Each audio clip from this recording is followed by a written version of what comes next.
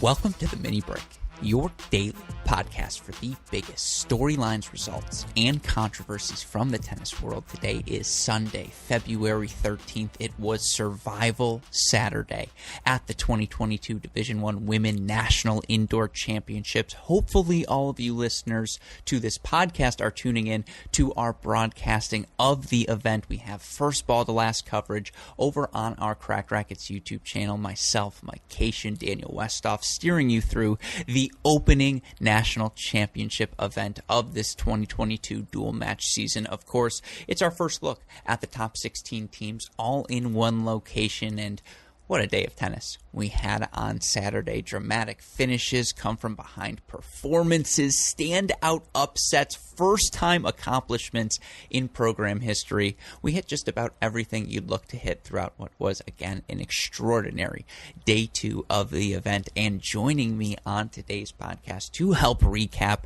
day two and set the scene for semifinal Sunday is the man I always turn to when we're talking college tennis here on this podcast. Of course, you know him best as your co-favorite writer on our website, crackedrackets.com, founder of the No Ad, No Problem blog, and a man who I think is replacing me with Joey Dillon as his co-host moving forward. It is my friend, John J. Parsons. Jay, welcome back to the show.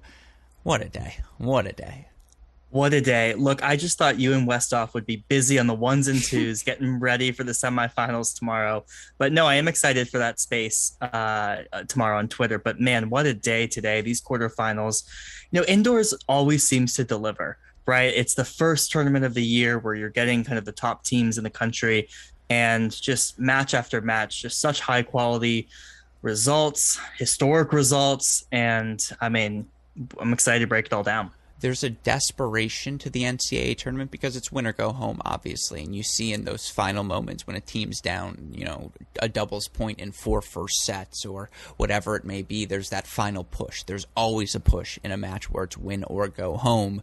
At the national indoors, it's a little bit different, right? Because, of course, you're guaranteed 3 matches throughout the weekend, but it's also so early in the season that for so many of these teams, they don't have those instincts. They don't have those calluses, or they're developing it for the first time. And so, you know, you see these waves, whether it be, you know, in today's matches. First of all, UNC, excuse me, what a wave they had in the start and through the course of their performance in singles. And that's the first time to get to see this group make a push like that after dropping a doubles point. That's just something you don't see.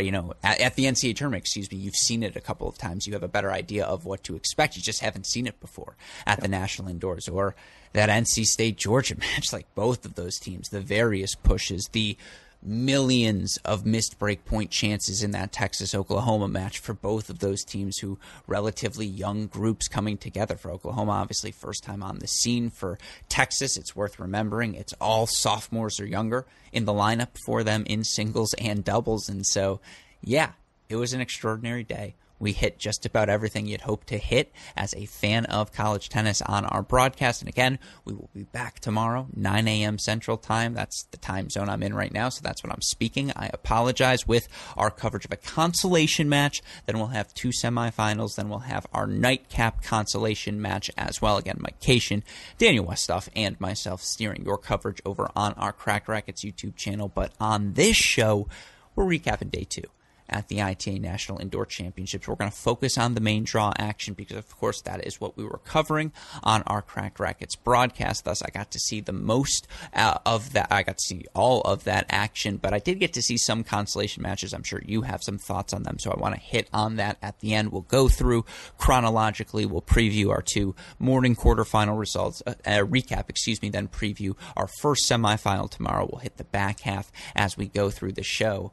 With all of that said, of course, a shout out as always to our friends at Tennis Point. You all know the deal, tennis-point.com. The promo code is CR15 for all of the latest and greatest equipment at the best possible prices. Tennis-point.com. That promo code is CR15. Enough with the plugs, Jay. Let's get to today's podcast. And again, we're going to go chronologically here. So let's start with your 2-time defending champions at this event and your number 2 seeds, North Carolina, who faced their first adverse moment of this season. You look for the Tar Heels. They were thoroughly outplayed. They didn't lose the doubles point. UVA took it to them.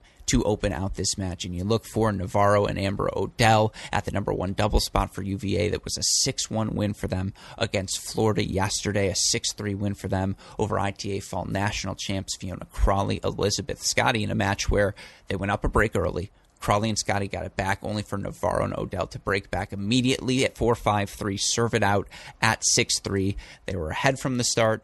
They closed it out at the top. Number 3 doubles went the way we expected. That was the one bright spot if you're UNC. Sanford Tran, just as good as we thought, 6-3 win for them over Munera and Sheikh. But number 2 doubles, Chervinsky and Subash, after, we can say candidly, blowing their match against Florida. They had 2 match points. Chervinsky has volleys on top of the net at the end of that match, unable to put away either of them. They get up an early break, and they're not broken.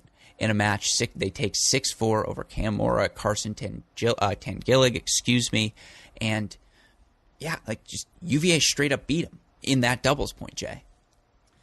Yeah, to the surprise of many, I think, right? I mean, the 3 doubles pairings that you walk through for UNC are all really strong. We've talked about that on a few of the episodes, just the strength of those 3 pairs. And doubles has not been a strength for UVA. We've seen them drop the doubles point a few times this season and have to come back. Against Stanford in the kickoff weekend, and of course against Florida they dropped it. Exactly. And so they've been, back up against the wall trying to get 4, of which they've done in both of those matches. And so you felt like doubles was a must against UNC, so you don't have to try and take 4, and they do it. And I thought what was most impressive about the manner in which they did it is I thought they brought a lot more energy out of the gate in doubles than UNC, which in some ways was surprising because I think, this UNC team has just looked so strong in doubles. So I think if you're UVA, you feel really good about taking that doubles point and you erase everything else that happened after. Completely fair. And, I think shout out to the UNC Tar Heels for doing exactly that with the doubles point. And you talk about the energy Virginia brought at the start of the match. They played like someone who's trying to usurp the throne of UNC. Yep. Obviously, UNC has been the team to beat, not only at the in the ACC conference, but perennially. They haven't lost a regular season match since 2019. They haven't lost a conference match since, I believe, the 2018 season when they lost at Duke. And just they have been the standard of what is possible, match in, match out in college tennis over these past 5, 10, 15, really, 10, 5 years is where we're going to focus on here. But, this group definitely came out a bit nonchalant against Virginia, and Virginia capitalized on that, and they were hungry. And I think Crawley and Scotty did wake up, but it was just a little bit too late. And again, at number 2 doubles, for UVA breaks right out of the gate, and they hold that the rest of the way. You have to credit the the Cavaliers. They just outplayed them at 1 and 2 doubles. No ifs, ands, or buts about it. But what was so impressive for this UNC team, who ultimately earns a 4-1 victory in this match, the nonchalant attitude they had at the start of doubles was erased by the time singles began. And we have to start this conversation with a talk about Elizabeth Scotty, who's dropped, 4 games? 5 games in the 4 sets that she's played here? A 1-1 victory over an Elaine Chervinsky, who has been outstanding in the top 3 of the lineup. And, watching her yesterday, she might be, worthy is the wrong word, but maybe she should play against above Subash, like with the power tennis that she's able to play, and particularly indoors when she's playing on her serve, hitting the big terms, hitting the big serve, hitting the big forehand. Chervinsky is that good, and Elizabeth Scotty just wiped her off the court. Yeah, I mean, she did that yesterday against Boulay as well, right? And who was also playing so well. Who was also playing incredibly well. I mean, Scotty didn't play much in the fall. She played a handful of matches, of which we saw these same score lines, right? It was like 1-1, 1-2 against the Kelly Chens of the world and high quality competition. And here we are at indoors. I mean, just steamrolling through these matches. And it was like 45 minutes. It wasn't even like there were deuce points and it wasn't actually 1-1. No. Right. This was 1-1. This was a 1-1 victory. I mean, this was a step above who, as you mentioned, Chervinsky's been playing so well. Right. I just think back to that Stanford match, and she's someone who has hung tough in a lot of these matches when UVA has needed her, and she's came in extremely clutch, and there was just no room for her to wiggle her way into in that match. And so Scotty's playing outstanding. It looks like she's healthy. If you're UNC, you hope she stays healthy this whole season, because what an asset to have. And we talked about this yesterday, but there are a handful of these UNC players who just seem to be dominating through these first two matches that I think we're going to see after indoors a shuffling of this lineup. Yeah, it's going to be hard to deny Elizabeth Scotty if healthy. Shouldn't she be the top player on this team? Although we'll get to the Mora performance. I actually thought she played really well today. She finally played free. I haven't seen Cam Mora play free and as the challenger in so long. And, again, when you're playing the number one player in the country, de facto number one defending NCAA champion in Emma Navarro, there is no pressure in that match. You are not expected to win it. And look, Navarro came out, steamrolled her in the first set 6-1, and that was an incredibly impressive set of tennis from Emma Navarro. And there were a bunch of deuce points throughout the course of that 6-1 set, but it was top to bottom for UNC. Mora performed really, really well, up 5-4 in that second set. When the match ends, Riley Tran down, 5-2? I believe, in that first set against Natasha Subash, and maybe it was even 5-1, rips off, 4 consecutive games and, ultimately forces a first set breaker, doesn't let Virginia run away with 2 quick first sets and keep things in, keeps things interesting there, stops their momentum. And then I know a wise analyst who perhaps suggested that it was 3-6, not 2-5, that was the strength of this UNC lineup. And I mean, Tangillig has just been so good as a freshman. And, it was 3-all against Ziodato through those first 6 games. And then she wins 9 of the next 11, 6-3, 6-2. First one off the court. And, second one off the court, trailing only Annika Yarlagata, who is making the most of that opportunity to play in her first national indoors. And, of course, we Michiganders, particularly we from West Bloomfield, we know how to play indoor tennis on fast courts. And I will just say this, because we grew up on the same courts, so I feel like we have this in common.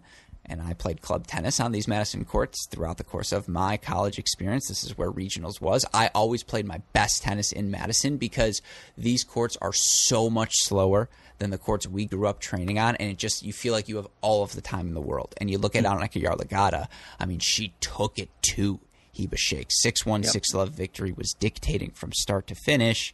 And then, of course, Fiona does her thing. You feel like her at number 4 is perhaps the lock of locks in all lineups, unless Janice Chen starts playing like she did today. 6-2, 6-3 for Crawley over Munira to clinch. And again, 4 first sets, 2, 4, 5, 6, all straight set victories, 4-1, about 2.5 hours. They're resting up. Scotty's only spent 2 hours on court through her first 2 matches. Yes, they dropped a doubles point, but if you're Coach Kalbas, right, pretty ideal first 2 days for the heels. Yeah, absolutely. And by the way, let's just split the difference. I said 2-5. You said 3-6. Let's both be right. 2-6. I'm in. So I mean, this is ideal. And by the way, let me just say, if Mora's going to play like she played today, we can rehab. Like, even if they switch Scotty Mora, you're starting to feel really good about Cam Mora if this is the level she's showing. Yeah, I think that remains to be seen for me. So I need to see a little bit more from Mora to say that. I mean, I think UNC feels good to get the victory. It was interesting. We were talked about the UVA kind of 4, 5, and 6, and they have made inroads there, but North Carolina just shut the door so quickly on 4, 5, and 6 that it was just a runaway train, right, when singles started. And that was kind of all she wrote in terms of this match. And if you're Coach Kalbas, yeah, you feel great, right? You look at all these other matches today, particularly your next opponent, and you're going, these teams have been out there in slugfests. Mm-hmm. And we were back at the hotel for lunch, right? So that alone is going to pay dividends for these teams that are going to have to play a 3rd straight match tomorrow, and maybe even a 4th in the final. And that's when it gets really tough on the body. I actually love that you framed it that way. Brian and Joey Kalbas are talking after the match, and Brian's like, did you put in the lunch order yet? Or Joey's like, I'm going to put in the lunch order. And Brian's like, just wait till we get to the hotel, and then we'll worry about the lunch, because maybe we want to nap first before we eat a big meal. Yeah, those are the options they've had. They've been able to have those sorts of discussions because, again, they were competitive everywhere, top to bottom, Mora all the way through to Yarlagata.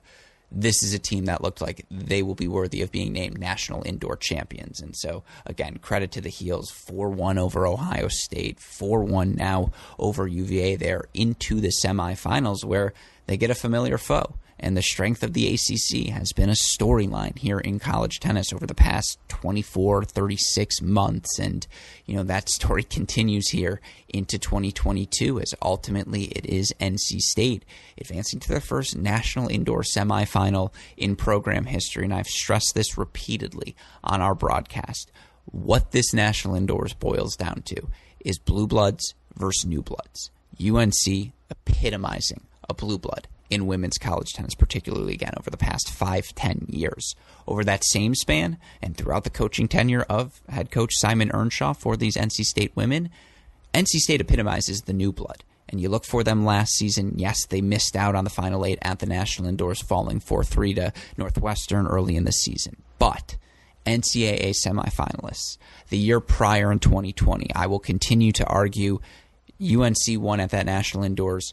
NC State and UCLA were as good as each other. Like, it was that impressive, NC State in 2020. And just, you look at this group, it's the fact that it's new people. It's, it's the Negrojos of the world. Nell Miller, who was so freaking good today. And just, Coach Earnshaw has himself a program. When you're able to plug and play new pieces, find yourself in the National Indoor semifinals after another 4-2 win over Georgia, the system works, Jay. The system works for Coach Earnshaw.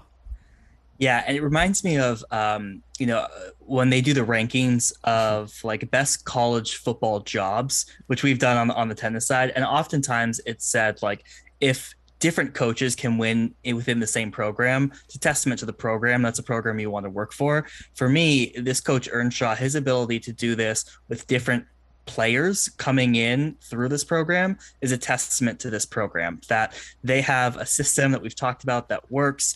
They've been able to bring these players in, whether it's transfers who have 4 years of experience elsewhere or people like Negroho, who has a few weeks of experience. So credit to NC State. They have established themselves. And I loved your tweet with Alana Smith out there hitting forehands. What a flex, right? To say we're in the semifinals and, oh yeah, that's the player who would be playing number one. So a huge credit to this program for making it this far. New blood through and through, and they're shining on the national stage. And it deserves to be a program shout out because you look at what Kyle Spencer is doing on the men's side, just brought in the number one recruiting class in the country, and clearly they are on the rise and they've had a good start to this season. We'll talk about the men later on this week, but again, you talk about the program. At a certain point, we do have to give credit to the man running the ship, and you look for Simon Earnshaw, who ripped off multiple undefeated national championship winning teams while the head coach of both the men and women at Armstrong Division II school prior to arriving at NC State. He's got it. He's got it now with this program. They are humming, and you look for them. That epitomized in that performance, their 4-2 win today against Georgia was in the doubles point. Highway robbery, and credit to Coach Earnshaw, funny as always, who says, I hope I don't get charged with a crime for stealing that doubles point when we talked about to him after the match. Yeah, again, he's got the answers, he's got the program, he's got it all right now. Simon Earnshaw is who you want to be, winner in the month of February. Because Rafa won, Earnshaw 2. Actually, Barty and Rafa tied for 1, so Earnshaw 3. Anyways, you look for this doubles point, UGA blitzes at number 1 doubles. Hertel and Kopic, they're good. They're top 10 good. And another strong performance for them, 6-2 over a very good team in Rincelli and Rajecki. But then again, Nair and Negroho, it was a pick'em sort of match. Ultimately, Nair and Negroho get the late break. They come through. But Vitaminova and Riasco were working Miller and Jada Daniel. And, they had the opportunity to serve for this match. And I believe it was 8 match points, I want to say they had, or something like that. Maybe it was 6. Yeah. Something like 6 clinch points. Yeah, 6 opportunities to clinch it. And on one of them, Mel Riasco, who was playing with such freedom and so loose, misses this wild poach. Forehand goes wide and long. And it was a great move, and it was the right decision. But she misses that one. And then on the next point, she misses another one. And you could just see it started to sneak into her head, and some tentativeness emerging for Vitaminova and Riasco, who were both obviously freshmen in their first national indoor quarterfinal and their 4th dual match of the season, taking on 2 seniors in Nell Miller and Jada Daniel. And Nell freaking Miller, Nell freaking Miller, Jay. That's all I have to say. Nell freaking Miller. Like, oh my God, was she good today? Yeah, in both doubles and singles. But how about the Jada Daniel right-handed forehand poach on match point? I know, and I know. Yes. Yeah. So I mean, that was on a match point. It was like the 5-3 deuce. For those who don't know, Jada Daniel is left-handed. She poaches on her backhand side, hits a forehand poach unreturned to get to 5-4, and then they continue to win the next 3 games. So, I mean, that was a wild turn of events just throughout that set. And I can see it now as you're saying it, and that's why I freaked out. I also was about to drop an F-bomb, and then I realized Westhoff said I have minimal editing in me, so please don't do that. Match point. Like, Are you kidding me? Yeah. And I don't think people like watching the clip. You're like, oh, it looks like a great forehand poach, and you're like, wait, that's what I'm saying. Yeah. Can we hashtag SC Top 10 and say she's a lefty? Yeah, we should. I mean, I tweeted, I grabbed the clip, tweeted that one out. That was an incredible play. So I think you're right on the experience side of that, right? I mean, Vibanova, Riasco came out so strong, and just the aggression from Riasco. And you're right, a few of those volleys, a few of those forehands didn't go her way, and all of a sudden you could see her start to second guess herself.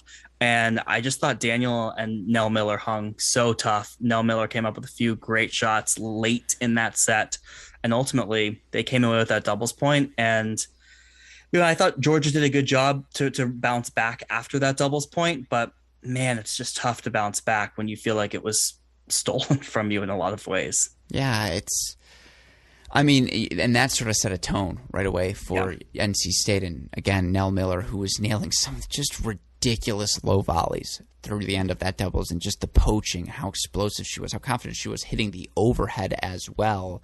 Again, NC State steals the doubles point, and then we go into singles. And for this NC State team, there are so many new pieces: Negroho, Miller, Abrams, none of whom played last season, and obviously Rancelli, Jada Daniel, going from 4 and 5 singles 5 and 4 singles to 2 and 1 singles, if you want to go by name there. It's all new pieces. They're without Alana Smith, and yet you look outside of that number 1 singles spot where Leah Ma just played excellent today, and Jada Daniels could not hurt her Ma, a 6-2, 6-1 victory. NC State was competitive everywhere, and they're without their number 1 singles player, Jay. It's just, again, I know I'm in hyperbole mode. It's because I think critical analysis, I used it all in the 14 hours, but they were that good.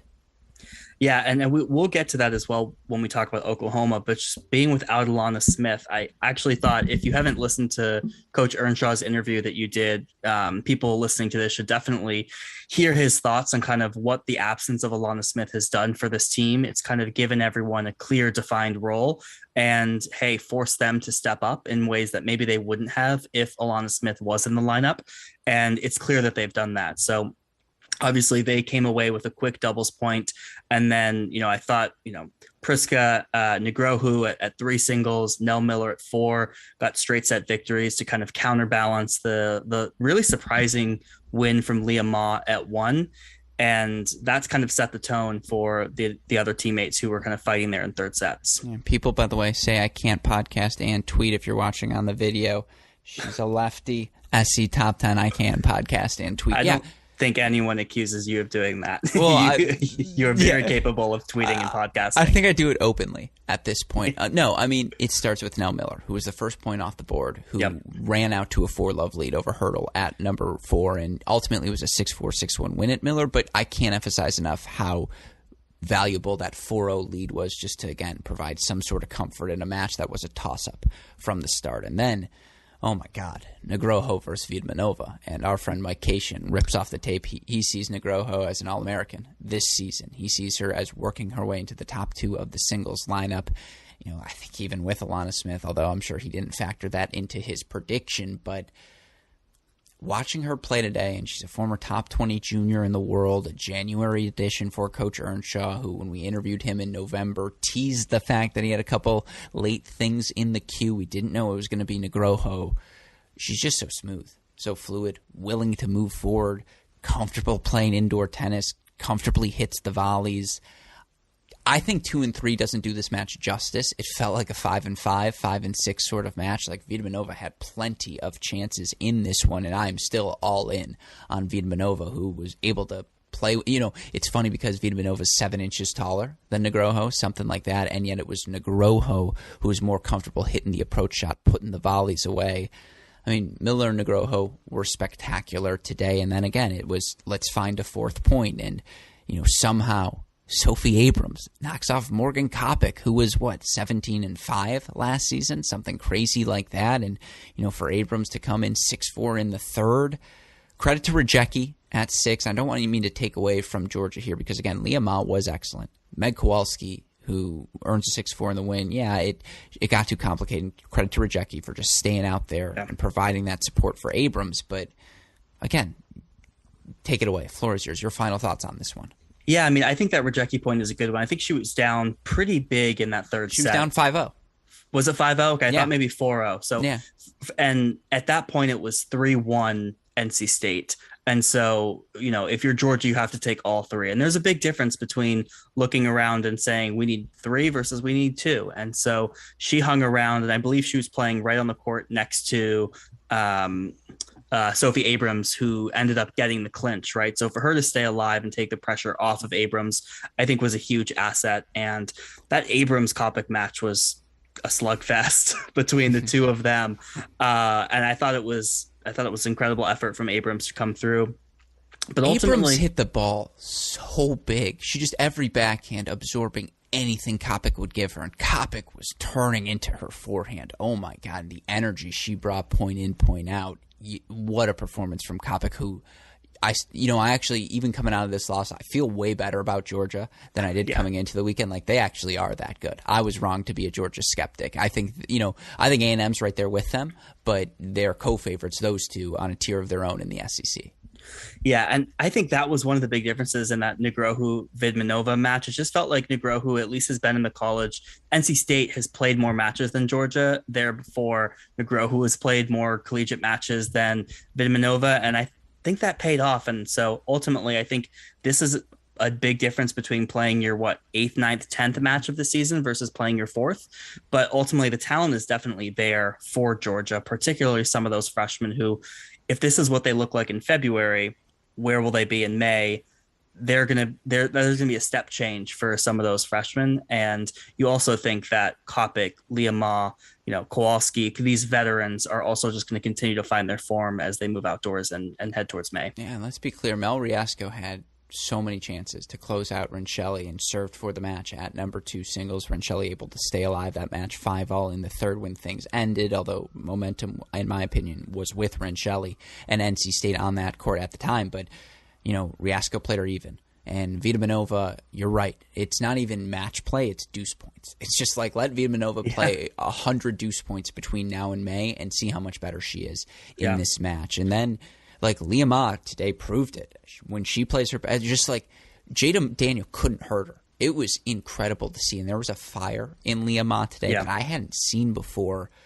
A vocal fire. Yeah, and again, Georgia should have freaking won the doubles. How did they lose that doubles point? If anything, if you're Coach Wallace, you look at the team and say, look, if we win doubles, we win this match. It's that simple. And we had literally 1 point away 6 different times from taking the doubles point. I think there's a lot. I think this is a really good loss. I know that sucks to say. It's a really good loss for this young Georgia team. And my takeaway is that they are indeed that good. But now, and obviously that Georgia match against UVA going to be really fun tomorrow. That's a round of 16 rematch from last year as well. Poor Georgia. That's just gauntlet. Here down the stretch, it's we really got to see the same faces again, the people who have all these feelings about us. But now it's UNC, NC State, and obviously these are two teams with a few secrets between each other. Now, obviously, it's a lot of new faces, but Coach Earnshaw, Coach Calbus, they know what to expect. Who knows the NC State system and seems to have had the equation to crack it? Brian Calbus, and in fairness, that equation was just let's throw Sarah Davatella at it and we'll be fine. But when you look at this match calculus, preview, prediction, what you got, Jay? Yeah, look, I think this is going to be a close one, and I've just been so impressed with either NC State has dominated doubles or they have found ways to win. And so to me, what they showed today is they might not be playing their best doubles. They might not be running away with it, but they came up big. And so, look, I got to lean NC State in doubles here. I think they bring some of the same momentum that UVA brought today. They're going to be hungry and fired up, ready to go for UNC. UNC is talented in dubs, but if NC State wants a shot in this match, they've got to take dubs. When it comes to singles, I see two spots where I lean NC State, and that's at 1 and that's at 3. So I know Jada Daniel lost to Cam Mora at the end of the fall. I think she bounces back from that tough loss today from Leah Ma. And then I think Negrohu gets the better of Riley Tran if that match actually finishes. Yeah. And then I assume you're going the other way. Yeah, and then on the flip side, so if UNC loses dubs, I think that's okay because I actually think I favor them in 4 of the 6 singles matches, and that's 2, 4, 5, and 6, right? So where they just looked so strong today against Virginia, Elizabeth Scotty against Abigail Renshali, I got to lean Scotty, and then, Crawley, Yarla got it 6, and, Carson Tanjulik at 5, Tangillig is, by the way, Tangillig. That's what I learned this week. Tangillig. Yeah, so that's good to know. Look, I would even favor Tangillig at 5. You just wonder how much does Abrams have left in the tank after what was such a physical 3-set match. Yeah. Meanwhile, again, the heels have been in bed before lunch to take that pre-lunch nap. And just I think in this match, because NC State was pushed by Auburn in their first match, 4-2 victory, pushed again here. Mm-hmm. Nell Miller played great, but she plays Fiona Crawley. That's an issue. Scotty has been so freaking good at 2. You just love her. And then again at 6, that was a 3-set match ultimately for Rajecki. And now she faces Yarlagata, who's coming off of an 0-1 victory. I agree with you. All momentum signs, and it just feels like on this particular day, UNC is the favorite. But for NC State, here's the thing. Yes, you say that about the legs, but guess who's across the net from you? It's the big bad UNC. It's the blue blood who has tormented you throughout this rise. It's the team you have to beat to do all the things you want to do as a program. Win the ACC conference, get to the National Indoor Championship. All roads are going to lead through UNC eventually. Getting this UNC team now is going to be great for this NC State team come April and May. Great. But just again, given the circumstances, yes, they're going to get their energy up. I think they can absolutely take the doubles point, although you always worry about a UNC team post losing the doubles point. When's the last time they lost 2 doubles points in a row? It's probably been a while. Or maybe did they lose to Duke in the doubles point and to UCL and to Pepperdine in the doubles point quarterfinal, semifinal? So maybe it hasn't been a while actually. No, because Pepperdine was the first time they had lost the doubles point. Okay, so perfect. 23 matches. Okay, so you made my point for me. I appreciate that. The point is they don't lose doubles twice in a row often. It's going to be fun, though. It's going to be really, really fun. And that is our first quarterfinal semifinal tomorrow, of course. We got to break down our 2 other quarterfinals, preview semifinal number 2, offer our other thoughts on the day's consolation matches. Before we do that, got to get to a quick word from our sponsor, but stick around. We will be right back with more from day 2 at the ITA National Indoor Championships.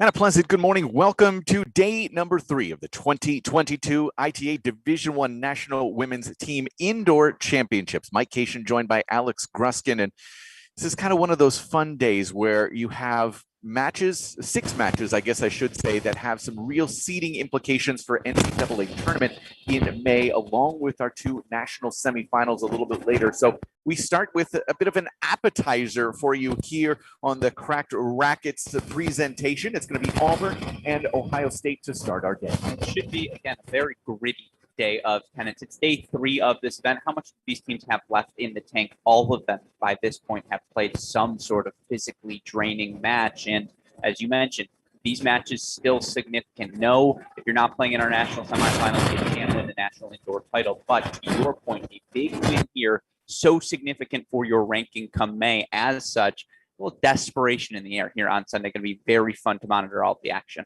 Yeah, and Auburn and Ohio State both coming in with a 1-1 weekend so far. So one of these 2 teams going to be leaving the University of Wisconsin campus with a winning record for the weekend, which certainly kind of pushes them into towards conference play in just a couple of weeks with a really positive thought. And Auburn coming in, lost to NC State, but then beating Washington yesterday. Ohio State losing to North Carolina 2 days ago, beating Florida in a dramatic one yesterday, 4-3. And so, yeah, I think the mental side is probably what we don't talk about nearly enough. The physical thing, you understand, 3rd match in 3 days.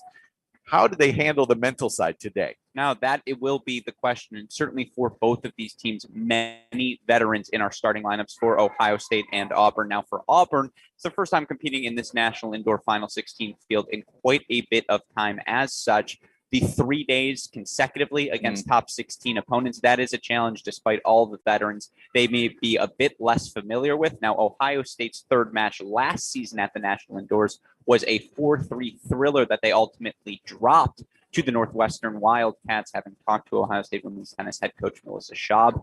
I know that loss still lingers on the minds of these Buckeyes. They will not come out flat here today. It is always interesting. You and I and a lot of people in the media talk about how this does have the implications towards May. The coaches obviously know that. Yeah. For the players, I think they have that somewhere in the back of their brains back here, but ultimately they're just trying to survive and be their best today, and that's really kind of the more important thing. Well, I would agree with that sentiment. At the same time, for this Auburn team making their first debut at the national stage, I would say it's closer to the front of the mind simply because mentally it's a prove it sort of moment for this program. And I think, personally, I would imagine that would sit at the top of my mind. These players are elite athletes. That's what the elite mindset probably dictates as well. Well, enough of us talking and enough of looking at the 2 of us. Let's get you to what's more important, and that is the action on courts as we are in the midst of 1st and even 2nd games here on our 3 courts here at the Nielsen Tennis Stadium on the University of Wisconsin campus. As always, you can join us in the chat on YouTube. You can also tweet.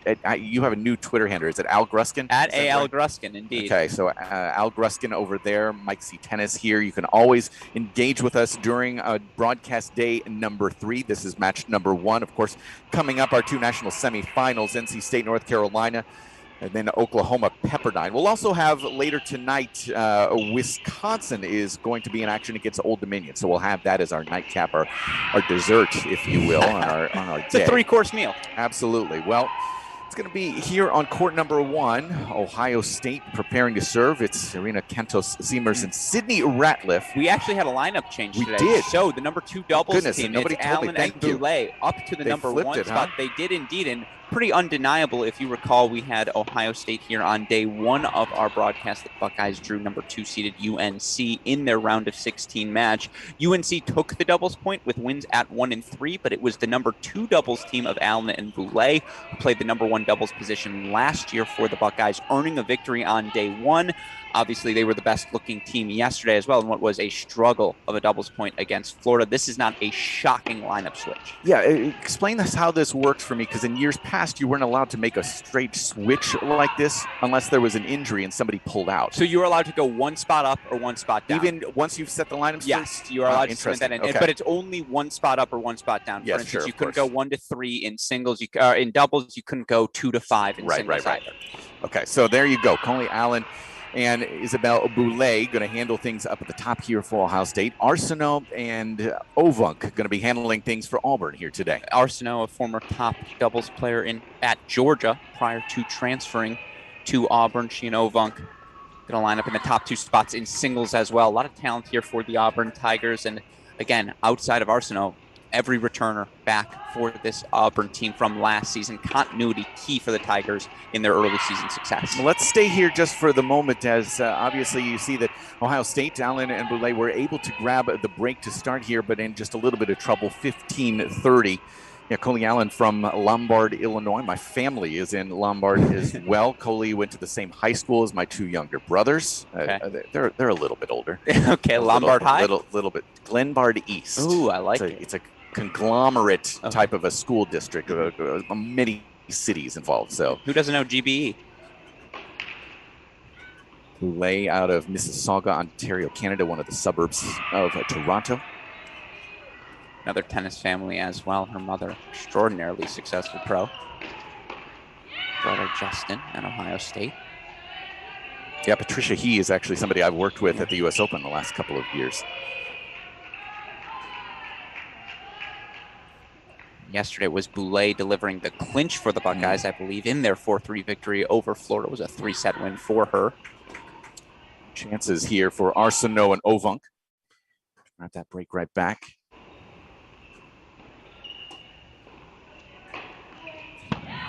Popped up the tee, solid right there. Ace number 1 on the day. Boulay has been exceptional for the Buckeyes to start this season. Her only loss coming against Elizabeth Scotty, although if you've watched it all this weekend, no shame in a loss to Elizabeth Scotty right now. She got, again, the big win against Florida. There's your break for Auburn to get it back level. Sorry, Alex, but yeah, 1 all here. No, I appreciate that. I know you're already looking ahead towards all tournament teams always as well. Well, you know, again, I got to put my ballot together, right?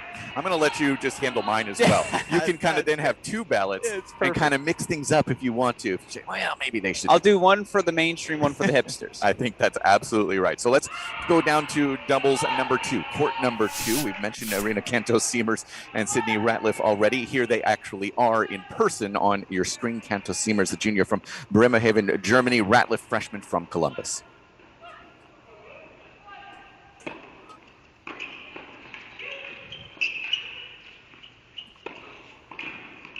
A little bit of a good adjustment there from Ratliff just to extend it. Axon and Flack, their opponents. Axon, the senior from Welwyn, UK. Flack, the sophomore from Alpharetta, Georgia. When I look at this matchup, I do favor Ohio State. Ratliff and Cantos may be down to the number 2 position. They are certainly worthy of playing number 1 and would for the majority of teams across the country. Axon, Flack going to play a solid foundation, right? They're going to move forward. They're going to play to the center, play the high percentage tennis. I just think it's a little more pop, a little more creativity and fluidity for this Buckeye duo. A lot of comfort for Axon and Flack, however, playing together last year as well. So a second year in their own system. Comfort there is very good. See how this one plays out. Let's stay through this game here with Auburn serving with the break 30-all. That is a clean return winner. Absolutely from Cantos. Right up the line. Arena Cantos, an All-American last season. I feel like it's a luxury to have her at any spot that isn't number 1. So a couple of chances for the Buckeyes here. Interesting to note the early breaks on 1 and 2, Mike. Traded on 1, possible here too.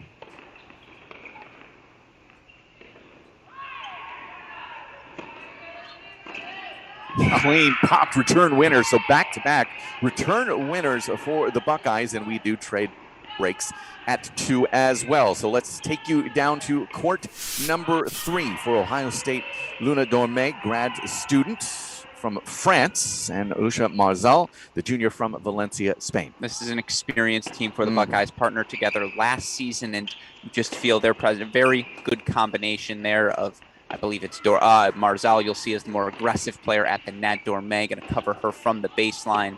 Not as much 2-up, but very fluid in the 1-up, 1-back. Again, they communicate so well. On the other side, Carolyn Ansari, junior from Greensboro, North Carolina, and Madeline Meredith, the grad senior from Birmingham, Alabama. Hate to stick to the script here, but again, high percentage play. Ansari, you mentioned the junior for Meredith as well, graduate student. They know what's expected of them, and Coach Caroline Lilly, having spoke to her in the past, very clear about her system, and we've talked about that system when referring to the NC State Wolfpack. I think anytime you refer to a system, it's just talking about your strong foundational principles. And, those foundational principles for Auburn: play to the center, first serves, move forward when you can, particularly here, obviously, in indoor conditions. Yeah, I don't think that's a bad foundation for pretty much anybody. I don't think there's any doubt about that. But yeah, break points and break chances already across all three courts. Ohio State with three looks here to get this day started. Our other match right now on our other courts features Florida and Washington. And of course, those matches are all available for you on the ITA's website. Play site cameras are up and going on all of those courts. They are ready to go for you.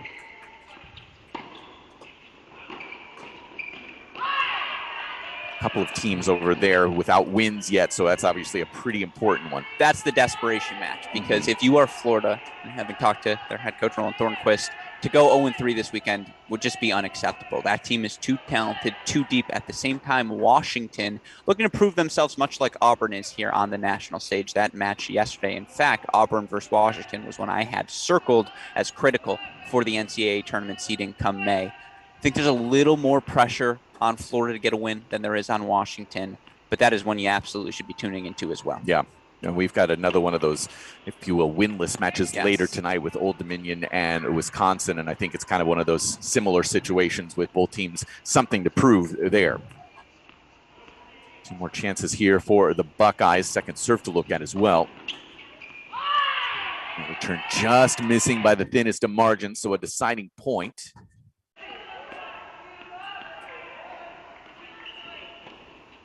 And I believe that's going to Luna Dorme on the deuce side, the way you distinguish between them. Dorme, the one-handed backhand.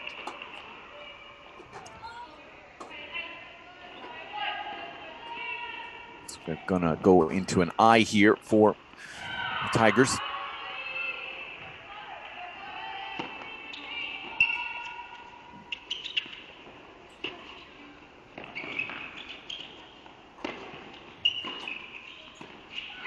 Top ball.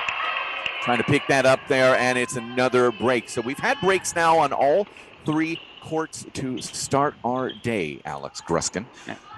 Pleasant start, as you mentioned. If we can now, let's go to court number 1.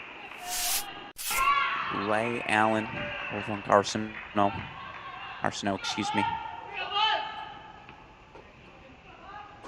Not surprisingly, we've got more return chances. I think that's been, if I'm talking big picture for the weekend, Alex, that's what I'm going to be left with in terms of what I'm remembering about this weekend is the sheer number of opportunities. And again, I mentioned it during one of our broadcasts last night. There have been, I know it's a slower, that's nasty.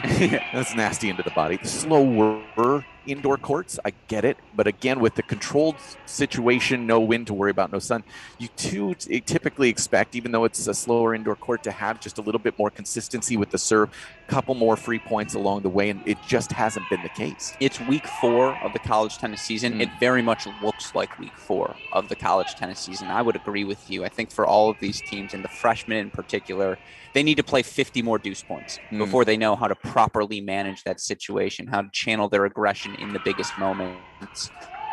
I thought yesterday's match had 3 singles between 2 freshmen, Georgia, NC State, Vitaminova versus Negroho. The biggest difference was the freshman Negroho knew when to move forward on those deuce points. Vitaminova would get passive.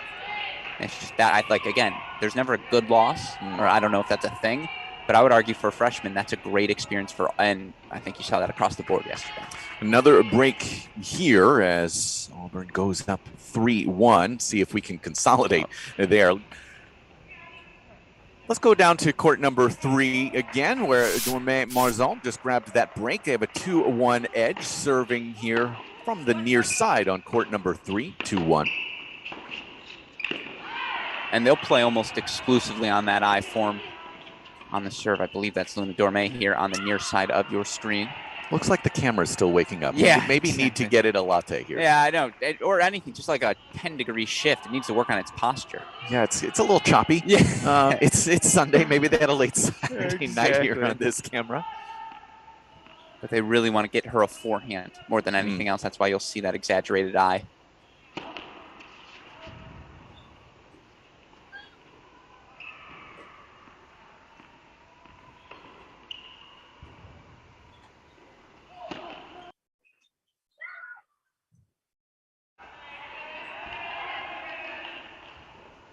believe that was a double.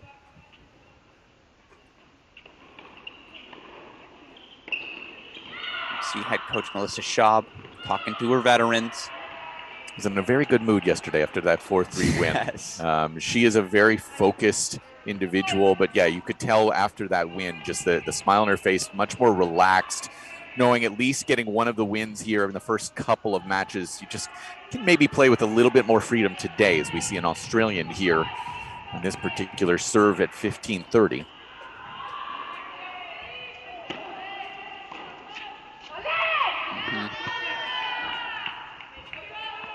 Good kick.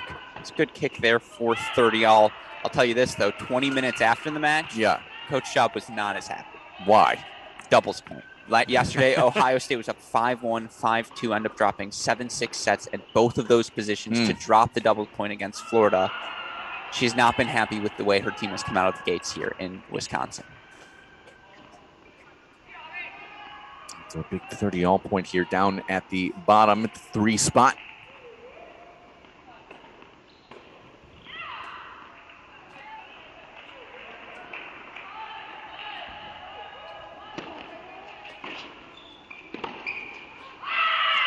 Yeah, that's a pretty simple little forehand, obviously pulled out a little bit to the right, but has to be one that you find that comfortable angle, especially with a one-up, one-back situation there on the other side. You have to find that way to get some depth there. And this Buckeyes doubles duo here at number 3 likes to play one-up, one-back. They won't push forward quite as frequently.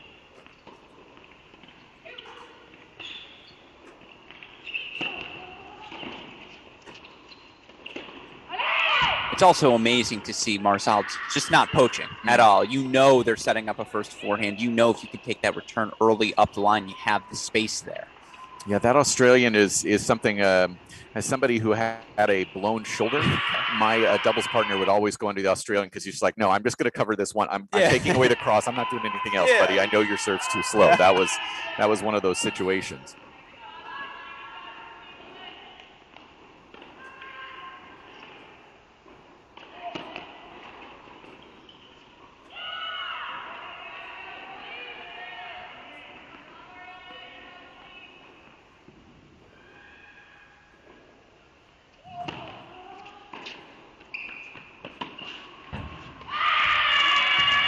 Like did it miss? That was a very tight call on this far corner. I thought a little long. Yeah. Okay, indeed a little long. Yeah, that was my initial thought as well, but it is 2-all. Only break lead is on court number 1 with Auburn 4-1 edge their single break. Let's go over to 2 for the moment. Cantos Ratliff taking on Axon and Flack. Excuse me, that ball may have been called good. I see 2-all on this. No. That ball long? I'm not crazy here. No, right? Yeah, it was long. Okay, yeah, okay. Ohio State did get the whole 2-all. Yes, okay, correct. Okay. Scoreboard flickering a bit here. I think everything's just early. And on top of it, I think we've done now a lot of matches. Yeah. This is match number 13, so our eyes are a little bit choppy as well. Yes. It's tough to remember rules on match number 13. Rules. Yeah, what are rules? Back behind us as well, North Carolina and NC State are both warming up, getting ready for their national semifinal, which will come up right at noon here. You just jinxed it. That means it's not starting until 2. That's probably fair.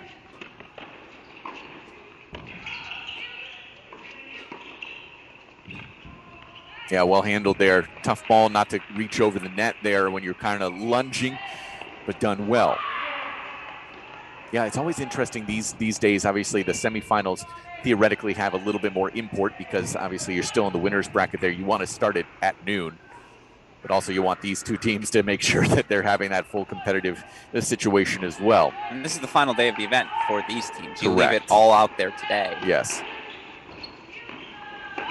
Not nearly enough on that lob return. Properly punished by Cantos and a couple of game points. I have a theory that ball in particular, when you know your partner's hit a big serve and you get to just bunt down and smack on that poach, it's the best feeling on the tennis court in the world. Okay. It's just freedom.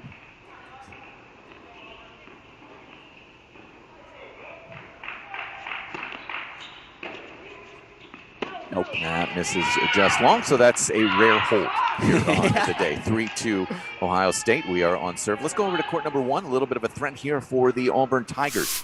Already with a 4-1 edge, and right now it's going to be 15-30. Promise they're going to flip that scoreboard. There it is. That lineup switch that Coach Shaw made, not paying dividends right now here at the number 1 spot. It's another Australian formation here for the Buckeyes, going back to regular here on the 2nd.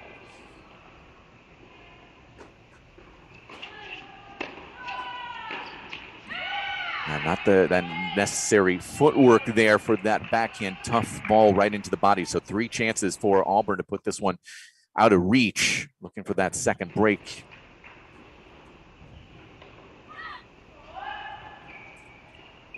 This team, Allen, Boulay, typically the boost of energy the Buckeyes need in these doubles points. You'll typically hear them, the OHs, go Bucks. You hear it there after big first serve from Boulay. Feels a little flat here to start. Yeah, it is hard. The third day is where you will often see that, especially these early matches. Yes. It's a difficult ask.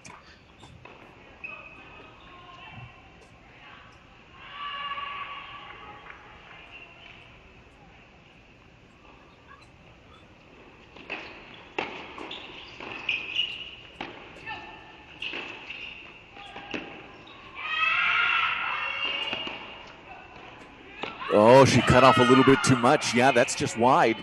So another break for Auburn. They get it to 5-1. I'm a big proponent.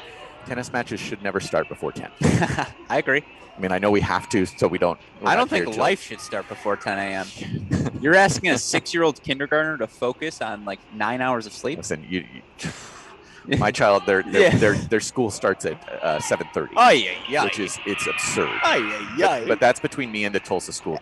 And I've made my feelings known. Good. It doesn't really matter. It doesn't As count you for much. But it is absolutely absurd to ask children to be ready to go at 7:30. I thought that was you at the school board meeting.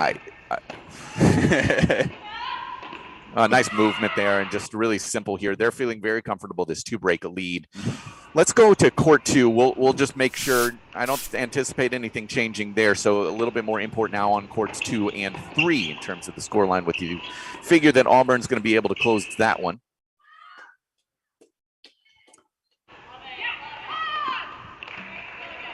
Your guess is as good as mine there on what happened with that camera getting a little choppy there. All right, Auburn gets it 15-30. Fun exchange there. But yeah, if you're on the Ohio State side, you're looking at they need both 2 and 3 at this stage.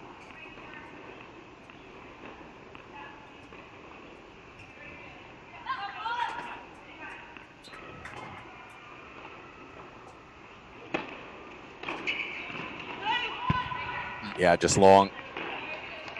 Bit of a late call, just trying to duck out of the way. But yeah, indeed. I do think when we look at this doubles point, the big picture of this match, slightly more important for Ohio State to win it. Now, Ohio State proved they can win a match without winning the doubles point yesterday, but you don't want to do that twice in a row. And not to harp on this point, but you don't want to have to do that twice in a row on days 2 and 3. Yeah, I think day 3, that's exactly right. You're asking a lot of your team to come up and summon a lot when you're already down 1-0 heading into singles. That is good for Ohio State. Kentos finding that incredible angle to bring up a couple of opportunities here for the Buckeyes.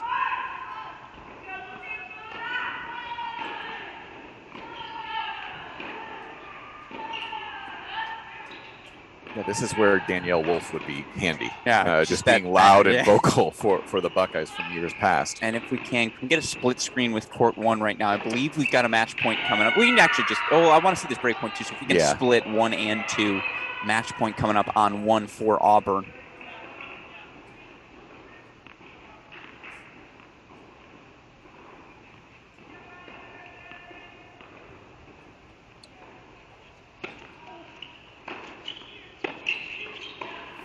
There's your break for Ohio State, grabbing it to 4-2. So a must for the Buckeyes and starting to look pretty positive. So let's move over to court number 1, these match points for the Auburn Tigers. Second serve coming up here as they get out of the I formation.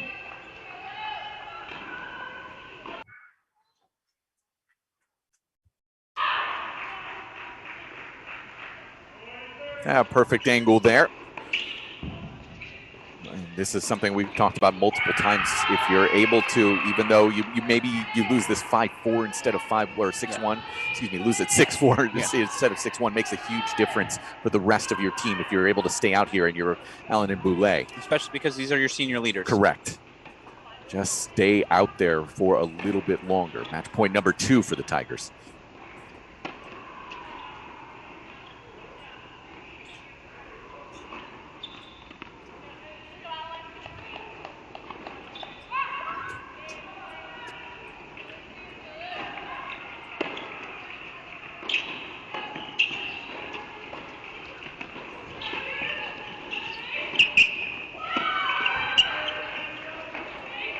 Well, Auburn gets one on the board, a 6-1 set at the 1 spot for the Auburn Tigers. Looking for that doubles point here. Let's go to court number 2, where Cantos and Ratliff just grabbing that break, looking to consolidate here. 4-2 with a 30-love lead on the serve of Cantos. And we're still on serve 3 all at court number 3. Feels like that's going to be the decider. Cantos, All-American. All Big Ten Sportsmanship Award as well in her career. Checks out. Haven't had the chance to interact with her a little bit from my time covering these Buckeyes. Such a hard worker. That's the thing Coach Schaub stresses over and over, to have that presence at the top of your lineup. Second highest ranked Ohio State Buckeye ever in women's tennis history. Trivia question. Who was number 1? Not to you. Okay. But to our fans listening, you can interact with us in our YouTube comments on the chat. First one to do it, we'll give a shout out to here on Just the a stream. shout out? That's all you're giving them? I'll give them my love and affection. They have it endlessly. All right, so it's 5-2 here, Cantos and Ratliff. So let's head over to court number 3, because it does look, for the moment, like this is where the doubles point is going to be decided, at this 3 spot here.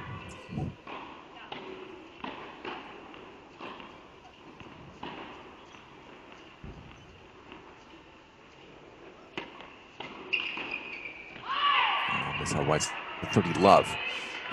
Anybody's picked it up yet? I haven't seen it quite yet. I imagine it was a quick answer. It just depends who's watching. I think you've got a few Ohio State fans who probably 1 or 2 probably remember that from a few years ago, couple years ago. Exactly, it wasn't that long ago. And I believe this is Ansari, by the way, serving near side of your screen.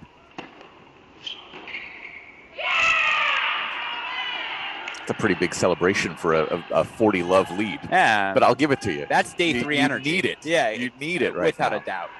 Especially you're down 5-2 on the other court, still playing. Yes, your team had won that number 1 double spot, but it's a new match now.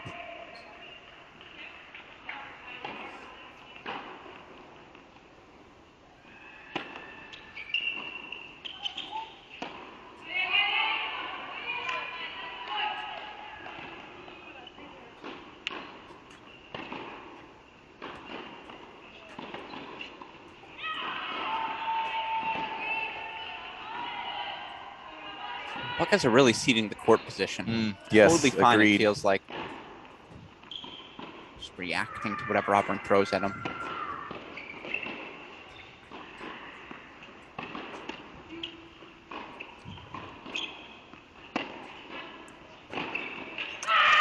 Yeah, and if you're going to cede that kind of court position, that's an area you can't have. You can't have those kind of misses from that far back in the court. I know that's going to be your playing style, but yeah, you can't have those kind of misses. So we stay on serve here, 4-3. Let's move over while we're at the changeover here. We'll go over to court number 2.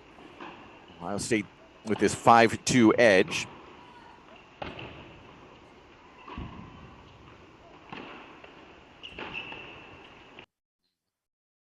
I like the intent there for Ratliff taking that ball earlier. Overcooks it a little, though. So 30 love now for the Tigers.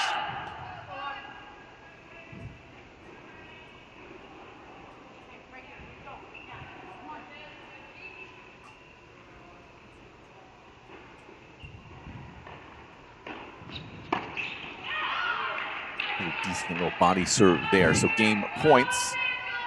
Force the issue. Back out on court now on court 3 as well. We have one comment. Yes. from Abhimanyu Ramareddy, who says, you expect me to do trivia at 9:30 a.m.? Fair. That's fair. Very fair.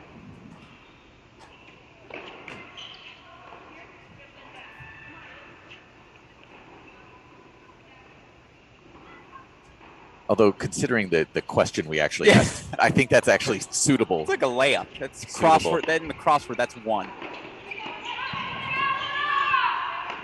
Oh, yikes. That's actually like the Monday New York Times crossword puzzle as opposed to the Sunday. I mean, it's a pretty big difference. So the hold there for Auburn will force the issue. You want to stay here as this is the clincher here for, I shouldn't say the clincher. My apologies on the word choice there. But yeah, the opportunity here to close out the 2 doubles line and force things down to the 3 spot. Mm-hmm. And if there's a break point, we'll go split. But obviously. I agree. Let's see here if the Buckeyes can get the hold and get off court on 2. That's a good movement. Sydney Ratliff, the freshman from Columbus here for the Buckeyes. Have you noticed the trend? Auburn does seem to be the team pushing 2 up. Yeah, absolutely. Mm-hmm. Yeah, definitely the much more aggressive doubles team. Yes. And that's a reflection of their head coach, Caroline Lilly, who not too bad herself, Mike. Mm-hmm. Not too bad of a college career herself. Played at Georgia Tech and Kentucky or Kansas? I want to say Kansas. Okay. I know obviously coached at Kansas. Yes. Well, it's a bad miss there for Kentucky. Ratliff. No, you're correct. It was I thought okay. Yeah. Freshman, sophomore years, Kentucky, junior, senior, Georgia Tech. The K's. Yes. Associate head coach Megan Falcon did play at LSU. Also coached at Kansas. We have a Coach Cobra and a Coach Falcon here in the building this weekend.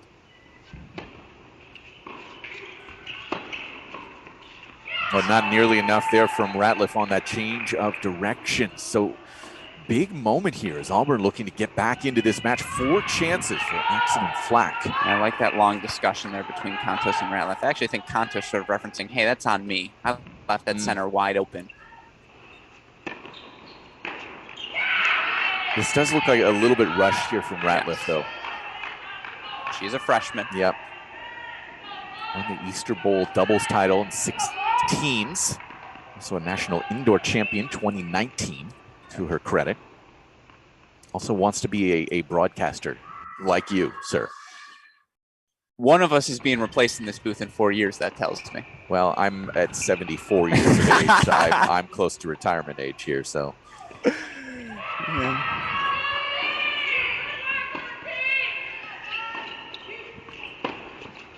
A fantastic return starting that. And again, you see Auburn, the one aggressing, moving forward, applying that pressure, and pressure has been applied. 5-4. We're back on serve here at the 2 spot. Let's move down to court number 3.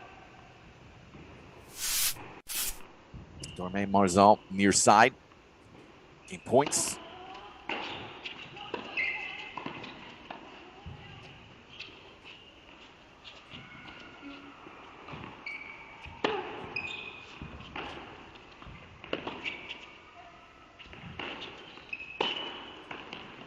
Yeah, you're absolutely right, though, Alex. It's 2 different styles of how you're approaching doubles here. Me, typically, I do tend to think, big picture, the ones that are aggressive, that's where it pays off here. You'd rather play on your terms. It's that simple. I would agree with you. I do think that was an impressive slide. Sure. I'll tell you what. It's a little dirt slide. I know. Again, for 9:36, that's athletic.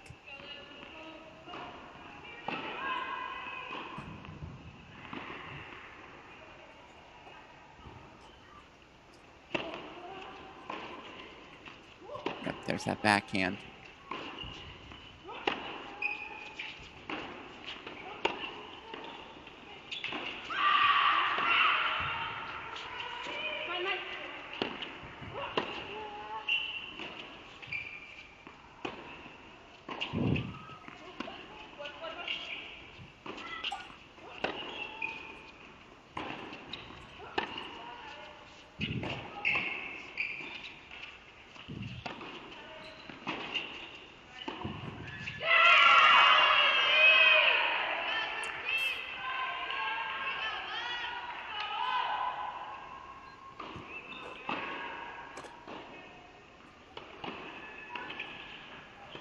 Long chat here with Coach Schaub, I think impressing the import of where we're at here at 4-all.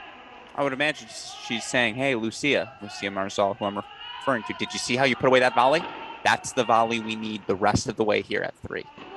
I would have said you should actually hit the overhead instead of that kind of push volley there, me personally. But well, honestly, that's probably what she said as well. Yeah, right. So 4-all here. Let's move over to court 2. Auburn serving. They just grabbed that break back, but serving to stay in this 15-30. And considering how difficult it has been to hold here throughout this weekend, yeah, this is a tough spot. And just like that, 15-30, Ohio State 2 points away. I also, and it's intuitive for tennis players, I imagine many of you in the stream, tuning into the stream today, have this feeling, but it's also a lot easier to hold at 1-1 or 2-1. I feel like the majority of the breaks we have seen 3-4 or 5-3 serving, it has been the end of sets. Going Australian here.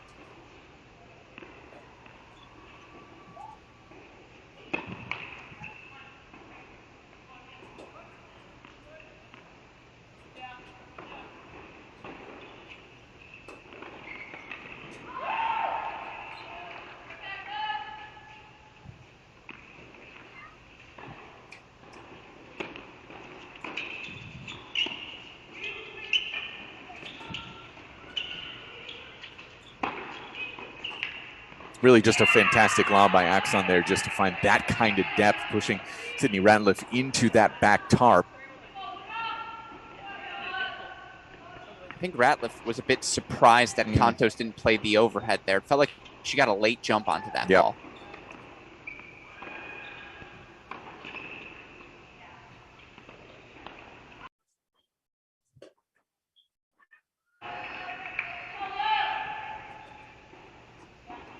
Long discussion there on the signals being given by Adeline Flack there at the net.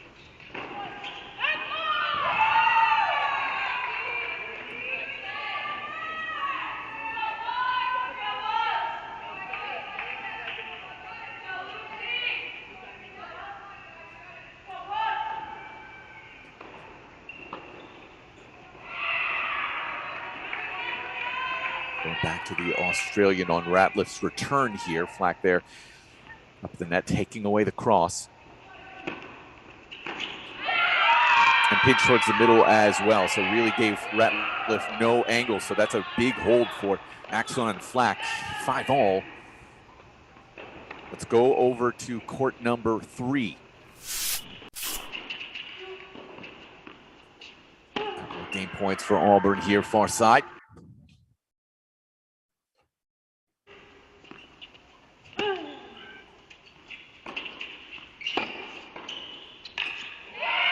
A lot of change of direction. It just doesn't pay off unless you're able to clip it well, and that's just, again, left wanting. So Auburn gets the hold here. Let's go back to court 2 at this 5-all game.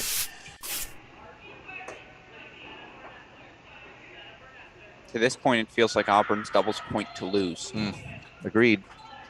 Of course, they took 6-1 decision at number 1. They only need one of these 2 remaining sets. That's a nice serve, though, from Marina Contos into the body for 30 love, Buckeyes.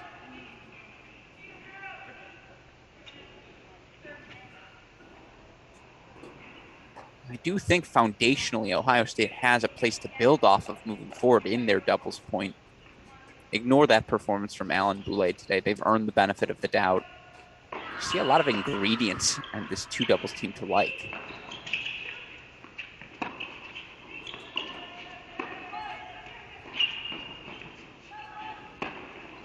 That's pretty good. Flack finding that little angle on the chop overhead. Well done.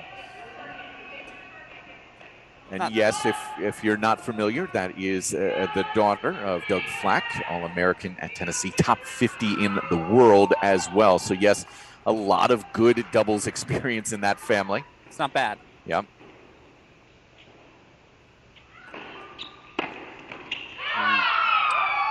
Ratliff feels very rushed these last few games. Very, very rushed. And you saw the miscommunication on the last point. Am I covering the center? Are you covering the center?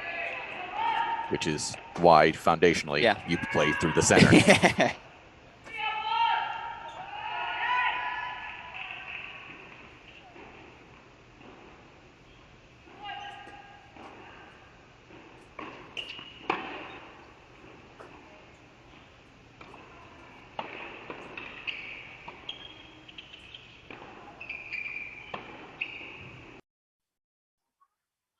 Height. Look at that jump.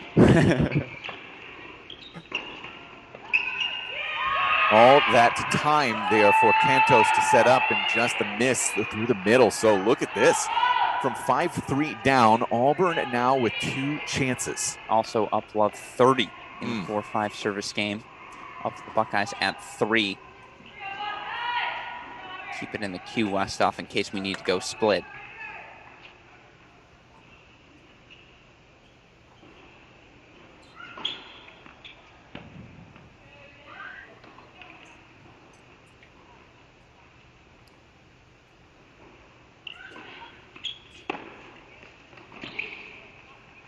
Oh, yes.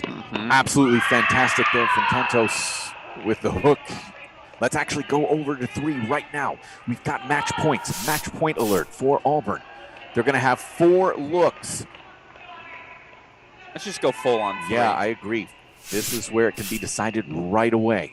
4 chances for Auburn here to take this. Now 3 chances for Auburn to take this doubles point after that miss. It's 15-40. This Ohio State team, really stubborn. We're playing I-form on the ad side. We're finding forehands.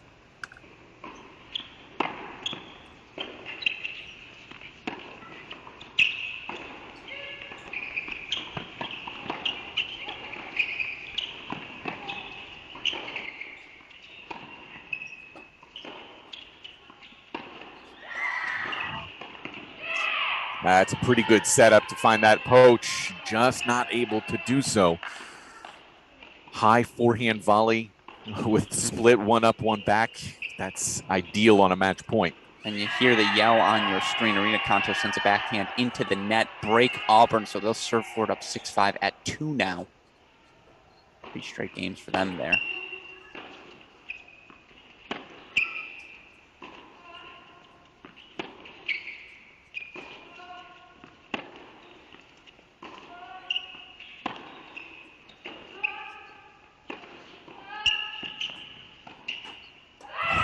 Pushed it long. So 2 looks that were pretty good for Auburn. These last 2 match points, and upcoming is a 4th.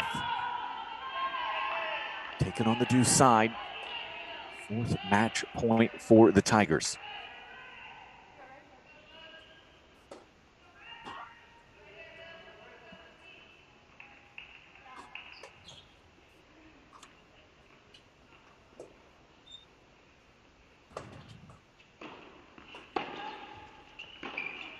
Well, no mistakes this time. Right through the middle, and Auburn grabs the doubles point. 6-4 at the 3 line. So wins at 1 and 3. They were up a break as well at 2. So Auburn 1-0 heading into singles. And they took that doubles point from the start. They outplayed the Buckeyes. They were the more aggressive team. You'll love that mindset. If you're Coach Lilly, your team comes out, performs here on day number 3, whether it was an energy level, an execution level, a tactics level.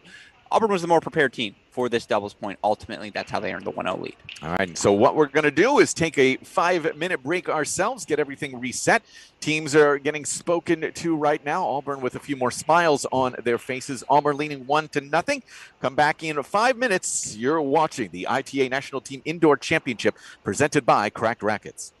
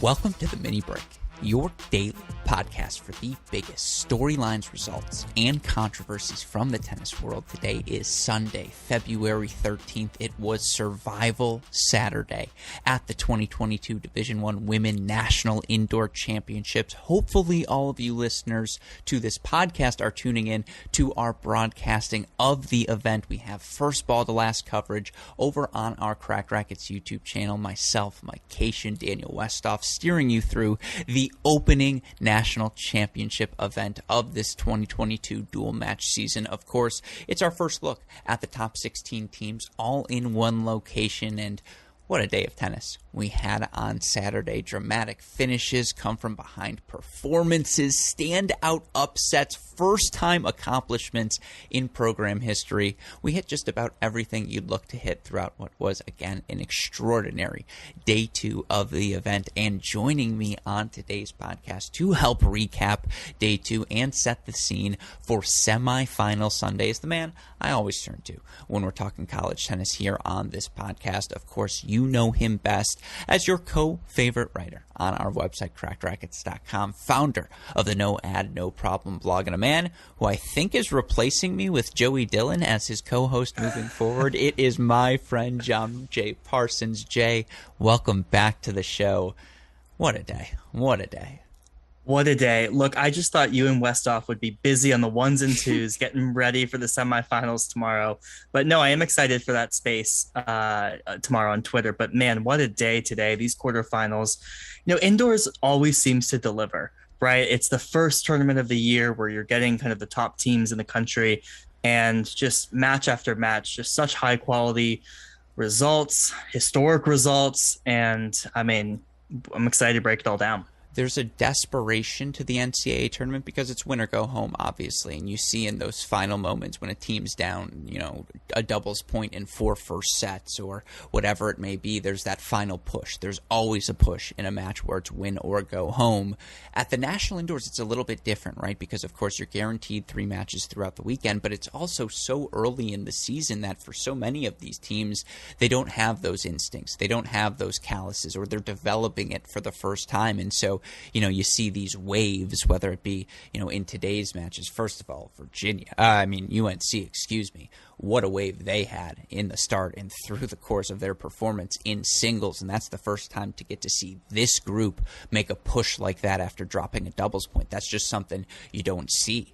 You know, at the NCAA tournament, you've seen it a couple of times. You have a better idea of what to expect. You just haven't seen it before at the national indoors. Or that NC State Georgia match, like both of those teams, the various pushes, the millions of missed break point chances in that Texas-Oklahoma match for both of those teams, who relatively young groups coming together. For Oklahoma, obviously first time on the scene. For Texas, it's worth remembering it's all sophomores or younger in the lineup for them in singles and doubles. And so, yeah, it was an extraordinary day. We hit just about everything you'd hope to hit as a fan of college tennis on our broadcast. And again, we will be back tomorrow, 9 a.m. Central Time. That's the time zone I'm in right now, so that's when I'm speaking. I apologize. With our coverage of a consolation match, then we'll have 2 semifinals, then we'll have our nightcap consolation match as well. Again, Mike Cation, Daniel Westoff, and myself steering your coverage over on our Cracked Racquets YouTube channel. But on this show, we're recapping day 2 at the ITA National Indoor Championships. We're going to focus on the main draw action because, of course, that is what we were covering on our Cracked Racquets broadcast. Thus, I got to see the most of that. I got to see all of that action, but I did get to see some consolation matches. I'm sure you have some thoughts on them, so I want to hit on that at the end. We'll go through chronologically. We'll preview our 2 morning quarterfinal results, recap, then preview our first semifinal tomorrow. We'll hit the back half as we go through the show. With all of that said, of course, a shout out as always to our friends at Tennis Point. You all know the deal, tennis-point.com. The promo code is CR15 for all of the latest and greatest equipment at the best possible prices. Tennis-point.com. That promo code is CR15. Enough with the plugs, Jay. Let's get to today's podcast. And again, we're going to go chronologically here. So let's start with your 2-time defending champions at this event and your number 2 seeds, North Carolina, who faced their first adverse moment of this season. You look for the Tar Heels. They were thoroughly outplayed. They didn't lose the doubles point. UVA took it to them. to open out this match. And you look for Navarro and Amber Odell at the number 1 double spot for UVA. That was a 6-1 win for them against Florida yesterday, a 6-3 win for them over ITA Fall National Champs Fiona Crawley, Elizabeth Scotty, in a match where they went up a break early. Crawley and Scotty got it back, only for Navarro and Odell to break back immediately at 4-5-3, serve it out at 6-3. They were ahead from the start. They closed it out at the top. Number 3 doubles went the way we expected. That was the one bright spot if you're UNC. Sanford Tran, just as good as we thought, 6-3 win for them over Munera and Sheikh. But number 2 doubles, Chervinsky and Subash, after, we can say candidly, blowing their match against Florida. They had 2 match points. Chervinsky has volleys on top of the net at the end of that match, unable to put away either of them. They get up an early break, and they're not broken. In a match, they take 6-4 over Cam Mora, Carson Tangillig, and yeah, like just UVA straight up beat them in that doubles point, Jay. Yeah, to the surprise of many, I think, right? I mean, the 3 doubles pairings that you walk through for UNC are all really strong. We've talked about that on a few of the episodes, just the strength of those 3 pairs. And doubles has not been a strength for UVA. We've seen them drop the doubles point a few times this season and have against to come back. Stanford in the kickoff weekend, and of course against Florida they dropped it. Exactly. And so they've been, back up against the wall trying to get 4, of which they've done in both of those matches. And so you felt like doubles was a must against UNC, so you don't have to try and take 4, and they do it. And I thought what was most impressive about the manner in which they did it is I thought they brought a lot more energy out of the gate in doubles than UNC, which in some ways was surprising because I think, this UNC team has just looked so strong in doubles. So I think if you're UVA, you feel really good about taking that doubles point and you erase everything else that happened after. Completely fair. And, I think shout out to the UNC Tar Heels for doing exactly that with the doubles point. And you talk about the energy Virginia brought at the start of the match. They played like someone who's trying to usurp the throne of UNC. Yep. Obviously, UNC has been the team to beat, not only at the in the ACC conference, but perennially. They haven't lost a regular season match since 2019. They haven't lost a conference match since, I believe, the 2018 season when they lost at Duke. And just they have been the standard of what is possible, match in, match out in college tennis over these past 5, 10, 15, really, 10, 5 years is where we're going to focus on here. But, this group definitely came out a bit nonchalant against Virginia, and Virginia capitalized on that, and they were hungry. And I think Crawley and Scotty did wake up, but it was just a little bit too late. And again, at number 2 doubles, for UVA breaks right out of the gate, and they hold that the rest of the way. You have to credit the the Cavaliers. They just outplayed them at 1 and 2 doubles. No ifs, ands, or buts about it. But what was so impressive for this UNC team, who ultimately earns a 4-1 victory in this match, the nonchalant attitude they had at the start of doubles was erased by the time singles began. And we have to start this conversation with a talk about Elizabeth Scotty, who's dropped, 4 games? 5 games in the 4 sets that she's played here? A 1-1 victory over an Elaine Chervinsky, who has been outstanding in the top 3 of the lineup. And, watching her yesterday, she might be, worthy is the wrong word, but maybe she should play against above Subash, like with the power tennis that she's able to play, and particularly indoors when she's playing on her serve, hitting the big terms, hitting the big serve, hitting the big forehand. Chervinsky is that good, and Elizabeth Scotty just wiped her off the court. Yeah, I mean, she did that yesterday against Boulay as well, right? And who was also playing so well. Who was also playing incredibly well. I mean, Scotty didn't play much in the fall. She played a handful of matches, of which we saw these same score lines, right? It was like 1-1, 1-2 against the Kelly Chens of the world and high quality competition. And here we are at indoors. I mean, just steamrolling through these matches.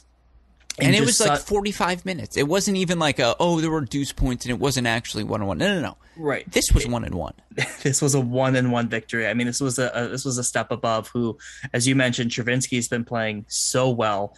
Right. I just think back to that Stanford match, and she's someone who has hung tough in a lot of these matches when UVA has needed her, and she's came in extremely clutch, and there was just no room for her to wiggle her way into in that match. And so Scotty's playing outstanding.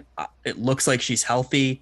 If you're UNC, you hope she stays healthy this whole season, because what an asset to have. And we talked about this yesterday, but there are a handful of these UNC players who just seem to be dominating through these first two matches that I think we're going to see after indoors a shuffling of this lineup. Yeah, it's going to be hard to deny Elizabeth Scotty if healthy. Shouldn't she be the top player on this team? Although we'll get to the Mora performance. I actually thought she played really well today. She finally played free. I haven't seen Cam Mora play free and as the challenger in so long. And, again, when you're playing the number one player in the country, de facto number one defending NCAA champion in Emma Navarro, there is no pressure in that match. You are not expected to win it. And look, Navarro came out, steamrolled her in the first set 6-1, and that was an incredibly impressive set of tennis from Emma Navarro. And there were a bunch of deuce points throughout the course of that 6-1 set, but it was top to bottom for UNC. Mora performed really, really well, up 5-4 in that second set.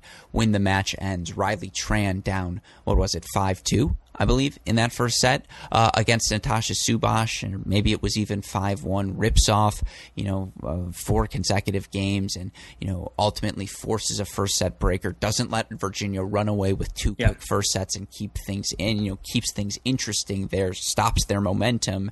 And then I know a wise analyst who perhaps suggested that it was 3-6, not 2-5, that was the strength of this UNC lineup. And I mean, Tangillig has just been so good as a freshman. And, it was 3-all against Ziodato through those first 6 games. And then she wins 9 of the next 11, 6-3, 6-2. First one off the court and, second one off the court, trailing only Annika Yarlagata, who is making the most of that opportunity to play in her first national indoors. And, of course, we Michiganders, particularly we from West Bloomfield, we know how to play indoor tennis on fast courts. And I will just say this, because we grew up on the same courts, so I feel like we have this in common. And I played club tennis on these Madison courts throughout the course of my college experience. This is where regionals was. I always played my best tennis in Madison because these courts are so much slower than the courts we grew up training on, and you feel like you have all of the time in the world. And you look at Annika Yarlagata, I mean, she took it to Heba Sheikh. 6-1, 6-love victory, was dictating from start to finish. And then, of course, Fiona does her thing. You feel like her at number 4 is perhaps the lock of locks in all lineups, unless Janice Chen starts playing like she did today. 6-2, 6-3 for Crawley over Munera to clinch. And again, 4 first sets, 2, 4, 5, 6, all straight set victories, 4-1, about 2.5 hours. They're resting up. Scotty's only spent 2 hours on court through her first 2 matches. Yes, they dropped a doubles point, but if you're Coach Kalbas, right, pretty ideal first 2 days for the heels. Yeah, absolutely. And by the way, let's just split the difference. I said 2 through 5. You said 3 through 6. Let's both be right. 2 through 6. I'm in. So I mean, this is ideal. And by the way, let me just say, if Mora's going to play like she played today, we can rehab. Like, even if they switch Scotty Mora, you're starting to feel really good about Cam Mora if this is the level she's showing. Yeah, I think that remains to be seen for me. So I need to see a little bit more from Mora to say that. I mean, I think UNC feels good to get the victory. It was interesting. We were talked about the UVA kind of 4, 5, and 6, and they have made inroads there, but North Carolina just shut the door so quickly on 4, 5, and 6 that it was just a runaway train, right, when singles started. And that was kind of all she wrote in terms of this match. And if you're Coach Kalbas, yeah, you feel great, right? You look at all these other matches today, particularly your next opponent, and you're going, these teams have been out there in slugfests. Mm-hmm. And we were back at the hotel for lunch, right? So that alone is going to pay dividends for these teams that are going to have to play a 3rd straight match tomorrow, and maybe even a 4th in the final. And that's when it gets really tough on the body. I actually love that you framed it that way. Brian and Joey Kalbas are talking after the match, and Brian's like, did you put in the lunch order yet? Or Joey's like, I'm going to put in the lunch order. And Brian's like, just wait till we get to the hotel, and then we'll worry about the lunch, because maybe we want to nap first before we eat a big meal. Yeah, those are the options they've had. They've been able to have those sorts of discussions because, again, they were competitive everywhere, top to bottom, Mora all the way through to Yarlagata.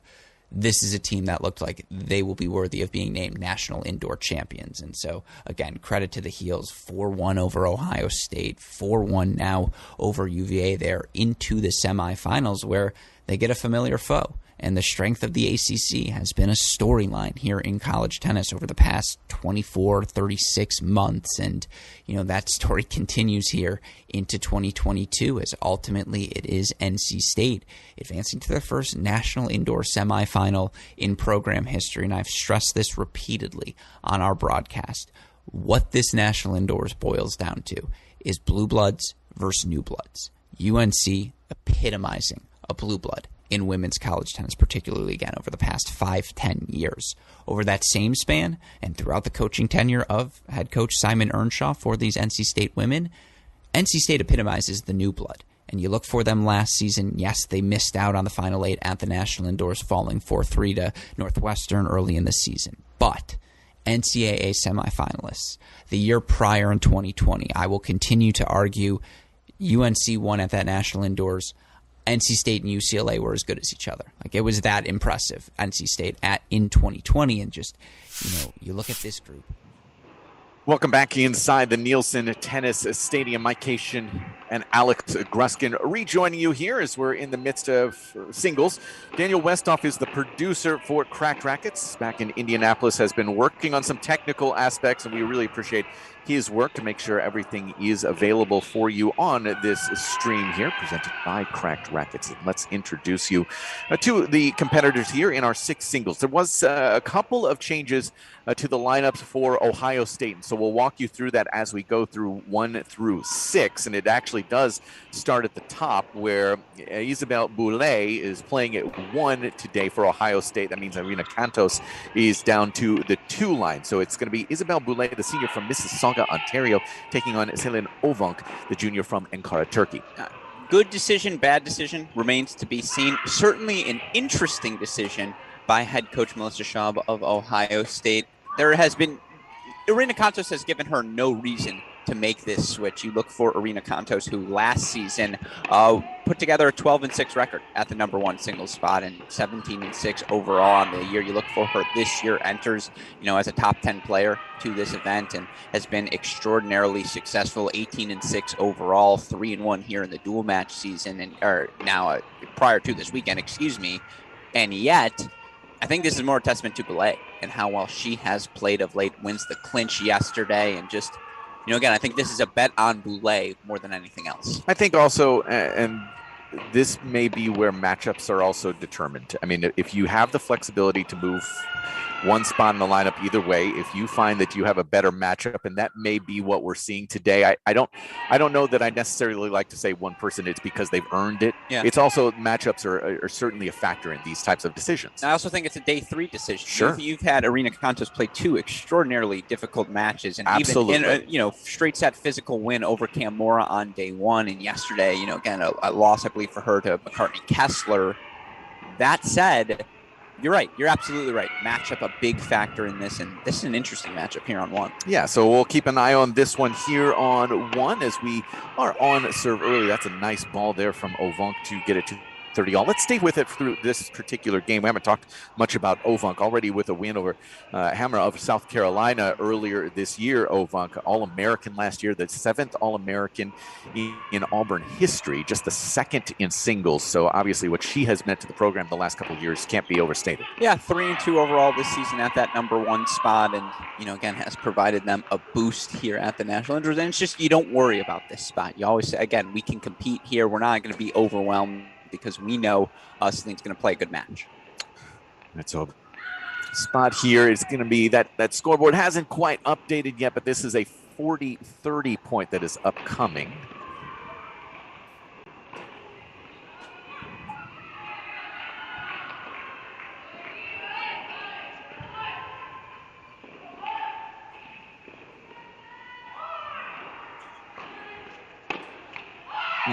Couple of missed returns there from 30 all, and just a little bit of miscue for Ovank, so Boulay does get the hold. We mentioned at the 2 line, it is Irina Cantos, the junior from Bremerhaven, Germany, for Ohio State.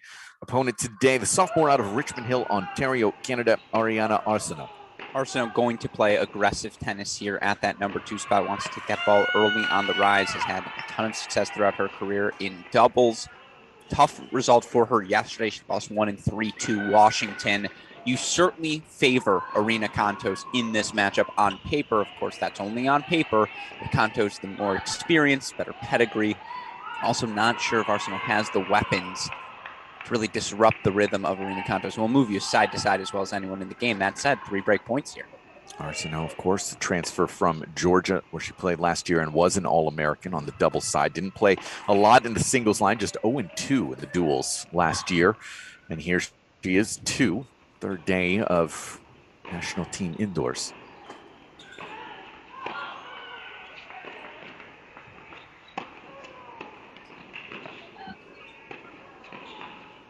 Well, there's that aggression movement forward there from Arsenault, grabs the break for Auburn. And Arsenault leads 3-2. Let's move down to the 3 line. The freshman from Columbus, Ohio, moving to her college location in Columbus, Ohio, Sydney Ratliff. As high as number 77 so far in her freshman year, taking on Carolyn Ansari, the junior from Greensboro, North Carolina. Has been really phenomenal so far in her career at Auburn. Coach Schaub jokes around and says, yes, on paper, Sydney Ratliff is a freshman, but she's been around our program. She's been around our building since she was 9, 10, 11 years old. We know Sydney Ratliff. Sydney Ratliff knows Ohio State tennis. She's been exceptional here at the start of the season. You look for Sydney Ratliff early on, 13-6 overall to start your college career. 13 early wins, you take it, right? And we are in the 4th game, and there are 8 break chances already in this matchup. But yeah, this court is cursed. So a deciding point here on Ansari's serve. 14-3 last year. Ansari in dual matches was 6-0 coming into the weekend this year.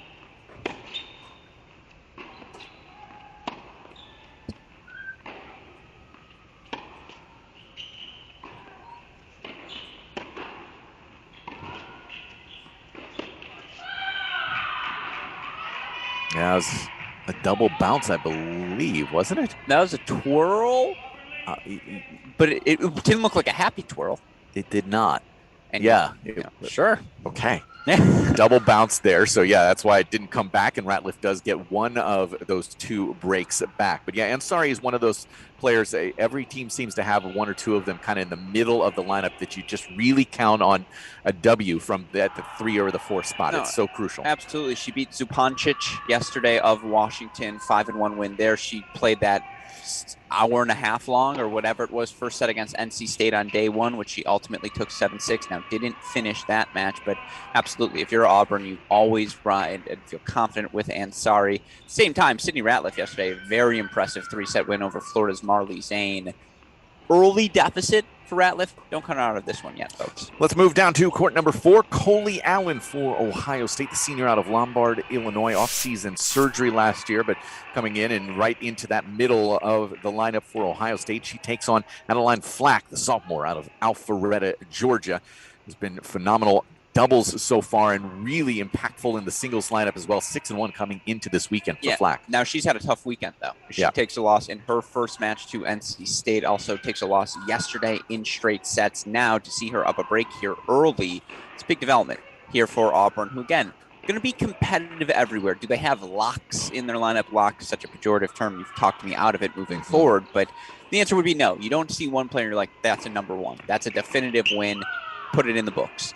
That said, you also look at this lineup, and there's not one place where you would eat. It's an obvious, glaring weakness either. Yeah, that's I thought those are the 2 things. You try to find somebody where you feel really, really good, and you also try to make sure you don't feel really, really bad. So this one, early, the break for Auburn, 3-2. Let's move to the 5 spot, where Shelley Berezny, the freshman from Israel, is in the 5 spot for Ohio State, taking on the 5th-year senior, Georgie Axon from Welwyn, UK, for the Auburn Tigers. And as you can see, Ohio State here out to a 2-break lead. Axon, another player, big win yesterday for her over Washington's Chilton, 6-4, 6-1. Now, at the same time, you look for Axon in her first match on the weekend, dropped the decision 6-1, 6-3 to Sophie Abrams. I'll be honest, I've never seen Berezniak play, but thus far, the freshman, still a new face to Ohio State, and she's been in and out of the lineup for the Buckeyes here to start the season. That speaks to the depth they have in, Dorme and Marzal and the options they can turn to. Interesting to see Coach Shaw make that decision. We're ready to have our freshmen step up to that number 5 single spots. Of course, yesterday, shared a 1-1 victory, Mike, over Florida. Very likely the impetus behind that decision. And Berezniak in her juniors days actually played a lot more of the WTA schedule, played a lot of 15Ks, got as high as 790 with a couple of semis and some 15Ks.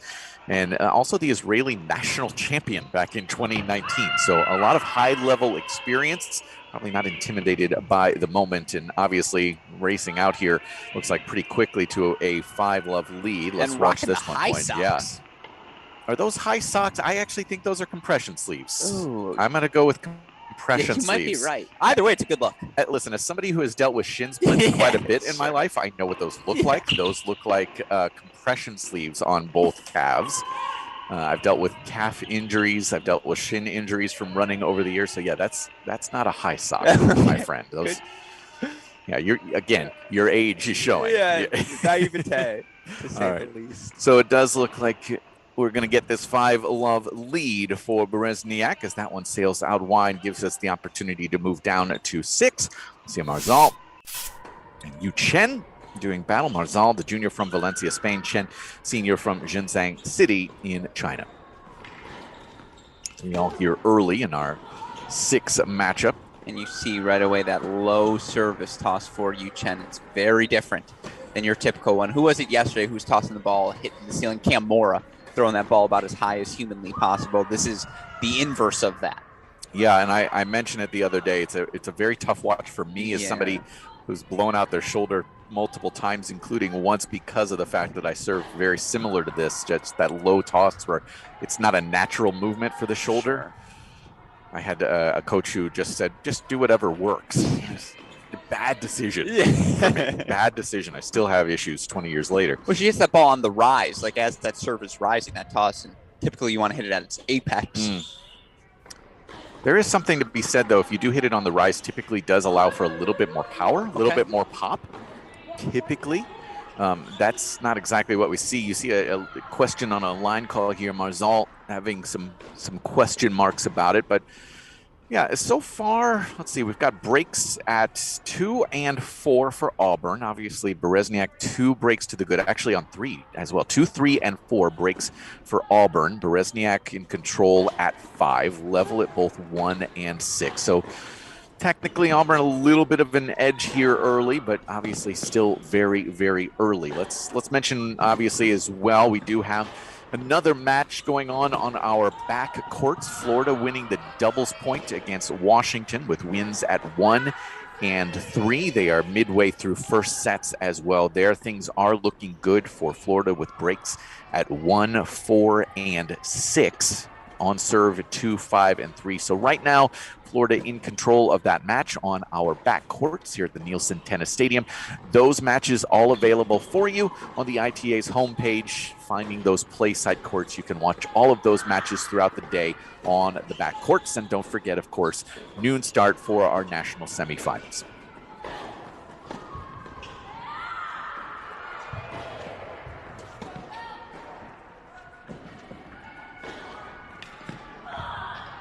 Very nice ball there from Yu Chen.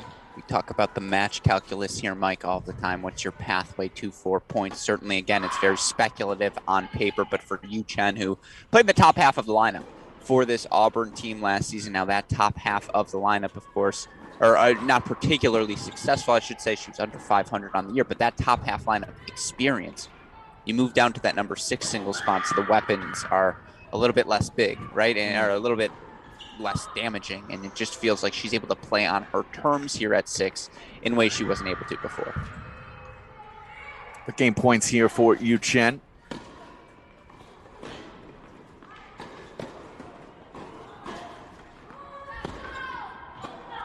And that is yanked out wide. So we stay on serve here at the 6 spot. Where do we want to go here? Let's go to 5. Yeah, set point alerts.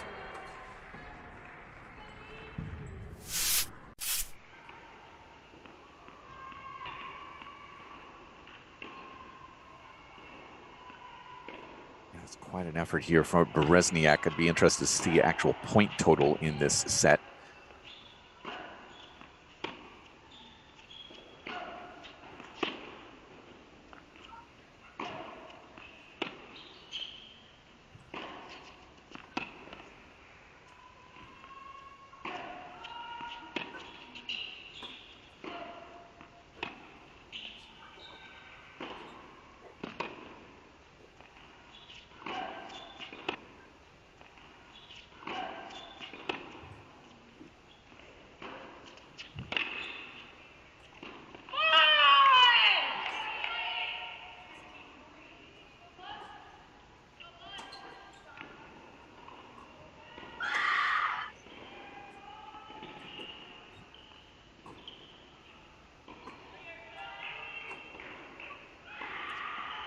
A bit choppy, and obviously Axon trying to change pace and give different looks right now to Berezniak. This is when you find out a lot about a player, what their plan B is, what their plan C is when you're down in this type of a situation.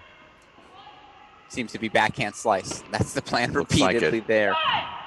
Arsenault just grabbed a break on court 2. Meanwhile, Ratliff, a couple of break points on 3 to get back on serve. There's very even in the early going. With the exception of this one. 3-4 ever but here.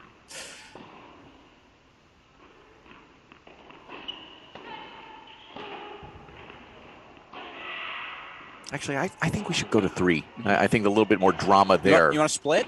Can we split here so we don't miss a set point? Might as well flex our muscles. Okay. In my brain, that one's already just done. Yeah, so I'm turned off of 5. I think even if you get the hold there, it's still 5-1. So my thought is here. This has a little bit more import here with Ansari serving.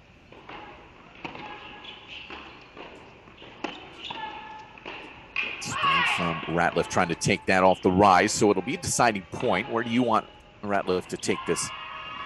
I go ad. That's the side she returns on in the double side. That's the side I would always say, what side are you playing more frequently? But it's still so early in the early goings here. I think from a matchup perspective, you're just kind of throwing things at the dartboard right now.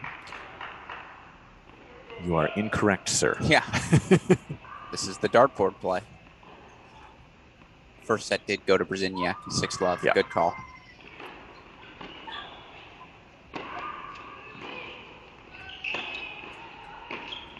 No, not enough on that approach. And there's the break for Ohio State. Gets us back to level, 3 games all. So, yeah, 1 set in the bag now for Ohio State. Let's go over to court number 4. Adeline Flack with the break lead, serving at 4-3, but 15-30 here on her serve.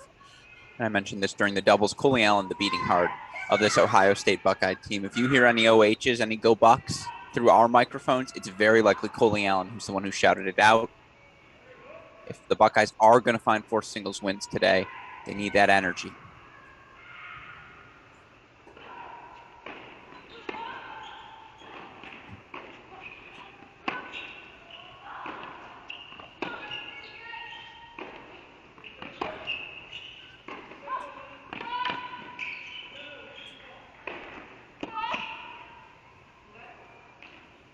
It landed good. Only to lose it there. Great defensive work from Allen to set up that short forehand, but dumped into the net. Yeah, I really like to watch Flack's game. Obviously, you can still see a little bit more on the diminutive side, but really intelligent with what she's trying to do. That movement forward as well. That little hook forehand can be a really potent weapon for her. There's no doubt about it. And Allen will give her the chances to attack as well. Allen trying to make the match physical, but not the most aggressive.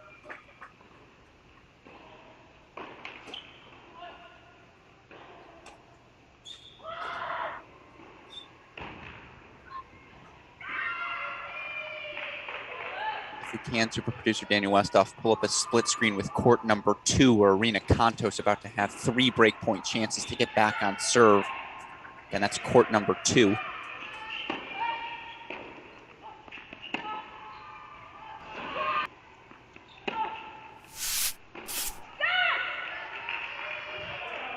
Breakpoint chances now for the Bucks on 2 and 4.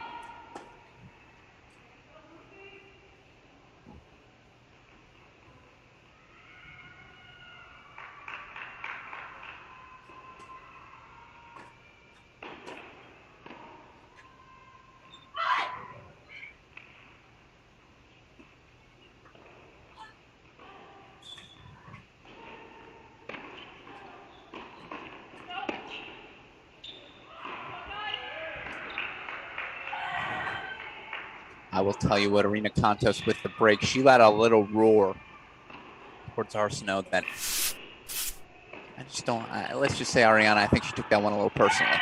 And a roar from Coley Allen as well, as it's another break for Ohio State. So that's 3 breaks for the Buckeyes over the last 5 minutes here. Let's go down to court number 6. It's a deciding point. Marzal serving for the Buckeyes, 3-4. Deuce point with Yu Chen. Quite literally even. 4 all on courts 1, 2, and 4. 3 all on 3. Chance for 4 all here on 6. It's just Brzezinyak right now. Everything else so narrow.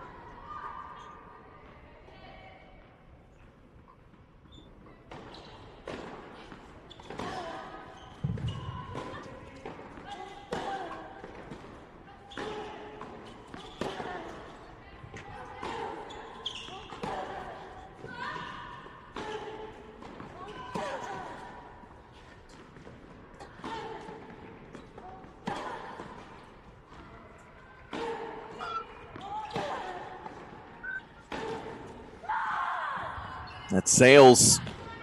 So Chen grabs a break. So a little bit of positivity for Auburn here in what has been a rough stretch for them, to say the least.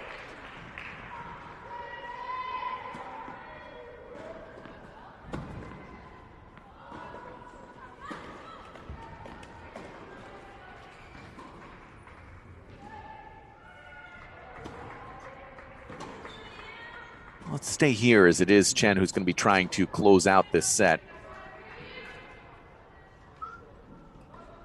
It was a pretty long set break for Berezniak and Axon there on 5. I'm wondering if maybe Axon left the court for a little bit after that roughly 18-minute first set. Wouldn't blame her. Get out of there as quickly as possible. Reset just about everything. Yeah, exactly. Worth noting, Florida closing in on 4 first sets after taking the doubles point against Washington on our other 6 courts.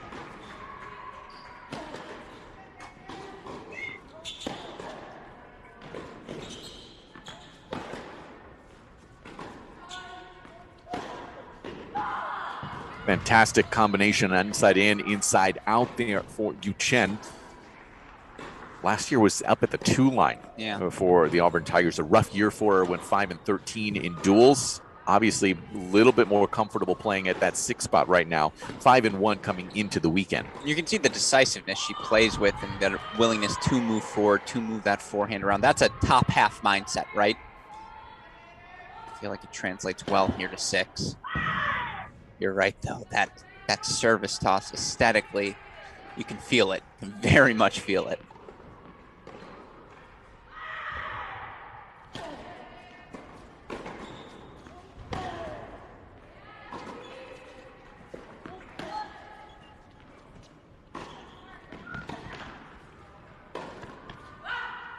Well handled, easily into the corner there from Marzal, who did spend her freshman year at Miami.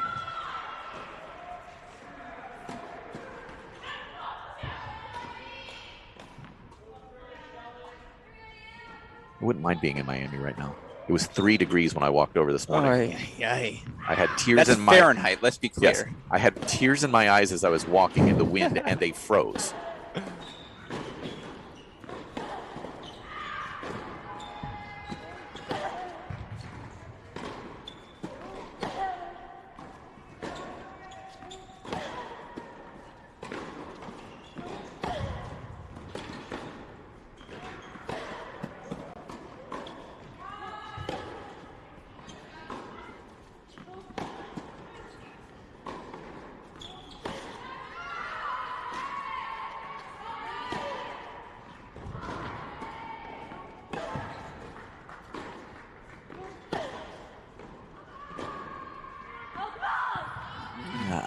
I don't love these change of directions from Marzal trying to take that forehand up the line, set up the inside outer, because it looks very clear that Yu Chen has that really good inside in forehand to kind of pull an opponent off to that ad corner. So it seems like a poor decision from Marzal to then take a forehand back up the line to get into that type of trade.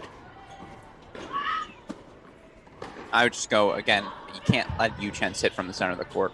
I wouldn't hit more than 2 balls in the same direction in a row.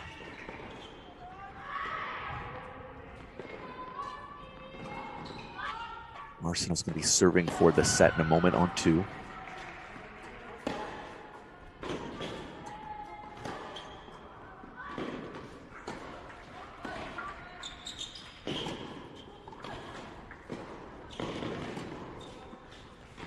Oh, what a get. That'll do.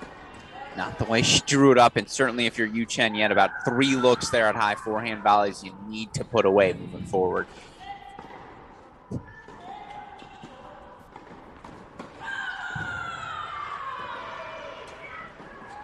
30 all here for Chen. And it shouldn't be, to your point. Yeah, it really shouldn't be. Yeah. This set should be in the bags. Although worth noting, Georgie Axon breaks to start on 5, Mike. The tactical, let's reset at the set. Yeah. The long walk to wherever a bathroom is, somewhere across campus. Slow and steady. Yeah, she went to the bathroom in Milwaukee. Yeah, no kidding.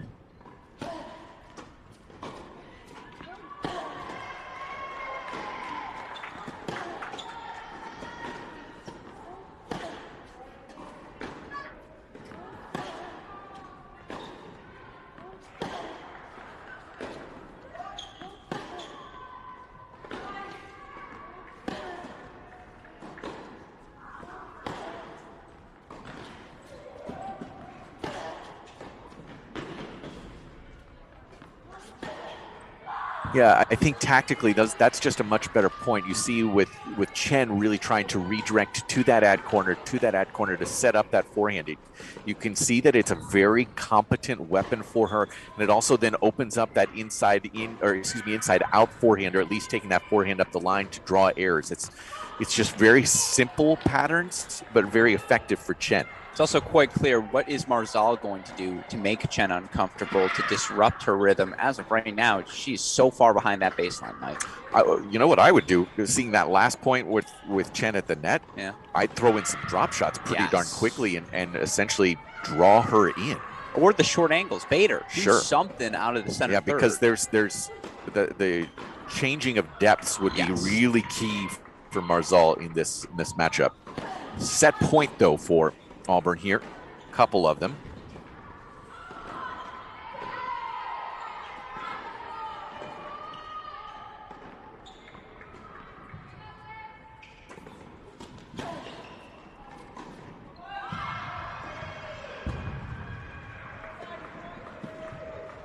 Double sets up a deciding point. It'll be taken on the deuce side, and Marzal comfortably going over there, considering the fact that Chen does like to pull her off the court out to that ad side.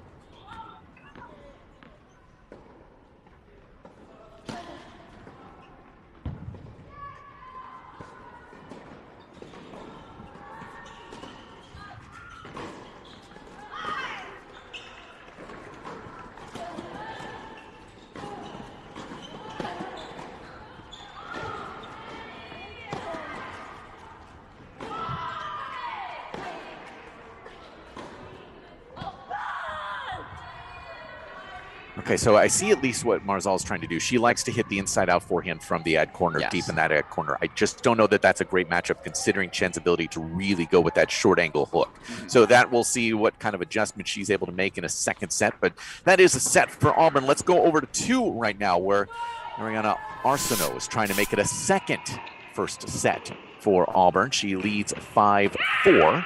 It is, however, 30-all. And you hear that yell there from Contos. There's some extracurricular activity going on this court, Mike. It's gotten a bit chippy here on number 2. Good. Certainly, you feel if you're Arena Contos, you're at number 2 singles. You should beat every player that you face.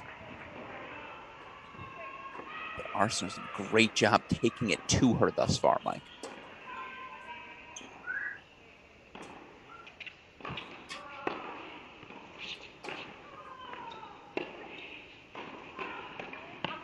A very aggressive target from Arsenault and pushes it wide. So 2 chances for Contos to level us here. Also keeping our eye on 4, and we'll go split screen there. Colby Allen up 5-4, 15-30. The Adeline Flack service game. Flack has been leading that entire set. That would feel like a steal. If you're the Buckeyes, if there's a set point coming up, we'll go there. Ooh, yep. Wide, not long.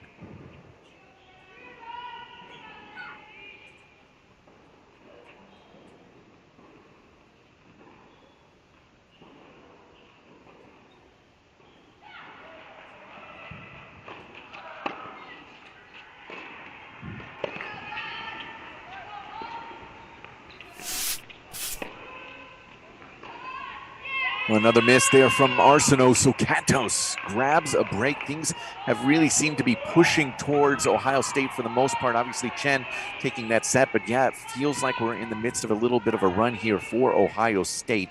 Let's go to 4, where we do have set points for the Buckeyes. Coley Allen here. 3 break chances that will serve as set points.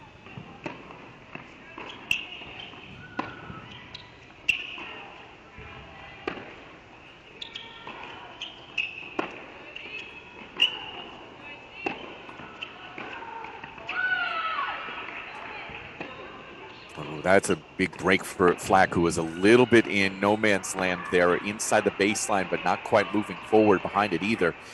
I think we've lost the lights in the building. I think we're trying to set the mood. Yeah, build the anticipation as we're back here on 2, now back to 4.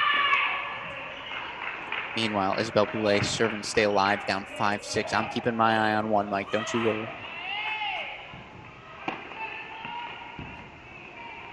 Yeah, she missed that wide.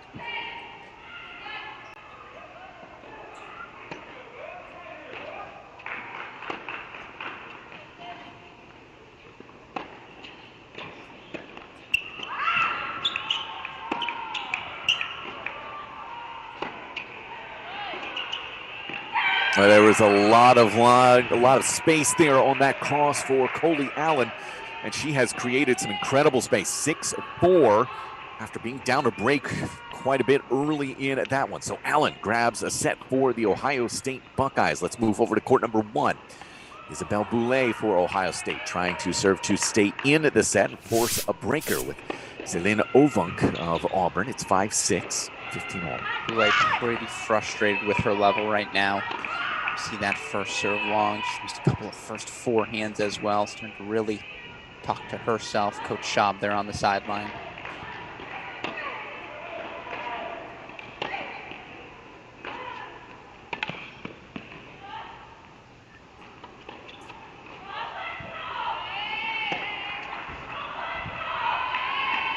Yeah, that ball getting away is the contact point just a little bit on the high side.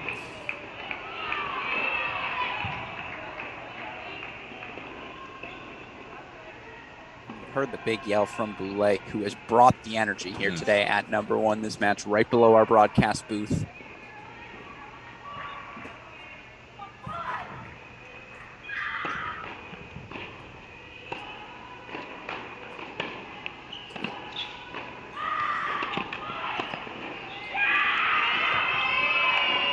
This is from Ovunk, so Boulay is going to have 2 points for the breaker.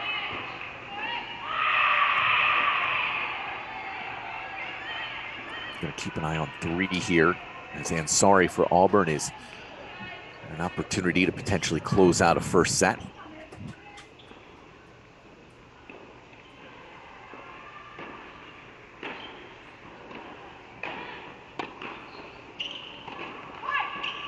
Yeah, actually, let's go over to 3 right now. It is 40-30 here. We'll come back if Ovunk is able to create a set point for herself, but after a miss here from Ratliff, and Ansari's going to have 4 set points.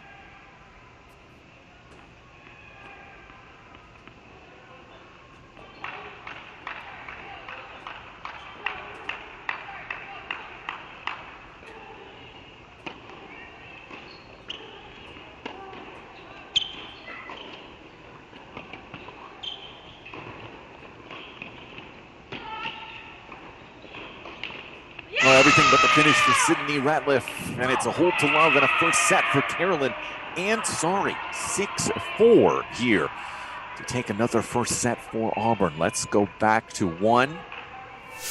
Well, we are in the midst of a tiebreak. It was Boulay who was able to grab that point to force this tiebreak. Do we need to talk about what's happening on 5 right now? We should keep an eye on what's happening at 5. 3 love Georgie Axon, double break of serve lead over Shelly Brzezinyak. Of course, Brzezinyak took the bagel first set for the Buckeyes there at 5. Hate to evoke the wise words of my girl JoJo, but it just felt like that was just too little too late for Ratliff on court number 3. They got just off to that slow start, was never able to catch up to it. Oh.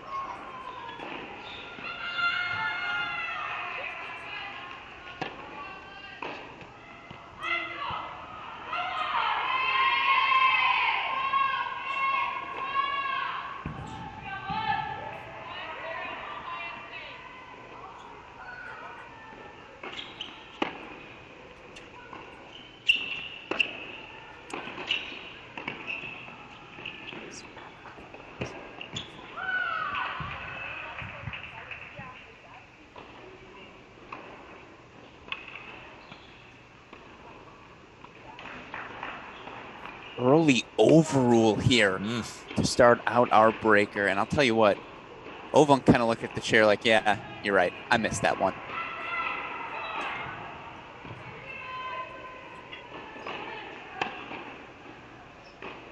For those keeping score at home, by the way, 2 first sets to the Buckeyes, 4 and 5, 2 first sets to the Tigers, 3 and 6, 1-0 lead Auburn as they took the doubles point. It's a beautiful return. It looks like it's going to be tie breaks on both 1 and 2 here in the next moment. One of those inflection points in the match, right, Mike? Well, I feel like this has 4 hours written on it is kind of where my head is at. And that also, you start to think about what kind of an impact that has on our national semifinals, which will theoretically start at noon.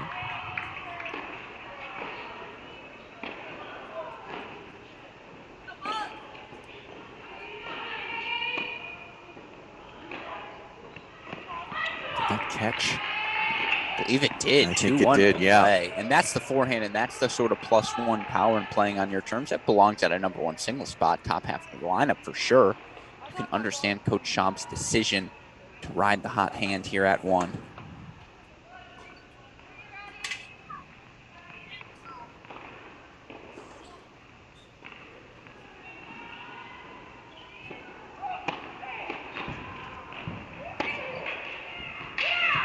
That's a beautiful ball right behind her late in the set, always effective. Again, we're right above this match. You hear Isabelle Boulay saying to herself, that's obvious, that's obvious. You know that's the ball she's going to attack. She's absolutely right in that regard.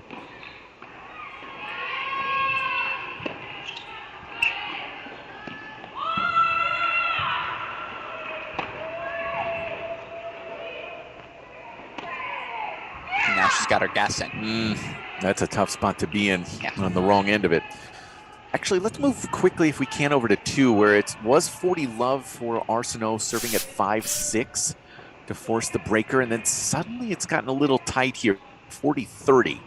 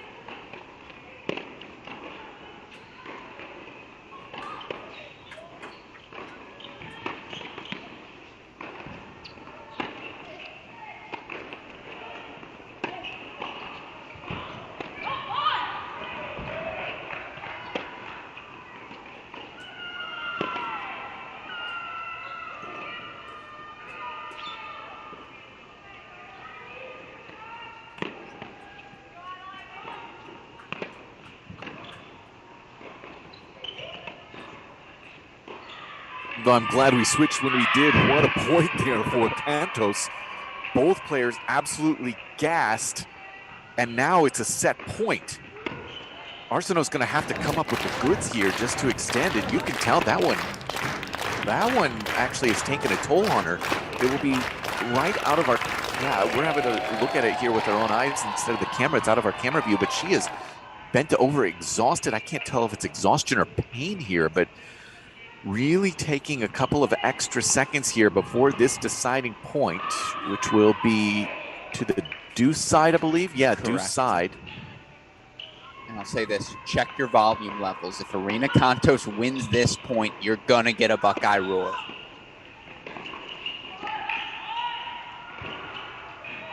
Yeah, this is well past the 25-second mark. There's no doubt about that.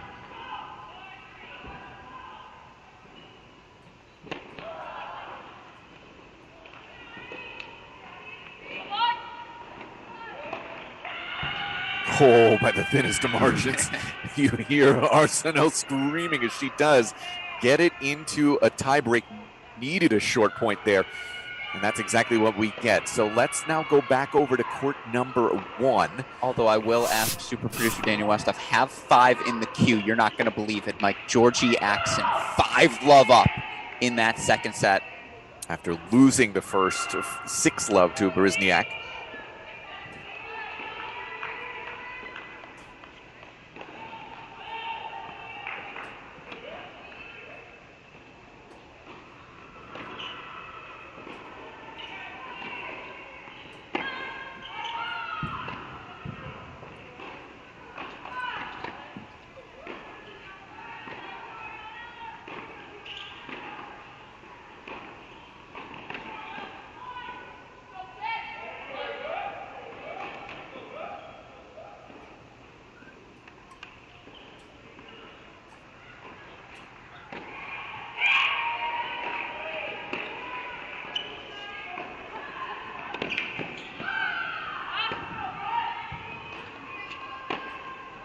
Oh, crunched. Absolutely from Boulay. It is on her racket. The mini break edge to 5-4.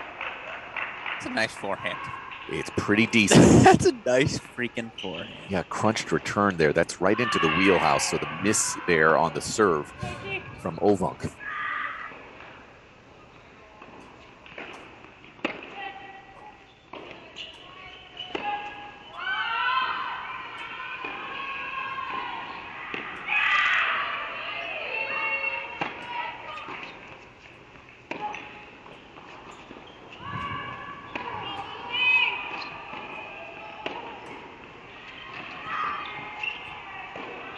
A really smart and controlled decision there from Boulay to take her time and roll that ball smartly up the line.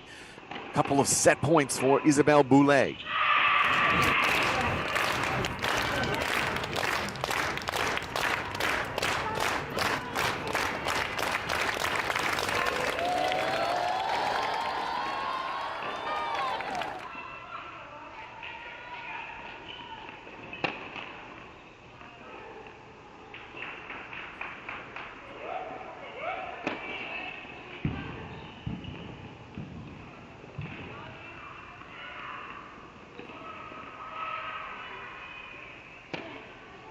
Oof, that one sails on Boulay, doesn't it? Really got away from her. So a little bit of life here for Ovunk.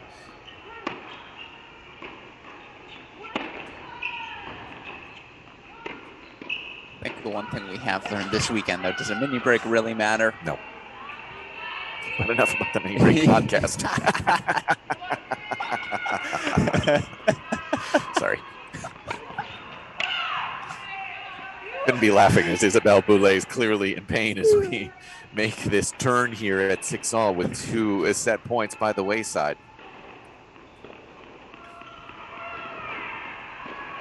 24 hours together, you still got surprises for me.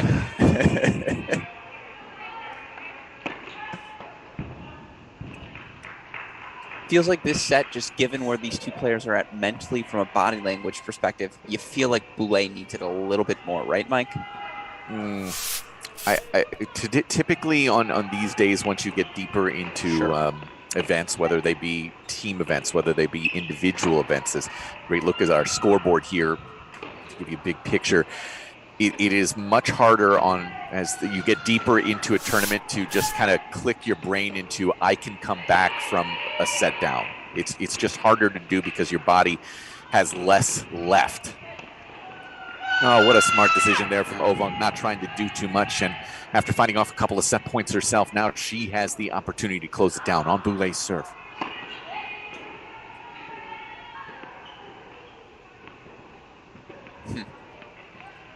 Berezniak during the break back for 1-5. Sure, staying alive.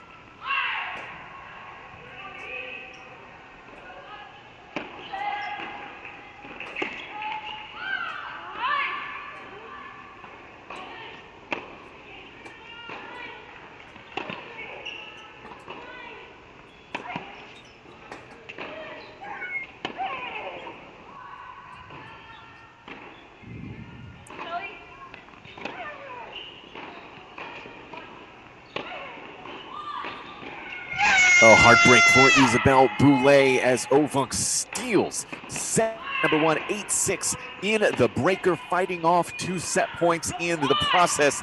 And now let's move over to court number 2. Auburn grabbing that set.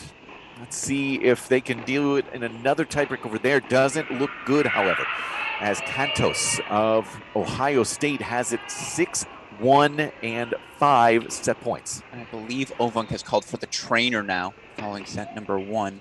Seemed pretty good physically in that. I talk about day 3, the nicks, the pains, the bruises you have. Just a retaping here. Of course, quintuple set point for Arena Cantos. And just takes the one. I think so much was decided in that last service game from Arsenault. You could tell how exhausted she was and how much it took for her even just to get into that tiebreak, and it really played out in that tiebreak. So we split the 2 tiebreaks at 1 and 2. Let's get you caught up on what's happening on 5, because we've kind of mentioned it, haven't really had the opportunity to talk about it.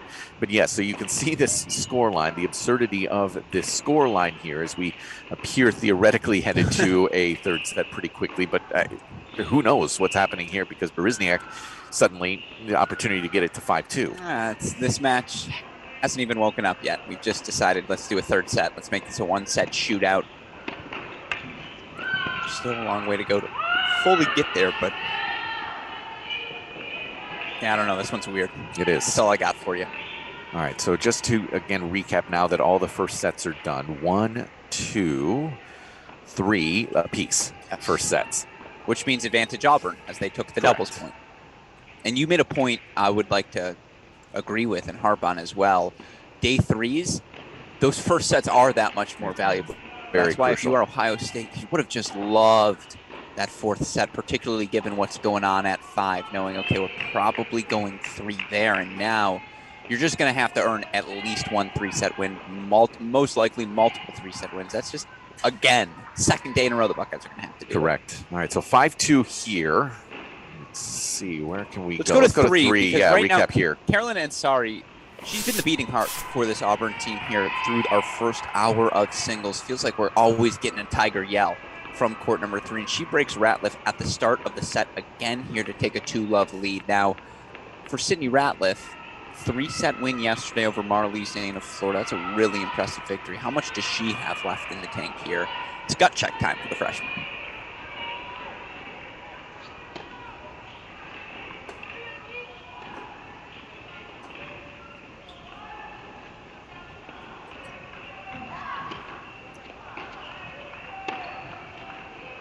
It is genuinely hard, as we see. Ansari gets this short ball, finishes into the corner. It's hard to make really good opinions after watching just 1 or 2 matches. But my takeaway for Ratliff is that her peak is going to be really high. Yes. I think it's going to be a matter for her of just finding that stability of, I don't know, mental fortitude, maybe the word, just that consistency level to kind of raise that, because if you can raise, as you would say, raise her floor a little bit right now, she has a really high peak that can be there. It's just going to be a matter of just finding that higher floor. I think that set point she lost epitomized that, right? She set up the point beautifully, had the swinging forehand volley, missed it in the net tape. Yeah. A year from now, she makes that. Yeah. Maybe even a day from now. But you're going to have some pretty wild swings in Yes. that double fault. You could see, I mean, that was decided in her head before she even made the swing. You could see it from the way she reacted right afterwards. We've all, as tennis players, kind of gone through this moment, so it's, you know, a pretty universal feeling. But that's going to be, I think, the long term for her is how she raises that floor so that these types of moments are wiped away, because she's going to be top of the lineup for Ohio State for several years. No doubt about that. You just see the body language right now. It's all over the place. Correct.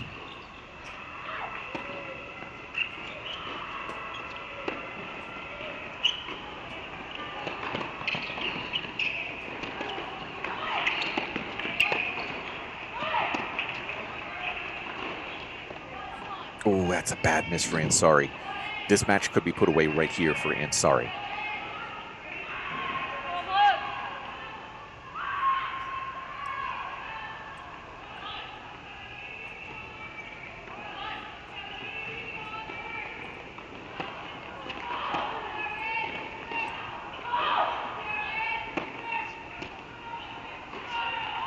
Ooh, two pretty bad misses. That was an escape for Ratliff just to get out of that moment. So Ansari maintaining this set and a break lead, but probably should have been 2 breaks there. So let's move over to 5, where again things are just getting a little bit more wacky as Berezniak has break chances to make it 5-3 after being down 5-love.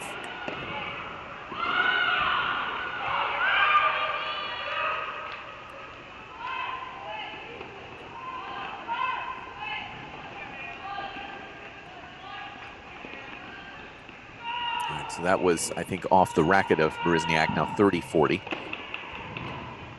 Just checking the scoreboard, just want to peek in on Florida-Washington. Dramatic comeback from Washington on courts 2, 3, and 5. They were down on all 3 flights. Ultimately, 7-6 wins on all 3 courts. So it's a 3-3 split in terms of first sets. Florida took doubles, but Washington about to force a 6-set, the third set 2 points away on court number 6. Drama everywhere here in the Nielsen Tennis Stadium.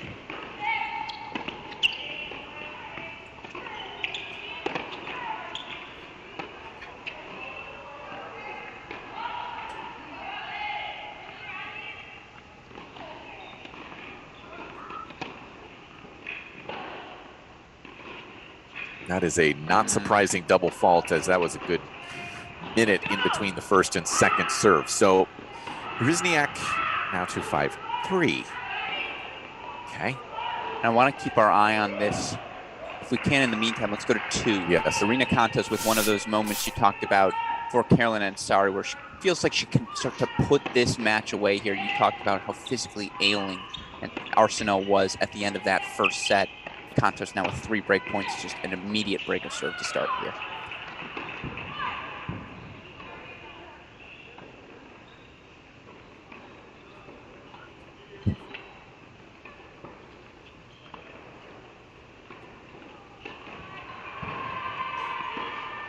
That's just too much pace from Cantos.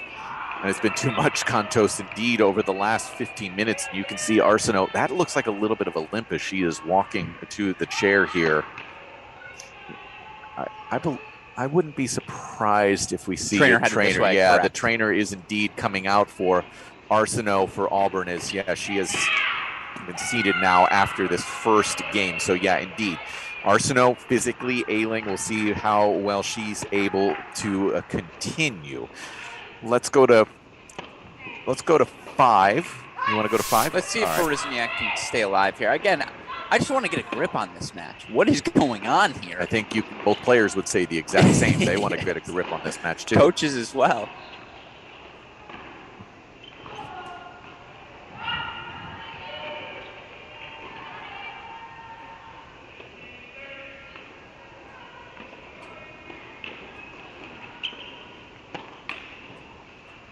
Yikes.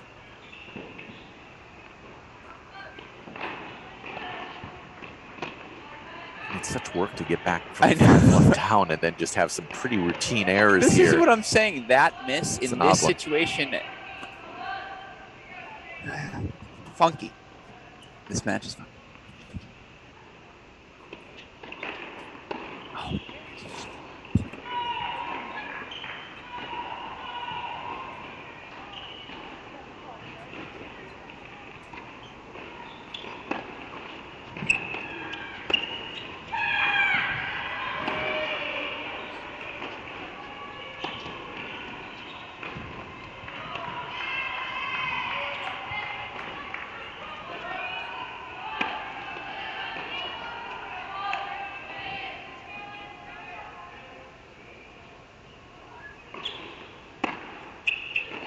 That wide. Yeah, it's wide.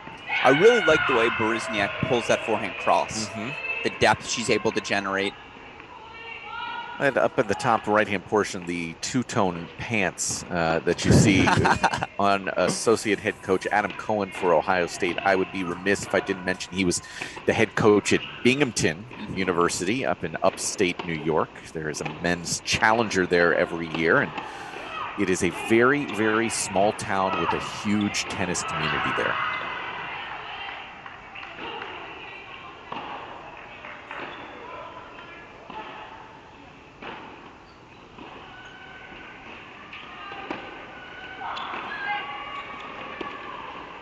That's going to miss as well. And I should also point out Binghamton, the carousel capital of the world. Okay. More carousels Sure. per capita than any town in the entire world. So if you are a big carousel fan, you probably already know to go to Binghamton, New York. I mean, you know me. Huge carousel guy. Do you like the unicorns, or do you prefer like one of those funky ones that have like dolphins and walruses and weird things? I need a diverse selection of animals. Okay. I'm more of a traditionalist. I like horses, or sure. as I like to call them, horsies. Yeah. As a lion myself, king of the jungle, I need my prey alongside of me. Yes, I've always thought of you as the lion here.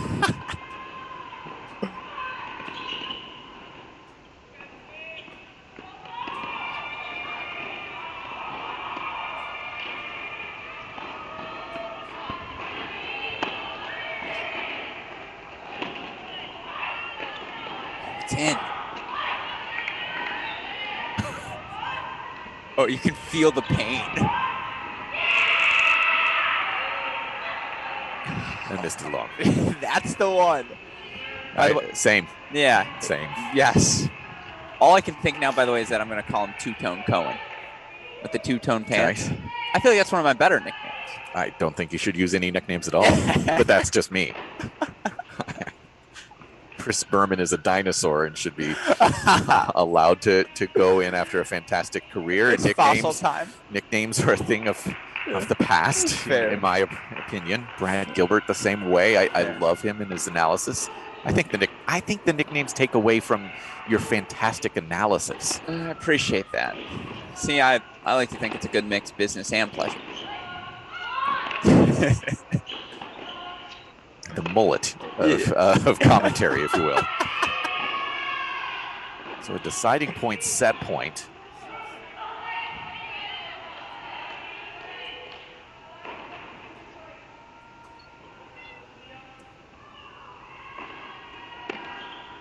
Missed long. All right, so we are going to play on in this wild one here at the 5 line. Let's go to 6 quickly as Marzal for Ohio State already down a set and a break. This is a deciding point. Yu Chen for Auburn has the opportunity to put this 6 line away into bed. Can't quite do it as that one gets into the body. Nice save there from Marzal just to stay alive. Let's go to 3. It's another one of those put the nail in the coffin moments. Yes. And I've been watching this one closely for Ansari. Now Love 40. She's got 4 more break chances. And it's worth noting Sydney Ratliff had a chance to get the break back in that last service game for Ansari. Was unable to do it. That's 2 consecutive games. Game points go against her. And Arsenault, by the way, is back out playing right now. No noticeable strapping. But yeah, she's in some trouble there, down a set and a break.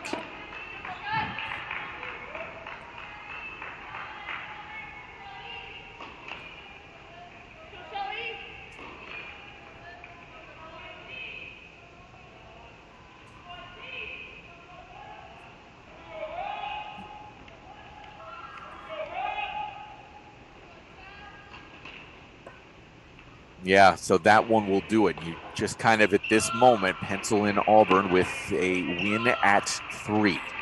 Let's go to 5 and keep an eye on this one because it is such an odd duck to say the least. Let's see if Axon, what is this, the 3rd time she's tried to close it out? 3rd time she's tried to close it out on her serve. Got 5 love here in this set. If I'm her, I'm calling it. I got to run to the bathroom real quick before this service game. I think she already did. Oh, you're right. I think she did after the first set. Good call.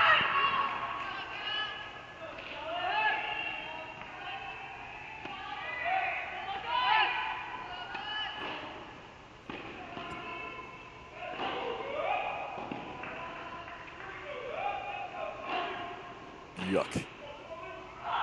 That's the ball Axon wanted too. Yeah, I'm totally fine with the play. Yeah. A little tight, though, on the volley.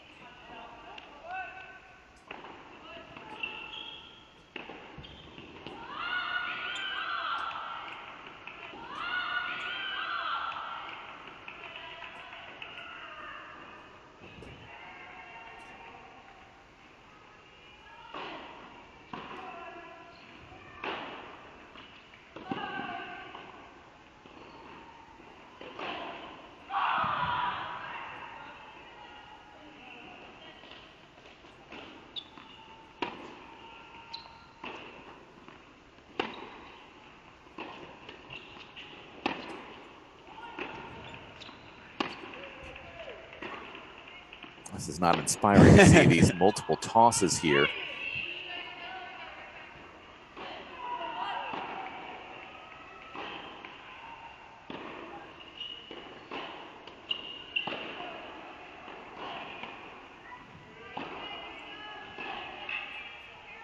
Yeah. Berezniak will not be satisfied with that miss. Axon's given her so many unforced errors. I don't understand that one. That is her ball, though. I mean, Yeah. that is the ball she looks for, that hard angle cross with the forehand, as you pointed out a little while ago.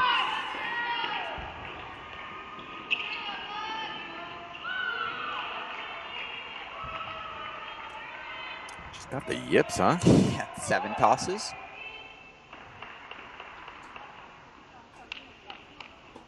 And when this typically happens, when you do see the toss question, I mean, let's talk about Sabalenka, right? I mean, That's why it was so unique to see her playing so well from the ground when she was having so many issues with the double faults and the toss and working on the serve. But for so many other players who are, I don't know, more human than Aryna Sabalenka, when you have this type of an issue with the serve, it affects the rest of your game drastically. And you see it again, another missed toss.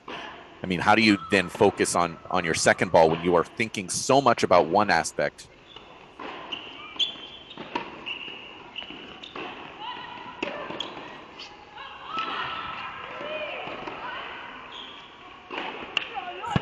This is tough, man.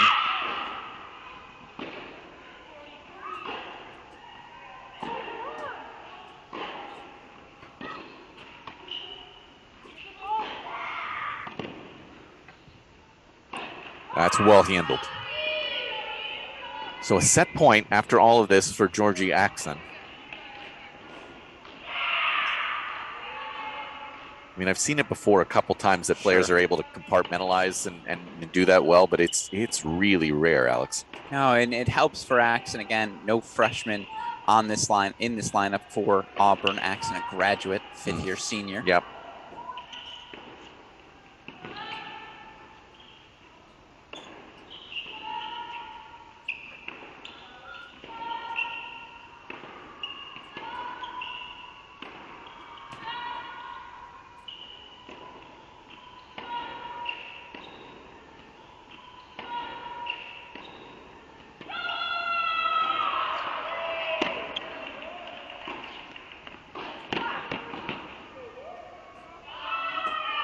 Oh, my.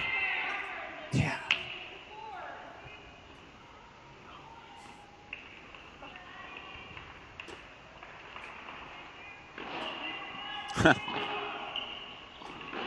That is quite an impressive hold considering how the last 20, 30 minutes have played out for Axon to get that set 6-4 in the books. So somehow that one is headed to a third set. Let's go over to 3, where it is Sydney Ratliff for Ohio State, who is serving right now to stay in a match. 1-5 down here in the second.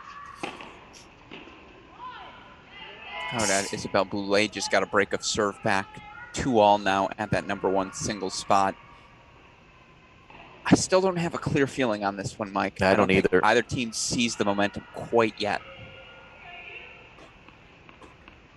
And if you're Auburn, there's a world where they could be up 3-0 and we still have an hour left. Meanwhile, let's go to 6 quickly if we can. Ratliff up 30-love. We've got a deuce point here for Chen. This would be those quick points on the board the Tigers capable of getting here. Yeah, Chen is a set and a break to the good.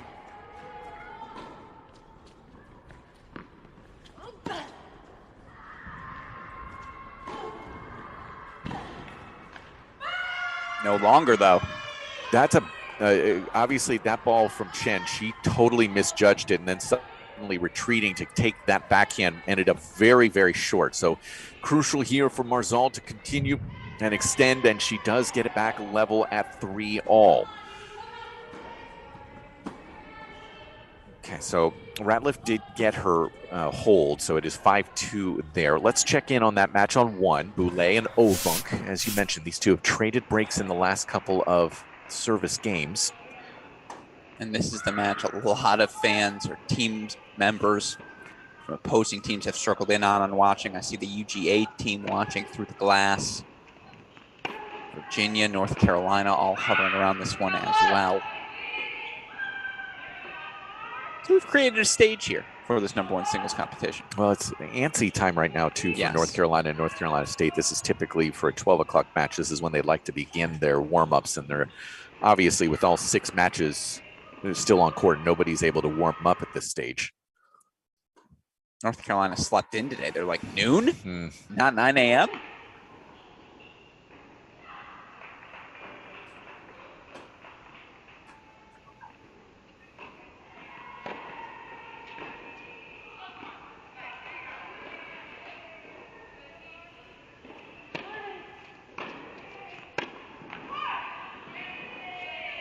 Bit of a sluggish miss there for Boulay.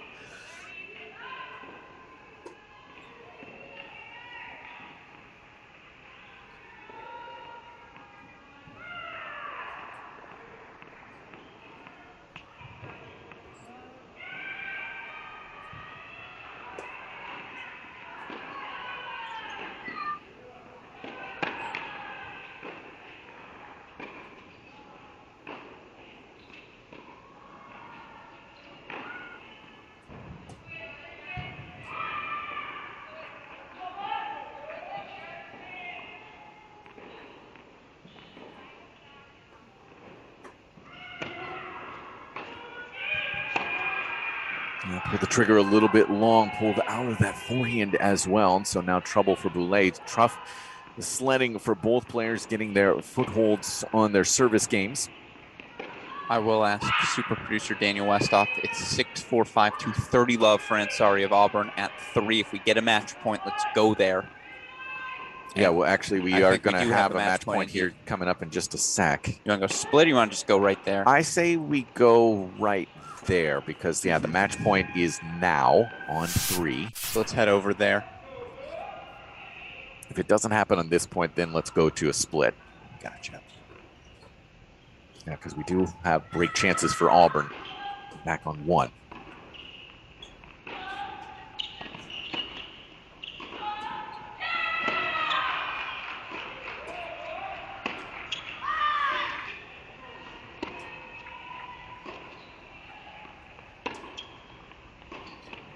And there it is.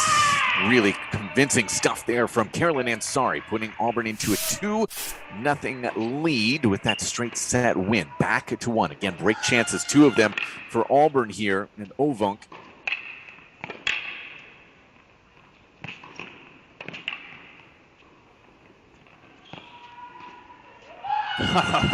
perfect angle there from Ovunk, closing it down. So that's 3 straight breaks between Ovunk and Boulay, with Ovunk now back in front with a set and a break lead. Let's go to 4, where it is Coley Allen of Ohio State.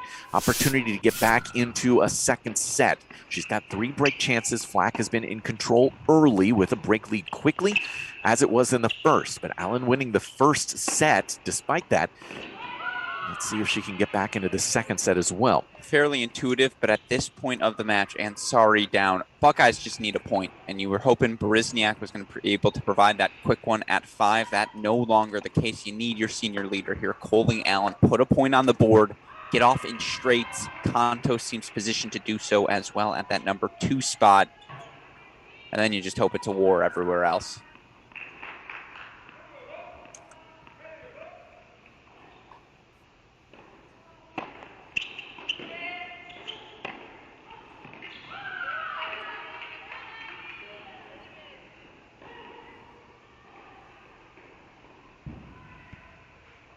So it ends up being a deciding point here.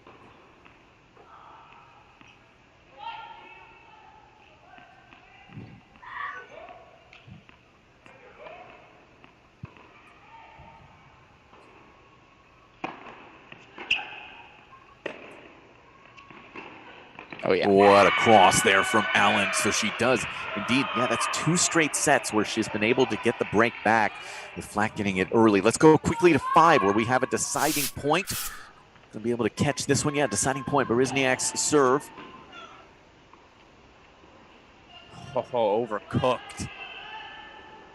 Okay, we're back into an Axon swing here in this one. So Axon of Auburn breaking to start this third set. Let's go to 6 now if we can. The cleanest kill for Auburn. They've taken that match from Ansari at 3. Ovonk now up a set and a break at 1. Yu Chen was up a set and a break. She now trails 4-3 in the second set here against Lucia Marsal. On serve. On serve. I appreciate that. Here at 6.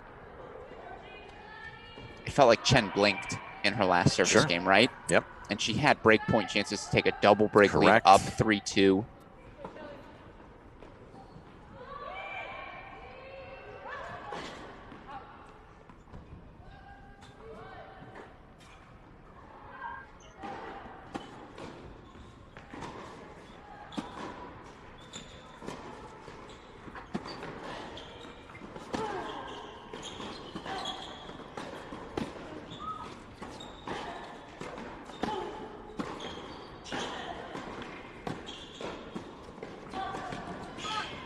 Called long there by Yu Chen. In the meantime, actually just missed it, but over on 2, Arena Cantos of Ohio State just grabbed a second break, Alex. So she is fully in control. Set 2-break lead for Ohio State at the 2 line. So at this stage in your mind, you're penciling in that one for Ohio State. So in your head, it's 2-1. I do appreciate you pointing out pencil, though, because it's just been too funky of a match. And I was looking in the meantime, Florida up 3-0. They might be sitting with that 3-0 lead for a while, though. Washington leading in every other court. Third set underway on 6. Pushed wide from Chen. It does feel like her inside-in forehand is a better swing for her than inside-outer. Which is why for Marzal, I'm curious what you think when she goes inside-out on that forehand wing to push Chen out wide with the lefty forehand and then create all that open space on the deuce side. Sure. I like that pattern for her. Yeah, it's an interesting one because I think Chen is better from the ad side herself. Okay. A lot of lefties obviously like to set up in that deuce corner, right? Sure. I tend to think that maybe Chen might be better from the ad side.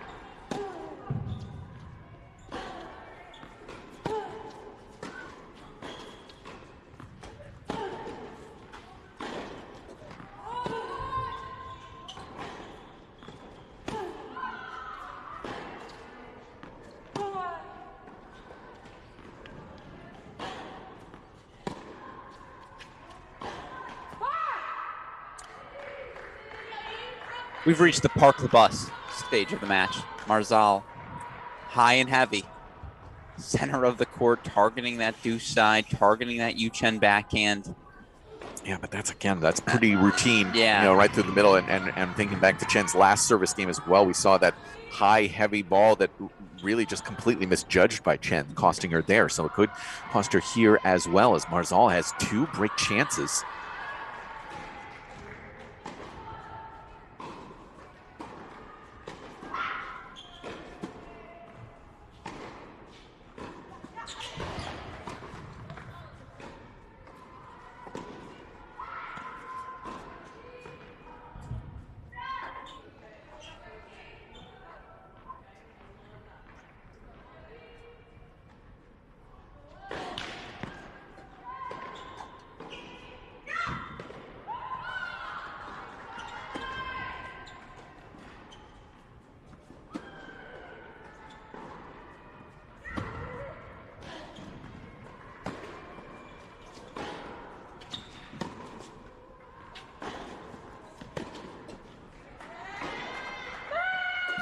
Yanked out wide, and look at this. Marzal coming all the way back. She will have the opportunity to close this out at 5-3 in the second set. Let's go to 5, where, not surprisingly, break chances. Berizniak is going to have 4 of them to level us at 1 here. Breaks everywhere right now as Flack just got the break back at 4, so she'll serve for the set up 5-4 in the second as well.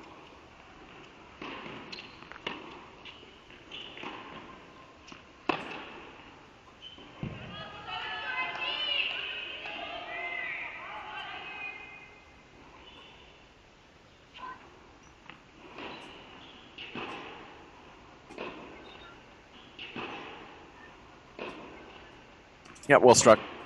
Have we seen Axon swing through a backhand yet? It's a great question. I don't think we have. I don't think we have either.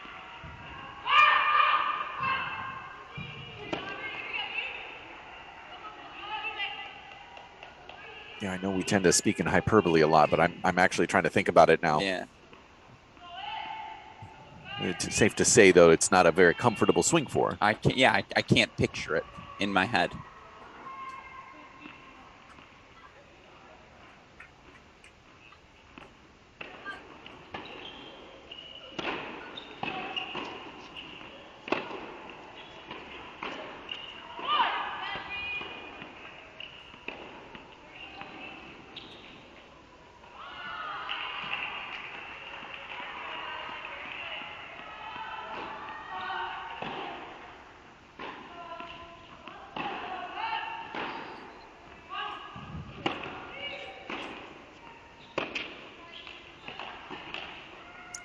Well won point by Georgie Axon. Yeah. Well won.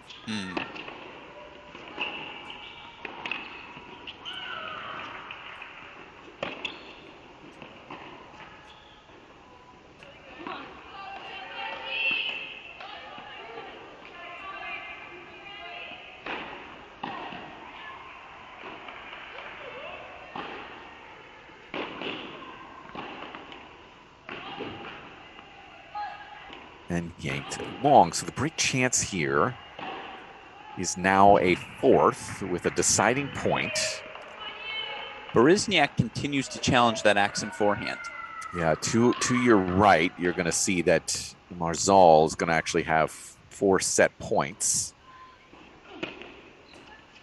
Also, Flack is serving for a set for Auburn at the 4 line to split there. The point being settled in. We're going to be here for a while.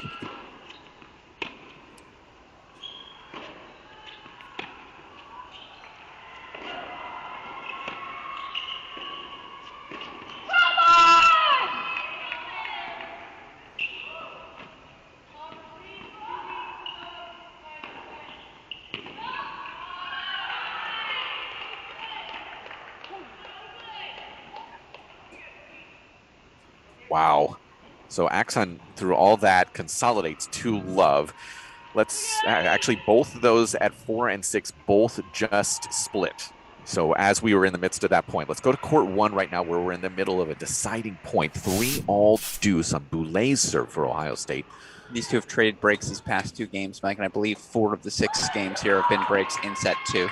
That's right.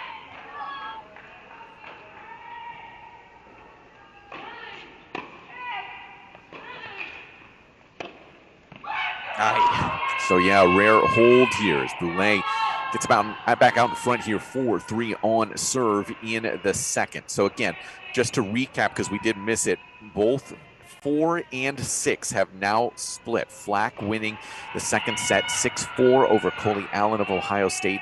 That's at 4. And then at 6, Marzal, after being down a set and a break, taking the second set 6-3. So the only thing that's really seeming to be a solid point right now is that 2 line. Although, as I say that, Irina Cantos with a set and 2 break lead just got broken. Arsenault, despite having an injury issue, is finding a way just to survive here in this moment, is shortening points and going aggressive after it. Let's go to 2 just for a moment, just to kind of recap. But yeah, Cantos, it was 4-1 with a deciding point. Was unable to take advantage of it, and now she's down 40 love here in this ensuing service game. You framed it perfectly. This entire second set, it's been a green light for Irina Arsenault. Just swing freely, keep going after it. She's lost the battle physically. Irina Cantos, the longer the rally, the more likely it is she wins the point.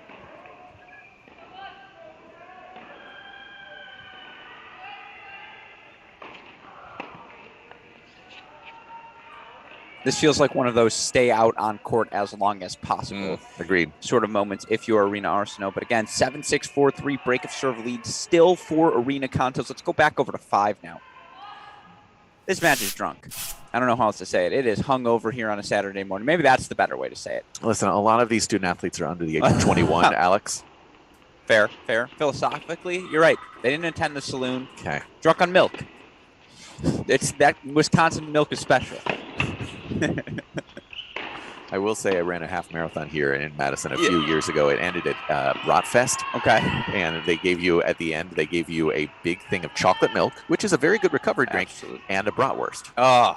It was as Wisconsin as it gets. It was fantastic, too. I would run a half mile just for that reward.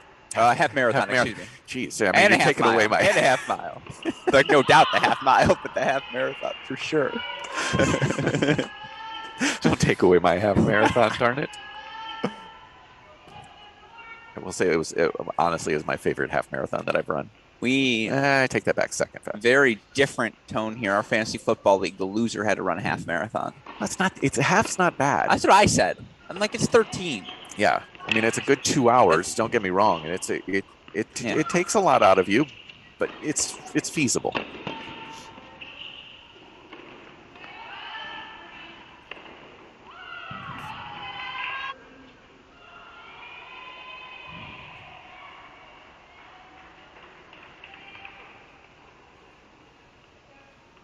Yeah, sails long. Back to your point about the backhand issue for Axon. In what we've watched, we haven't really seen Berezniak do what you kind of anticipate her doing, which is approach towards that backhand wing. Have not seen that. Again, that's a comfort issue for her in her style. But well, the way Marzell has parked the bus in the U10 backhand corner, I keep waiting for Berezniak, to do that to Axon, and she just hasn't. Like, this is the first point we see it.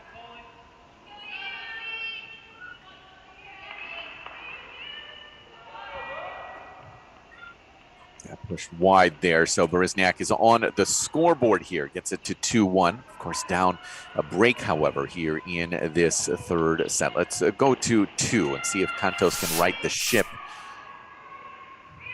At 4-1 just seemingly a moment ago. Now 4-3 with 30 love here in this second set. So just about to start a third set, down on 6. Into a third set now on 4. And a hold for 4-all on court 1. Still Auburn's Ovunk leading there.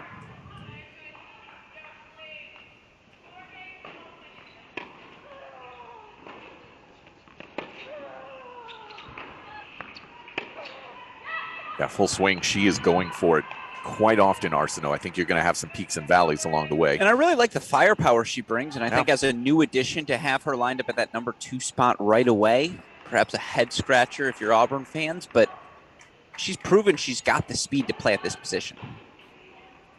Excuse me, the firepower.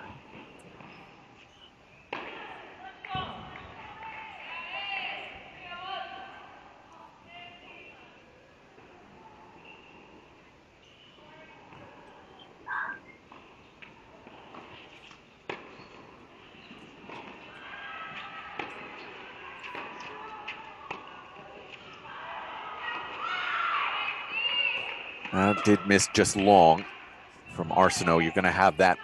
So game points here for Cantos. 3 looks.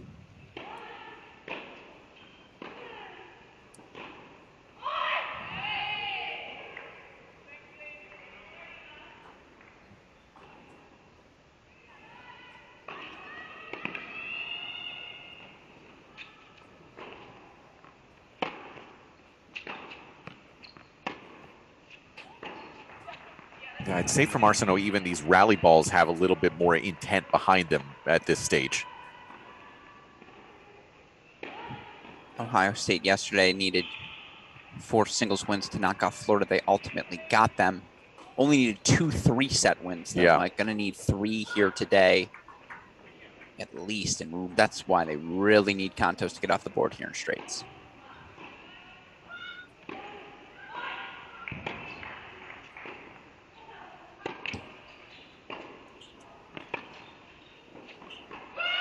The miss there from Arsenault. It was actually that previous ball, the forehand, had to have a little bit more intent, went right through the middle instead of finding an angle, and that's the one that I think ends up costing her. So Cantos 1 game away. Got a game point on 1. We can check in, just see if Boulay can hold 4-5-4 there, court number 1. Yeah. these top two matches, you're only two still in second sets. We've reached third sets in the bottom three singles flights.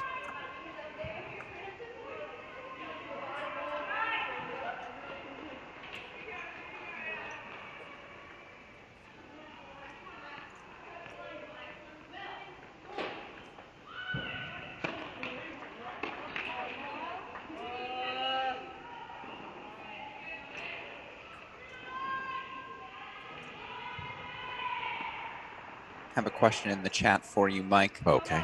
From Abi Ramaretti again. He says, off topic, who's winning the big game today? I assume he's referring to our semifinals. I don't know of anything else happening. What might he be talking about? Yeah. I don't know. My dad just sent me some squares too. Yes, I don't know. Wordle? I haven't actually I haven't watched any of the playoffs. Really? Yeah. I think I've watched one game, and it was just the overtime between Kansas City and Buffalo. Sure. That is a hold for Boulay to get us to 5-4. More on that in just a moment. Let's go to Cantos at 2. Closing in on that first point for Ohio State.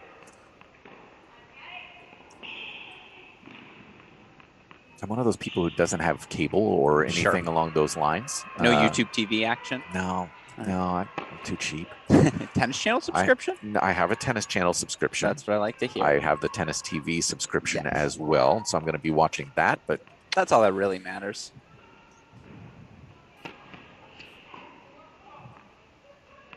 Double out of Arsenault. Cantos creeping closer.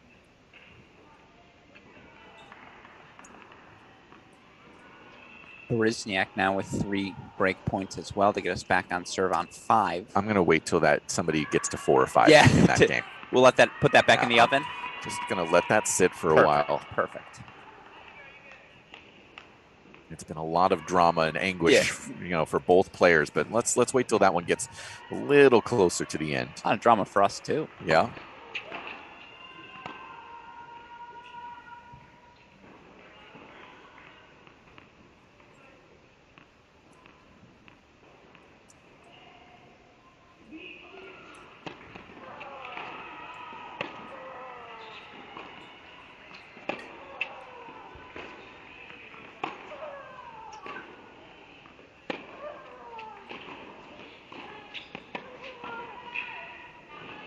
Misses wide. Match points, Cantos. She's going to have 4 looks here.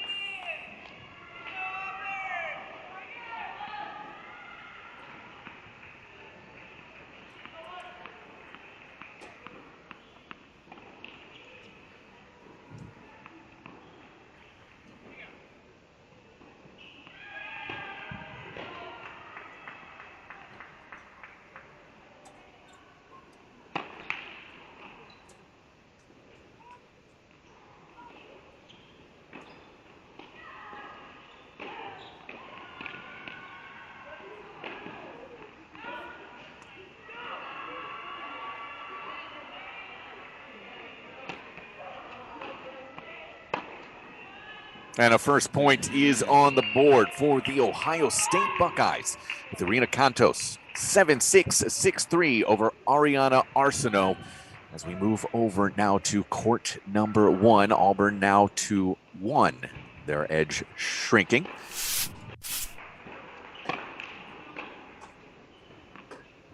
Florida still up 3-0 on Washington, now up 5-3 at number 6 singles. Be the closest 4-0 match in history.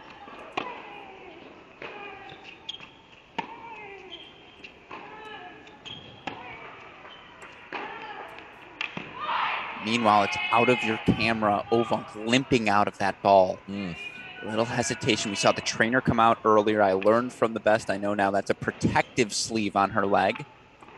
Function, not fashion.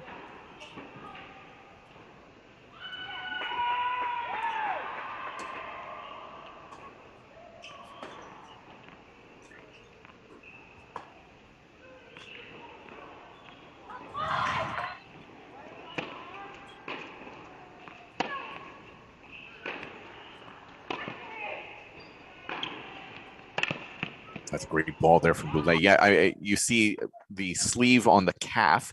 You also see the sleeve on the almost the entire arm, the right arm. So yeah, you I can't even tell you exactly which injuries it is because there's so much covered right now. But yeah, these third days, this is where it can really add up, right? 30 all here now. Oh, misses short. So it's going to be 2 set points here for Boulay to push this to a third as well. Final update, Florida 4, Washington 0. Florida doubles 1-4-6. Much needed win for Coach Thornquist and the Gators.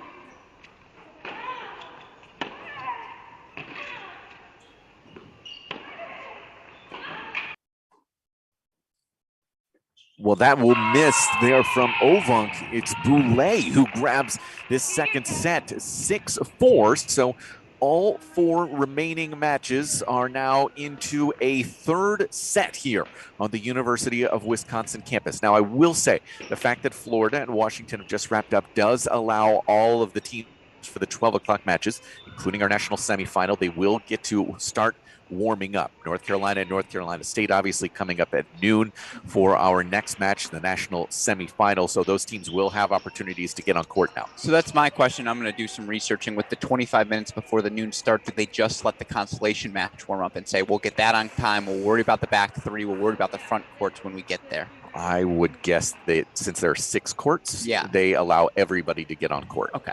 That would be my guess. Everyone gets 3 slots there or something like that. Yeah, that would be my thought process, but you know, stranger things have happened. Sure.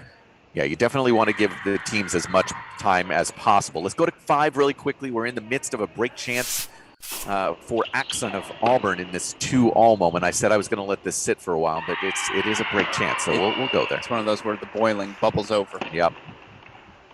To the top quickly.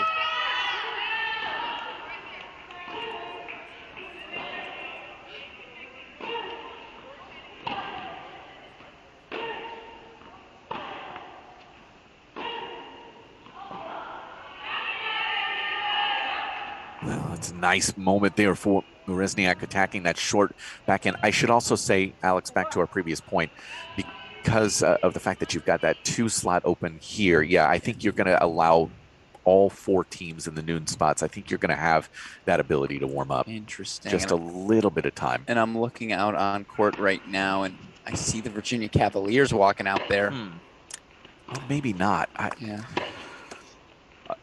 It'll be interesting. Yeah. We'll see. I've texted our league people. Okay. Deciding point here.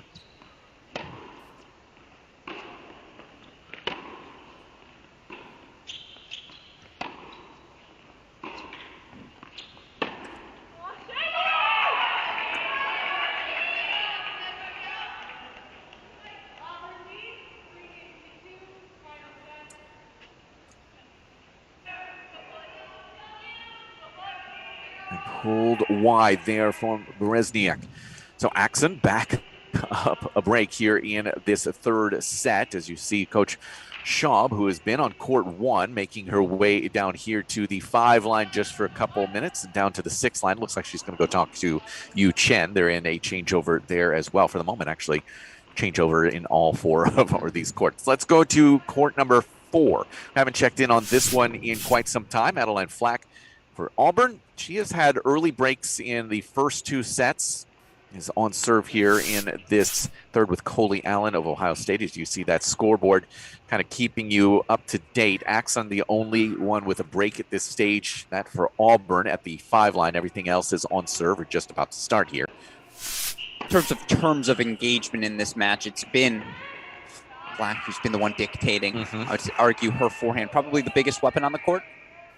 Certainly her aggressive posturing as well. I would say the transition game in the hands, yeah. It's the complete package, right? Yeah. It's not a one-stroke weapon. Yeah, it's not overwhelming with the forehand either. Nothing about it is overwhelming. It's just smart and aggressive. Measured. I think the hands are maybe the best strength. Maybe.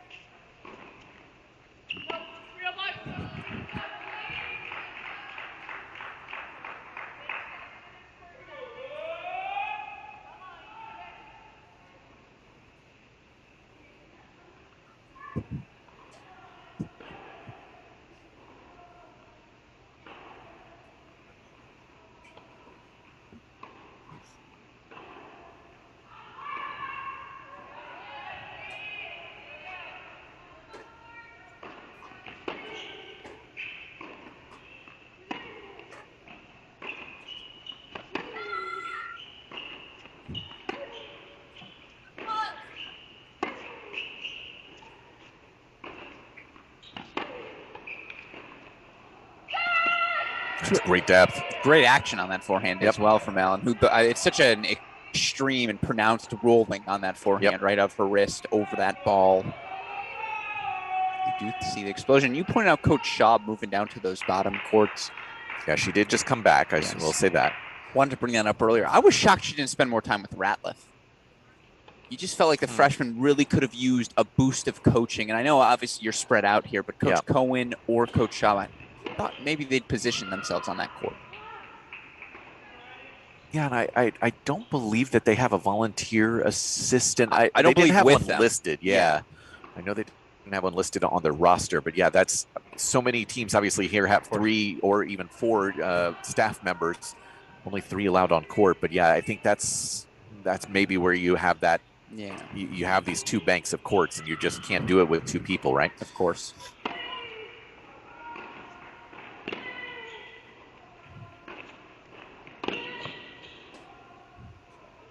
That's great linear play there from Flack. Popping that forehand, then the backhand, both up the line, stretching Allen for this game point. And a reminder, 2-1 now on the overall scoreboard. After that win from Marino Cantos, 2-1 Auburn leading.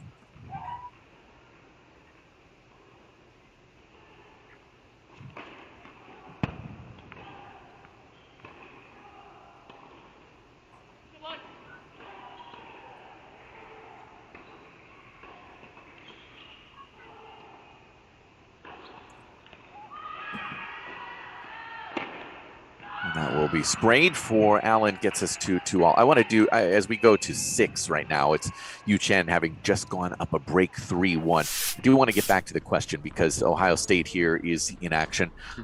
I'm going to go with Joey Burrow, the former Buckeye. Okay. Joey B. I think you got to roll with Joey B. No disrespect to your former quarterback, Matthew Stafford, but I mean, how do you go against Joey Burrow right now? Oh, the thing is, have you seen Aaron Donald's workout videos? No, I try not to watch those kind of things. I mean, it's just a specimen. He is a beast. It's a joke. So you want to know why? Because he might take a chunk of Joey Burrow's leg. Like Mike Tyson style? Accidentally. Just, again, sheer force of will.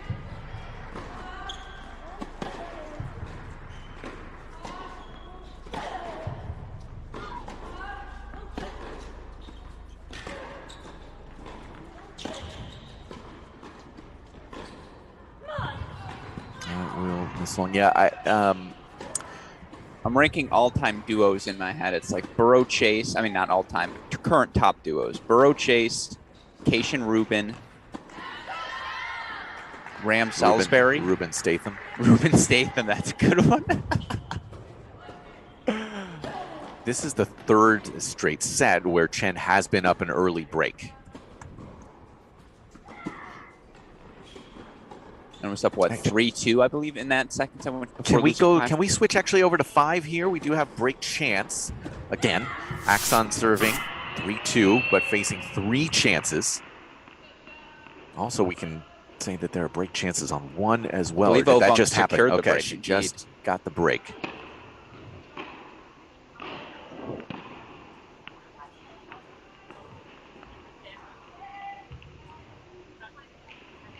I can say that North Carolina's still up here, so they are not warming up yet.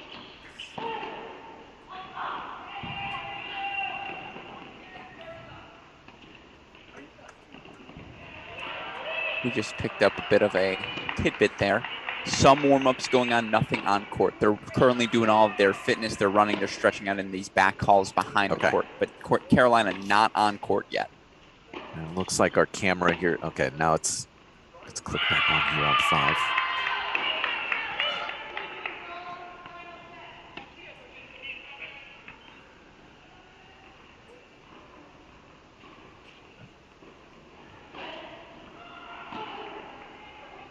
That's going to miss long. So there is another break here on this wild and wacky match on court 5.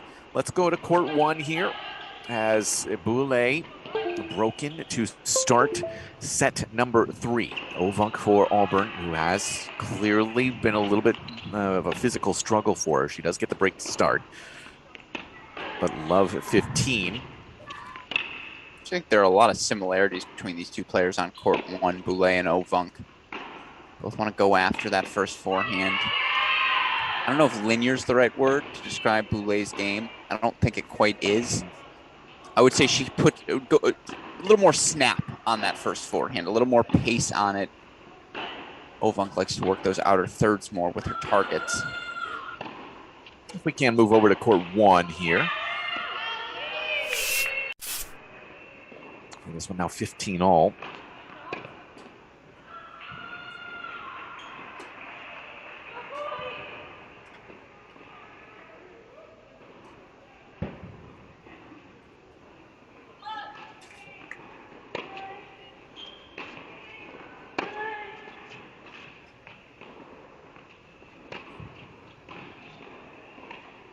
Just to give you the layout as we're looking at this court, this is courts 1 and 2 for this set of 6 courts. And then on the far side, back behind those bleachers, that's where the other 3 matches are still going on. So this is kind of an isolated island here for these 2 players. And the moment, by the way, that 2 sets of courts come open next to one another, they will allow NC State, North Carolina to start coming out. Yeah. Problem is right now we've got 4 third sets, Mike. Right.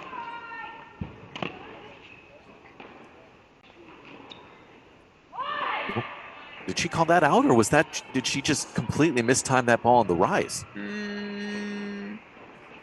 It looks I like think she just, she mistimed it. So Boulay with an opportunity, 3 chances to get the break right back. That was a definite mental miscue there from Ovunk. It was rushed. Yes. It was rushed. That felt like one of those, I don't want to move my feet.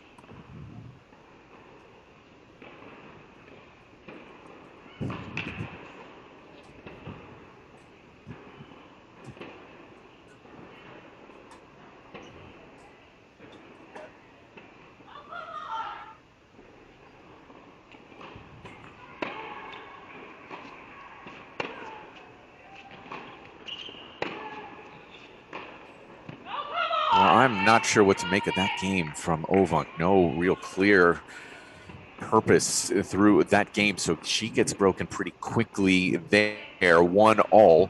In that one, it's a deciding point right now on 6. If we can go to 6, Chen, again, up that break early. It's 3-1 there, but a deciding point on her serve.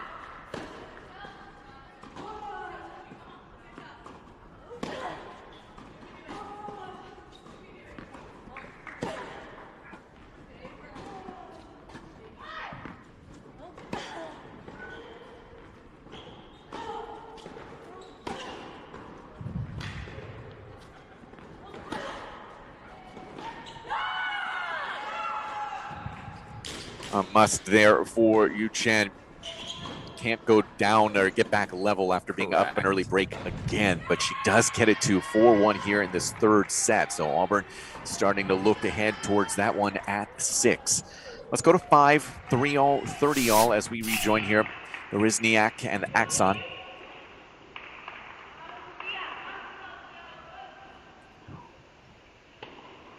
Tough miss on that overhead from Axon. I feel like every time we turn to this court, by the way, Mike, it's like 3-all, 30-all, or 4-all, 30-all, 2-all, 30-all.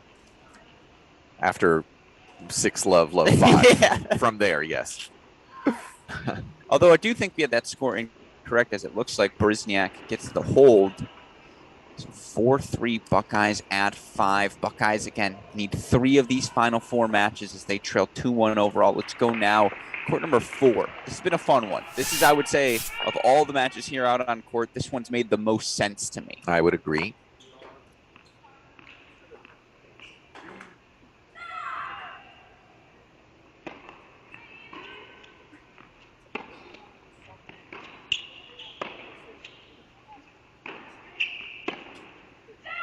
I couldn't quite get down and up on that one. You saw Flack there kind of shaking out that left wrist, and I go back to it. I think you have so many players playing in many ways sixth match of the week if you count the doubles as a match, right? And this is where physically third set, been grinding here for 3 hours, it takes a real toll. I would say the good news for Flack, for Allen, they've played relatively shorter matches compared to some of their peers, but absolutely, especially in a match that's been this competitive. Yep.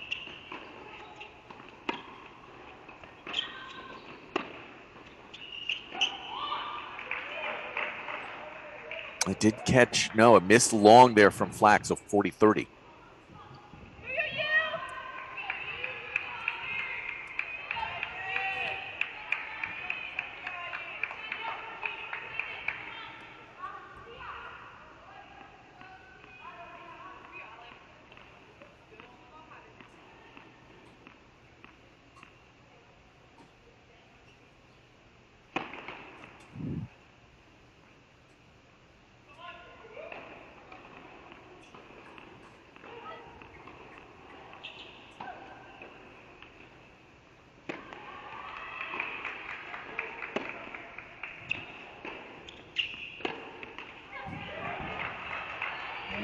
Can't get through that one either. A couple of these lower backhands for Adeline Flack causing real issues. It's suddenly, from 40 love, a deciding point.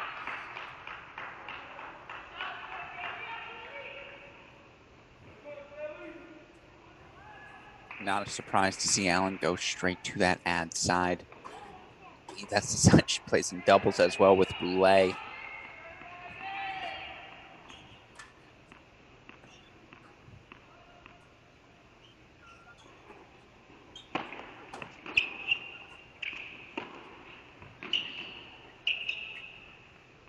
Oh, she gets a drop.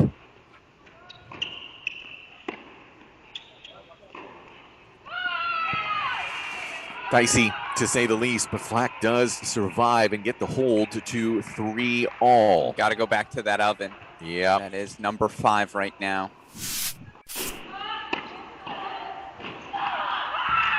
Push after push after push here. 15-30 for Berezniak.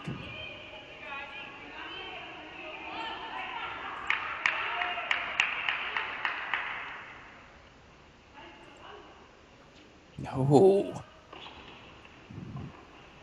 That forehand down the line from Axton's been the one.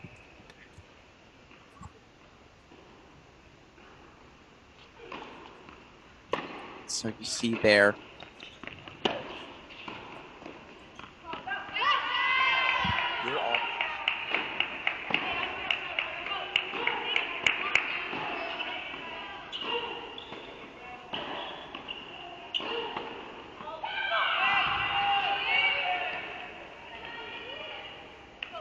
So there it is.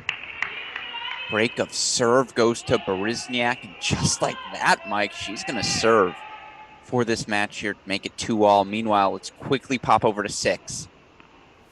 Marzal staged quite the comeback from 3-2. Break of serve down in that second set, but now finds herself 3 break points down.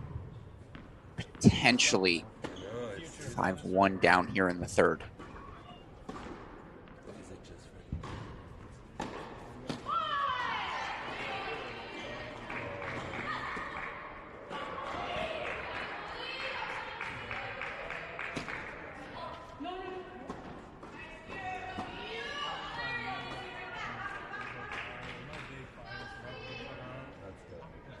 So 5-1 now. Yu Chen, 1 game away. Stick around here. Let's go split screen if we can on courts 5 and 6. Split screen right now is Shelly Berezniak, talented freshman for the Buckeyes, serving for the match at 5. It's Yu Chen of Auburn serving for the match on 6. Everything on serve in our other 2 singles matches at 1 and 3.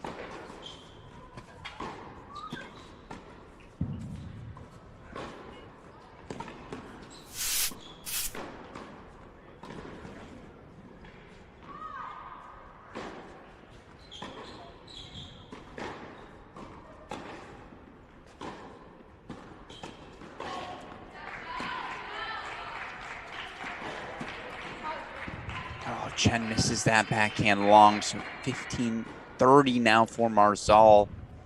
She looks to get one of the breaks back. Axon looking to get the break back as well. 15-30 now in the service game of Brizniak. So many breaks of serve. I believe just the one hold of serve in the third set on 5.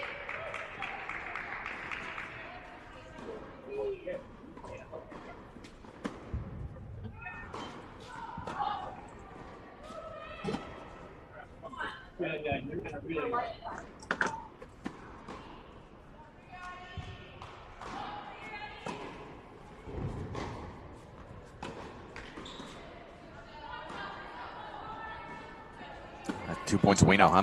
Yeah.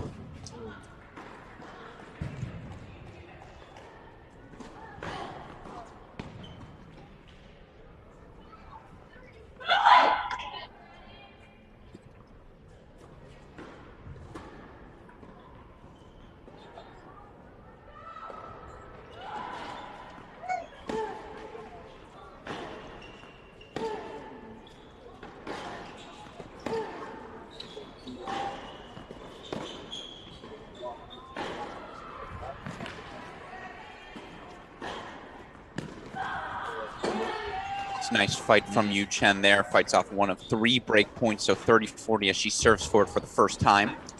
And how many times we talk about it, if you're in the winner's seat here, the faster you're able to get off and a point on the board, that's huge. On the other side, the longer you're able to extend in this moment. Also very big mentally, big picture.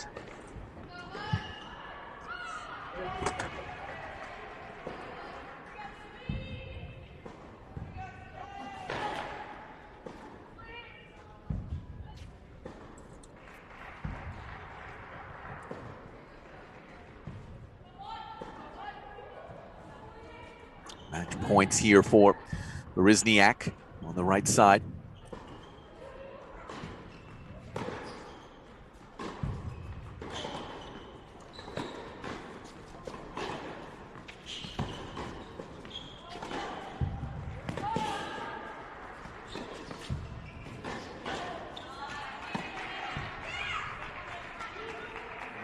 Can't come up with it again. That flat forehand from her, just a little bit wanting. So match point, break point in this wacky match on 5. It's appropriate here. I actually love that move from Axon. Force her to make a pass. She passes you too good. Congrats, Shelly. You get the win.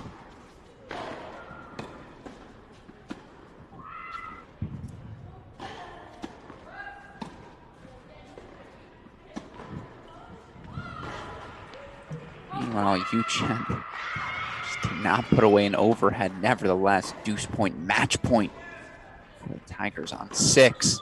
Oh, excuse me, no. That was missed wide by Chen. So she missed that wide, okay. All right, so we go to this one, the match point.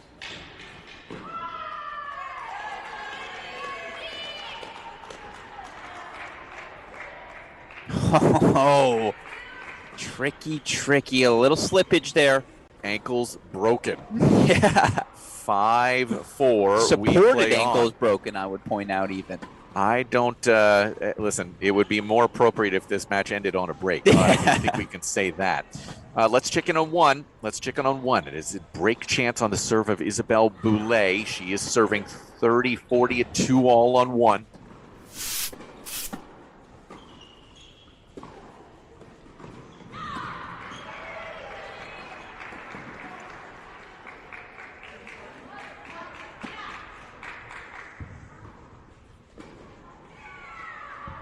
Oh, that's well hidden. Ovunk back out in front here with the break. 2-3-2. Let's go to court 4. Check in on this one. Flack serving. Again, she's serving from behind through this set. 3-4, but a game point.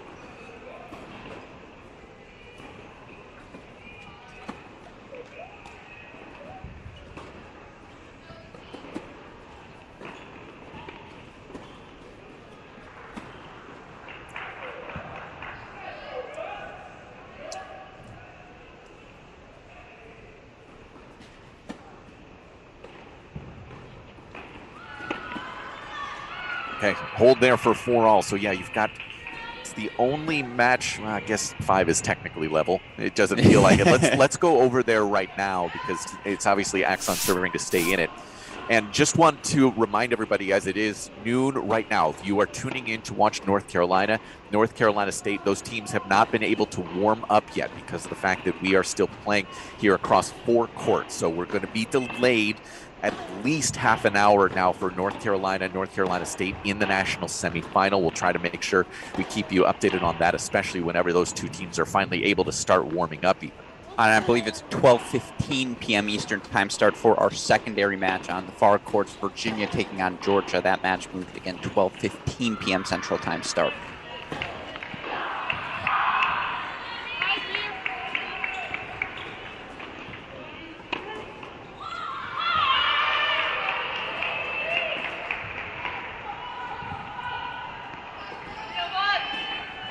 Oh, a little bit casual with that little flick. Can't quite find it. Keep you updated on 6 as well. Just keeping an eye on that. It's Marzal for Ohio State, 2-5, serving to stay in it. Chen 1 game away there for Auburn.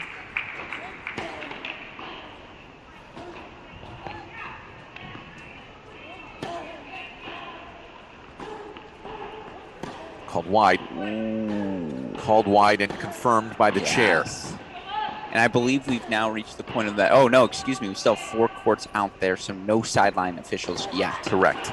Far sideline, excuse me. Yes.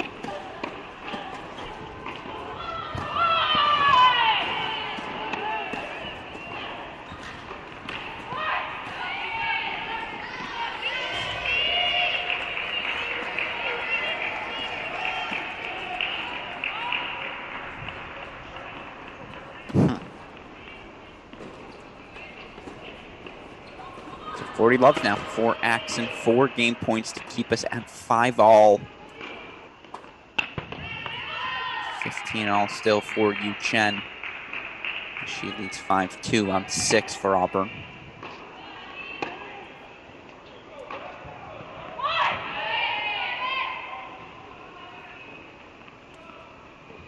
Well, that's well struck. That's a very solid backhand line.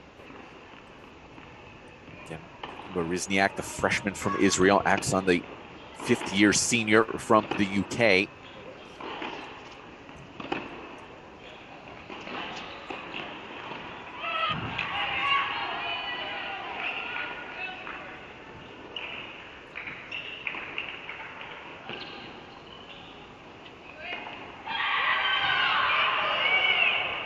I like that play. So she uses that movement forward to get us to 5-all. Let's check in on 6. Well, right now, Yu Chen is 2 points away from another point for the Auburn Tigers.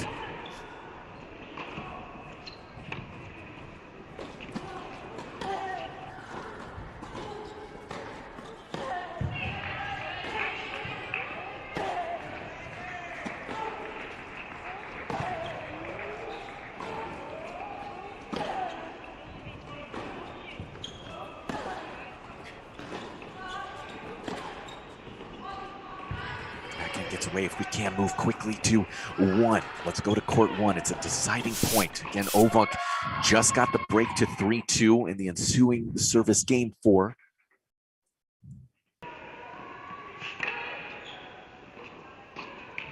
Oh my goodness, again, just this lax error out of Ovunk.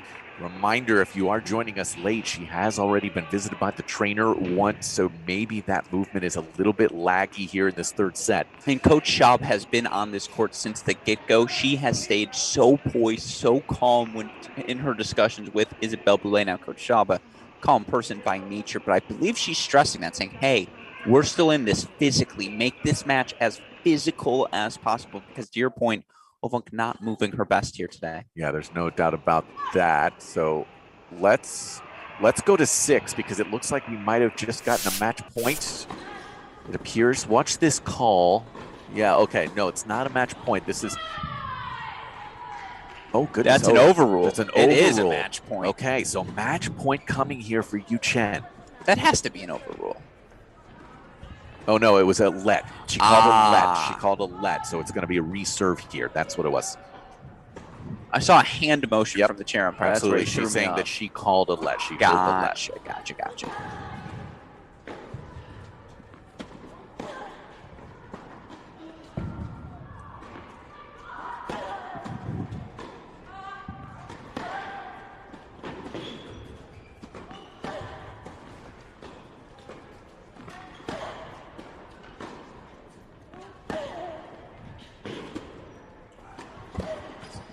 Ooh. That's not been a shot that has been fantastic for Yu Chen. So Marzal forces the issue. Now 5-3 here in this one. It is tight. All 4 of these matches right now. Everything very, very tight. On serve at 1, 4, and 5. This is the only one where there remains a break lead deep in these third sets. Again, if you are joining us right now looking for North Carolina State, that match obviously at this stage delayed with 4 matches still on court. These two teams have not yet even begun to warm up, so we're looking at probably 12:45, even the earliest that we're going to get on court for that national semifinal. See if Chen can close out this set. Did she miss another backhand line? Mm-hmm. Yes, she did. That ball wide. We do have break chances actually on 5. Let's go to 5, where Axon of Auburn has 3 break points. This match, if you are joining us late, Berezniak 6-love first set. Axon races out to 5-love in the second, then levels off back on serve, and Axon breaks to take it to 6-4. This third set has been much more straightforward, but back and forth topsy-turvy. Straightforward in the sense that we just agree we're not going to hold serve anymore. Correct.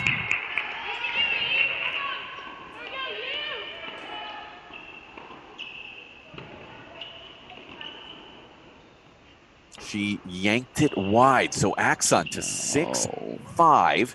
Let's go back to 6. Again, Chen trying to close out this match and in trouble again. 5-3 and love 30.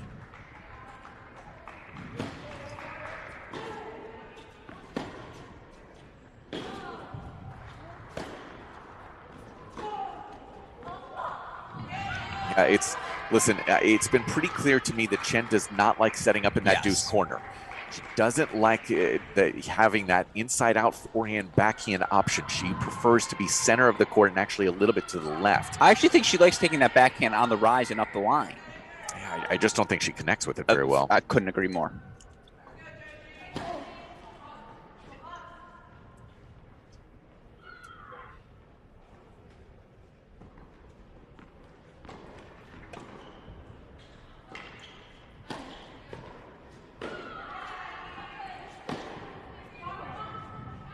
And just hooks that and facing 3 break chances. Anguish on her face. 5-all at 4. Backs on to 6-5 for Auburn. A deuce point coming up on 1 right now.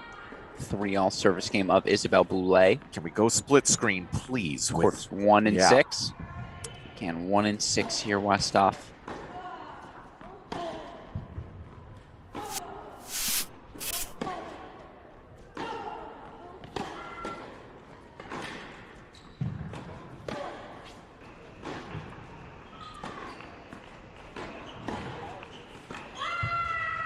Missed again. All of these mistakes coming in the deuce court before Yu Chen, who has given away a 2-break lead.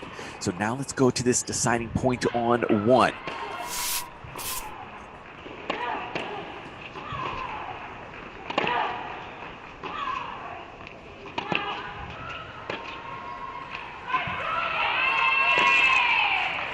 Aggressive play from Boulay, and it pays off. The hold there for Boulay.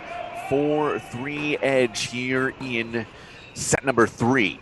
Let's go now to 4. Haven't checked it. Actually, let's go to 5. Okay.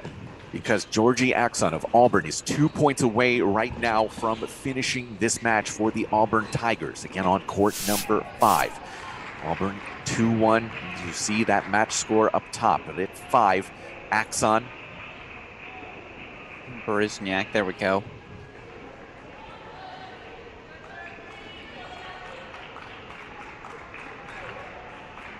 That caught. Yeah, it's a nice struck forehand flat there from Berezniak to 30-15. I would point out you see that person standing on the sideline there. We do have a far sideline official now on court 5. It's interesting. So they must have brought some extra ones over, because normally that only happens once we get down to 3 courts. That, I'm sure, is a little bit of comfort for the players.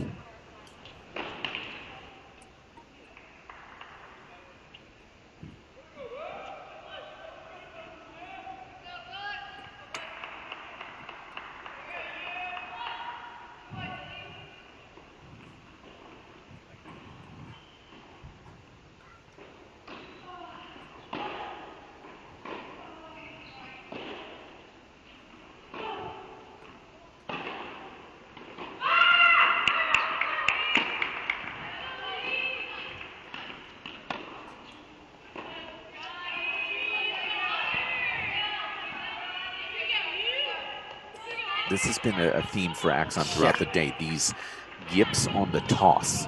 But it seems particularly in the pressure moments. Now that forehand missed long. I will say, to be fair, that's when we have checked in as well. So you can't really say whether that's accurate or not. You know, we've seen some other breaks along the way from Berezniak, but fair point, very fair point. All right, so we do have match points here for the Tigers, 80 points apiece. And there's a world where, again, given the lack of continuity on serve between Marzal and Chen, Tigers could be about 2 minutes away here if Yu Chen for another break. 6. That's closed out. So Auburn moves to 3-1. Georgie Axon wins this wild one, 7-5 in the third. Let's move to 6, where, again, as Alex just mentioned, this is the clearest path for Auburn in terms of finishing quickly. But yeah, Tigers moving to 1 point away from a big win for them. And it's worth noting, we talked about the continuity of this Auburn team, that they had veterans here versus some of the freshmen for Ohio State. Well, it's 2 of those veterans. And sorry, Georgie Axon knocking off 2 freshmen, Sydney Ratliff, Shelly Berezniak. Those sort of things make the difference on day 3 of an event like this. Meanwhile, Boulay has 4 break chances for Ohio State, up at 1. For a 5-3 lead, and Coley Allen's up 6-5 at 4. On serve. Of course it comes down to 6. Of course.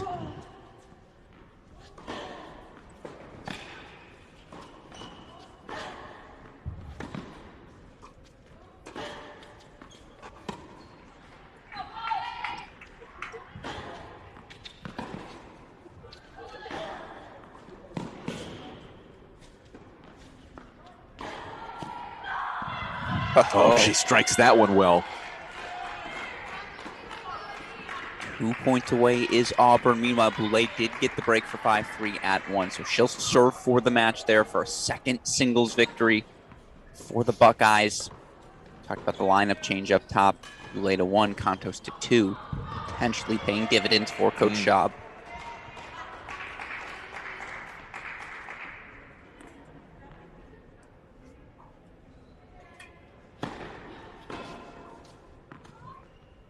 So just long here from Marzal.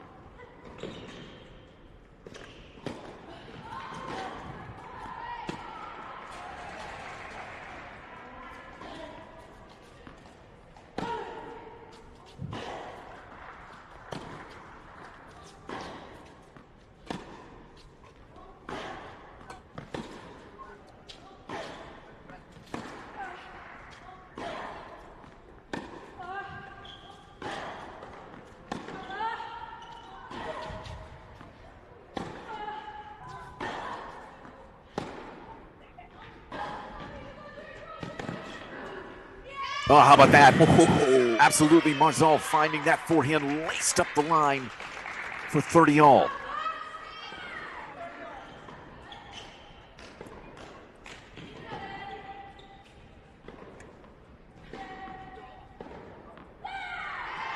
All at both 1 and 4 right now. Flack trying to force a tiebreak. Boulay trying to close out. Coley Allen 2 points away as well on 4, 15-30. Actually, let's see. Boy, again, this is where we need try vision. I think we should probably split, 4-6? 4-6 with a keen eye towards 1.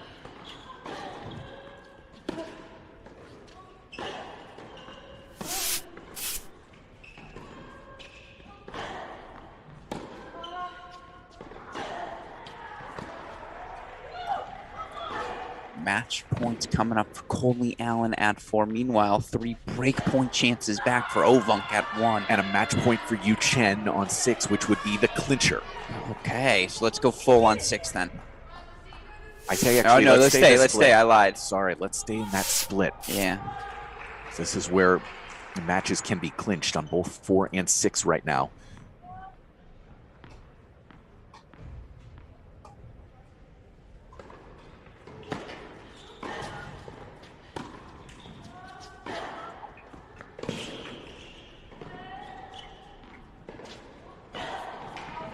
Did she miss? Oh my word. No. Missing from the tee on the clinch point is Yu Chen. From the tee, sitting, and she takes a swinging volley instead of going with the simple overhead. How do you recover from that? Still the clinch point for Auburn right now. Just doesn't seem comfortable. Anything up over the head, Mike.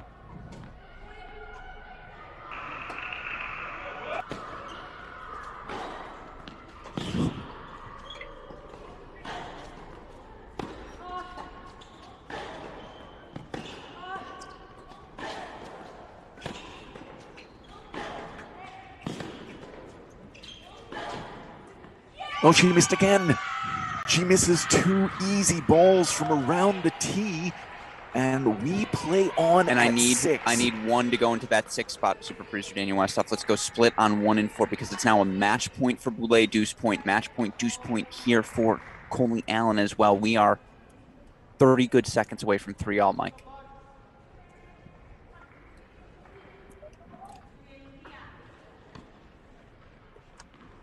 How do you recover from missing a sitter at the tee on a clinch point for your team?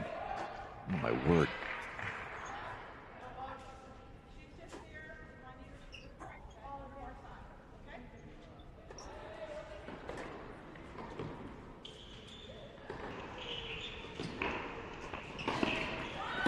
How about that close from Adeline Flack? Keeping Auburn alive at the 4 spot. Coley Allen. That's called in, but not that second one. Okay. So Coley Allen takes the match. Not correct. That is, that Coley Allen's. Oh, Coley Allen, excuse me. Isabelle Boulay, thank you. Her Yep. doubles partner. That's where my brain is at. Isabelle Boulay at this number 1 spot, 6'7", 6'4", 6'3". So it's 3-2 Tigers, but now tiebreaker at 4. We're going to go split screen again. Let's go 4 and 6. Tiebreaker at 4. To decide the 3rd set between Flack and the aforementioned Allen, Marzal, Chen. 5-all in the 3rd. Auburn needs 1. Ohio State needs both.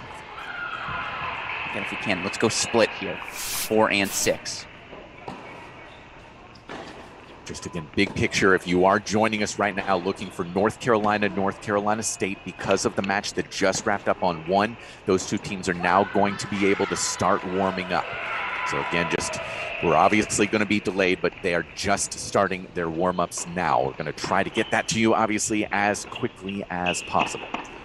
It means not before 1 at the earliest, Mike. Not before 1 at the earliest for that semi. Theoretically, yes.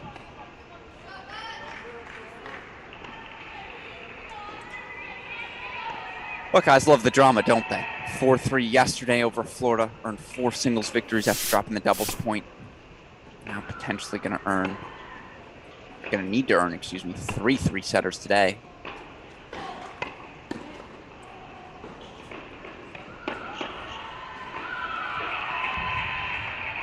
This is there from Coley Allen. Let's kind of reset where we're at here. Wins for Auburn. They've gotten the doubles point. They've also got a win at 3 and a win at 5. Ohio State, the wins at 1 and 2. They flipped those 2 in their lineup. It paid off. They win both of those points. The competitors we've got left at the 4 line, that's on your left. Coley Allen for Ohio State, the senior out of Lombard, Illinois. Adeline Flack, the sophomore from Alpharetta, Georgia for Auburn. And then at the 6 line, Lucia Marzal for Ohio State, the junior from Valencia, Spain, and Yu Chen, a senior from China for Auburn, who missed 2 clinch points, including a sitter from the tee just moments ago, and in trouble on her service game at 15:30.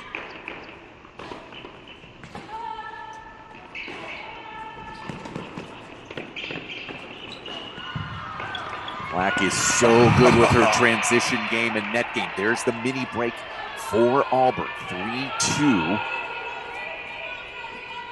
Worth noting, Flack was up a break for the majority of that first set against Coley Allen at 4. Allen ultimately able to get that break back, secure it 6-4, but she's been the aggressor throughout, Mike. Now some errors piled up at the end of set 1. But in the breaker here, you like her to play on her terms. On top of it, it's also important to point out that Yu Chen up a break in all 3 sets as well for Auburn. Okay, the break right back for Coley Allen. 3-all at the turn there.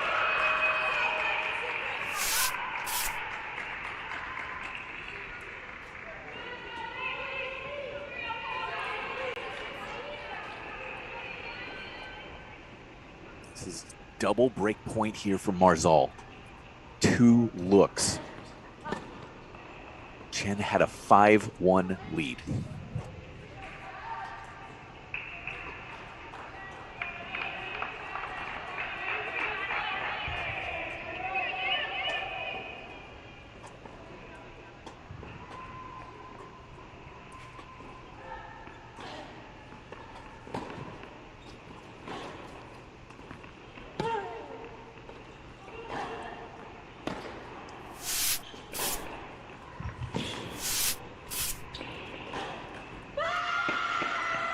Oh, what a disaster for Yu Chen. Broken, has lost 5 straight games. Marzal will serve for it in a moment. Let's go full screen right now on 4.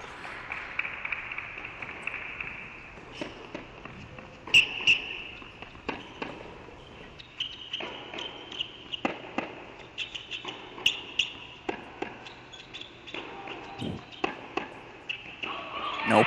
Long from Flack. Everything down the center there from Allen. Just depth.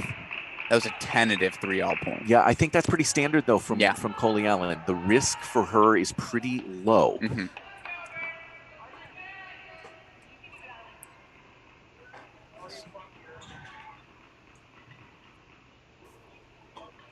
Well, you did say it best. What a disaster for Yu Chen at 6. Return misses just long again from Flack. So that is 3 straight points here for Coley Allen on the trot.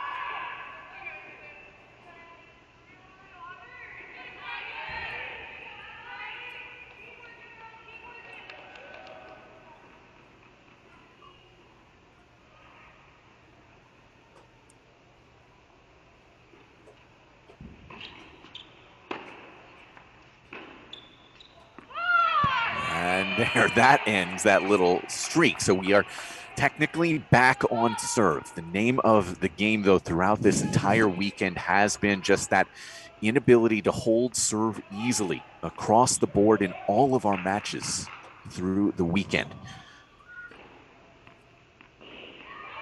They have just resumed over on 6 as well.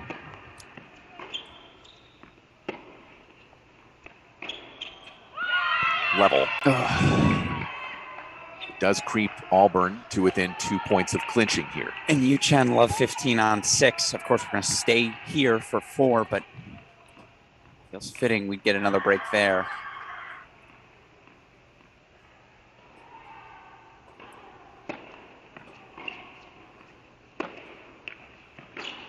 What a pass. Coley Allen finds the goods. It's going to be a match point for Ohio State. Where's the slow clap, Ohio State? Buckeyes, give me that slow clap. Come on now.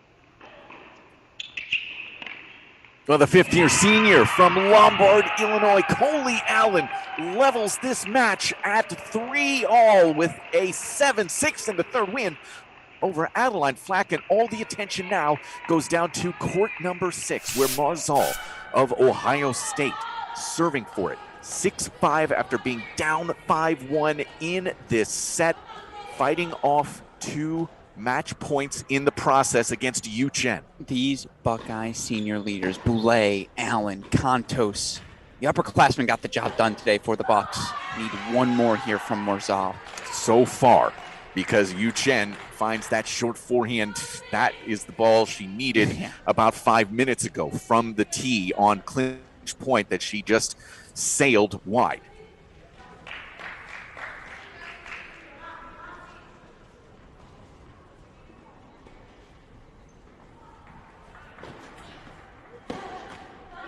Oh.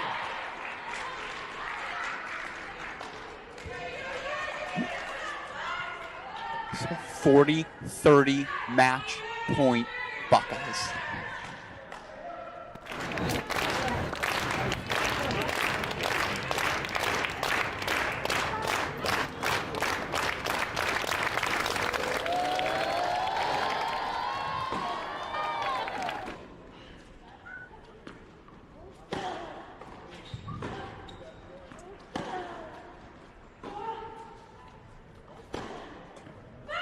The same miss for Yu Chen. Lucia Marzal from 5-1 down in the third, 7-5, and Ohio State a 4-3 win over Auburn, giving them a 2-1 record here at the ITA National Team Indoor Championships. What a weekend for the Buckeyes, and for those who follow this sport closely, you know Ohio State went down to North Carolina 2 weeks ago. They took a 4-3 loss at NC State. They took a 4-3 loss at Duke. Now, Mike, their past 2 matches, after, respectfully, getting blown out the door in the round of 16 match by University of North Carolina, these past 2 matches, they dropped doubles points against Florida, doubles points against Auburn, needed 2 3-set wins to earn a 4-3 victory against the Gators. Yesterday, they get that done. Today, 3 3-set wins in singles, along with that straight set win from Arena Contos. The upperclassmen got it done for the Buckeyes today. Coach Schaub turning to her veterans. They deliver. What a way to start our Sunday. What is going to be so difficult is, and you have so much empathy right now for Yu Chen of Auburn, had the 2 clinch points for her team and not able to clinch it. In fact, right now, her head in towel down on court number 6, and oh goodness, it's going to be a difficult one for her. And we've talked so much about empathy now in this sport, right? About how players and coaches have to work with players. This is the moment, and especially in a college environment, you've got your team, and this is where it's going to be important for Auburn to pick up Yu Chen after that kind of a heartbreaking loss on that side. But yeah, it's Mike Cation and Alex Gruskin here. I don't. That should have been done on multiple spots there for Auburn, and that's going to be a very difficult loss for them to contend with moving forward. It's a silver lining if you're Coach Lilly. Yes, you lose, but you had the overhead center of the court. Now, at the same time, you still got to win this weekend. And the win over Washington, not something you should just write off, right? Absolutely valuable. At the same time, yeah, that stings. And you get a win over the Buckeyes, who are probably the favorites entering the Big Ten season. Now you think to yourself, all right, that's a really nice win for us to have sitting on our resume moving forward towards the NCAA tournament. Now, of course, again, you look for Auburn, still a winning weekend for them in their debut here on the national scene, or, relatively recent debut here. But what a sour taste on the flip side. Buckeyes lost that exact match last year to Northwestern. What a steal. What a steal. It's going to be a fun ride home to Columbus. Yeah, 2 straight 4-3 wins in 2 straight days is a nice way to go home. So that kind of gets us, allows us to start focusing now on the national semifinal, and both teams, North Carolina and NC State, are getting ready and moving forward towards I would guess close to a 1 o'clock start, maybe a couple minutes beforehand, as the two teams have had a chance to warm up over the last few minutes. Mm-hmm. Yeah.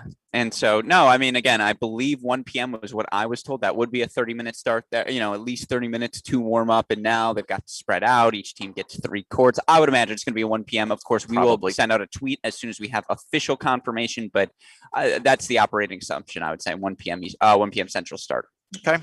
Your thoughts on North Carolina State? I'm worried about your energy level. You're going to be able to get up for that one? I don't really love college tennis that much, so I don't think these two teams. They know each other at all? Have they met before? I don't think so. What's the NC's different, right? That's not North Carolina. That's North Dakota.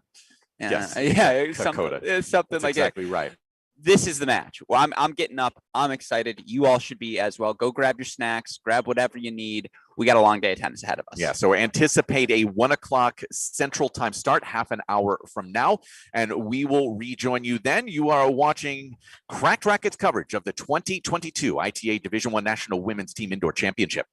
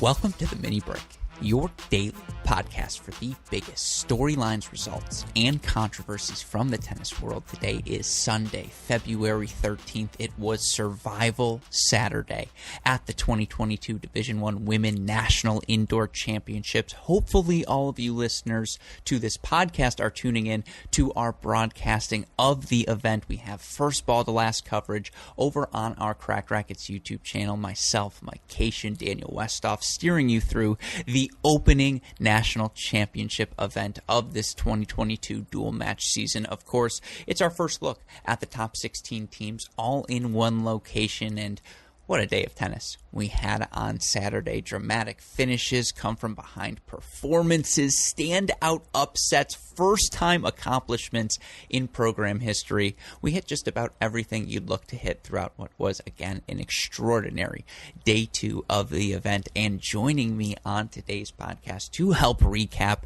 day 2 and set the scene for semifinal Sunday is the man I always turn to when we're talking college tennis here on this podcast. Of course, you know him best as your co-favorite writer on our website, crackedrackets.com, founder of the No Ad, No Problem blog, and a man who I think is replacing me with Joey Dillon as his co-host moving forward. It is my friend, John J. Parsons. Jay, welcome back to the show. What a day. What a day. What a day. Look, I just thought you and Westoff would be busy on the ones and twos getting ready for the semifinals tomorrow. But no, I am excited for that space tomorrow on Twitter. But man, what a day today. These quarterfinals, indoors always seems to deliver, right? It's the first tournament of the year where you're getting kind of the top teams in the country and just match after match, just such high quality results, historic results. And I mean, I'm excited to break it all down. There's a desperation to the NCAA tournament because it's win or go home, obviously. And you see in those final moments when a team's down, a doubles point in 4 first sets or whatever it may be, there's that final push. There's always a push in a match where it's win or go home. At the national indoors, it's a little bit different, right? Because, of course, you're guaranteed 3 matches throughout the weekend, but it's also so early in the season that for so many of these teams, they don't have those instincts. They don't have those calluses, or they're developing it for the first time. And so, you see these waves, whether it be, in today's matches. First of all, UNC, excuse me, what a wave they had in the start and through the course of their performance in singles. And that's the first time to get to see this group make a push like that after dropping a doubles point. That's just something you don't see. At the NCAA tournament, you've seen it a couple of times. You have a better idea of what to expect. You just haven't seen it before at the national indoors. Or that NC State Georgia match, like both of those teams, the various pushes, the millions of missed break point chances in that Texas-Oklahoma match for both of those teams, who relatively young groups coming together. For Oklahoma, obviously first time on the scene. For Texas, it's worth remembering it's all sophomores or younger in the lineup for them in singles and doubles. And so, yeah, it was an extraordinary day. We hit just about everything you'd hope to hit as a fan of college tennis on our broadcast. And again, we will be back tomorrow, 9 a.m. Central Time. That's the time zone I'm in right now, so that's when I'm speaking. I apologize, with our coverage of a consolation match. Then we'll have 2 semifinals. Then we'll have our nightcap consolation match as well. Again, Mike Cation, Daniel Westoff, and myself steering your coverage over on our Cracked Racquets YouTube channel. But on this show, we're recapping day 2 at the ITA National Indoor Championships. We're going to focus on the main draw action because, of course, that is what we were covering on our Cracked Racquets broadcast. Thus, I got to see the most of that. I got to see all of that action, but I did get to see some consolation matches. I'm sure you have some thoughts on them, so I want to hit on that at the end. We'll go through chronologically. We'll preview our 2 morning quarterfinal results, recap, then preview our first semifinal tomorrow. We'll hit the back half as we go through the show. With all of that said, of course, a shout out as always to our friends at Tennis Point. You all know the deal, tennis-point.com. The promo code is CR15 for all of the latest and greatest equipment at the best possible prices. Tennis-point.com. That promo code is CR15. Enough with the plugs, Jay. Let's get to today's podcast. And again, we're going to go chronologically here. So let's start with your 2-time defending champions at this event and your number 2 seeds, North Carolina, who faced their first adverse moment of this season. You look for the Tar Heels. They were thoroughly outplayed. They didn't lose the doubles point. UVA took it to them to open out this match. And you look for Navarro and Amber Odell at the number 1 double spot for UVA. That was a 6-1 win for them against Florida yesterday, a 6-3 win for them over ITA Fall National champs Fiona Crawley, Elizabeth Scotty, in a match where they went up a break early. Crawley and Scotty got it back, only for Navarro and Odell to break back immediately at 4-5-3, serve it out at 6-3. They were ahead from the start. They closed it out at the top. Number 3 doubles went the way we expected. That was the one bright spot if you're UNC. Sanford Tran, just as good as we thought, 6-3 win for them over Munera and Sheikh. But number 2 doubles, Chervinsky and Subash, after, we can say candidly, blowing their match against Florida. They had 2 match points. Chervinsky has volleys on top of the net at the end of that match, unable to put away either of them. They get up an early break, and they're not broken. In a match, they take 6-4 over Cam Mora, Carson Tangillig, and yeah, just UVA straight up beat them in that doubles point, Jay. Yeah, to the surprise of many, I think, right? I mean, the 3 doubles pairings that you walk through for UNC are all really strong. We've talked about that on a few of the episodes, just the strength of those 3 pairs. And doubles has not been a strength for UVA. We've seen them drop the doubles point a few times this season and have against to come back. Stanford in the kickoff weekend, and of course against Florida they dropped it. Exactly. And so they've been, back up against the wall trying to get 4, of which they've done in both of those matches. And so you felt like doubles was a must against UNC, so you don't have to try and take 4. And they do it. And I thought what was most impressive about the manner in which they did it is I thought they brought a lot more energy out of the gate in doubles than UNC, which in some ways was surprising because I think, this UNC team has just looked so strong in doubles. So I think if you're UVA, you feel really good about taking that doubles point and you erase everything else that happened after. Completely fair. And, I think shout out to the UNC Tar Heels for doing exactly that with the doubles point. And you talk about the energy Virginia brought at the start of the match. They played like someone who's trying to usurp the throne of UNC. Yep. Obviously, UNC has been the team to beat not only at the, in the ACC conference, but perennially. They haven't lost a regular season match since 2019. They haven't lost a conference match since, I believe, the 2018 season when they lost at Duke. And just, they have been the standard of what is possible, match in, match out in college tennis over these past 5, 10, 15, really, 10, 5 years is where we're going to focus on here. But, this group definitely came out a bit nonchalant against Virginia, and Virginia capitalized on that, and they were hungry. And I think Crawley and Scotty did wake up, but it was just a little bit too late. And again, at number 2 doubles, for UVA breaks right out of the gate, and they hold that the rest of the way. You have to credit the the Cavaliers. They just outplayed them at 1 and 2 doubles. No ifs, ands, or buts about it. But what was so impressive for this UNC team, who ultimately earns a 4-1 victory in this match, the nonchalant attitude they had at the start of doubles was erased by the time singles began. And we have to start this conversation with a talk about Elizabeth Scotty, who's dropped, 4 games? 5 games in the 4 sets that she's played here? A 1-1 victory over an Elaine Chervinsky, who has been outstanding in the top 3 of the lineup. And, watching her yesterday, she might be, worthy is the wrong word, but maybe she should play against above Subash, like with the power tennis that she's able to play, and particularly indoors when she's playing on her serve, hitting the big hitting the big serve, hitting the big forehand. Chervinsky is that good, and Elizabeth Scotty just wiped her off the court.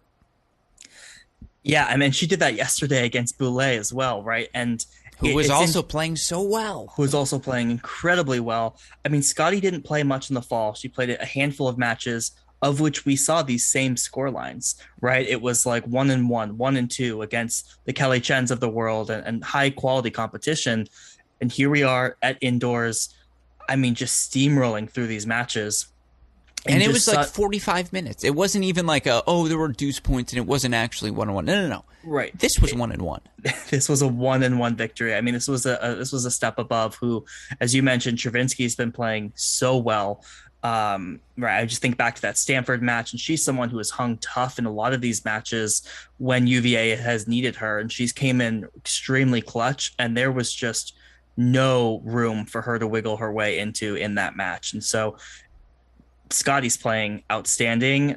It looks like she's healthy. If you're UNC, you hope she stays healthy this whole season, because what an asset to have. And we talked about this yesterday, but there are a handful of these UNC players who just seem to be dominating through these first 2 matches that I think we're going to see after indoors a shuffling of this lineup. Yeah, it's going to be hard to deny Elizabeth Scotty, if healthy, shouldn't she be the top player on this team? Although we'll get to the Mora performance. I actually thought she played really well today. She finally played free. I haven't seen Cam Mora play free and as the challenger in so long. And, again, when you're playing the number 1 player in the country, de facto number 1 defending NCAA champion in Emma Navarro, there is no pressure in that match. You are not expected to win it. And look, Navarro came out, steamrolled her in the first set 6-1, and that was an incredibly impressive set of tennis from Emma Navarro. And there were a bunch of deuce points throughout the course of that 6-1 set, but it was top to bottom for UNC. Mora performed really, really well, up 5-4 in that second set when the match ends. Riley Tran down, 5-2? I believe, in that first set against Natasha Subash, and maybe it was even 5-1, rips off, 4 consecutive games, and, ultimately forces a first set breaker, doesn't let Virginia run away with 2 quick first sets and keep things in, keeps things interesting there, stops their momentum. And then I know a wise analyst who perhaps suggested that it was 3 through 6, not 2 through 5, that was the strength of this UNC lineup. And I mean, Tangillig has just been so good as a freshman, and it was 3-all against Ziodato through those first 6 games, and then she wins 9 of the next 11, 6-3, 6-2. First one off the court, and second one off the court, trailing only Annika Yarlagata, who is making the most of that opportunity to play in her first national indoors. And of course, we Michiganders, particularly we from West Bloomfield, we know how to play indoor tennis on fast courts. And I will just say this, because we grew up on the same courts, so I feel like we have this in common. And I played club tennis on these Madison courts throughout the course of my college experience. This is where regionals was. I always played my best tennis in Madison because these courts are so much slower than the courts we grew up training on. And you feel like you have all of the time in the world. And you look at Annika Yarlagata, I mean, she took it to Heba Sheikh. 6-1, 6-love victory, was dictating from start to finish. And then, of course, Fiona does her thing. You feel like her at number 4 is perhaps the lock of locks in all lineups, unless Janice Chen starts playing like she did today. 6-2, 6-3 for Crawley over Munira to clinch. And again, 4 first sets, 2, 4, 5, 6, all straight set victories. 4-1, about 2.5 hours. They're resting up. Scotty's only spent 2 hours on court through her first 2 matches. Yes, they dropped a doubles point, but if you're Coach Kalbas, right, pretty ideal first 2 days for the heels. Yeah, absolutely. And by the way, let's just split the difference. I said 2 through 5. You said 3 through 6. Let's both be right. 2 through 6. I'm in. So I mean, this is ideal. And by the way, let me just say, if Mora's going to play like she played today, we can rehab. Like, even if they switch Scotty Mora, you're starting to feel really good about Cam Mora if this is the level she's showing. Yeah, I think that remains to be seen for me. So I need to see a little bit more from Mora to say that. I mean, I think UNC feels good to get the victory. It was interesting. We were talked about the UVA kind of 4, 5, and 6, and they have made inroads there, but North Carolina just shut the door so quickly on 4, 5, and 6 that it was just a runaway train, right, when singles started. And that was kind of all she wrote in terms of this match. And if you're Coach Kalbas, yeah, you feel great, right? You look at all these other matches today, particularly your next opponent, and you're going, these teams have been out there in slugfests. Mm-hmm. And we were back at the hotel for lunch, right? So that alone is going to pay dividends for these teams that are going to have to play a 3rd straight match tomorrow, and maybe even a 4th in the final. And that's when it gets really tough on the body. I actually love that you framed it that way. Brian and Joey Kalbas are talking after the match, and Brian's like, did you put in the lunch order yet? Or Joey's like, I'm going to put in the lunch order. And Brian's like, just wait till we get to the hotel, and then we'll worry about the lunch, because maybe we want to nap first before we eat a big meal. Yeah, those are the options they've had. They've been able to have those sorts of discussions because, again, they were competitive everywhere, top to bottom, Mora all the way through to Yarlagata. This is a team that looked like they will be worthy of being named national indoor champions. And so, again, credit to the heels. 4-1 over Ohio State, 4-1 now over UVA. They're into the semifinals where they get a familiar foe. And the strength of the ACC has been a storyline here in college tennis over the past 24, 36 months. And, that story continues here into 2022 as ultimately it is NC State advancing to their first national indoor semifinal in program history. And I've stressed this repeatedly on our broadcast. What this national indoors boils down to is blue bloods versus new bloods. UNC epitomizing a blue blood in women's college tennis, particularly, again, over the past 5-10 years. Over that same span, and throughout the coaching tenure of head coach Simon Earnshaw for these NC State women, NC State epitomizes the new blood. And you look for them last season. Yes, they missed out on the Final 8 at the National Indoors, falling 4-3 to Northwestern early in the season. But NCAA semifinalists, the year prior in 2020, I will continue to argue UNC won at that National Indoors. NC State and UCLA were as good as each other. Like, it was that impressive, NC State in 2020. And just, you look at this group, it's the fact that it's new people. It's, it's the Negrojos of the world. Nell Miller, who was so freaking good today. And just, Coach Earnshaw has himself a program. When you're able to plug and play new pieces, find yourself in the National Indoor Semifinals after another 4-2 win over Georgia, the system works, Jay. The system works for Coach Earnshaw. Yeah, and it reminds me of, when they do the rankings of like best college football jobs, which we've done on the tennis side, and oftentimes it's said like if different coaches can win within the same program. It's a testament to the program. That's a program you want to work for. For me, this coach Earnshaw, his ability to do this with different players coming in through this program is a testament to this program, that they have a system that we've talked about that works. They've been able to bring these players in, whether it's transfers who have 4 years of experience elsewhere, or people like Negroho, who has a few weeks of experience. So credit to NC State. They have established themselves. And I loved your tweet with Alana Smith out there hitting forehands. What a flex, right? To say we're in the semifinals and, oh yeah, that's the player who would be playing number one. So a huge credit to this program for making it this far. New blood through and through, and they're shining on the national stage. And it deserves to be a program shout out, because you look at what Kyle Spencer is doing on the men's side, just brought in the number one recruiting class in the country, and clearly they are on the rise, and they've had a good start to this season. We'll talk about the men later on this week, but again, you talk about the program. At a certain point, we do have to give credit to the man running the ship, and you look for Simon Earnshaw, who ripped off multiple undefeated national championship winning teams, while the head coach of both the men and women at Armstrong Division II school prior to arriving at NC State. He's got it. He's got it now with this program. They are humming, and you look for them. That epitomized in that performance, their 4-2 win today against Georgia, was in the doubles point. Highway robbery, and credit to Coach Earnshaw, funny as always, who says, I hope I don't get charged with a crime for stealing that doubles point, when we talked about to him after the match. Yeah, again, he's got the answers, he's got the program, he's got it all right now. Simon Earnshaw is who you want to be, winner in the month of February. Because Rafa 1, Earnshaw 2.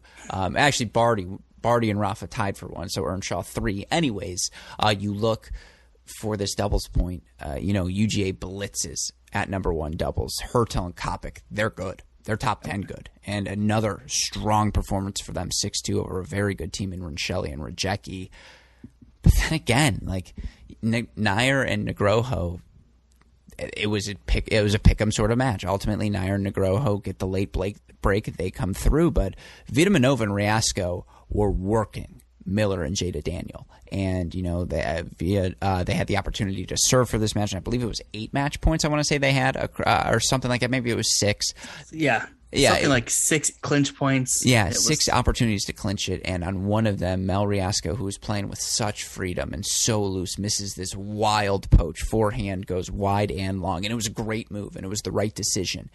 But she misses that one, and then on the next point, she misses another one. And you could just see it started to sneak into her head, and some tentativeness emerging for Vitaminova and Riasco, who were both obviously freshmen in their first national indoor quarterfinal and their 4th dual match of the season, taking on 2 seniors in Nell Miller and Jada Daniel. And Nell freaking Miller, Jay. That's all I have to say. Nell freaking Miller. Oh my God, was she good today. Yeah, in both doubles and singles. But how about the Jada Daniel right-handed forehand poach on match point? I know, and I know. Yes. Yeah. So that was on a match point. It was like the 5-3 deuce. For those who don't know, Jada Daniel is left-handed. She poaches on her backhand side, hits a forehand poach unreturned to get to 5-4, and then they continue to win the next 3 games. So, that was a wild turn of events just throughout that set. And I can see it now as you're saying it, and that's why I freaked out. I also was about to drop an F-bomb, and then I realized Westhoff said I have minimal editing in me, so please don't do that. Match point. Are you kidding me? Yeah. And I don't think people watching the clip, you're like, oh, it looks like a great forehand poach, and you're like, wait, that's what I'm saying. Yeah. Can we hashtag SC Top 10 and say she's a lefty? Yeah, we should. I tweeted, I grabbed the clip, tweeted that one out. That was an incredible play. So I think you're right on the experience side of that, right? Vitaminova, Riasco came out so strong, and just the aggression from Riasco. And you're right, a few of those volleys, a few of those forehands didn't go her way, and all of a sudden you could see her start to second guess herself. And I just thought Daniel and Nell Miller hung so tough. Nell Miller came up with a few great shots late in that set, And ultimately, they came away with that doubles point. And, I thought Georgia did a good job to bounce back after that doubles point. But, man, it's just tough to bounce back when you feel like it was stolen from you in a lot of ways. Yeah, and that sort of set a tone right away for NC State. And again, Nell Miller, who was nailing some just ridiculous low volleys through the end of that doubles, and just the poaching, how explosive she was, how confident she was hitting the overhead as well. Again, NC State steals the doubles point, and then we go into singles. And, for this NC State team, there are so many new pieces. Negroho, Miller, Abrams, none of whom played last season. And obviously Rancelli, Jada Daniel going from 4 and 5 singles 5 and 4 singles to 2 and 1 singles, if you want to go by name there. It's all new pieces. They're without Alana Smith. And yet you look outside of that number 1 singles spot where Leah Ma just played excellent today, and Jada Daniels could not hurt her Ma, a 6-2, 6-1 victory. NC State was competitive everywhere, and they're without their number 1 singles player, Jay. It's just, again, I know I'm in hyperbole mode. It's because I think critical analysis, I used it all in the 14 hours, but they were that good. Yeah, and we'll get to that as well when we talk about Oklahoma, but just being without Alana Smith, I actually thought, if you haven't listened to Coach Earnshaw's interview that you did, people listening to this should definitely hear his thoughts on kind of what the absence of Alana Smith has done for this team. It's kind of given everyone a clear, defined role and, hey, force them to step up in ways that maybe they wouldn't have if Alana Smith was in the lineup. And it's clear that they've done that. So obviously, they came away with a quick doubles point. And then, I thought, Priska Negrohu at 3 singles, Nell Miller at 4, got straight set victories to kind of counterbalance the really surprising win from Leah Ma at 1. And that's kind of set the tone for the other teammates who were kind of fighting there in third sets. Yeah, people, by the way, say I can't podcast and tweet if you're watching on the video. She's a lefty. SC Top 10, I can podcast and tweet. I don't think anyone accuses you of doing that. Well, you're very capable of tweeting and podcasting. I think I do it openly at this point. No, I mean, it starts with Nell Miller, who was the first point off the board, who ran out to a 4-love lead over Hurdle at number 4, and ultimately it was a 6-4, 6-1 win at Miller. But I can't emphasize enough how valuable that 4-0 lead was, just to, again, provide some sort of comfort in a match that was a toss-up from the start. And then, oh my God, Negroho versus Vidmanova. And our friend Mike Cation rips off the tape. He sees Negroho as an All-American this season. He sees her as working her way into the top 2 of the singles lineup. I think even with Alana Smith, although I'm sure he didn't factor that into his prediction, but watching her play today, and she's a former top 20 junior in the world, a January addition for Coach Earnshaw, who, when we interviewed him in November, teased the fact that he had a couple late things in the queue. We didn't know it was going to be Negroho. She's just so smooth, so fluid, willing to move forward, comfortable playing indoor tennis, comfortably hits the volleys. I think 2 and 3 doesn't do this match justice. It felt like a 5 and 5, 5 and 6 sort of match. Like, Vidmanova had plenty of chances in this one, and I'm still all in on Vidmanova, who was able to play. It's funny because Vidmanova's 7 inches taller than Negroho, something like that, and yet it was Negroho who was more comfortable hitting the approach shot, putting the volleys away. I mean, Miller and Negroho were spectacular today, and then again, it was let's find a 4th point, and somehow Sophie Abrams knocks off Morgan Kopic, who was 17 and 5 last season, something crazy like that. And for Abrams to come in 6-4 in the third, credit to Radzecki at 6. I don't want you to take away from Georgia here, because again, Leah Ma was excellent. Meg Kowalski, who earns a 6-4 in the win, it got too complicated. Credit to Radzecki for just staying out there and providing that support for Abrams. But again, take it away. Floor is yours. Your final thoughts on this one. Yeah, I mean, I think that Radzecki point is a good one. I think she was down pretty big in that third set. She was down 5-0. Was it 5-0? Okay, I thought maybe 4-0. So, and at that point, it was 3-1 NC State. And so, if you're Georgia, you have to take all 3. And there's a big difference between looking around and saying we need 3 versus we need 2. And so she hung around, and I believe she was playing right on the court next to Sophie Abrams, who ended up getting the clinch, right? So for her to stay alive and take the pressure off of Abrams, I think was a huge asset. And that Abrams-Kopic match was a slugfest between the two of them. And I thought it was thought it was incredible effort from Abrams to come through. But Abrams ultimately hit the ball so big. She just every backhand absorbing anything Kopic would give her, and Kopic was turning into her forehand. Oh my God, the energy she brought point in, point out. What a performance from Kopic, who I actually, even coming out of this loss, I feel way better about Georgia than I did coming into the weekend. Like, they actually are that good. I was wrong to be a Georgia skeptic. I think A&M's right there with them, but they're co-favorites, those two, on a tier of their own in the SEC. Yeah, and I think that was one of the big differences in that Negrohu-Vidmanova match. It just felt like Negrohu at least has been in the college. NC State has played more matches than Georgia there before. Negrohu has played more collegiate matches than Vidmanova, and I think that paid off. And so ultimately, I think this is a big difference between playing your 8th, 9th, 10th match of the season versus playing your 4th. But ultimately, the talent is definitely there for Georgia, particularly some of those freshmen who, if this is what they look like in February, where will they be in May? There's going to be a step change for some of those freshmen. And you also think that Kopic, Liama, Kowalski, these veterans are also just going to continue to find their form as they move outdoors and head towards May. Yeah, and let's be clear, Mel Riasco had so many chances to close out Rincelli and served for the match at number 2 singles. Rincelli able to stay alive that match 5-all in the third when things ended, although momentum, in my opinion, was with Rincelli and NC State on that court at the time. But, Riasco played her even. And Vidmanova, you're right. It's not even match play, it's deuce points. It's just like, let Vidmanova play 100 deuce points between now and May and see how much better she is in this match. And then, like, Liama today proved it. When she plays her, just like Jada Daniel couldn't hurt her. It was incredible to see. And there was a fire in Liama today that I hadn't seen before. Like, a vocal fire. Yeah, and again, Georgia should have freaking won the doubles. How did they lose that doubles point? Like, if anything, if you're Coach Wallace, you look at the team and say, look, if we win doubles, we win this match. It's that simple. And we had literally 1 point away 6 different times from taking the doubles point. I think there's a lot. I think this is a really good loss. I know that sucks to say. It's a really good loss for this young Georgia team. And yeah, my takeaway is that they are indeed that good. But now, and obviously that Georgia match against UVA going to be really fun tomorrow. That's a round of 16 rematch from last year as well. Poor Georgia. That's just like gauntlet.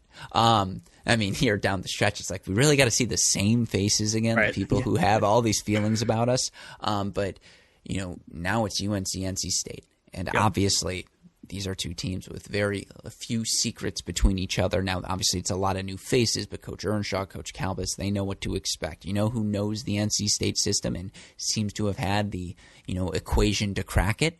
Brian Calbus, and in fairness, that equation was just like, let's throw Sarah Davatella at it and we'll be fine. But when you look at this match calculus, preview, prediction, what you got, Jay?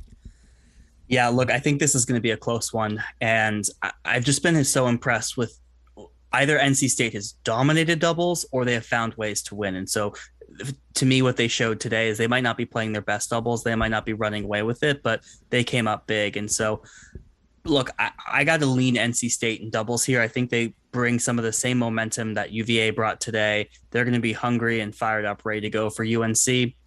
UNC is talented in dubs, but if NC State wants a shot in this match, they've got to take dubs. When it comes to singles, I see 2 spots where I lean NC State, and that's at 1 and that's at 3. So I know Jada Daniel lost to Cam Mora at the end of the fall. I think she bounces back from that tough loss today from Leah Ma. And then I think Negrohu gets the better of Riley Tran if that match actually finishes. Yeah. And then I assume you're going the other way. And then on the flip side, so if UNC loses dubs, I think that's okay because I actually think I favor them in 4 of the 6 singles matches, and that's 2, 4, 5, and 6, right? So where they just looked so strong today against Virginia, Elizabeth Scotty against Abigail Rincelli, I got to link Scotty, and then, Crawley, Yarla got it 6, and, Carson Tanjulik at 5. Tangillig is, by the way, Tangillig. That's what I learned this week. Tangillig. Yeah, so that's good to know. Look, I would even favor Tangillig at 5. You just wonder how much does Abrams have left in the tank after what was such a physical 3-set match. Yeah. Meanwhile, again, the heels have been in bed before lunch to take that pre-lunch nap. And just I think in this match, because NC State was pushed by Auburn in their first match, 4-2 victory, pushed again here. Nell Miller played great, but she plays Fiona Crawley. That's an issue. Scotty has been so freaking good at 2. You just love her. And then again at 6, that was a 3-set match ultimately for Radzecki, and now she faces Yarlagadda, who's coming off of an 0-1 victory. I agree with you. All momentum signs, and it just feels like on this particular day, UNC is the favorite. But for NC State, here's the thing. Yes, you say that about the legs, but guess who's across the net from you? It's the big bad UNC. It's the blue blood who has tormented you throughout this rise. It's the team you have to beat to do all the things you want to do as a program. Win the ACC conference, get to the National Indoor Championship. All roads are going to lead through UNC eventually. Getting this UNC team now is going to be great for this NC State team come April and May. Great.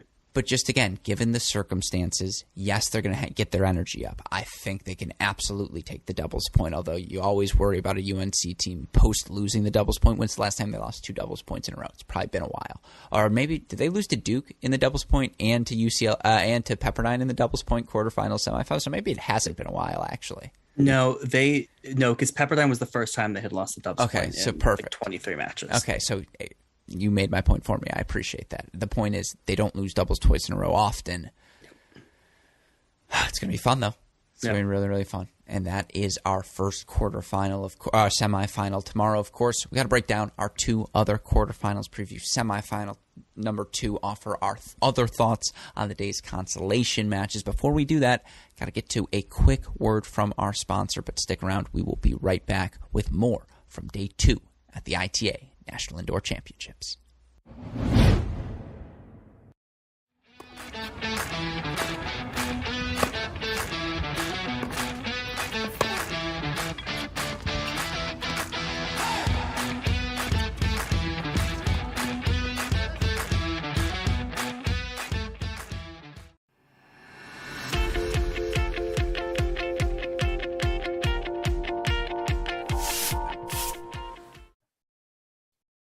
And welcome in. It is time for the national semifinals here at the 2022 ITA Division I National Women's Team Indoor Championship on the University of Wisconsin campus. Mike Cation and Alex Gruskin joining you here for the coverage on Cracked Racquets, and we are ready to go. Players are ready.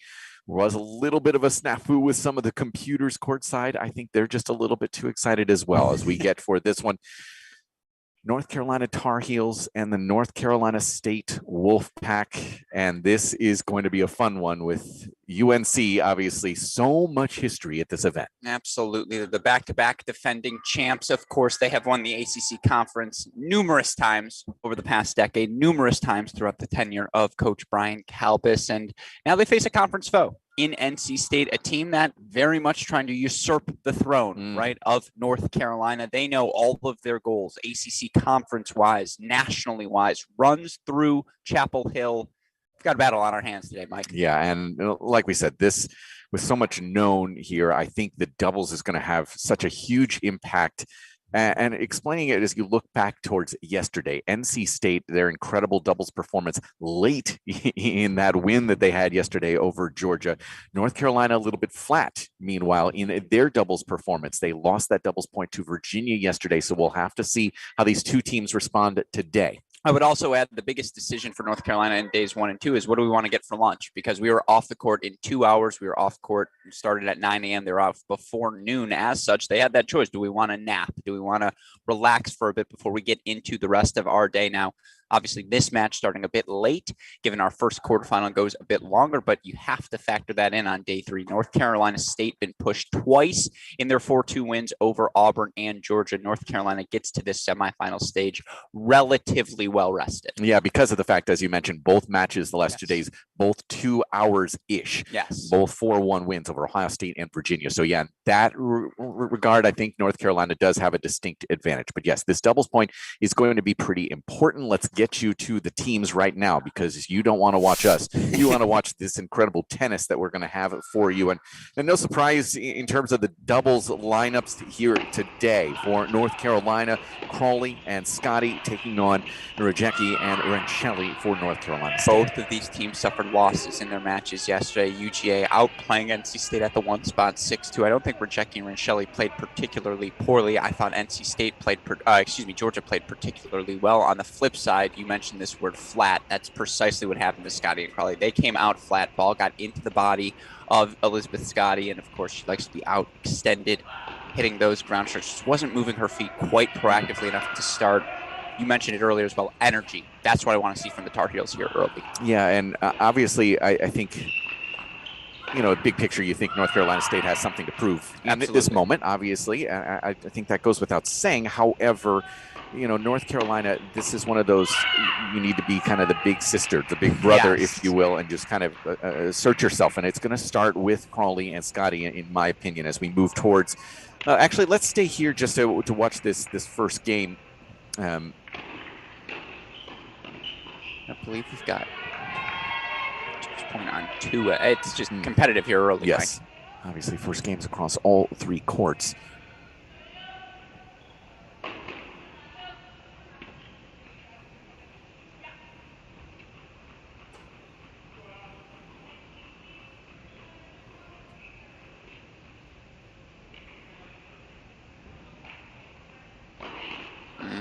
Now we're going to have a deciding point here as well. And I do need to point out Elizabeth Scotty, the lone player out here wearing pants. And I say that because it is very chilly inside the Nielsen Tennis Stadium here today. It has been excessively cold outside.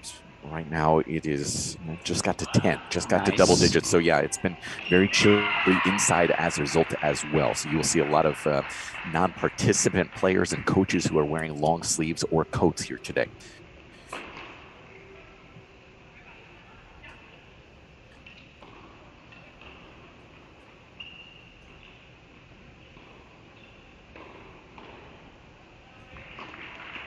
Tight double fault there, back-to-back here to this ad side. And so it is a quick break for North Carolina on one. Let's move over to court number 2, where it is a quick break as well. But on the flip side, it is Jada Daniel and Nell Miller, who fought off 6 match points yesterday, taking on Cameron Mora and Carson Tangillick. You said it yourself, 6 match points. 6 of them yesterday. What an effort from the duo. And then ultimately, of course, you look for this team and their ability to just constantly persevere. In particular, Jada Daniel fights off one of those 6 match points yesterday, switching hands with the racket, a righty poach smackdown. Nell Miller was also the MVP for this team yesterday with her win in doubles. Agreed. The straight set performance at 4 singles, the Texas Tech transfer clicking on all cylinders early in her Wolfpack tenure. Yeah, Mora, the senior from Rockville, Maryland. Tangillick, the freshman from Alpharetta, Georgia, from the North Carolina Tar Heels. Daniel, senior from Pennsylvania. Miller, senior from Kent, England. So a little bit of experience there that has been so important for North Carolina State, and these 2 particular players will stay through this first game with Miller serving here. I should say second game with the 30-love lead. And we saw this yesterday for Carolina at 2. They went down an early break. Were never able to get that break back. Now they held serve the rest of the way, but slow starts sadly seeming to be a theme here early for Cam Mora. And the Heels at 2. Another pretty simple miss. And yeah, these 2 in particular for NC State, Miller and Daniel, their energy level yesterday was phenomenal, even as they did go down in that in that set at 2 doubles, really found a way to explore some emotion late in that match. And then Miller continued into her singles play, as you mentioned.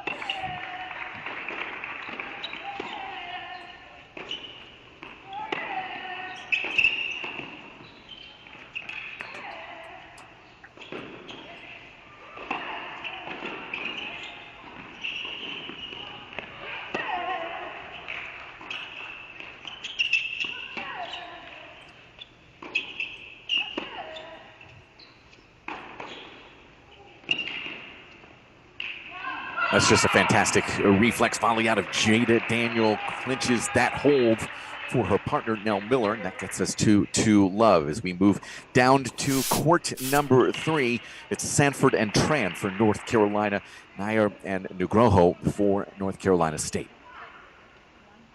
1-1 here early in this one. You had the take of the day on Saturday about Priska Nugroho, the talented freshman for NC State. You see All-American in her future. I would very much agree with that assessment. You see there, takes that forehand return early on the rise. Of course, Sanford and Tran, the one bright spot in doubles yesterday for the Heels, earning a win at that number 3 position over Virginia. They were the number 3 doubles pairing for the Heels last season. So much success. Again, I've learned to remove the term locks from my vernacular.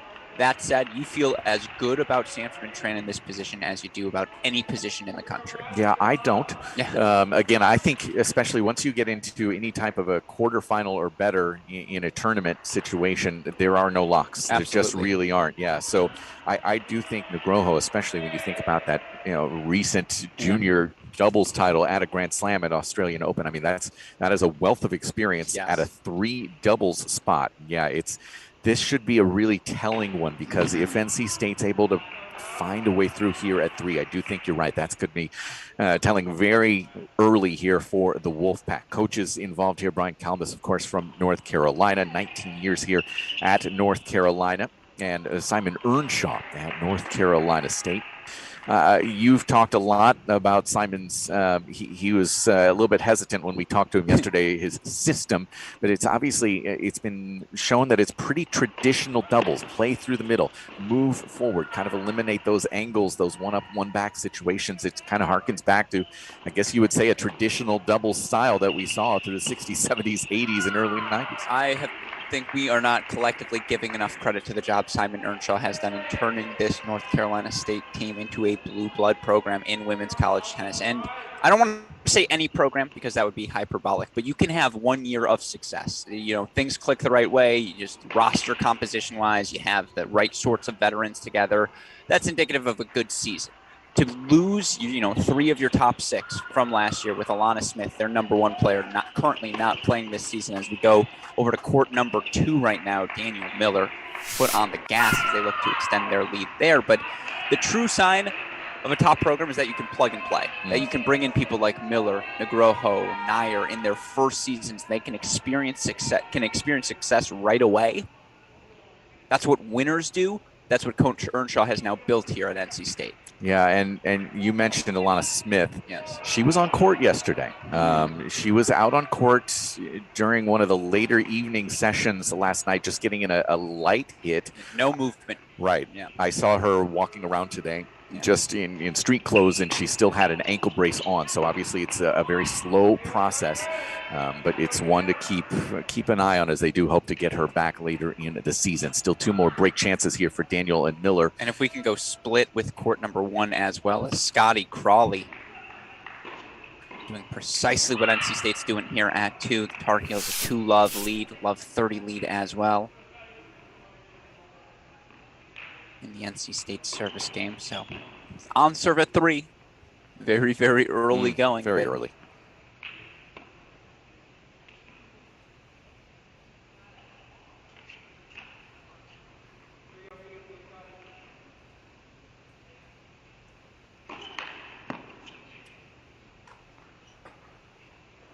Comment from John Parsons on our stream says 0 degrees or 80 degrees. Those likings are an Elizabeth Scotty staple. Fair enough. Good to know.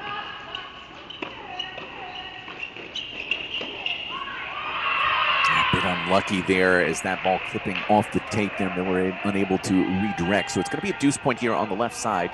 30-all moment on the right. He's going to take this return. It's going to be Daniel on the deuce side. I like that. Let Miller pinch forward, be the aggressor there.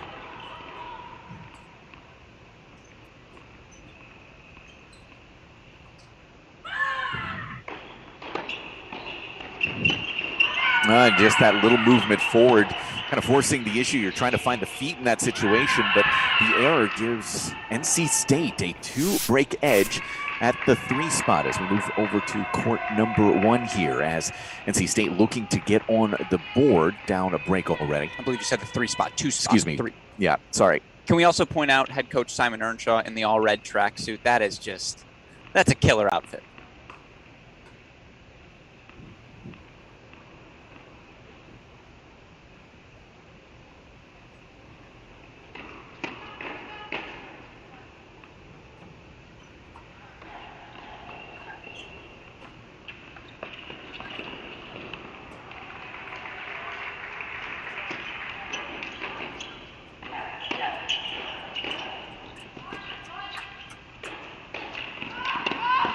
Oh, she gets there. Just wide. That dig there from Elizabeth Scotty deep in the ad corner meant she's going to take this deciding point, well earned. There were several times, and Alex referenced it earlier yesterday, where she was trying, especially in the doubles, to try and get around to a forehand a little bit too much into the doubles alley. And there you see that opportunity to hit the backhand and just trust in that shot. It's going to be very important for her. And she will be looking to hit a forehand here, to your point. Shocked if she doesn't cheat over.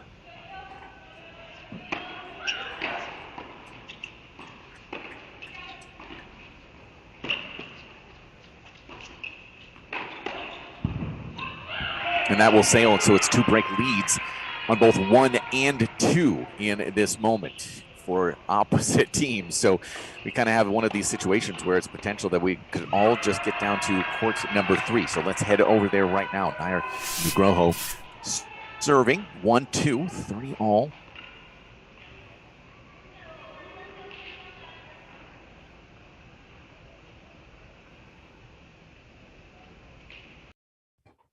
Oh my goodness, what a down the line forehand there from Riley Tran. And yeah, now 30 all. Sorry, my scoreboard had clicked over a little bit early, actually. You knew it was coming. I knew it was coming. Yeah, of course. And of course, for Riley Tran, who's lost just 1 singles match in her Tar Heel career. That last season, Coach Kalbas felt he had to get the freshman into the lineup somehow. That was the foundation of this Sanford Riley Tran doubles duo. 30-all opportunity here for the Heels.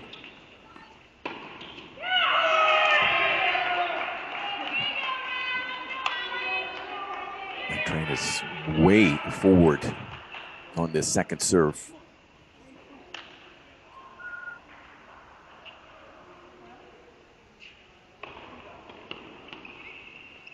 Oh, yes. Allie Sanford finds the line. Reflex volley on point there from Riley Tran as well. So 2 looks for North Carolina to take an early lead here. You see head coach Brian Kalbas has worked his way over to court 3. He likely senses what we do, Mike. Likely to come down to this one. The way things are playing out at 1 and 2.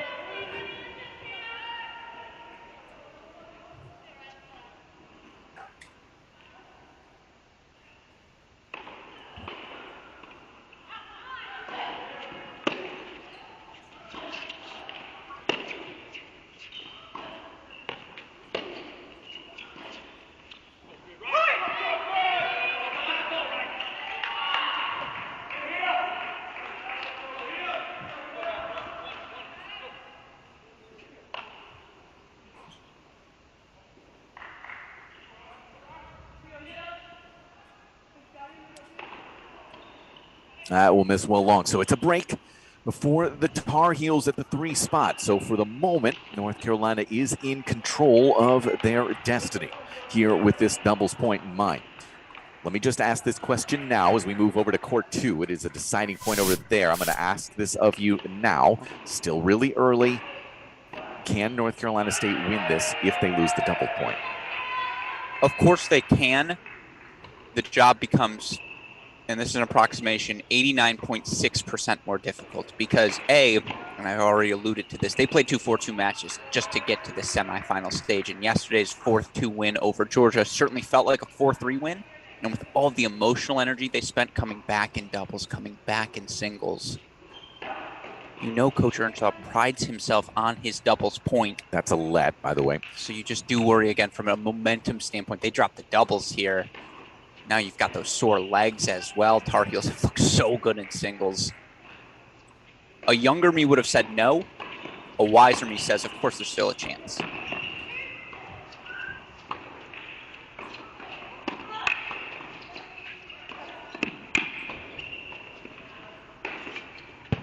Great depth on that initial volley from Jada Daniel, allowing her partner to have all of the glory. So For Love maintaining that 2-break edge, as they are as well. North Carolina doing the same at the 1 line. So continuing to have what looks to be a pretty definitive split. Cam Morris had some brutal first sets here thus far this weekend. You look for her and Ken Gillig, lost a 6-2 set against Ohio State, 6-4 yesterday. She lost 6-love first sets against Emma Navarro, Arena Cantos in her 2 singles matches. It was that pre-30-minute mulligan.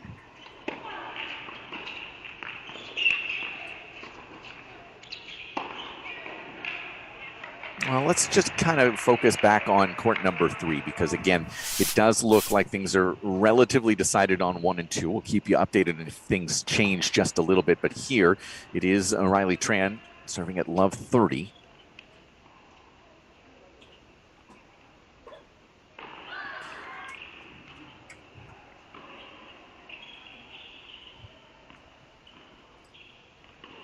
Head coach Jeff Wallace of Georgia walks by us in the broadcast booth. Worth noting, UVA knocks out Georgia in the doubles point, so 1-0 lead for the Who's. Okay. Those matches happening on our non-broadcast courts here in the Nielsen Tennis Stadium. It's all of them available on the wearecollegetennis.com website for the ITA. Planned move there from Sanford, just not able to. What are they arguing here? Are they arguing whether the serve was good? That would be my guess. I don't think they're going to win this argument. Late, right? Yeah, it does look like it is indeed break chances here for the Wolfpack to get back level here.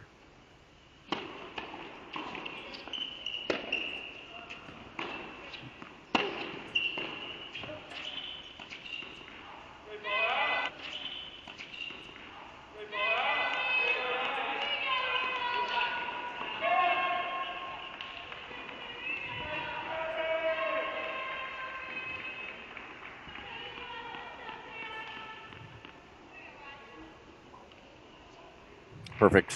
Smart stuff there from Sanford, taking that ball right into the breadbasket. How about Tran dipping that ball right at the feet there? Yep.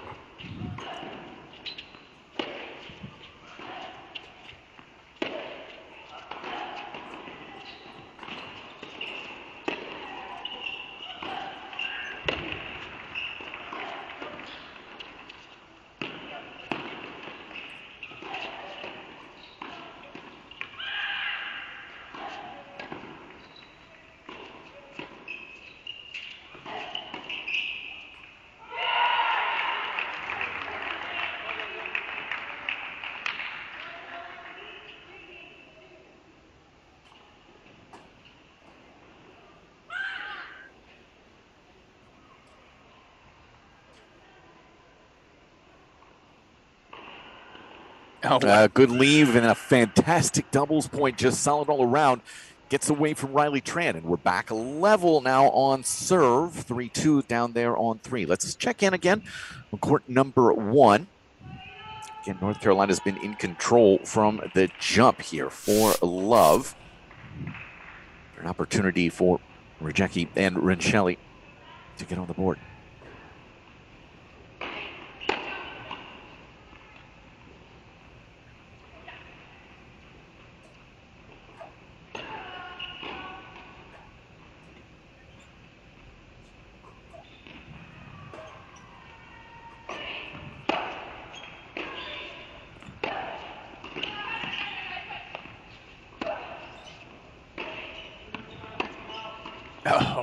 Don't have that definitive movement forward behind that volley. It's just a reach. So it's going to be a deciding point. You anticipate Scotty taking this one once again for the Tar Heels. Right now, head coach Simon Earnshaw imploring his number one doubles team, reset. You have to focus 1 point at a time. Oh, that sounds cliche, but his words verbatim, just 1 point at a time if you're NC State here at 1.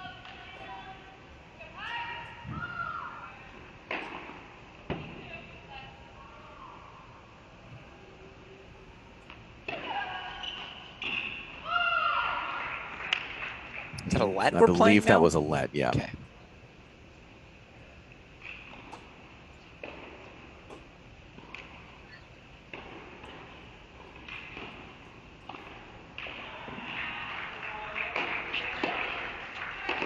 Just a fantastic body serve there, setting up that easy finish, and it is 4-1 now here in this first set. The same score line on 2 as well. Let's go down to court number 3, where it appears it's going to be the decider for us at this particular court. 15-all here in this Groho service game.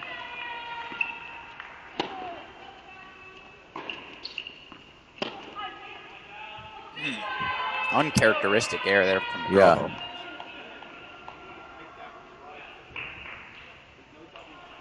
Mentioned the Australian Open title, also singles quarterfinals at both Wimbledon and the U.S. Open. As high as number 9 in the world ITF juniors. That's pretty good, right? It's decent.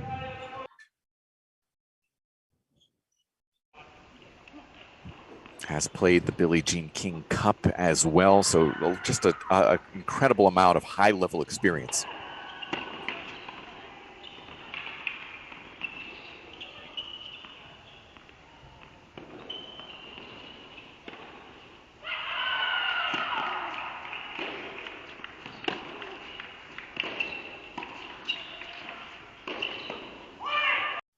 A little tentative there as well, more of a reach than that step forward. So North Carolina 3 looks to get back out in front here in this 3 doubles match. And against inferior competition, against, you could argue, even equal level competition, that system for Coach Earnshaw, the strong foundational principles, so effective. But when the talent level becomes equal, or perhaps you're even at a talent deficit, I just need to see a little extra from these Wolfpack. The basic high percentage plays, I don't think that's going to be enough, Mike.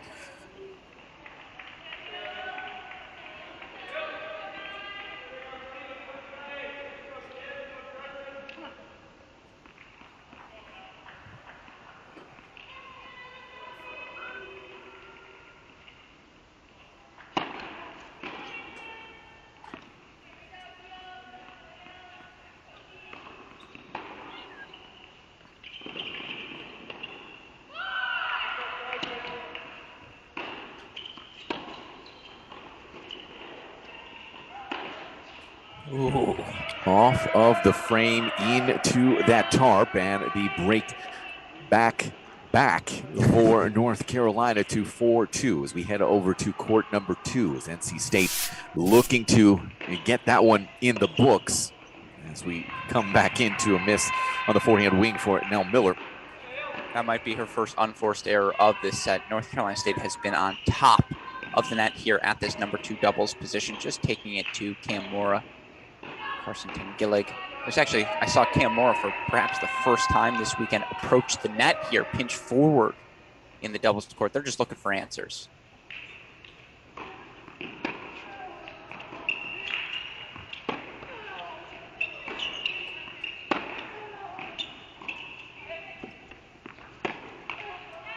Back-to-back unforced errors here for Daniel Miller.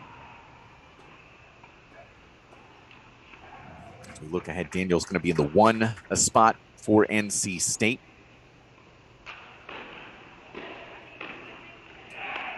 Should be playing more. I was going to say, it should be a fun matchup between those two.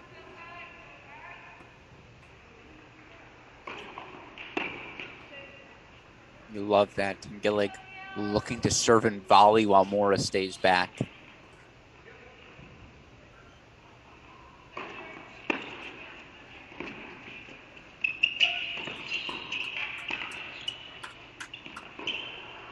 Wonderful.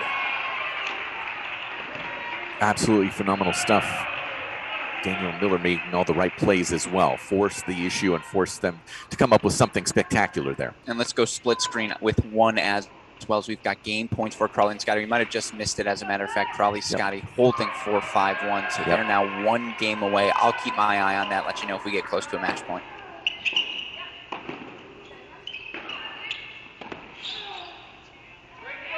I think what shows for me here is you see that hold, and we can go over to court number 1 just to check back in here. These teams all around, up and down the lineup, the movement, the combined movement from the teams is just phenomenal. The comfort level, there's not one of those situations where it's two people who have not necessarily played together. Everybody very much in sync and tethered on that invisible string.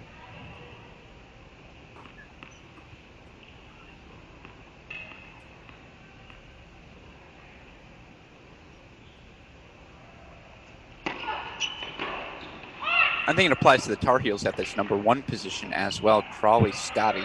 Yeah, that's my point. All 6. Yeah, all 6, I see. With Mora, Kengillig. Maybe.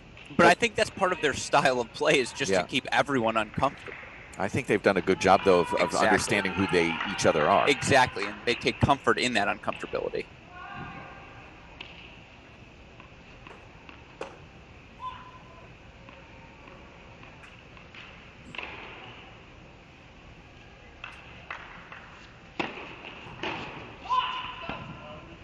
So a couple of missed returns here from Crawley and Scotty. Able to go after quite a bit with this 2-break edge. Sanford and Tran with points to make it 5-2 down there on 3.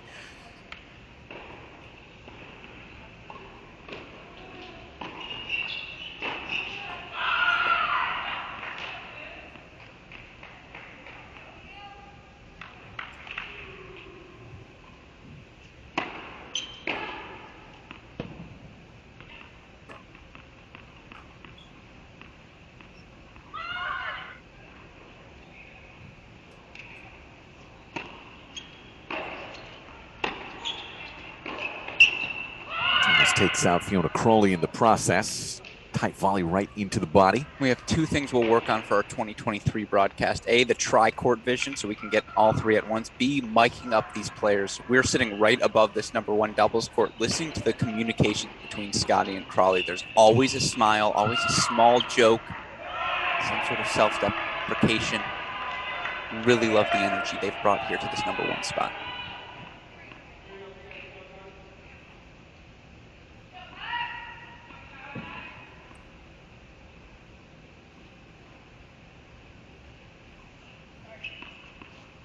As we see the conference, here it is, by the way, 5-2, heels consolidate at 3. This has the feeling like it could just be a very drama-free doubles point pretty quick there. Which I actually think might be the scariest part if you're Coach Simon Earnshaw. I fully agree.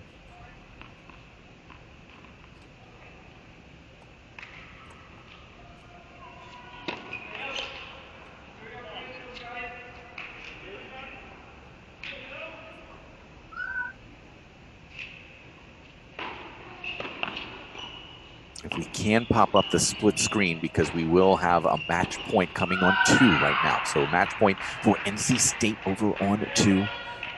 5-2, 2015.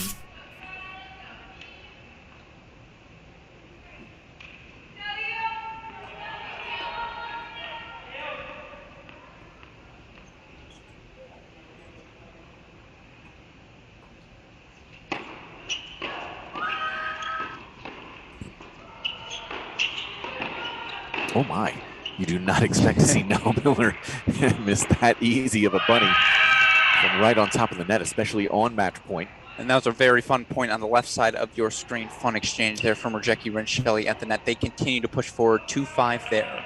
Let's see if we can actually go split screen 2-3 actually. After this match point.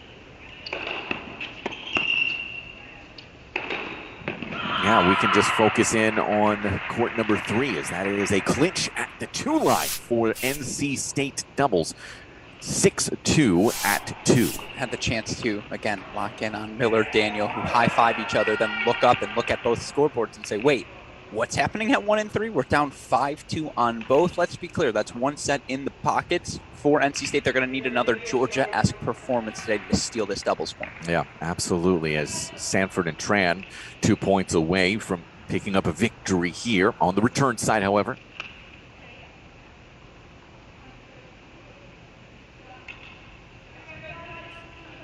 you're absolutely right, by the way. I'm throwing locks out of my repertoire. That said, this team is that good. They are very, very good here at 3.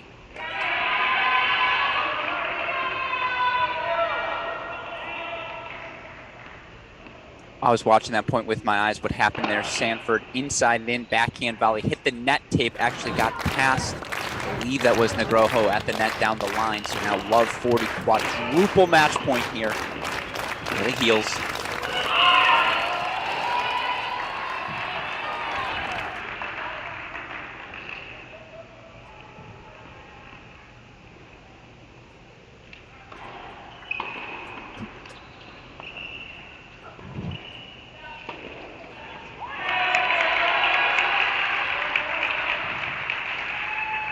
Yeah, they could never quite recover. Negroho couldn't cover that line.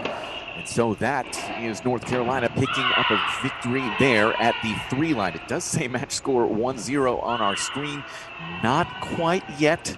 Let's go over to court number 1, where it's still yet to be decided. NC State, a little bit of an opening here at Love 30. And I wanted to listen in to what Coach Earnshaw just told his players, what we missed. Crawley missing a high backhand volley there. They said, hey, if you get the look, you push Crawley at the net.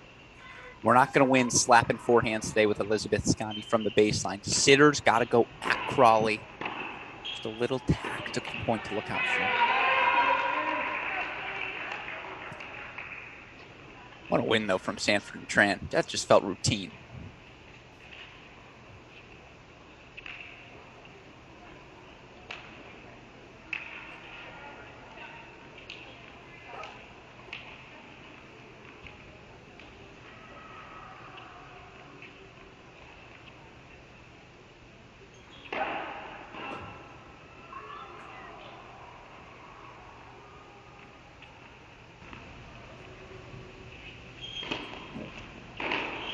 Wow, that is a thin line to find a little bit of space, but well struck. So 3 chances here for NC State to get one of them back.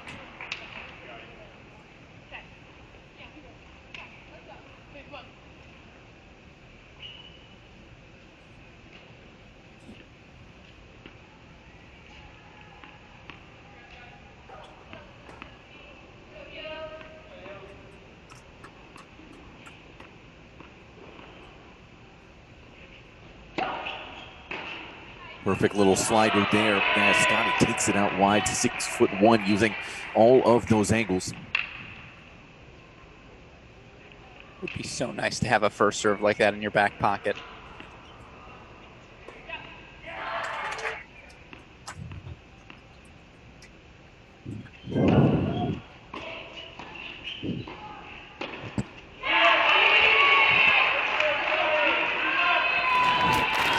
Easily finished there for Fiona Crow. Match point now for North Carolina, this deciding point. Take it on the outside.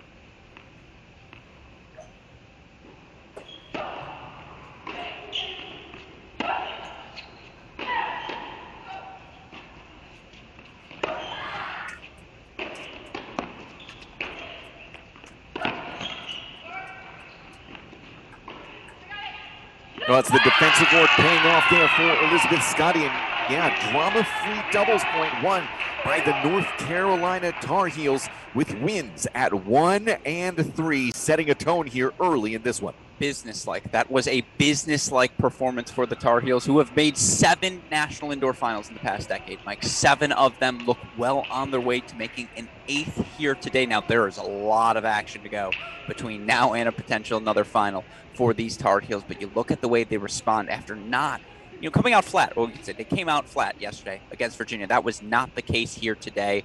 Brilliant performance by Crawley and Scotty, reminding everyone how they captured that national fall title this fall. So with a 1-0 score, the two teams will huddle. We will set our lineups and come back in 5 minutes. This is the national semifinal between North Carolina and NC State at the ITA National Team Indoor Championship presented by Cracked Racquets.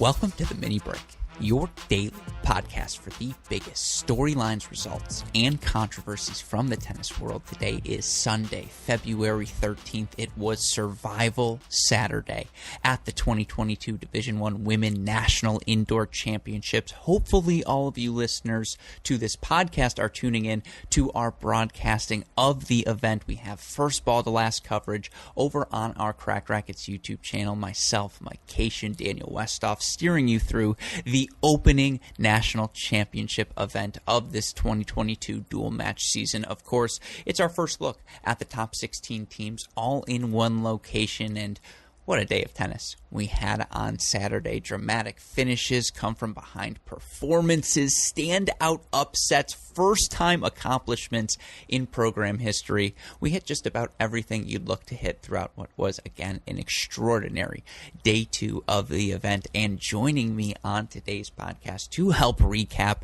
day two and set the scene for semifinal Sunday is the man I always turn to when we're talking college tennis here on this podcast. Of course, you know him best as your co-favorite writer on our website, crackedrackets.com, founder of the No Ad, No Problem blog, and a man who I think is replacing me with Joey Dillon as his co-host moving forward. It is my friend, John J. Parsons. Jay, welcome back to the show. What a day. What a day. What a day. Look, I just thought you and Westoff would be busy on the ones and twos, getting ready for the semifinals tomorrow. But no, I am excited for that space tomorrow on Twitter. But man, what a day today. These quarterfinals.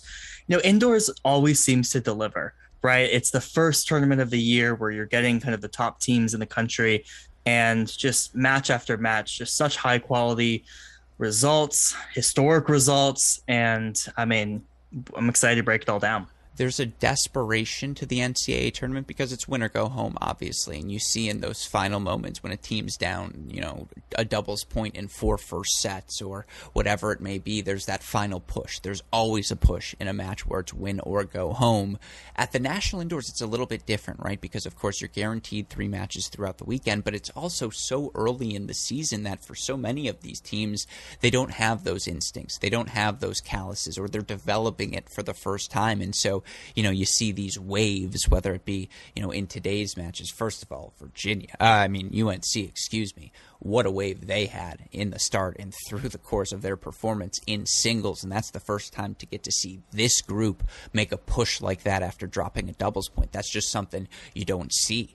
At the NCAA tournament, you've seen it a couple of times. You have a better idea of what to expect. You just haven't seen it before at the National Indoors. Or that NC State-Georgia match, like both of those teams, the various pushes, the millions of missed break point chances in that Texas-Oklahoma match for both of those teams, who relatively young groups coming together. For Oklahoma, obviously first time on the scene. For Texas, it's worth remembering it's all sophomores or younger in the lineup for them in singles and doubles. And so, yeah, it was an extraordinary day. We hit just about everything you'd hope to hit as a fan of college tennis on our broadcast. And again, we will be back tomorrow, 9 a.m. Central Time. That's the time zone I'm in right now, so that's when I'm speaking. I apologize, with our coverage of a consolation match. Then we'll have 2 semifinals. Then we'll have our nightcap consolation match as well. Again, Mike Cation, Daniel Westhoff, and myself steering your coverage over on our Cracked Racquets YouTube channel. But on this show, we're recapping day 2 at the ITA National Indoor Championships. We're going to focus on the main draw action because, of course, that is what we were covering on our Cracked Racquets broadcast. Thus, I got to see the most of that. I got to see all of that action, but I did get to see some consolation matches. I'm sure you have some thoughts on them, so I want to hit on that at the end. We'll go through chronologically. We'll preview our 2 morning quarterfinal results, recap, then preview our first semifinal tomorrow. We'll hit the back half as we go through the show. With all of that said, of course, a shout out as always to our friends at Tennis Point. You all know the deal, tennis-point.com. The promo code is CR15 for all of the latest and greatest equipment at the best possible prices. Tennis-point.com. That promo code is CR15. Enough with the plugs, Jay. Let's get to today's podcast. And again, we're going to go chronologically here. So let's start with your 2-time defending champions at this event and your number 2 seeds, North Carolina, who faced their first adverse moment of this season. You look for the Tar Heels. They were thoroughly outplayed. They didn't lose the doubles point. UVA took it to them to open out this match. And you look for Navarro and Amber Odell at the number 1 double spot for UVA. That was a 6-1 win for them against Florida yesterday, a 6-3 win for them over ITA Fall National champs Fiona Crawley, Elizabeth Scotty, in a match where they went up a break early. Crawley and Scotty got it back, only for Navarro and Odell to break back immediately at 4-5-3, serve it out at 6-3. They were ahead from the start. They closed it out at the top. Number 3 doubles went the way we expected. That was the one bright spot if you're UNC. Sanford Tran, just as good as we thought, 6-3 win for them over Munera and Sheikh. But number 2 doubles, Chervinsky and Subash, after, we can say candidly, blowing their match against Florida. They had 2 match points. Chervinsky has volleys on top of the net at the end of that match, unable to put away either of them. They get up an early break, and they're not broken. In a match, they take 6-4 over Cam Mora, Carson Tangillig, and yeah, just UVA straight up beat them in that doubles point, Jay. Yeah, to the surprise of many, I think, right? I mean, the 3 doubles pairings that you walk through for UNC are all really strong. We've talked about that on a few of the episodes, just the strength of those 3 pairs. And doubles has not been a strength for UVA. We've seen them drop the doubles point a few times this season and have against to come back. Stanford in the kickoff weekend, and of course against Florida, they dropped it. Exactly. And so they've been, back up against the wall trying to get 4, of which they've done in both of those matches. And so you felt like doubles was a must against UNC, so you don't have to try and take 4, and they do it. And I thought what was most impressive about the manner in which they did it is I thought they brought a lot more energy out of the gate in doubles than UNC, which in some ways was surprising because I think, this UNC team has just looked so strong in doubles. So I think if you're UVA, you feel really good about taking that doubles point. and you erase everything else that happened after.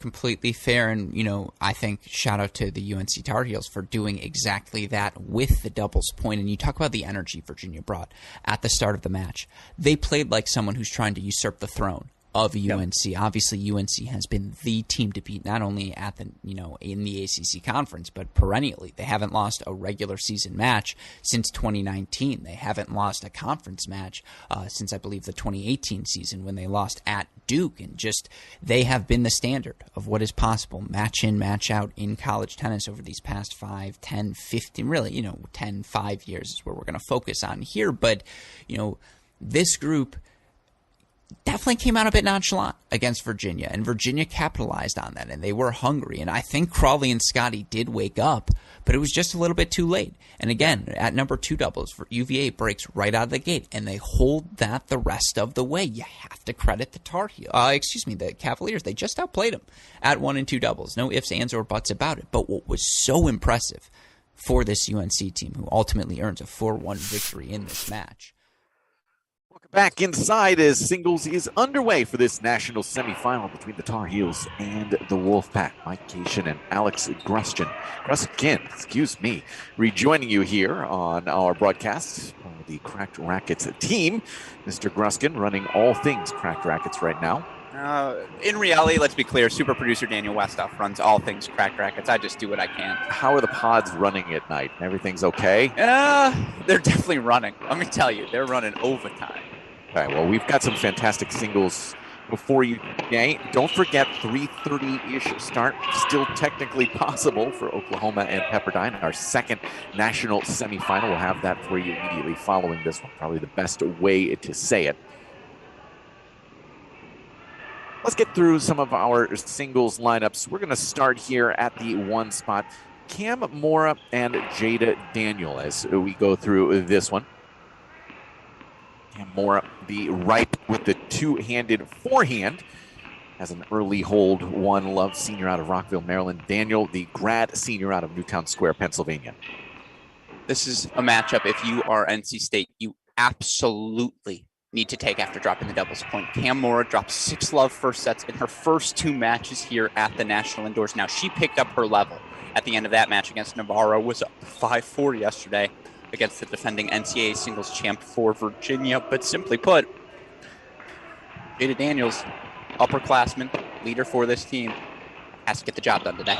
Yeah, Jada Daniel, obviously part of that duo for NC State along with Nell Miller that did pick up a win at 2, and they have to just continue with that momentum themselves. Anything that they can do here to kind of lead the team in that regard. You said it exactly perfectly. Let's go down to the 2 line because of the fact that, frankly, this has been the most dominant player here for the week, Elizabeth Scotty at the 2 line for North Carolina, already with a break. 1 love, 30 all.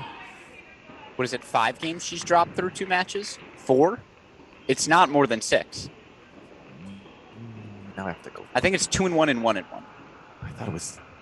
Yeah, 2. I'll look while you talk about the 2 of them. Okay. Scotty, the junior from Annapolis, Maryland, Renshelley, the sophomore from Sarasota, Florida, for North Carolina State. As the deuce point comes up here, was a huge effort from Renshelley yesterday just to stay on court for the Wolfpack. Was 5 all in the 3rd set for her against Georgia freshman Mel Riasco when that match ended.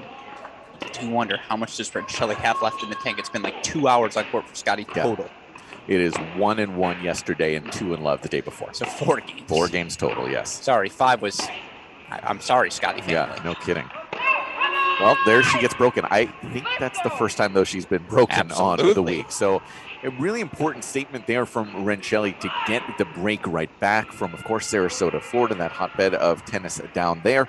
And so that is a good sign for the NC State Wolfpack as we move down to court number 3, the one that I've obviously been circling as we watch Riley Tran, her incredible run in dual matches since she has come to North Carolina as she takes on the freshman from Jakarta, Indonesia, Priska Nugroho. This could be quite telling, and frankly, this is a match that might not finish. just because these two are very well matched, and I'm really excited to watch a little bit of this one Also, today. the physicality that they'll both bring to this match. Nugroho played the longest first set I've ever seen. What was it?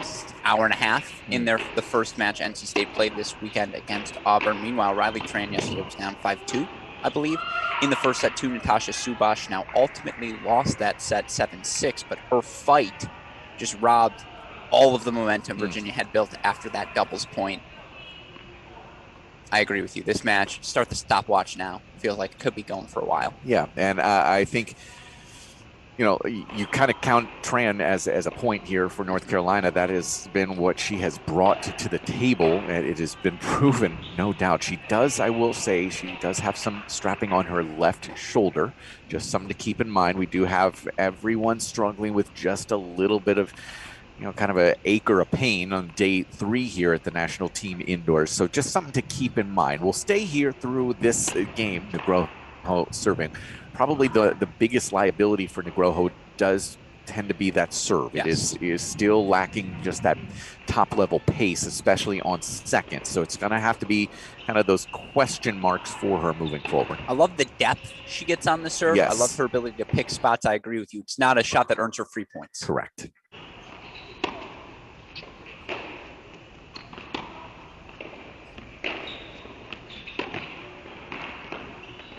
That will sail along. It's just one of these players. I'm going to bring up a name from the past, a guy who did play some collegiate tennis, Christopher Runcat, a guy who had incredible junior level experience. I believe actually was world #1 as a junior. And if memory serves, he went to Oregon. He's ended up being a top 100 doubles player. Sure. But because of the fact he's a little bit more diminutive, just had to readjust to how his game played as he went into college and went into pros. And that always kind of kept him limited as a singles player.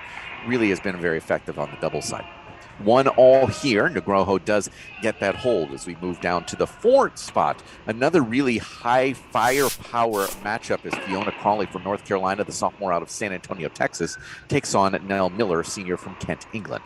I'm just sad I missed out on the run cat era. That's all I'm thinking about. That would have been a strike zone for me, certainly. No, this matchup here, unstoppable force meets immovable object, right? Nell Miller is the unstoppable force right now. She has been so exceptional at that number 4 single spot, and straight set wins for her in both of their matches. Yesterday, blitzed out to a 4-0 lead. That momentum NC State needed post doubles, ultimately holds on for the straight set victory there. Problem is she's facing a Fiona Crawley who's never lost a dual match for Carolina in her career. And again, I would argue Miller's probably played better to date, just playing her best tennis, certainly, where I still think Crawley has another level to get to. And yet Crawley's earned 2 straight set wins, so it's not as though she's been bad this weekend or bad ever for the Tar Heels. Yeah, and it could be a very fun matchup here, and I think 3 and 4 to me will probably tell the tale. I would be surprised if either finishes. That's a valid point. Yeah, if one of them does, that I think will kind of set a tone the rest of the way. Precisely. I think would be maybe the best way to put it. So we'll keep an eye on this one. Miller is serving here, does have the game point.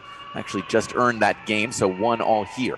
Moving down to 5, one of the talented freshmen for North Carolina, Carson Tengillig out of Alpharetta, Georgia, already has been ranked as high as 14 in the ITA rankings so far this year. Takes on yesterday's hero for North Carolina State, the clincher Sophie Abrams. And you bring up that performance, 3rd set win for her over Morgan Kopic of Georgia to clinch that victory for NC State. My question for Abrams, who plays aggressively, who's going to be swinging big any opportunity she gets, how much gas is left in the tank here at number 5? Tengillig hasn't dropped a set thus far this weekend, and was 3-all through the first 6 games yesterday and rips off 9 of the last 11 to earn a 3-2 victory.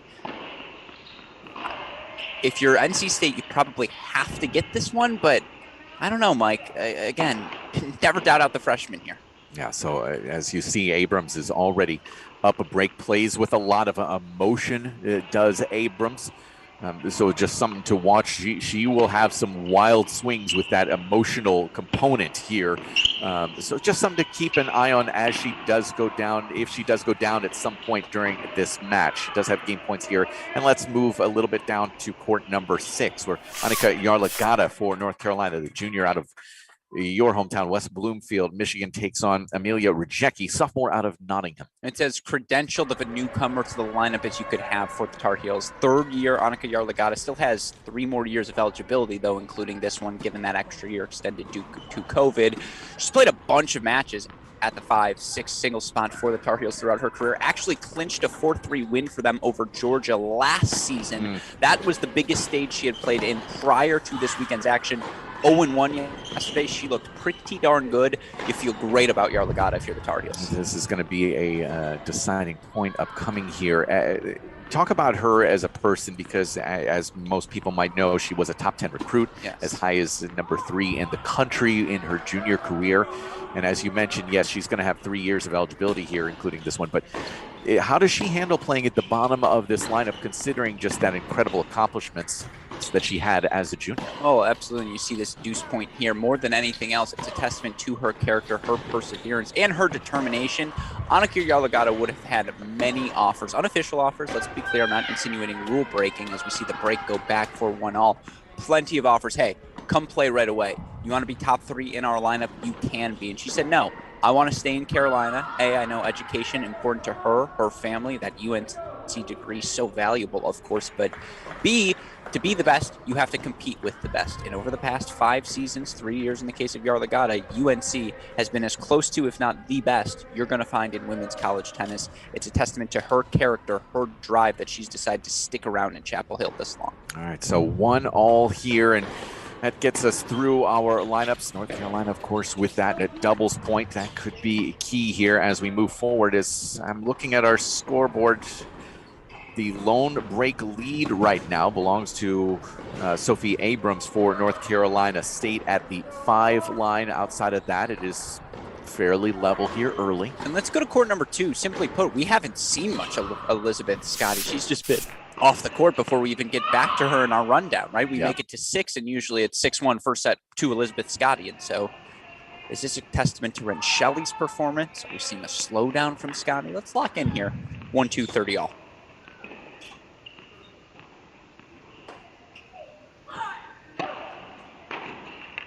Well, that's clean. Perfect return winner, and Renshelley an opportunity to actually have a lead on Elizabeth Scotty. Don't say it out loud, or it's never going to come true. By the way, volunteer assistant coach, former All-American, MVP of this event, Sarah Davatilla. MVP last year of this event, standing in between the courts here. So I think what I'm seeing early, though, in just a couple of points, is just the ability for Renshelley to keep things pretty flat.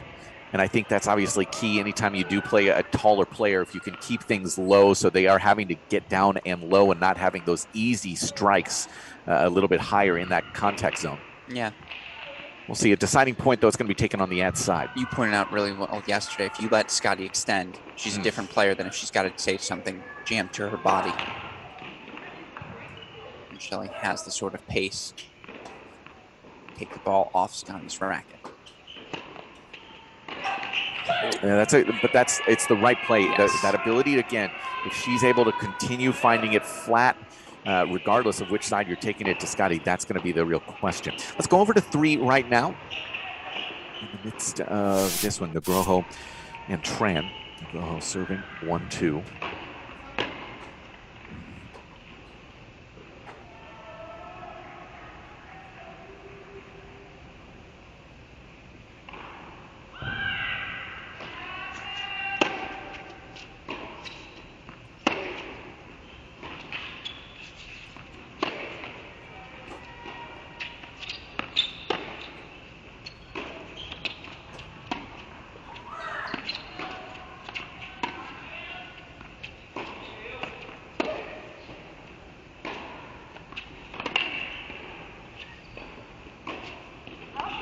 Preparing for that forehand to Negroho. 15-43 break chances for Tran. Tran almost tripped over her feet a couple of times trying to run around, hit inside out forehands.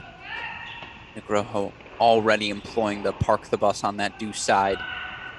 Don't allow any easy two-handed forehands for Riley Tran. Big break for Nell Miller. She leads 2-1 early against Fiona Crawley at 4 for the Wolfpack. chance here for UNC to respond at 3.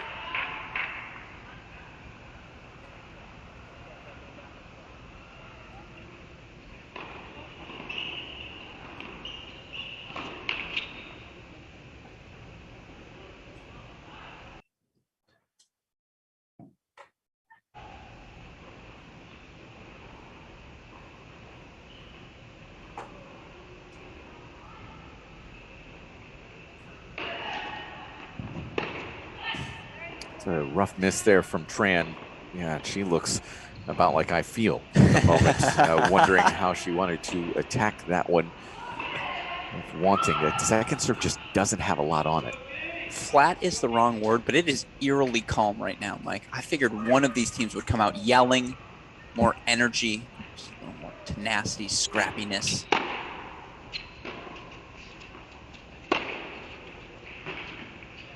Set up with a very strong, powerful body return there. And Riley Tran does grab the break. 3-1 here in the first. Let's go over to court number 1 where we've got a deciding point there. On the serve of Jada Daniel of NC State. Deuce point, 1-2.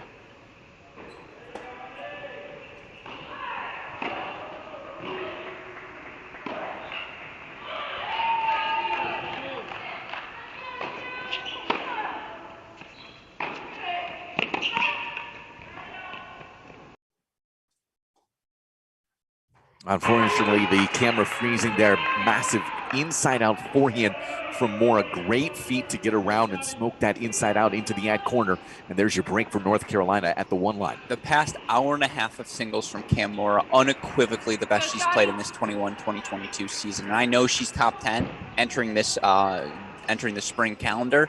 She was not a top 10 quality player. You look at the results, misleading in the fall. She is a top 10 talent, no doubt about that. You see there the aggressiveness with her footwork.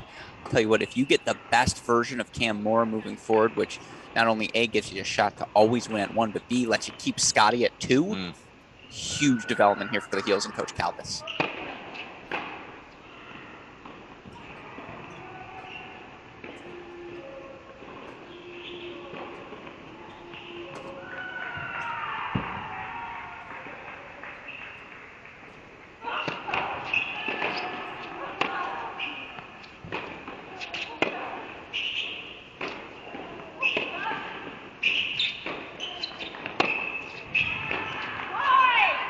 Fantastic again. I really do enjoy watching Mora's forehand. It is pretty unique, that two-hander, but it's really solid and fun to watch. Let's take a look here. Let's move over. Do you want to go to 4 or 6? Do.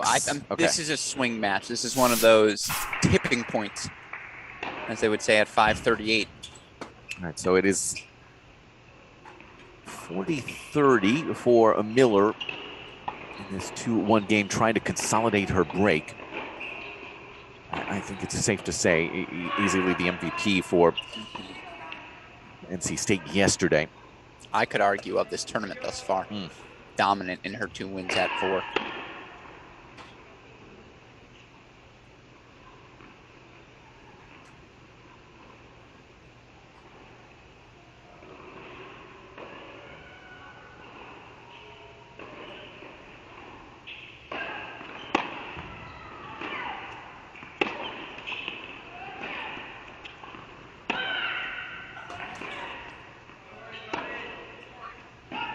Called long. Yeah, it was called long by Miller, so that is a hold to get us to 3-1. Yeah, there we go. You're right. Because I saw the coach kick a ball back to her, and that's confused me. So let's go to 6. Deuce point early on. Yarlagata, Rajecki. Rajecki yesterday. Another one of those, I don't want to say MVP performances, but just stayed alive there at 6 long enough for her teammates to make their move. Discussion here. Shot clock violation?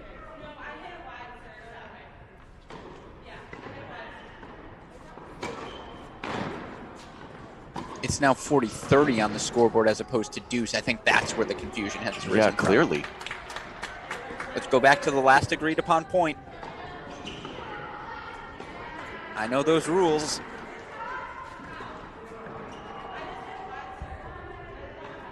Yeah, now they're trying to play it out. Remember this. Yeah, make sure it's all clear so everybody's on the same page here. But yeah, it looks like it will be 40-30. Some confusion there. Sure. Well, now I've got deuce again on my scoreboard.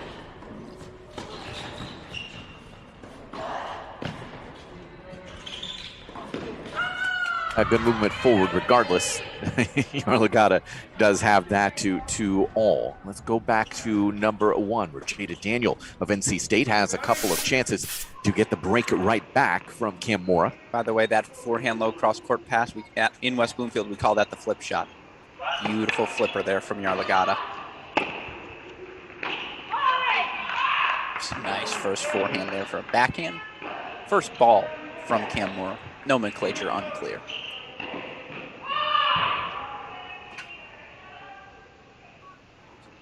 Deuce point coming up here on 1. Keep an eye on 2 as well. 15-30 in the Scotty service game as she may go down a break.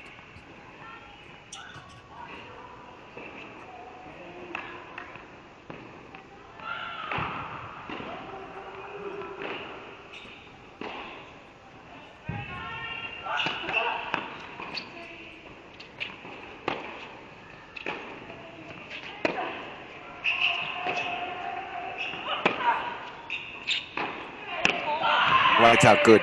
Inside out forehand out of Jada Daniels. So we're back level here on serve at 3-2.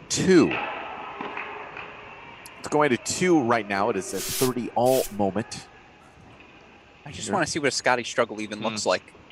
And again, it's a credit to Rensheli, who's hitting the return so well right now. Look at that winner. Inside out backhand for 30-40. So 2 breakpoint chances coming up for the Wolfpack here at 2. Peck looking good in a couple of spots right now, Mike.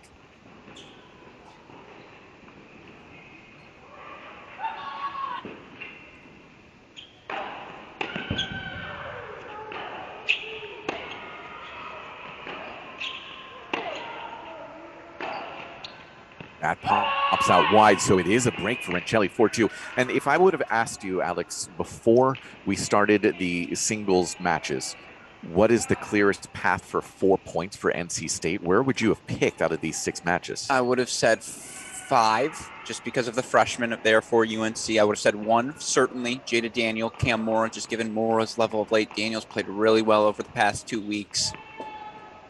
3 and 4 were always going to be the swing matches. For me, if you're making that tipping point, again, it's like we win 6-1, 5-1, not that weird. If we win 3, ooh, what is it, a 3-all match? If we win 4, we probably won the damn thing. Okay. At the same time, against Carolina, what's so difficult to find a pathway to victory is it's just like, well, on the wrong day, you're going to get beat badly at any of the 6 single spots. If we can, let's sneak over to 4, where Nell Miller for NC State has 2 break chances. We're in the midst of a 30-40 point on Crawley's serve.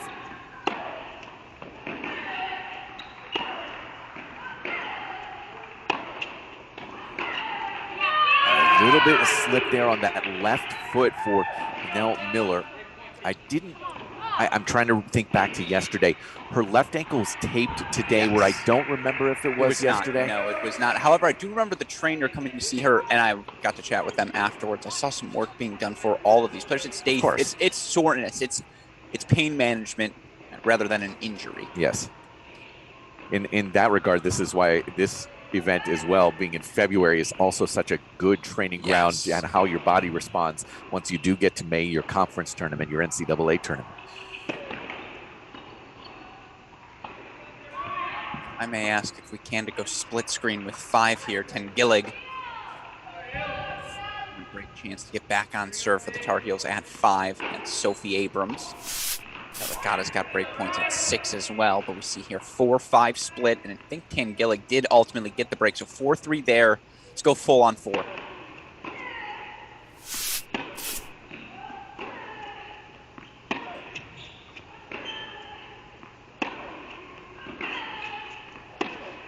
Oh my, losing her footing as well. This time it's Fiona Crawley. So Miller for NC State makes it a 2 break edge 4-1 as we head down to court number 6. Break chances now for Yarlagadda of North Carolina. And I'd ask split screen with 3 as well. Deuce point coming up. Tran, Negrojo, and Tran, chance to run away with that first set up 4-1. That is not a scoreboard result I expected, Mike.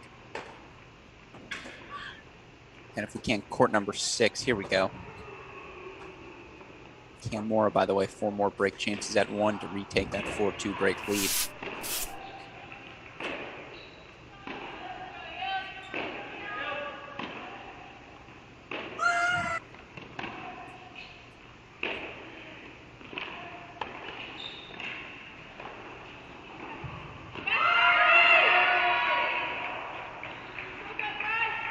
Oh, Riley Tran is absolutely exposing Negrojo right now. That is a second break. Phenomenal stuff right now from Riley Tran. Meanwhile, Annika Yarlagadda with the unbelievable on-the-run little flick there. Gets Radzecki stretched. Radzecki just a little too strong on a forehand volley. So 3-2 Yarlagadda. Let's go to 1. Break point chances. Camora.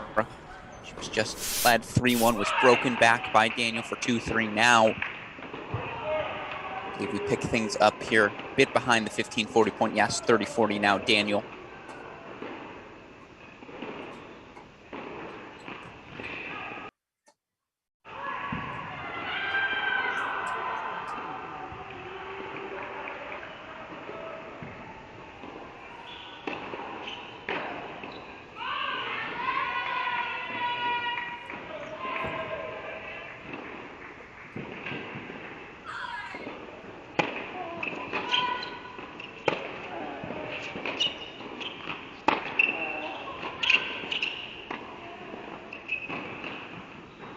That's well done. That's such a tough volley, that little touch volley that you want to dump in front of your opponent there. Well struck by Jada Daniels, so it's going to be a deciding point. Typically against the lefty, you're going to, of course, choose the deuce side, and that is, looks like where Camora is going to go, would be my guess. Interesting as she plays ad side in doubles. But yeah, Daniel does have the height to create some hook on that lefty action. Very much agree.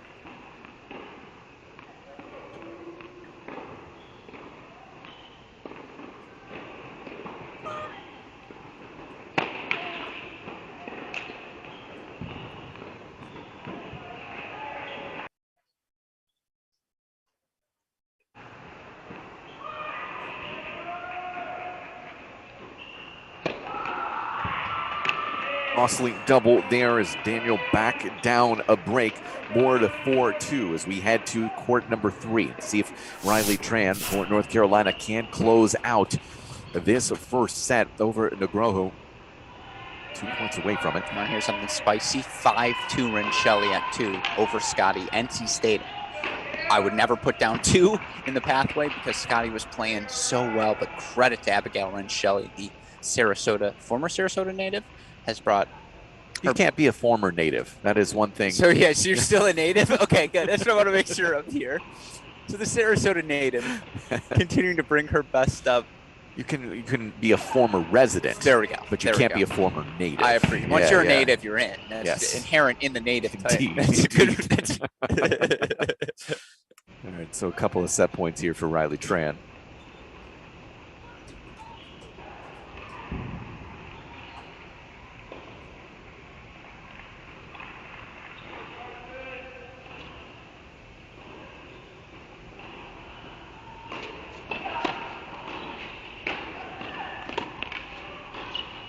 And it will be wide. I'm just so impressed with Riley Tran's angles today and the continued depth.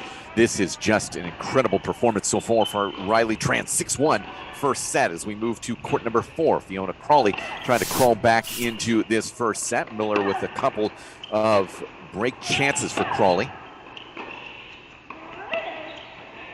You think she gets more Fiona jokes via track or more crawl back into it? You know, I'm trying to think about the where she's at age-wise in terms of whether she watched a lot of whether Shrek. Yeah, I feel like Shrek would have been on the radar. Who doesn't know Donkey? Yeah, probably, but it wasn't as I don't know, society conscious for her age. Fair. Maybe you and a little bit older, I would say. Yeah, that's my strike zone. Yeah, I think it's just a little. That being said, probably Shrek. Obviously. I always say I'm the Drake and Josh generation. She's iCarly. Same. Yeah. I was listen. I was. You can't do that on television. You were Dookie Howser. I was How I Met Your Mother. Yeah, fair. You can't do that on television. It was the Nick program that I was watching back in the day. Doug. She's actually just like a thriller. Courage the Cowardly Dog, which made all of my people scared of dogs. Anyways, Crawley here serving 2-4, love 15. In the meanwhile, let's go to 5 quickly. Okay. Carsington Gillig. Was down a break. And this happened to her yesterday, right? It seems takes her 20 minutes to work her way into these matches. That's fantastic. Pretty. Nasty touch there for the freshman from Alpharetta, Georgia, as she now is up a break herself. She will try to close out this first set momentarily. Let's go to 2, where Rincelli is a couple points away from snagging this first set against Elizabeth Scotty.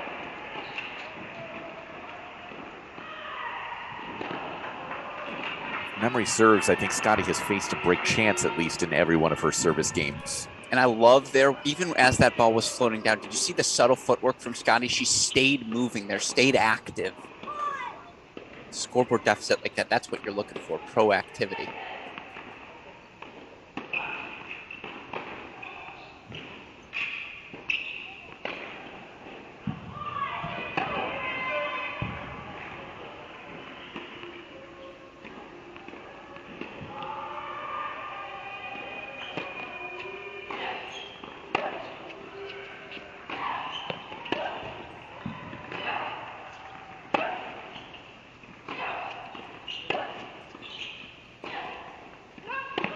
Got to be the longest point Elizabeth Scotty's played on the weekend. Nevertheless, she takes it for a 3-5 hold. We go now to 4. Now Miller continuing her exceptional form on the weekend. And Crawley broken there, as you see, for 2-5 now here on court number 4. Meanwhile, let's go back to court number 2. Okay, see if Rincelli can close this out. Precisely. It's one thing to build a 5-3 lead, right? I really do think this matchup favors Rincelli in that it is that flat forehand. Yes. She has more shape on the backhand, but very flat through the forehand, and that matchup can be difficult for Scotty. And that's actually why I think you look at the Scotty's success and you think, why isn't Coach Kalbas playing her at the number 1 singles position? I agree. From a matchup perspective, pace is the thing that gives her problems.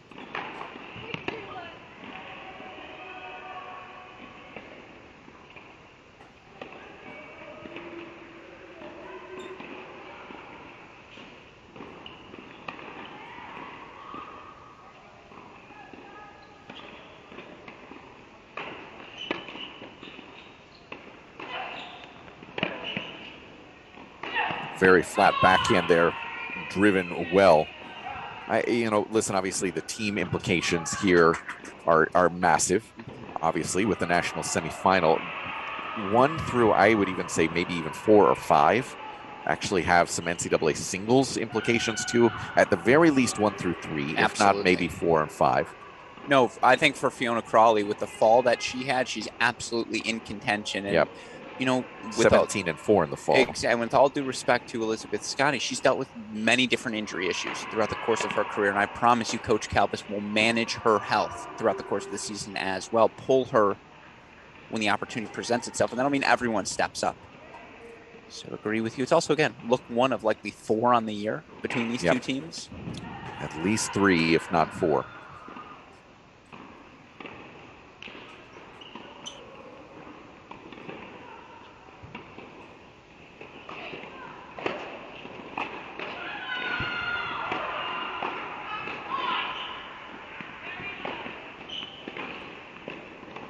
We're going to jump split screen if we can, super producer Daniel Westoff, with court number 5.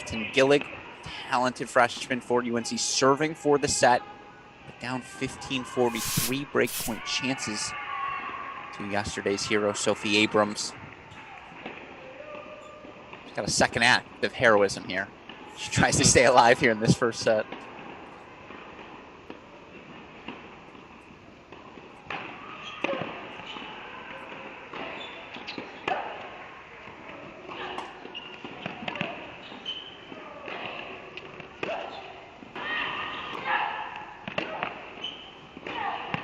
Sure.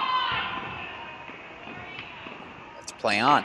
If we can. Number 5. Yeah, if we can with that hold there, can we split 2 with a set point and then also 3 where we've got a deciding point? Nugroho trying to just get something positive started, but Riley Tran with a break chance on this deciding point.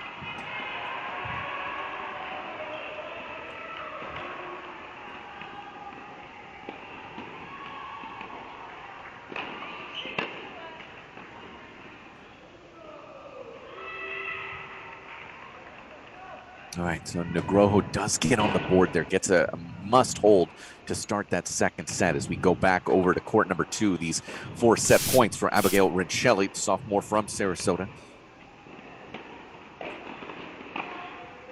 Her sister played at Quinnipiac. Love Quinnipiac. I always called it Quinnipiac. Now I know Quinnipiac. That's New York, correct? Yes. Yes.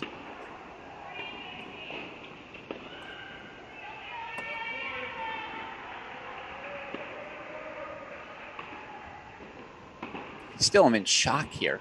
I haven't seen the scoreboard deficit for Scotty all year. I think she's only lost, what, 5 matches in her career? Something crazy like that. Set point as well on 4 right now for Miller of NC State.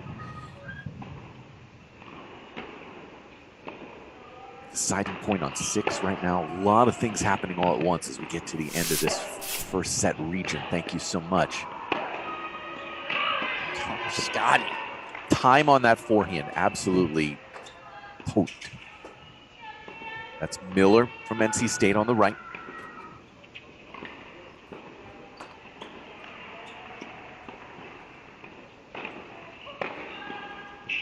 There is Miller closing that one down. So 1% on the board for NC State. Let's see if they can make it a second one here with Rincelli. He's already missed out on a couple looks.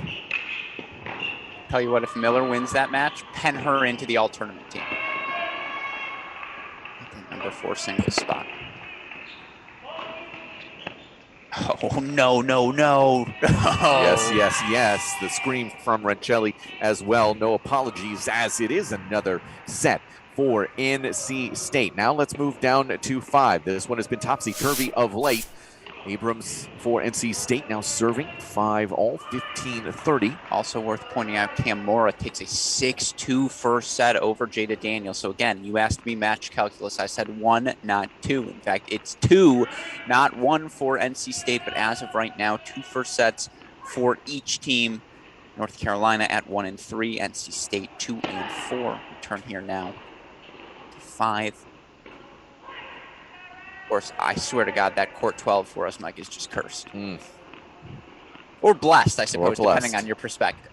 This motion from Abrams is interesting on the serve. There's a lot with that right arm that's going on, and it feels like that can allow for a lot of those types of miscues with so much action on it. But that does throw in a double fault, and Ten Gillig will get it to 6-5, the opportunity to potentially close out another set before the Tar Heels.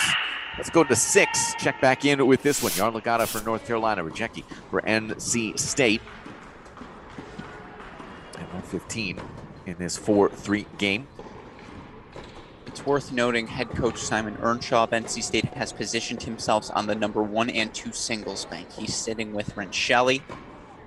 Jada Daniel, long chat right now with Jada Daniel at that number 1 spot. I know he views this like we do as a must-have at number 1 singles for the Wolfpack.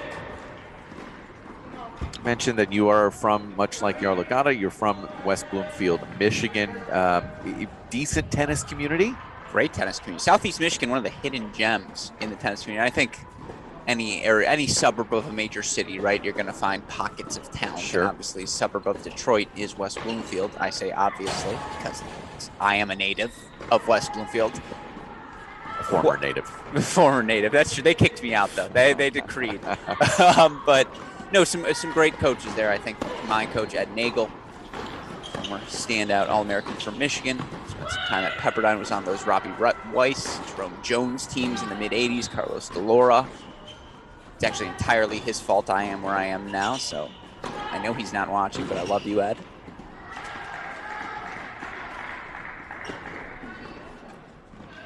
How far away from Ann Arbor are you guys? Too far. Too far. Actually, sorry, this is not what you're asking, but far enough to where if you go to Michigan, your parents will never come visit you on a will, but close enough to where if you need laundry or food done, you get it. Yeah, you can have it. The real answer is 40 minutes. Okay, thank you. But I gave you the fun answer instead.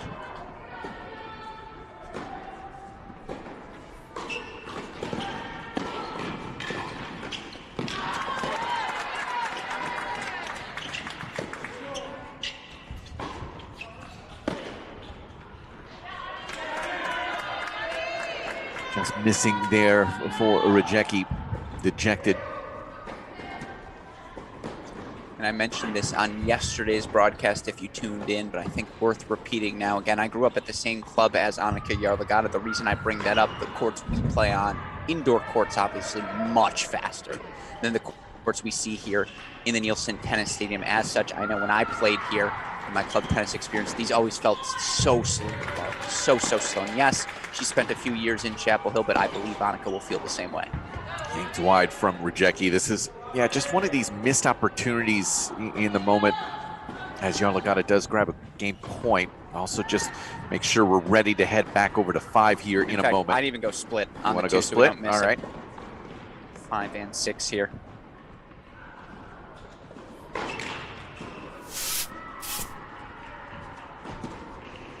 Points away is Tangillig.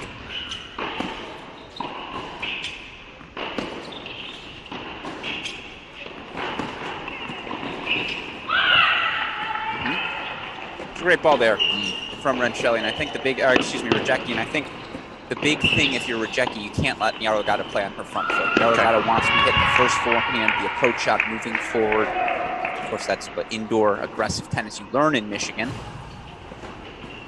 Radzone needs to break that rhythm. That forehand cross, opening up the angle, a great way to do so.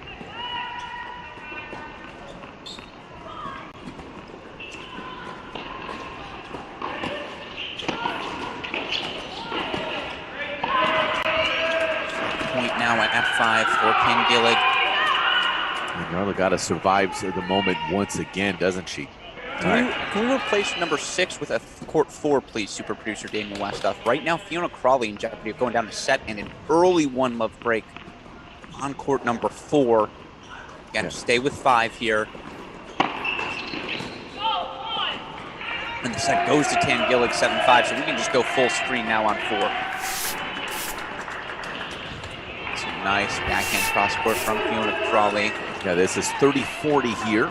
And I love the dialogue. 30-40, excuse me. Correct. And I love the dialogue between her and Coach Calbus. Fiona Crawley never negative. I mean, she's never lost during a dual match, so I suppose I don't even know what a negative would look like. It's good to see that positivity.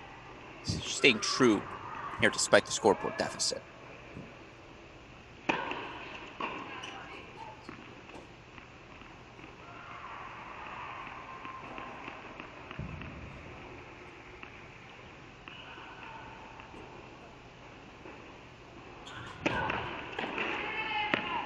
Wide there from Miller. Yeah, it does feel like a must-hold, much like it did a few moments ago for Negroho at the start of the second set there, just to get a little bit of positive momentum into a second set after getting wiped out in the first. So it will be a deciding point. Miller's going to take it on the deuce side.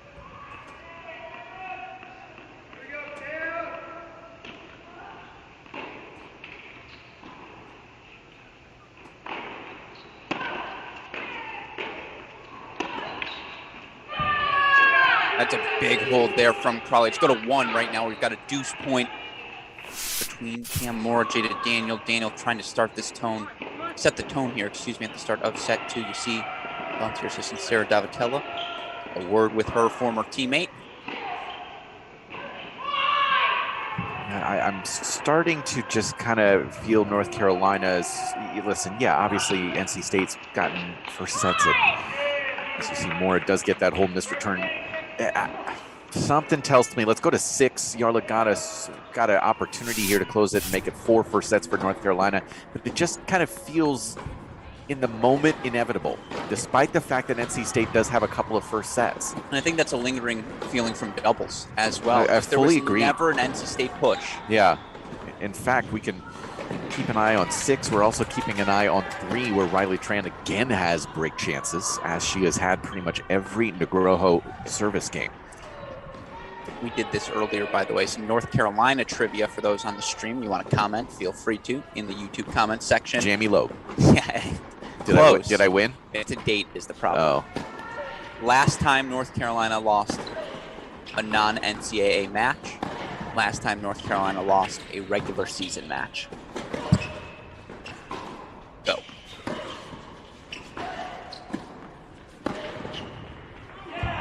Some of these balls from Redzone, she is trying to, and thank you for that split screen here as we are in the midst of a deciding point here on court number 3. But Redzone, while trying to create depth as much as she is just really struggling to do so consistently against Yarlagadda.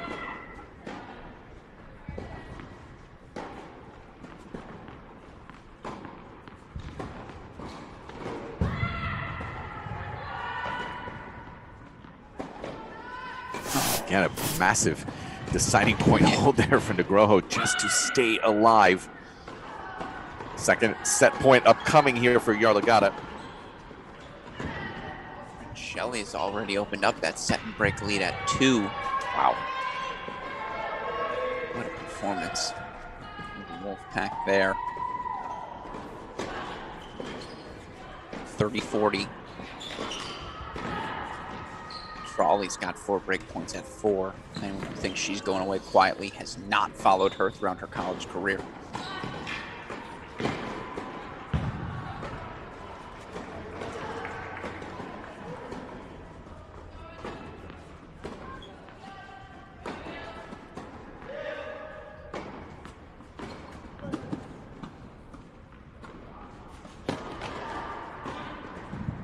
It's a let.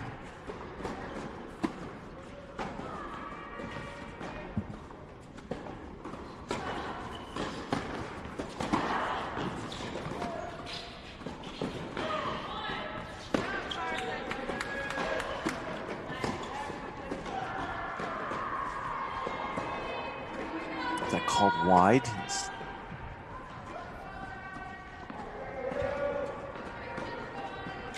so hard to tell on that far sideline.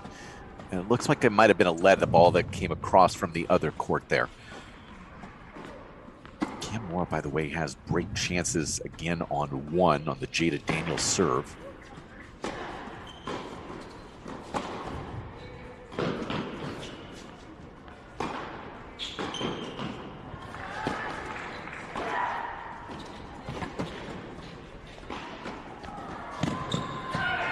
Great backhand up the line there from Annika Yarlagadda. So that's 4 first sets now in the bag for North Carolina. They take it 6-3 here on 6 sets now on 1, 3, 5, and 6.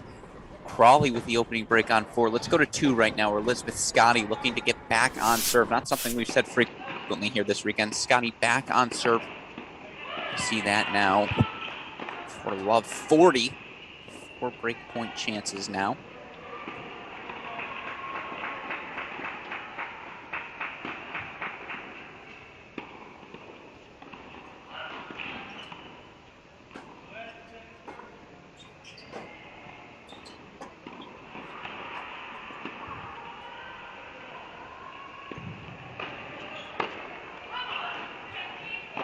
Love that wide serve there. A lot of pace, a lot of power, keeping it very flat all throughout this day, Renshelley.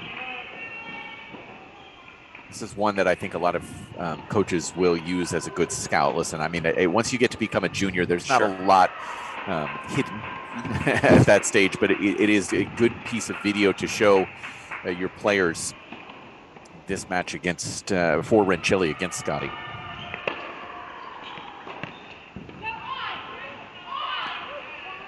Oh, overruled.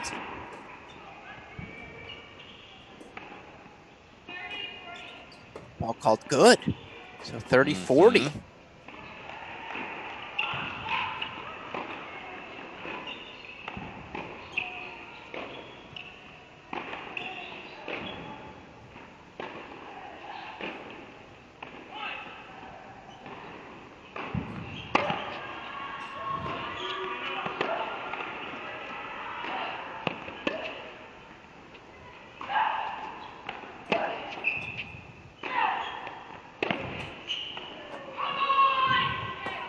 goes long. So, yeah, that's a great example of it, right? You see, especially that ball right into the Scotty forehand where she has such trouble getting under and being able to brush up and find any type of pace. She's just having to react, and it's been a really uncomfortable match for her in that regard off the ground.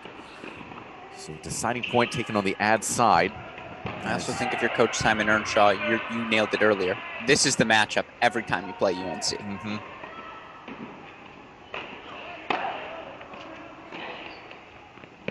Oh, that's...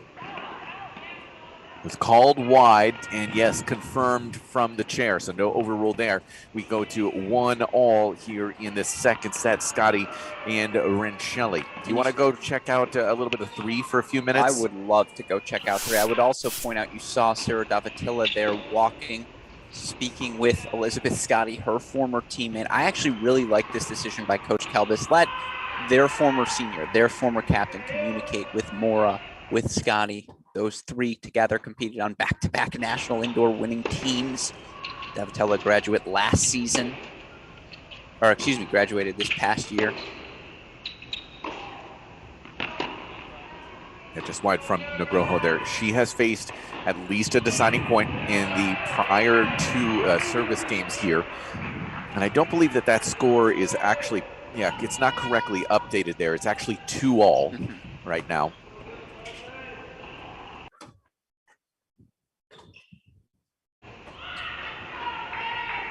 A little bit behind, but 2-2 now. Love 15.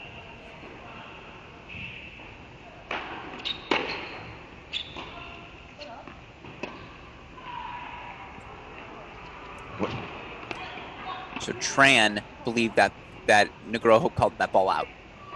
She thought the forehand she hit prior. Okay, thank you. Yeah. The chair umpire saying, I didn't hear a call. Yeah, Brian Calbus going to come over and just clarify as well. Tran, despite the scoreline and how lopsided, she has been so emotionally engaged and vocal throughout this match. Which she wasn't yesterday against Supash of Virginia. I actually think that's a great adjustment here. I like that. Forces her to be energetic from the start.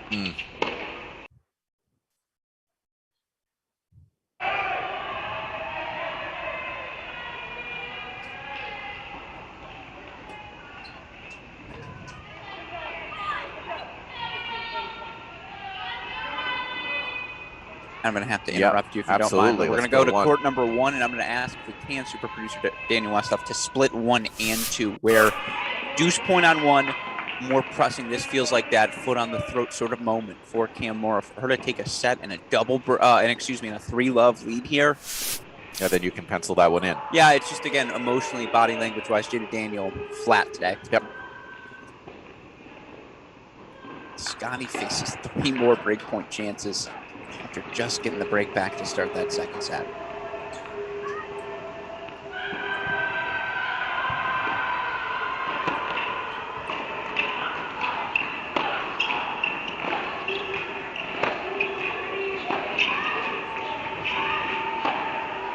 Just a fantastic target there from Jada Daniel to stay alive 2-1. So let's go back to 2 now, full screen with Scotty 30-40 now.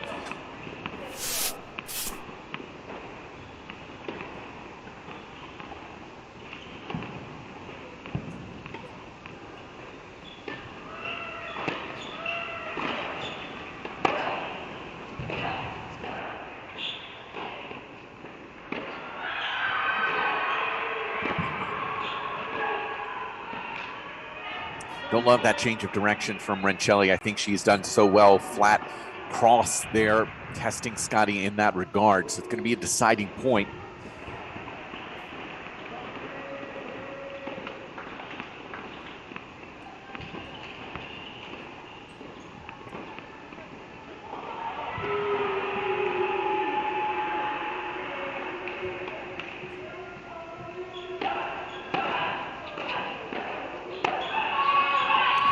There's your set and break lead for Abigail Rencelli of NC State to 2-1 here in this second set. As we go over to court number 4, what a turnaround for North Carolina's Fiona Crawley. Already up a break, 3-love in the second set, and now with 4 break chances to make it a 2-break lead after losing the first. She hasn't crawled, she sprinted back into this set, Mike, and It's that attitude. It's the energy. Again, the bouncing between points. You'd have no idea what happened in the first set if you watched the body language of Fiona Crawley, which might be her biggest strength on the court.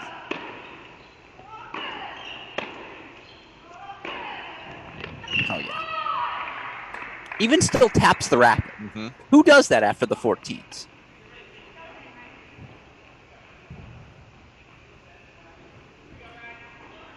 Jensen Brooksby does, actually. I'm trying to think through my database here. That's also how he says it's dinner time. It's 3 taps on the racket. It's his means of communication. Oh, yeah.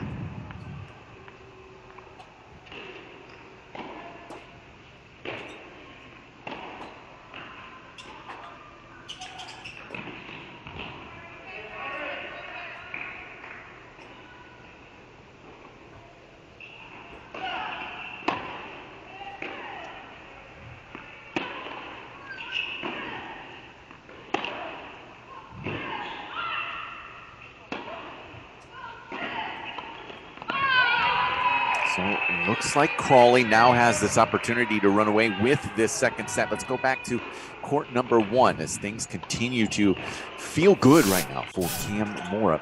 Jada Daniel borderline forcing herself to move forward early in the point at this. She's just not winning anything past 5 shots in the rally. Yeah. So the baseline point's not coming, so adjust and play to one of your other strengths. Yes, precisely. The big forehand deep with pace. 15-30 here. Meanwhile, NC State up a break early in that second set on 6. Shelley up a set and a break on 2. Those are only bright spots right now, I suppose. Yeah. If you're the Wolfpack. Riley Tran did end up breaking previously. It is a set and a break for her. That's at the 3 line. I am struggling to find ways here for NC State, barring something drastic turning around.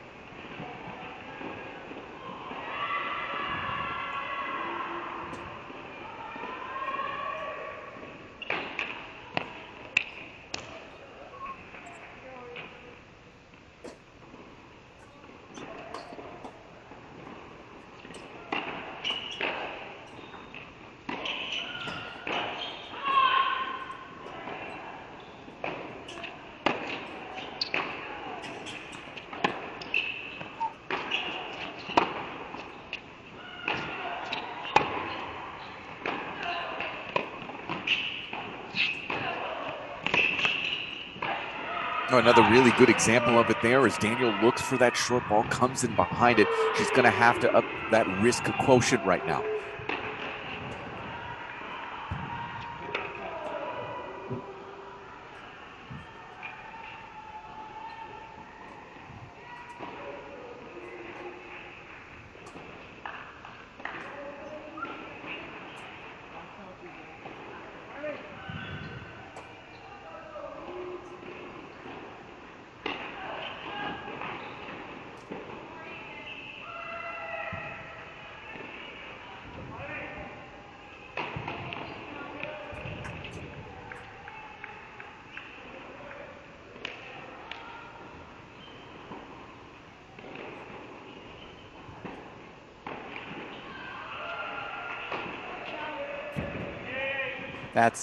That's rough for Jada Daniel. And this feels like the moment now if you're Cam Moore, one hold away from just putting your foot on the throat and extending this lead and all but guaranteeing your team a point at the number 1 spot. Heck of a performance at number 1. I want to check in on number 3.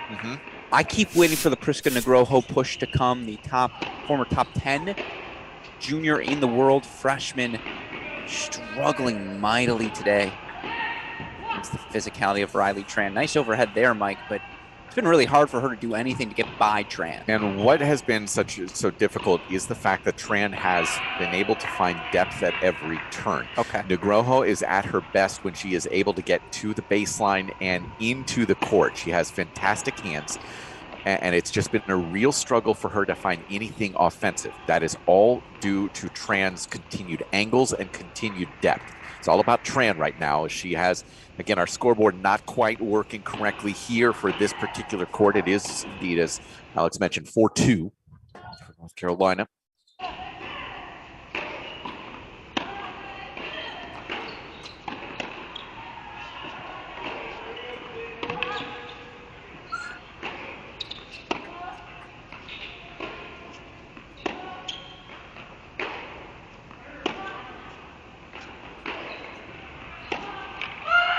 See, that's a kind of a risk that she's having to take right now, Negroho, trying to cut off that angle to go backhand line.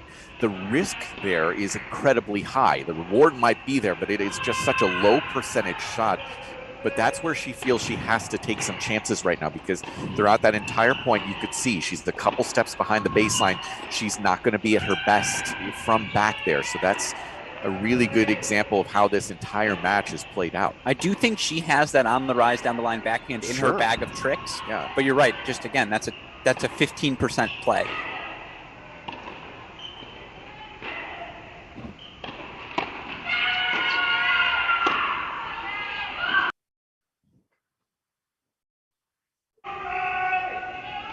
I believe she just missed that volley, however, so it is 15-30. Let's, if we can, move over to court number 2, however, as this, the surprise of this match, this performance here from Rencelli dictating play against Elizabeth Scotty, who had only lost 4 games coming in.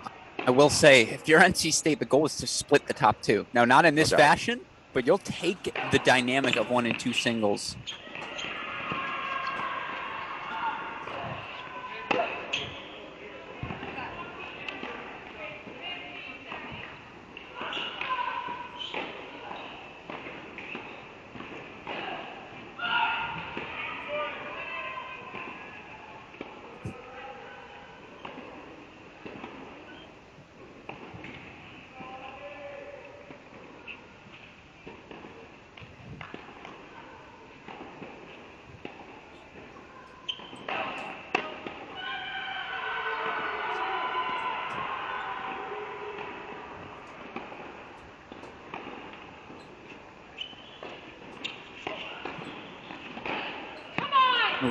Bit of a higher risk play as well there for Scotty.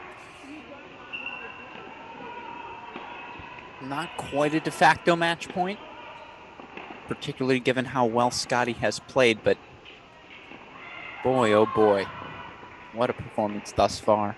Abigail Rencelli.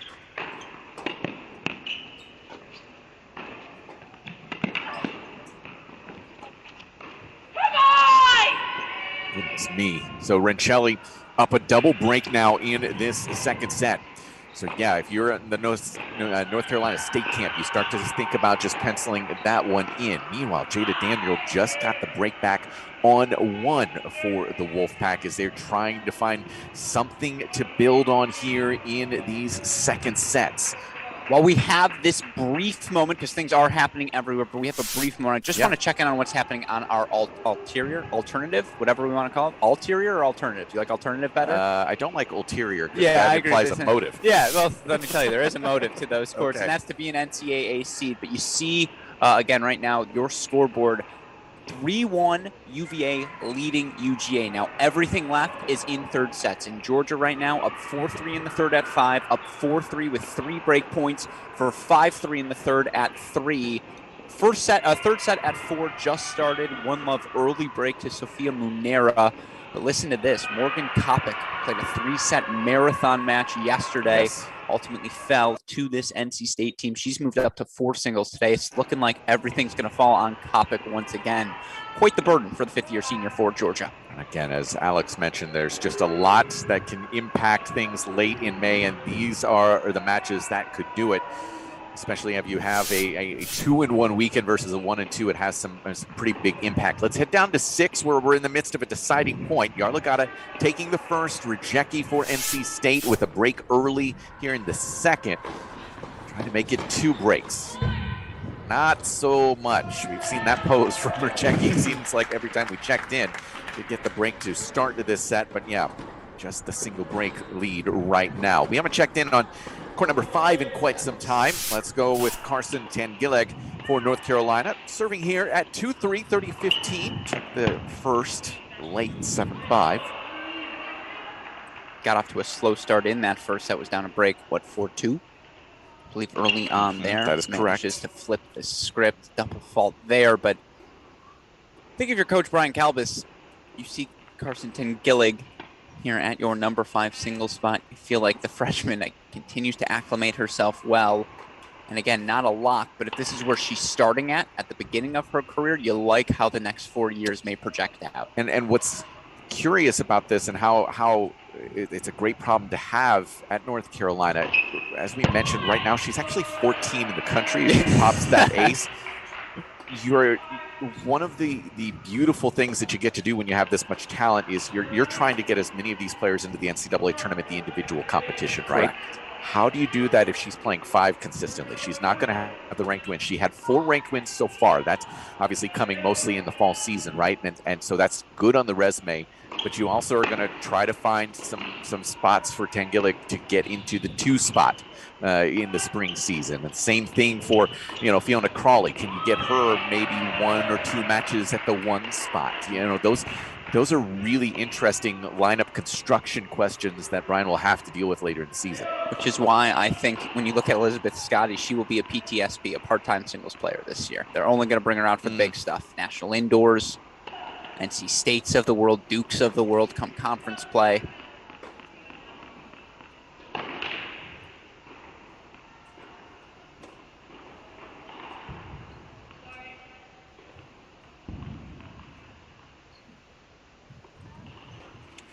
As we're in the midst of this one, just starting this 3-all game, wild there from Abrams. Let's move over to court 4, where it's a deciding point. Crawley can put this set out of play, already up a break. Miller has been so phenomenal the last couple of days. Crawley essentially close out this second set.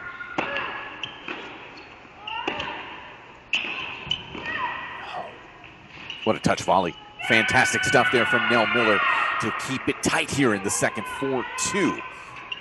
Nell Miller, the one player who's playing as though this is a rivalry match. You hear the yells, and whenever we can hear it in or outside of our headsets, I always know, okay, Nell Miller won the point. Yeah, she's a fun watch. Yeah, absolutely. No doubt about it. Very fun to watch. The aggression she plays with, it's contagious. Moving over to court number 3, checking in over there. Riley Tran has it to a 5-3. If we may, let's pop over to 2. Elizabeth Scotty playing the Amelia Rajecki role. NC State, number 6 singles player, played yesterday. She's just trying to stay alive. You don't want to let NC State begin to build any momentum. You don't want teammates to see, hey, Renshelley's off the board. What happened? Oh, we got a win at 2? All right, we can do this. No. Elizabeth Scotty doesn't want any of that. As she gets the break 4-2-4. More than anything else, she'll look to not finish here today, as Carolina making their moves on a couple of courts. Yeah, a little bit of pride at stake there. And obviously, if you can avoid taking the L and having that on the resume, yeah, it's pretty crucial. You want to go over to 3 now? I do. This is where Riley Tran has the opportunity to put the first singles point on the board for the Tar Heels, already at 11-15 in this Nugroho service game. And I'm going to ask if we can. Let's split with 5 or Tangillig, looking to get the break in court in set number 2. Now, of course, if we get a match point, we'll go full. But right now, the clean kill for Carolina, 1-3-5. Mora, Tran, Tangillig, all a set and 3 all or further.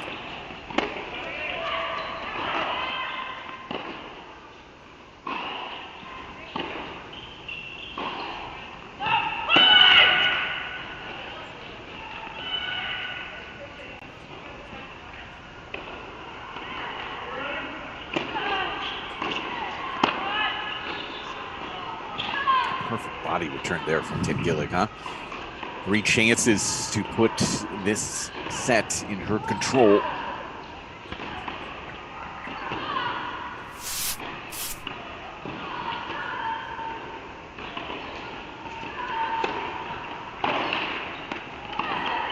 Oh, called wide by Tran there. She's going to point to a mark. I'm not sure. That's our sideline? Yeah, that's all I'll say about that. Fair enough. So Gillick, break chance on the right. Tran 2 points away on the left for North Carolina.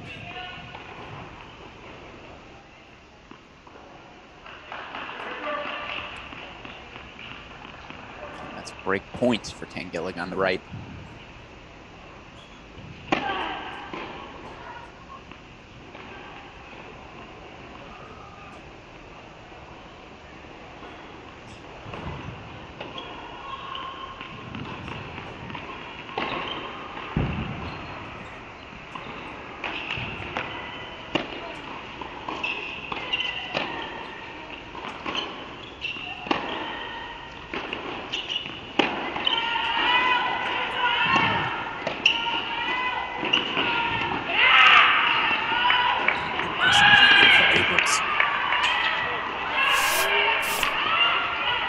Aggressive play from Nugroho there as well. Can we go back to that split, please? Super producer Daniel Russ, I believe we have a deuce point coming on 5. Indeed. In courts 3 and 5 here on your screen. Meanwhile, Nell Miller of NC State does have 4 break chances against Crawley as well. And Shelley got the break back. Going to serve for the matchup 6-3-5-2. And break points for Jada. Being able to take a 4-3 break lead in the second. Okay. Tangillig has the break, 4-3 lead. She's in control. Let's go to court number 3. Let's focus here on 3. Well, I'm going to ask, actually, can we split with 1, or we have a match point coming up? Match point. Let's go straight to 3 then. Yeah, 2 match points here for Riley Tran. The serve of Nugroho.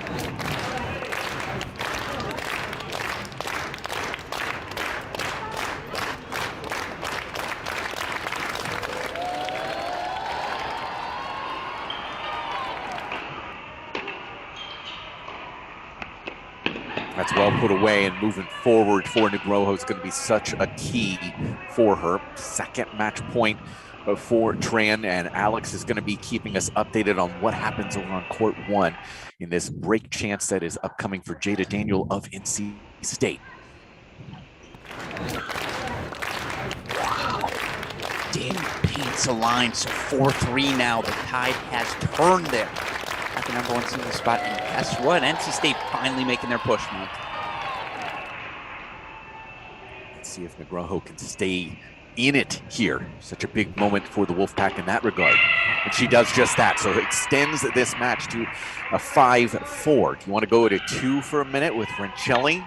Let's go to 2, see if Francelli can serve it out. I would point out Fiona Crawley, that 4-0 lead, now 4-3. Now Miller back on serve in that second set. She took the first for NC State at court number 4. Meanwhile, Annika Yarlegato took the first set for UNC at 6. Continues to trail by a break. 3-1 in the second set there. I don't see a clear-cut path for anyone right now, Mike.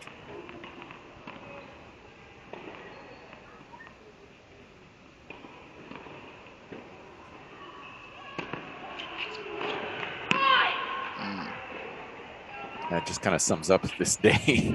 That's one of the rare moments where she does have time to hit that forehand, obviously on a return. But yeah, that's been, again, the storyline for Scotty today. Not a lot of time to load up with those long arms, powerful legs.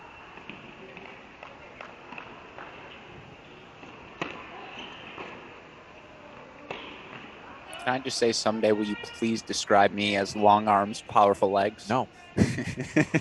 Never going to happen. He died as he lived. I mean, unless long you arms, powerful legs, transitioned into like Christian Harrison, like, when he went out the game for like 3 years and just got absolutely ripped, something like that. But no, wait, Lauren Embry is a great example of it. Absolutely. Now that I think about it, Florida assistant coach.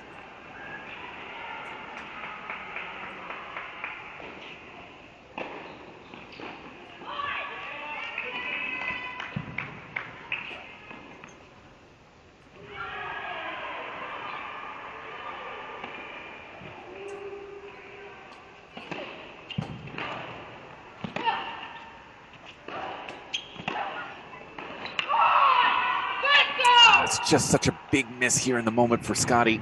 And again, that frustration evident for her as Rincelli moves to 2 points away. I've turned my attention to court number 3, Riley Tran, beginning her service game with an inside-in forehand winner, so 15 love there. If we get to match point, I'll interrupt you.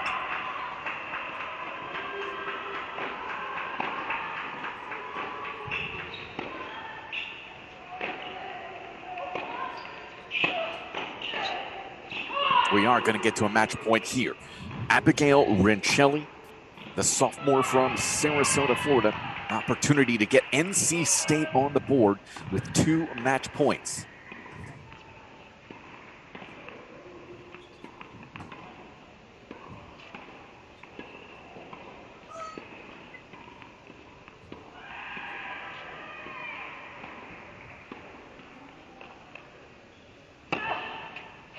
Rincelli shuts it down with some big power out wide. 6'3", 6'2", she takes out Elizabeth Scotty, and NC State grabs their first point of the day. For the moment, we are tied at 1 as we move over to the 3 singles line. Riley Tran of North Carolina looking to put the Tar Heels back out in front. She's hit 2 commanding +1 balls here. The last one set up an overhead winner. This is exactly what you want to see while serving for the match.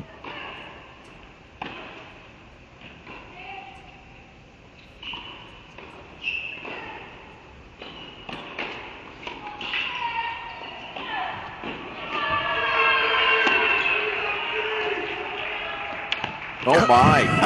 It's been that sort of game for her, Mike. What an angle expressed there by Riley Tran to set up 4 match points for her.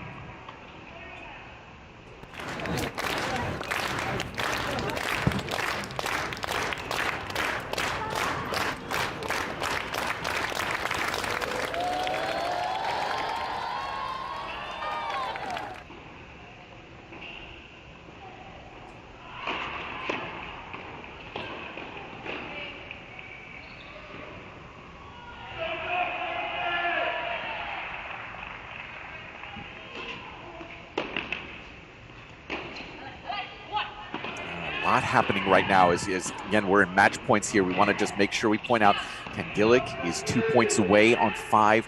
Cam Mora for North Carolina has a couple of break chances on 1. Meanwhile, Rajecki, 4-1 lead. She's opened up at that second set on 6. Crawley with the break to force a third, or to try and force a third 5-3. She'll serve forward on 4.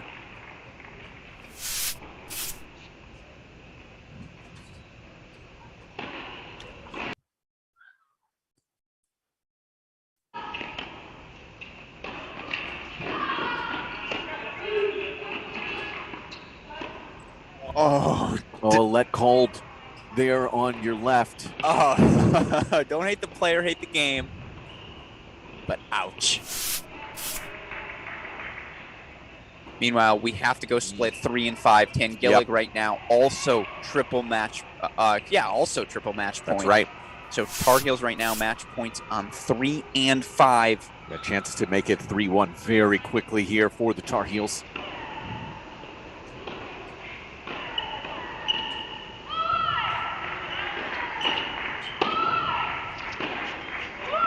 They get it on 5. So that makes it 2-1 with Carson Tangillick 7-5, 6-3 over Sophie Abrams. It's slow, it's steady, but the freshman just continues to get the job done there for the Heels.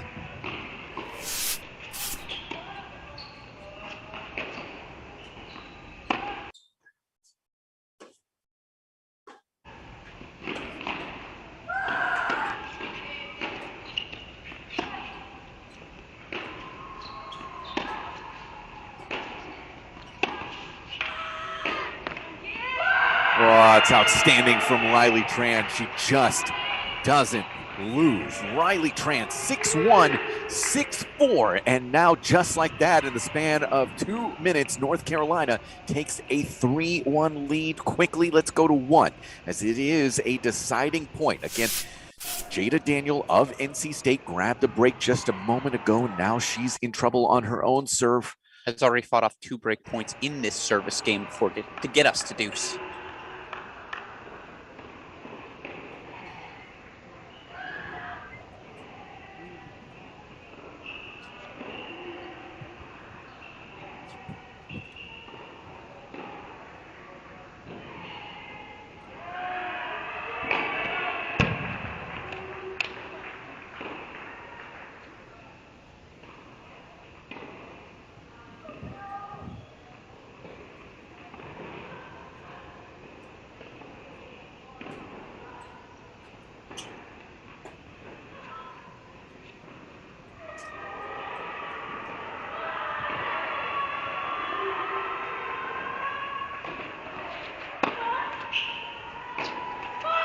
See that right shoulder opening up quite a bit there for Jada Daniel as Kamura strikes right back for all. And you were talking just a few minutes ago, where's your direct path? You've got it right now as Kamura is 2 games away from clinching a spot in another final. 2 things I would say. A, Jada Daniel catching that toss before her second serve. You could feel the nerves, and we're standing right above this court number 1, broadcasting right above it. You could feel it from up here in the booth. B, Kamura lost 6-0 sets in her first 2 matches this weekend. Now, again, they were against top 10 players in Arena Cantos and Emma Navarro.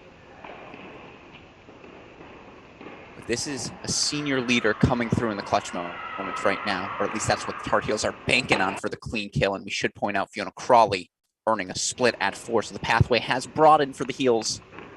This is the easiest.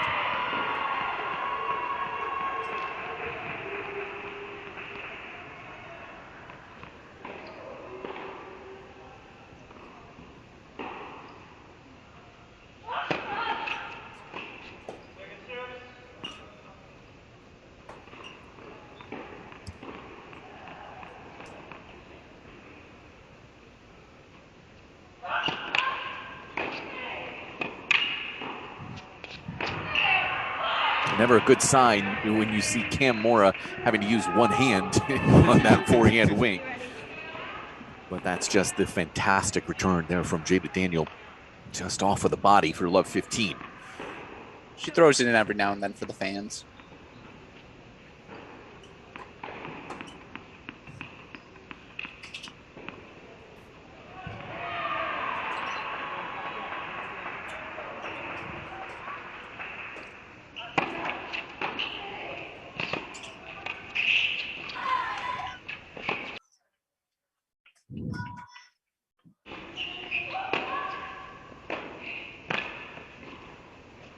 Oh, fantastic reflex there. Daniels sends that one into the corner.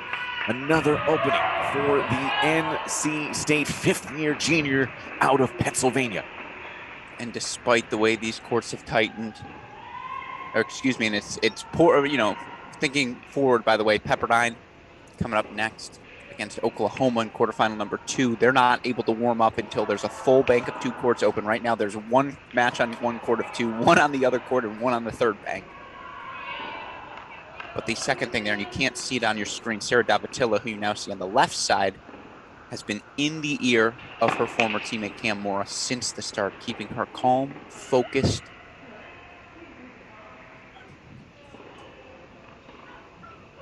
I actually think that's a really interesting coaching decision here from Coach Kalbis.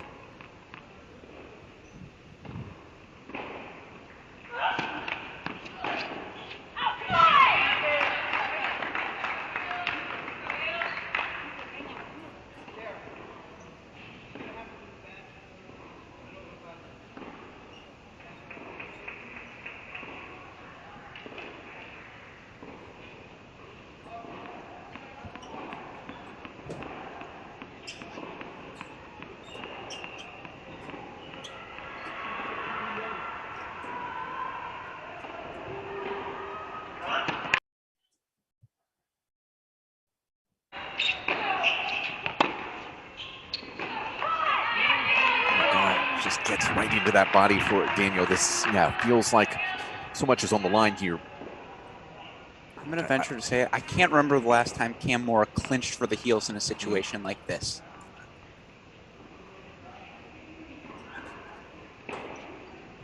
She was injured last season at the NCAA tournament, still in that number 3 singles slot, but took a lot of losses for the Tar Heels. Now, there was a huge margin for error for them last year, but that right there, first serve into the body, high percentage tennis, that gear seemed to have abandoned Kamura over these past 6-9 months. Great to see that back, even if, again, she doesn't ultimately end up winning this match.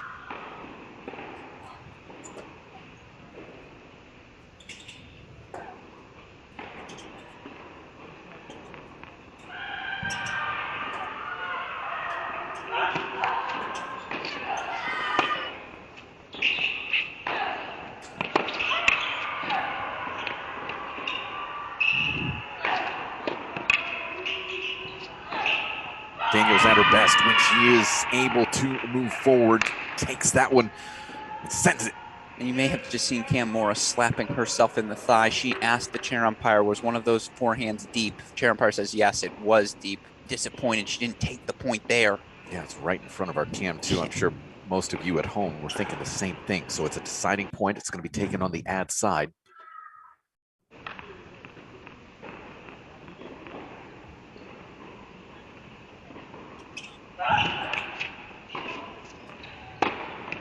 That was called long from Daniel, called long there.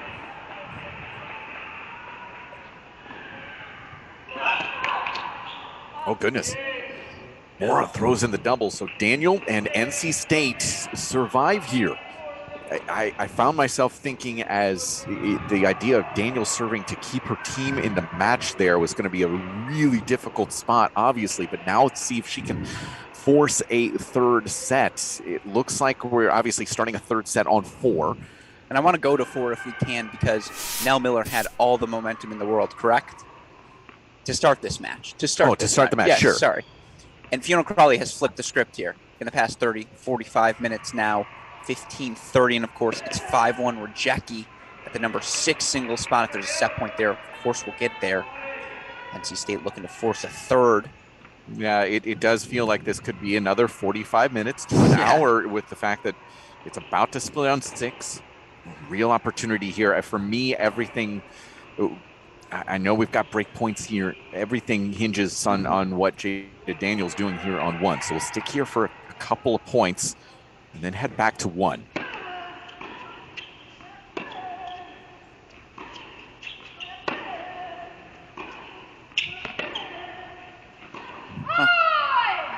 And we hear that now Miller roar here in our booth.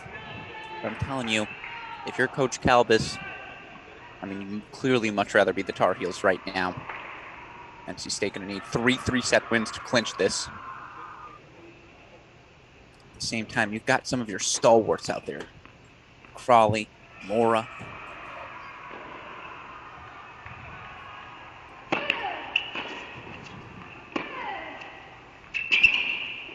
Oh, what a stretch volley there from Nell Miller. So now a deuce point coming up. And then we will go over to court number 1 afterwards.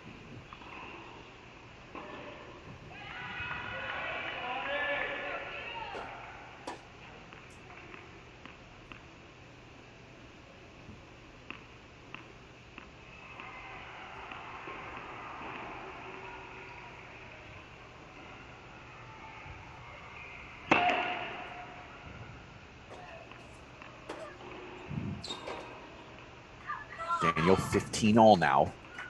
Over there on the court number 1. Misses a forehand to get us to 15-all. This is a long walk, Alex. It is a long walk indeed.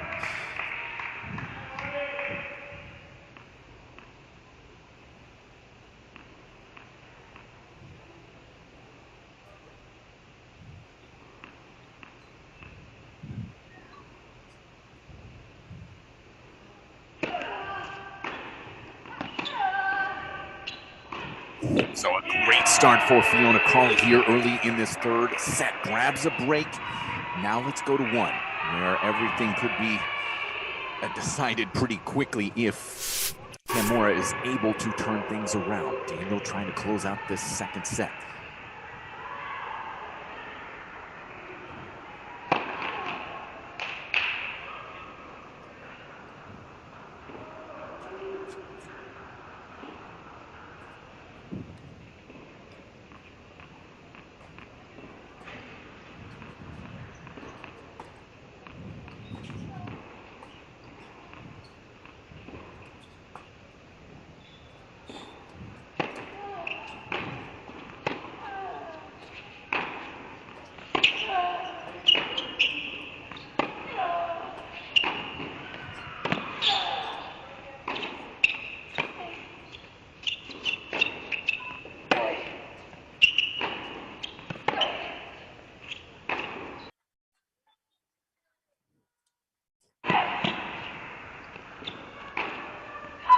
beautiful, absolutely aggressive swinging off that forehand wing for Mora.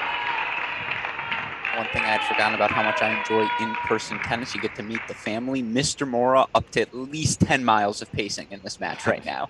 At least.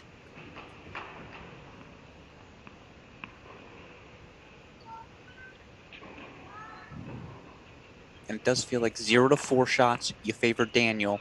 Anything past that 4-shot number, Mike, it's been all Cam Mora.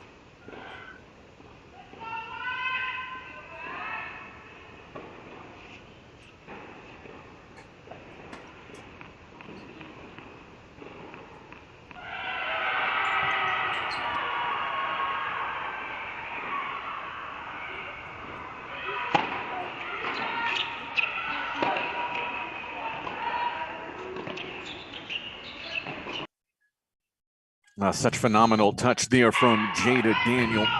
Both wings. That touch volley, superb and sublime.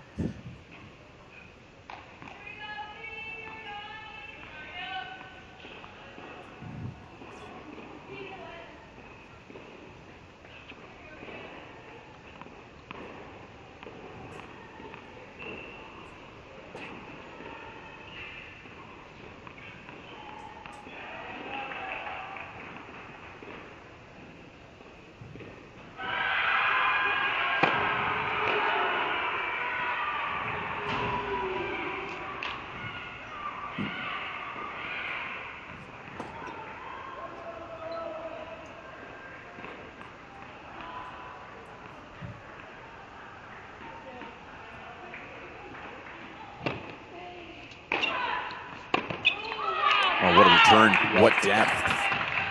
I've been around you too much. And incredibly flat as well. So hard to get low there. Break chances for more to level us.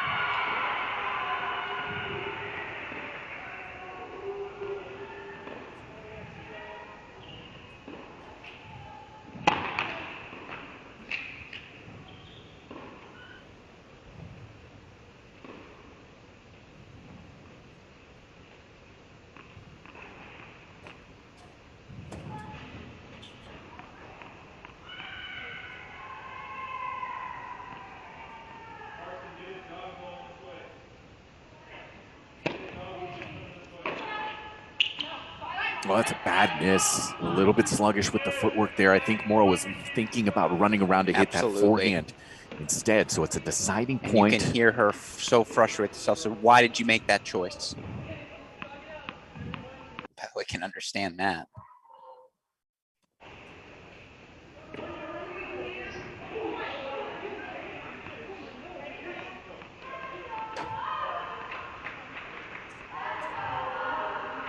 Set point as a result.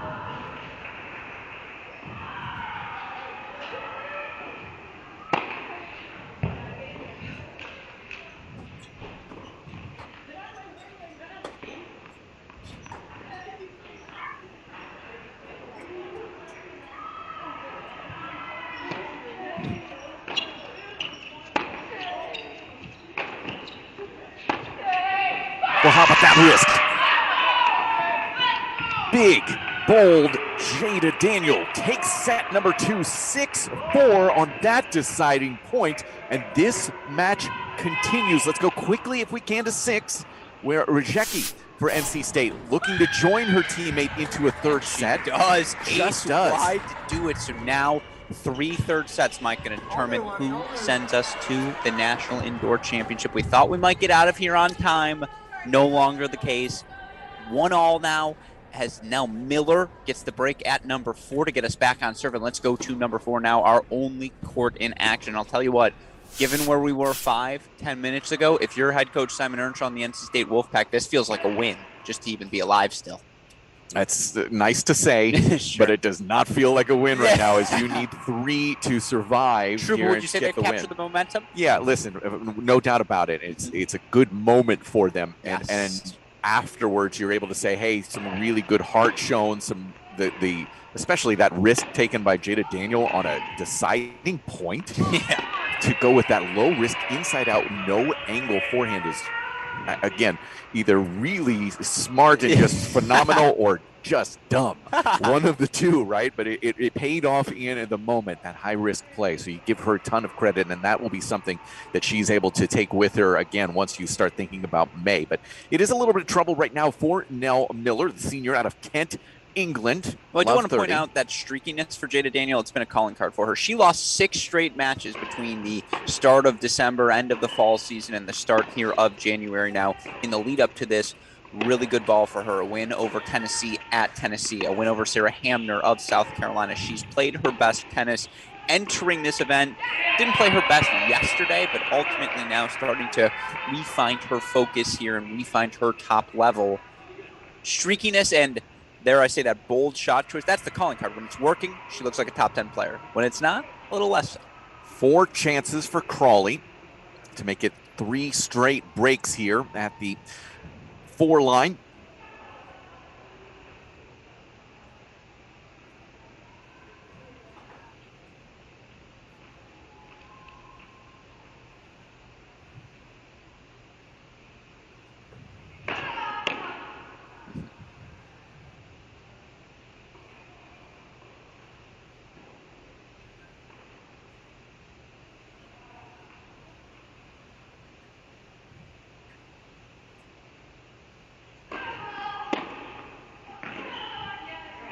Pushed wide, and it is indeed 3 straight breaks to start this 3rd set. And I want to get to a point that you made just a little while ago, because 3:30, this was our projected start time for the 2nd semifinal.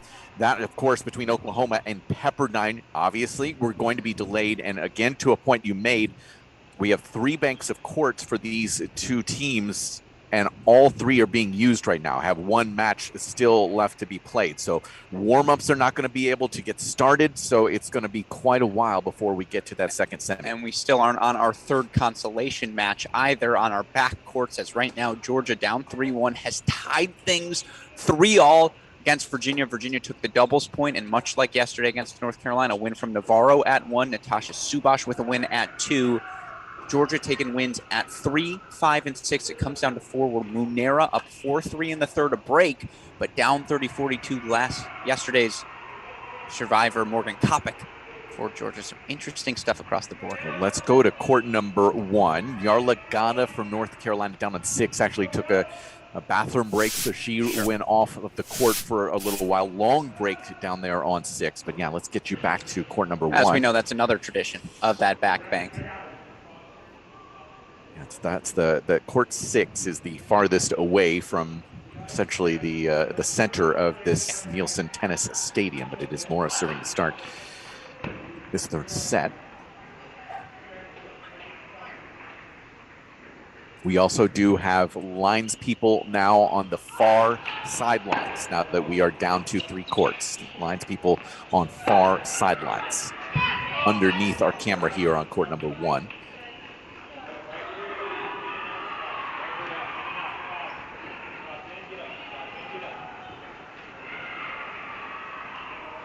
Do think the longer this goes, who can win more free points for themselves? The answer is Jada Daniel. Can she balance that with preventing the unforced errors, though? That's the balance. Couldn't do so there. Big return goes long, so 30-15 here for Mora. I believe you already mentioned it. We saw it on our screen. Crawley now back up a break 2-1 on 4. Go split screen if you want here early on, just so we're catching all the action. Courts 1, courts 4. 3rd sets early on.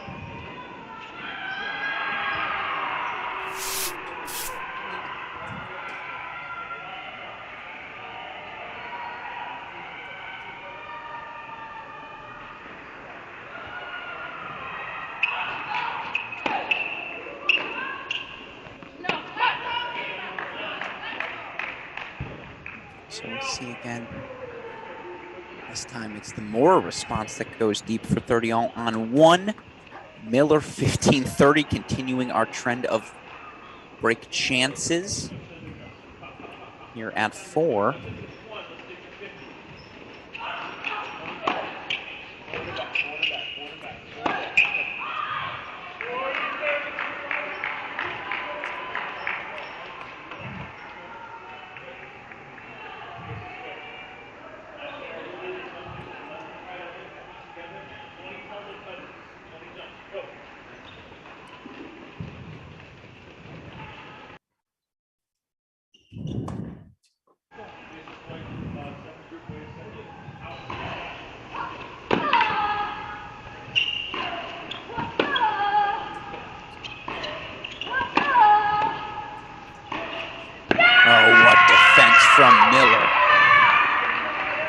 She's created 3 break chances for herself, 15-40. Meanwhile, Amora double fault, untimely double fault again. Gets us to an early deuce point. Legato up 40 love in her first service game on 6, but again, NC State gonna need to sweep these last 3 matches. They've done some crazy stuff already this week. Can they do it again?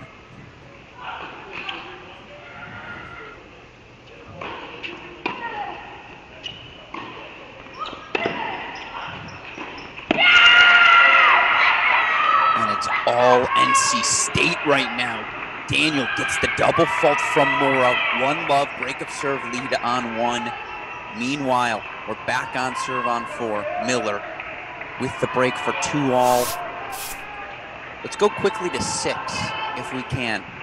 Where Yara Legato was up 40 love, now 40-30 in that 3rd set. And court number 6 right now for Yara Legato, who's serving.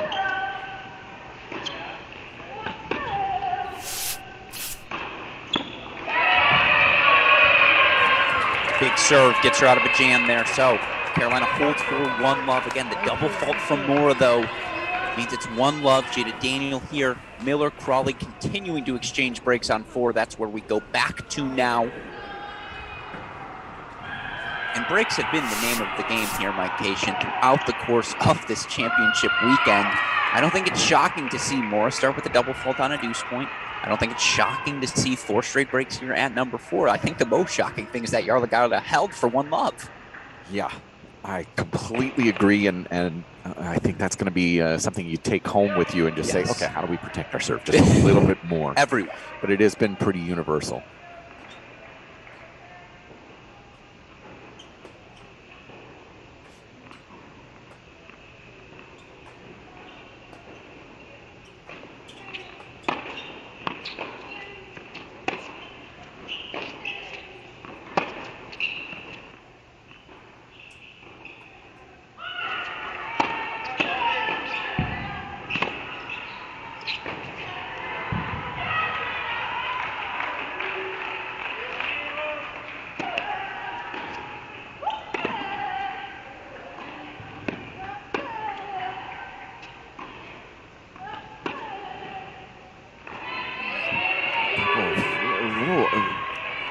That just didn't feel like natural swings for Miller, almost off the back heel. It's the most tentative I've seen her. Yeah, trying to essentially adjust depth, give some variety there. I would guess that would be the best case scenario.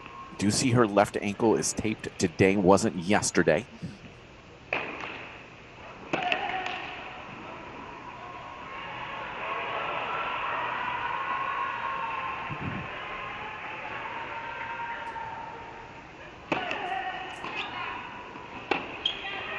It had to be a double fault. Yes. Either that or bold choice, Cotton. I'm curious, Mike, you've seen a lot of courts in your day. Do these look particularly slow to you? Because I had a long chat with Old Dominion head coach Don Manila, and he was adamant that these courts are not that slow. And so when we talk about what's the reason for these break of serves, I don't think it's just the conditions. I think a lot has to be said about the service speeds. A lot. You are, if your serve percentage is down, you're seeing so many players with the return positions well inside the baseline, and that has to factor in, right? The only player who I've seen hold serve with ease was first 2 days Scotty and Emma Navarro. That's it.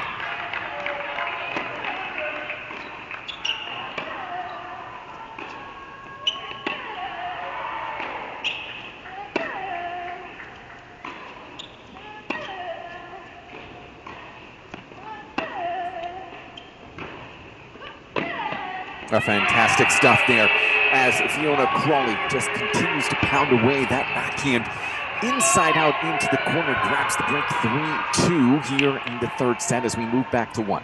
We should indeed, as Cam Mora playing aggressive here. I do love that whenever Fiona wins a point, we hear Fee. It feels like a strong cheer here from these Tar Heels.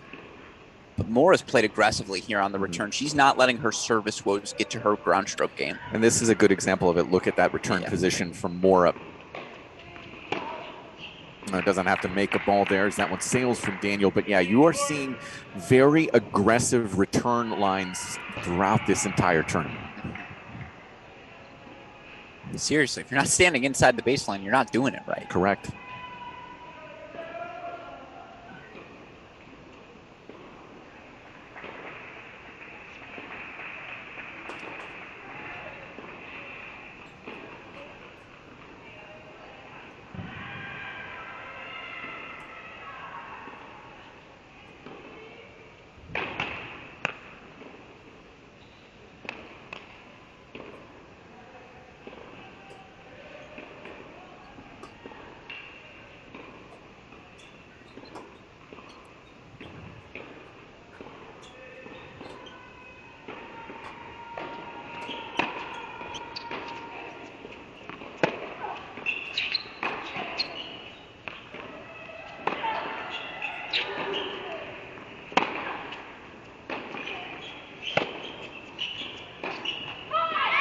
A low forehand routine error there out of Jada Daniels. We trade breaks here at 1-all on court number 1. We haven't really checked in too much on 6, have we? No, we checked in for the Yarlagata opening hold. I think it was more the shock, the sticker shock of she's up 40 love. Yeah. So now here we're on serve. You can hear the roars from Redzone, by the way, all the way down here in our broadcast booth by court number 1.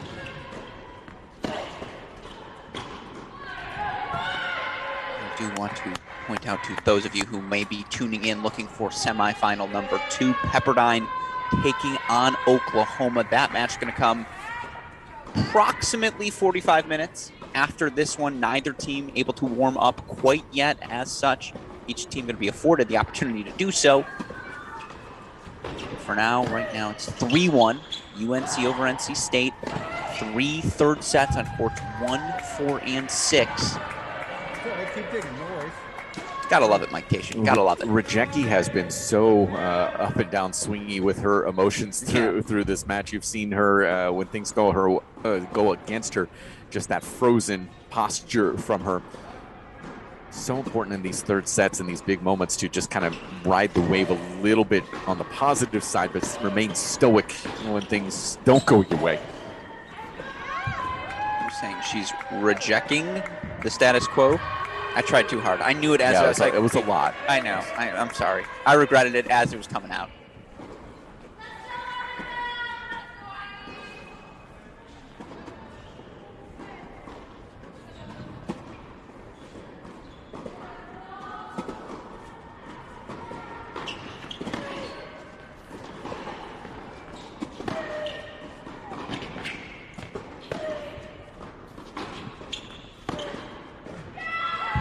Sales, so Yarla got a nice little hold there to 2-1. Let's move over to 4, though.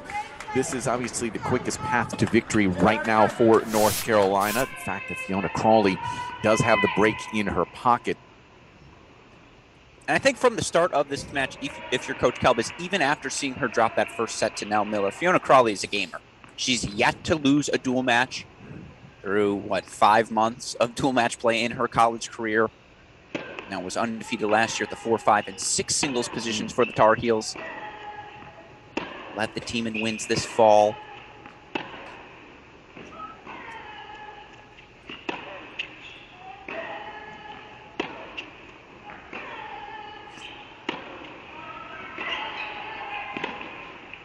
That one sails on her. Great defense from Nell Miller, who is not known for those defensive skills, defensive tactics. She wants to be front foot hitting.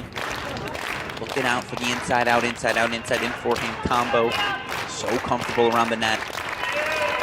Feels so desperate right now. Yes. Every time we tune into someone from NC State, it feels desperate considering the scoreline here team-wise. They've had their backs against the wall for about an hour and a half straight. Absolutely right. And you just wonder how much stamina do they have left in that tank.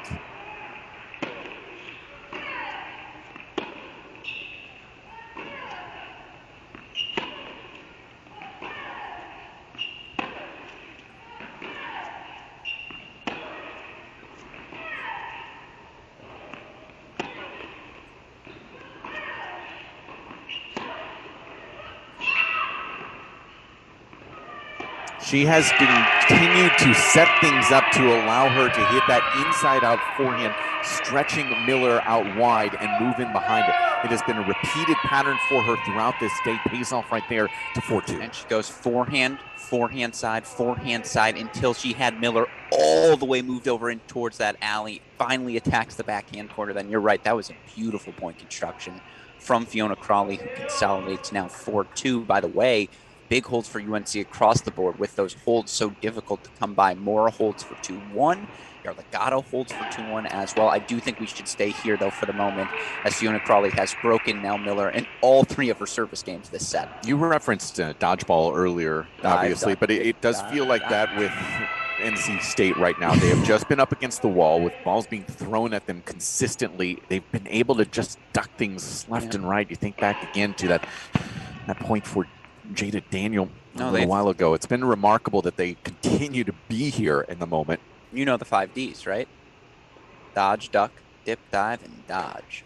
I think they're still on the dive and dodge. You can't bring up dodgeball unless you're going to quote dodgeball. Yeah, I can. Your gym. I never watched that movie. Oh my! It's pretty bad. I watched about 15 minutes and I was done. This is the first time I've ever disliked you in my life. I don't like dumb comedies. It's just that simple. I don't like dumb comedies. Is Step Brothers a dumb comedy? Oh yeah, it's terrible. Okay, I respect watched consistency. That's all I ever. That one I watched. Life. It was really bad. That's all I ever asked for.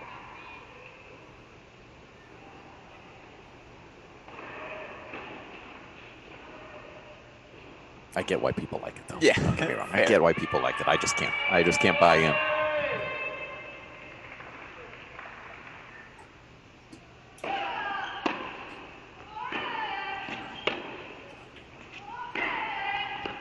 With that catch, yeah, it looks like it did. Nell Miller.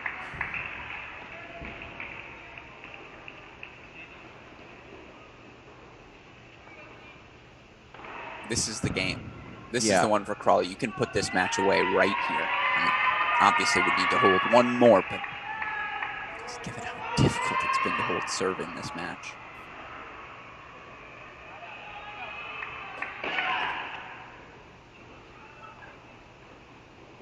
Yeah, listen, we'll keep you updated if anything, break chances or anything on these 1 and 6 courts, but it does feel all about this one for the moment. And again, a long walk back there for Nell Miller after that missed first. And it's the new core, by the way, for the heels. Tran, Crawley, Tenglig, all second years or younger. That's called long.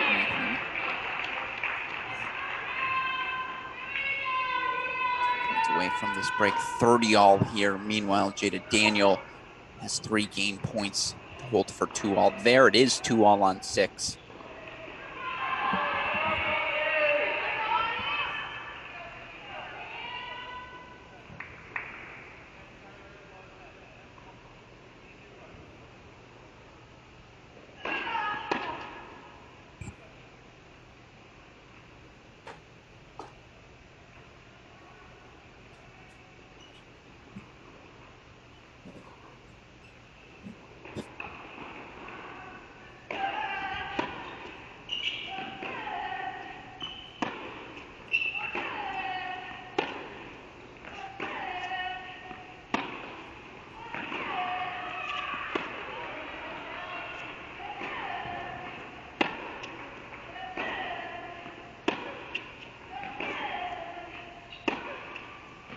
Well, it's the same essential pattern, isn't it?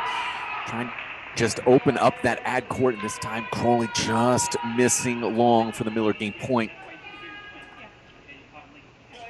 Coach Calvis saying, good swing. I like the tactics there. Just come through that a little more. In the meantime, we got to go to 1. Or should we split? Can we split here? Can we split? This would be a good time for us to split, as it is going to be a deciding point on Jada Daniels' serve in her 1-2 service game. Nice serve from Nell Miller. Let's go full on 1 now. deuce point, break point. How well did Miller hit that right hip target, huh? And you'll see this on your screen as we go back to court one. Miller thought it was a break of serve. She hits the balls over to Cam Mora, chair umpire, and Mora, saying, no, you got one more. Whether that's good or bad, unclear. Well, now you're playing with house money, right? Yeah, exactly. You already thought it was a break, been given a second life. I'm jealous.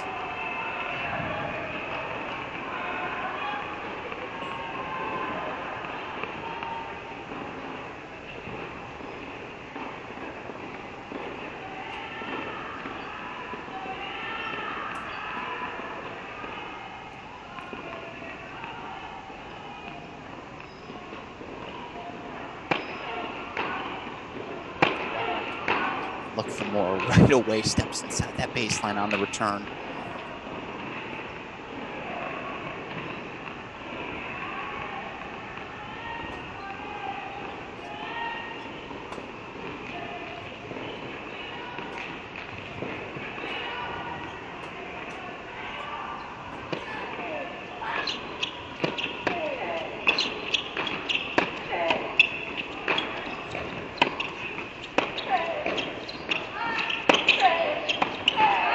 Well, how bold, and that second chance pays off for Jada Daniel, gets the hold. We stay on serve here on court number 1 at 2 games all. So let's go back to court number 4. We stay on serve on 1, we stay on serve on 6 for the moment. This is the only spot with the break. Crawley at 4-3, but Love 15 quickly.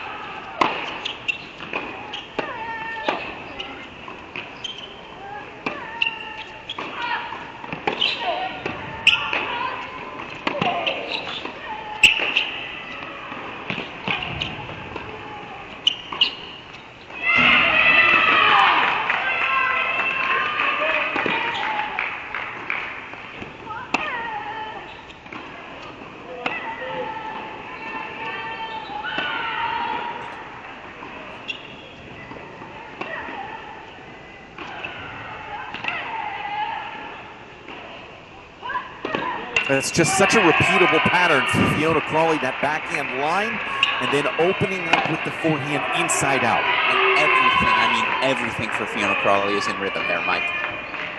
She didn't seem to extend herself at all. That was within herself completely. That is why, to me, look at the future for North Carolina.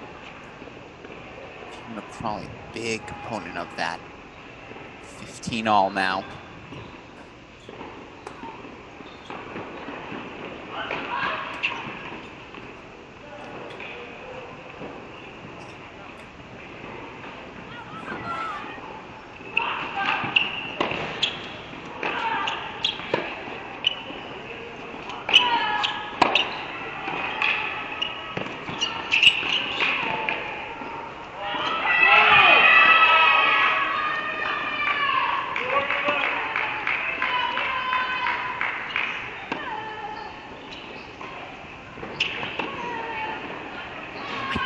Remember seeing something like this. Fiona Crawley, to your point, Mike, just incessantly hitting into that forehand corner of Nell Miller. Will not go across that ad side until she is absolutely certain she has stretched Miller all the way to the fullest. And again, credit to Crawley. So disciplined here, 30-15.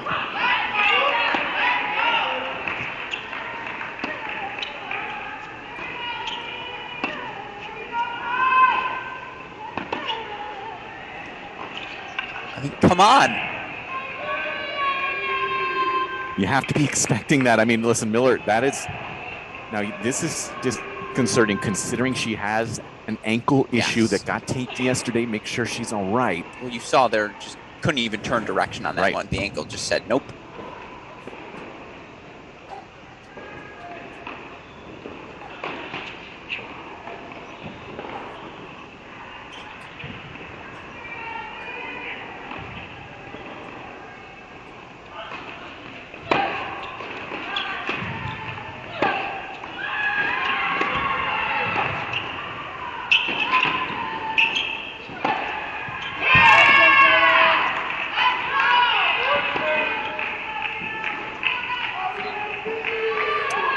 So that puts North Carolina one game away, and I find myself thinking, okay, Miller has to do something to disrupt this pattern. We've been watching this consistently for a good 20 minutes here, and it's just the same point over and over and over again. Which is why your comments on the ankle make me that much more, make me think that much more that it is something injury related, because this is not the Nell Miller we saw yesterday. This is not the Nell Miller we saw on day one, who's on her front foot and swinging freely. And credit to Crawley, who's not letting her do that, but it's not as though Crawley's ripping these balls Mach 12. Let's see if Miller can extend this match for the Wolfpack.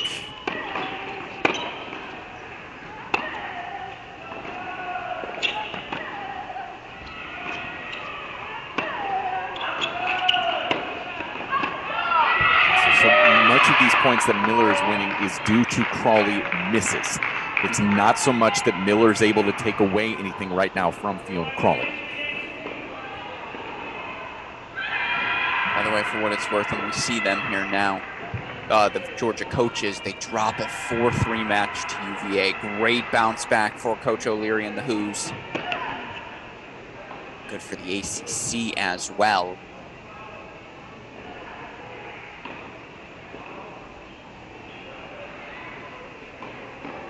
And we should say we remain on serve, 1-6. Of course, coming up after this, Pepperdine taking on Oklahoma. That match roughly 45 minutes after this one concludes. Long wall costing Miller there, that double fault. It is the left ankle, as you can see, that is taped for her. We have not, in this last 15 or 20 minutes where we've been watching exclusively, we haven't seen her moving forward and into the net. It's been such a part of her game the last couple of days.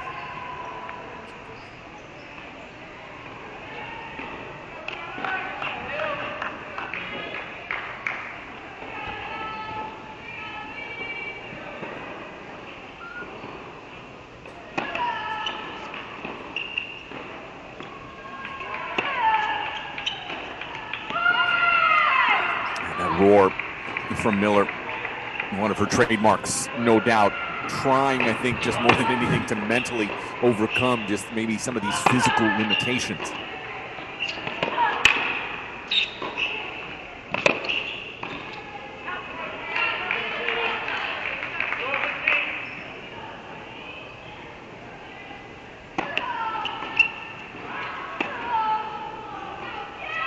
Good long. Probably 2 points away. I just think it's remembering 6 ACC teams made the round of 16 this term, like 6.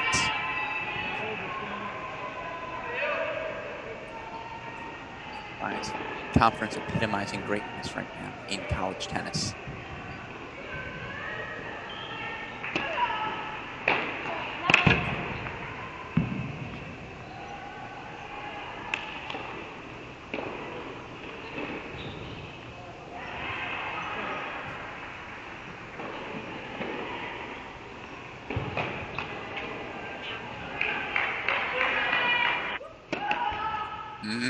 She took so long between serves there, Mike. Clinch points, North Carolina.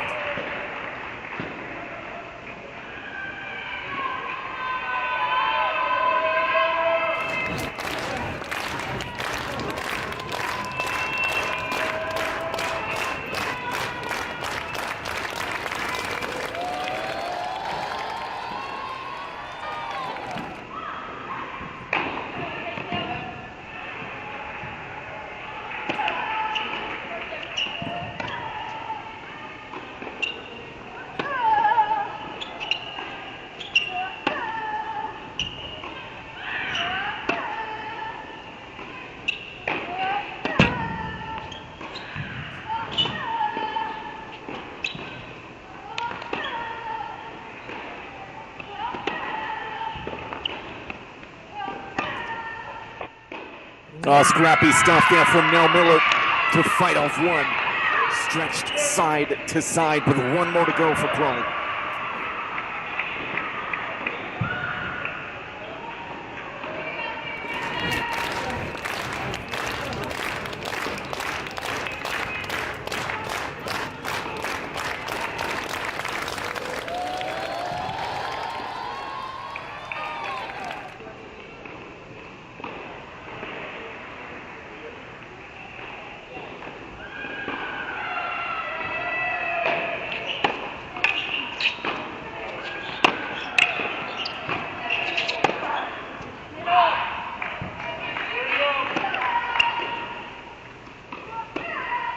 Nell Miller is not done yet. Fighting off 2 match points to extend this one to 5-4 here in the third. Now back to one where Jada Daniel, very much to avoid going down a break. Cam Morris had a bunch of opportunities here in the third set. Daniels found the big forehands whenever she's needed them. And a big serve there, 40-30 here for the Wolfpack, who, again, 2 hours now back pressed against the wall. They're just trying to survive. We should say 4-3 Arligata on serve for UNC NC State at 6.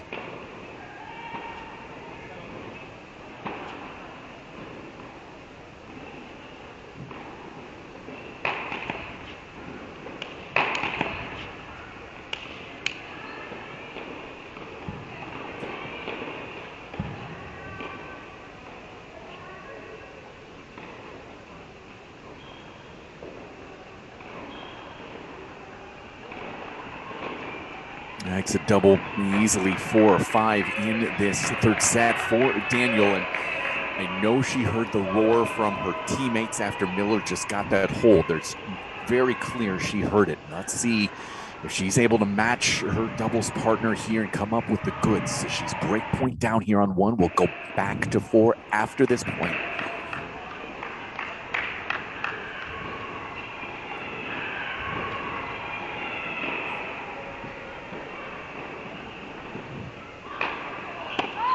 And she does just that. Daniel keeps it level. It's 3-all here on 1 as we move back to court number 4. It's on Fiona Crowley, trying to close this one down. 5-4, serving for a spot in the final. Love 15 here after our first ball. Just sloppy and forced ahead from Crowley on that first point.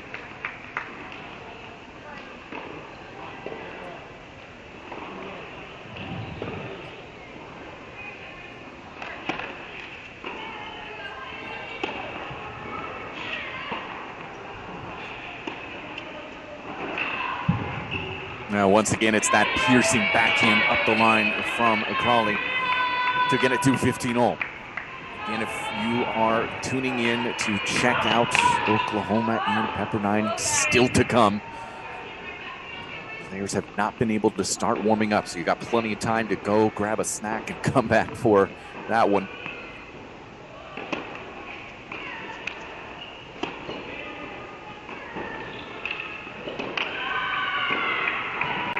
Big looper there, a difficult ball to control, so Crawley in some trouble. And you do wonder for Miller, she knows what Fee's trying to do. And I can't help but to call her Fee. That's all I've been hearing these past 30 minutes.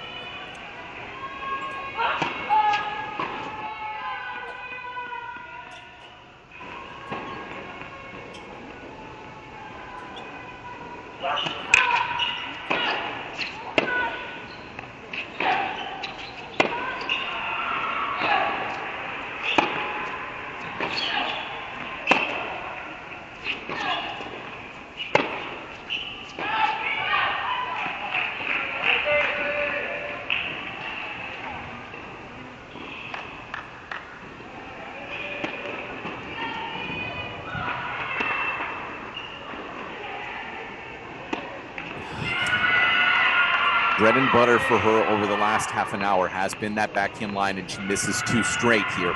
So it's chances for Nell Miller.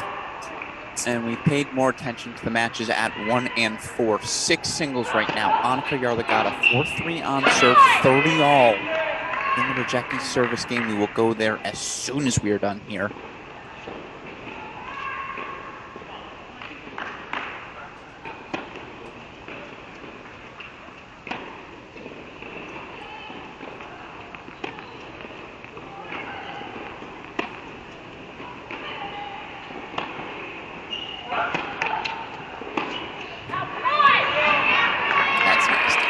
what it is really the fact that she's been taking that backhand up the line so much, finally able to step in and have a little bit more of an angle there going cross, and Miller just sitting on that ball in the deuce corner.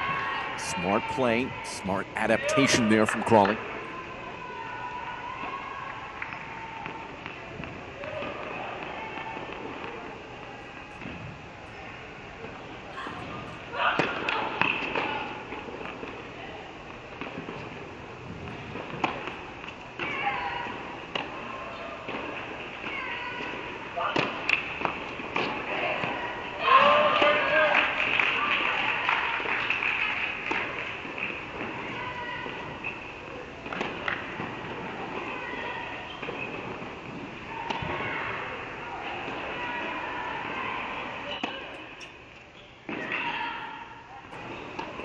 Rinse, repeat, over and over again for Fiona Crawley. Setting up her third clinch point for North Carolina. Deuce point goes to Jada Daniels. She breaks out 1-4-3 now. Meanwhile, deuce point on 6 as well. I'm nervous.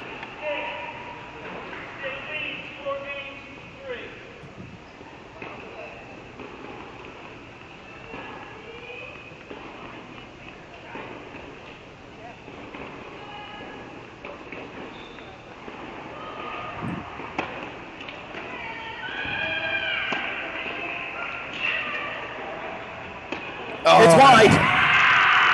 Fiona Crawley will have to bounce back after that miss, missing out on 3 clinch points over the last couple of games.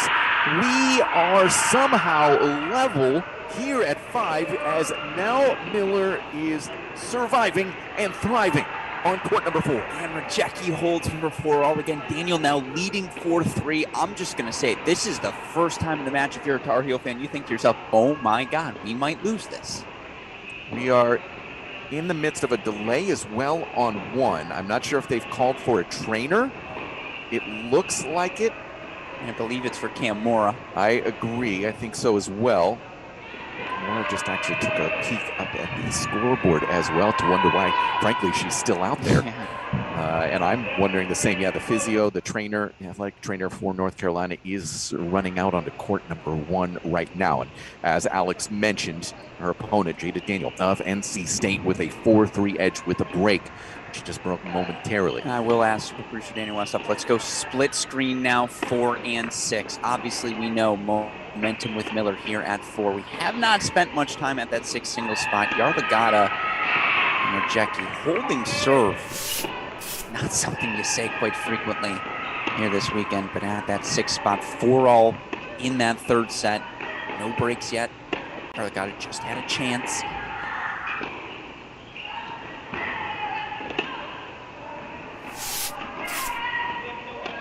Oh, what a ball there from Miller as Crawley hits the ground for the 2nd time in 2 straight points. Talked about it yesterday. She gets low for everything, but that's too low.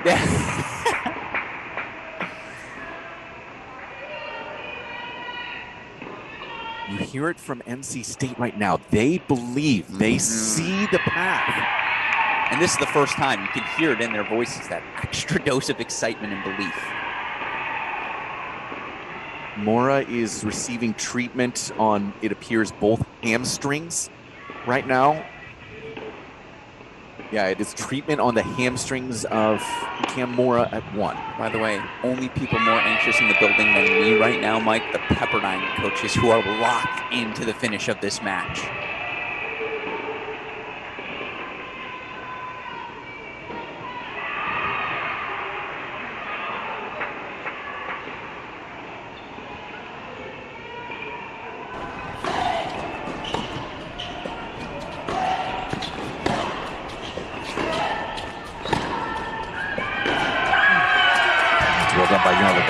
Very low herself for those low backhands to get it to 30 all. It's another long pause between serves for Nell Miller. Don't like that decision. Oh, that's the funny part is, as you see, she throws in the double. She does move forward so often. That is a ball that can disrupt her. Sure. But you'd think there at this point, there's got to be a coach on standby. No. Give me that active ball boy, I disagree. Fair. Yeah, okay, fair. I see what you're saying. Okay, now a full medical timeout for Mora officially on 1. I will say this lovingly, I don't think she wants to play another ball if she doesn't have to. Yeah, now she's actually getting treatment on the quad, her right quad. So entire right leg is getting some work for Cam Mora. It's a bad return miss. A tight return miss, I should say, from Fiona Crawley. 30 all there, 30 all in 6. 5 all in the third set.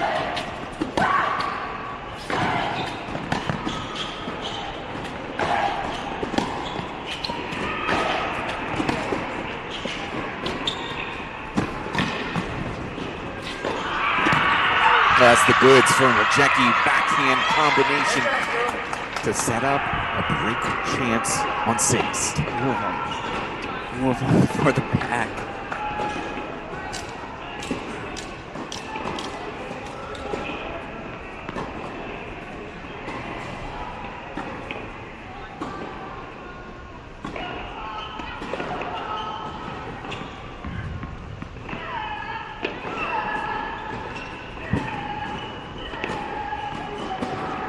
Yes, sir. Wow. That animated bench surrounding Mel Miller right now. She's got a chance to take a lead remarkably in this third set. Give the Wolfpack potentially leads here on all 3 courts with the break points coming up on 6, right side of your screen.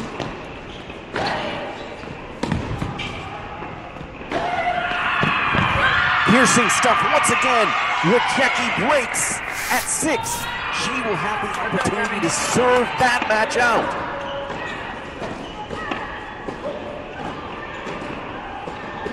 Oh my goodness. So now 6-5 on serve Nell Miller. So get this, Mike, after trailing legitimately the entire 3 hours of this match. NC State now 4-3 break of serve lead on 1. 5-4 break of serve lead on 6. We're on serve 6-5 NC State at court number 4. The Wolfpack need all 3 to end the run of the Tar Heels. This is the first moment where you say to yourself, oh my goodness, they might do it. Treatment has been completed for Cam Mora. She is back out on court. And again, there were multiple spots on her leg that they were treating. Mostly the right leg. As we are back on court number 1. Lots for us to choose from in terms of what we want to go to here. Let's stay with Daniel just for the moment. 4-3. She does have this break lead. Technically, the other 2 courts closer to a finish in theory. Yeah, Daniel was just bouncing, hopping around during the medical timeout. It would be pretty important for her to stretch and test those Mora legs.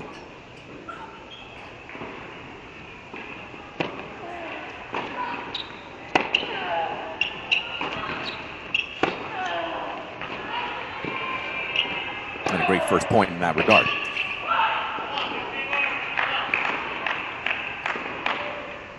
You asked me about 2.5 hours ago after the Tar Heels took the doubles, would it be possible for NC State to win this match if they dropped it?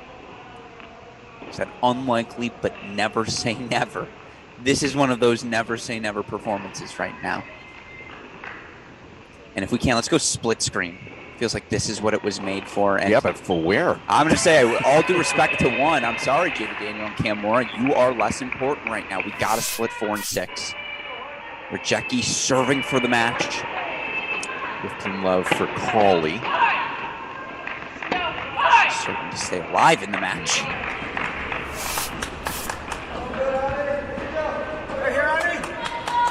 Remind me how many duels she's lost. None for Fiona Crawley. It's a quick answer.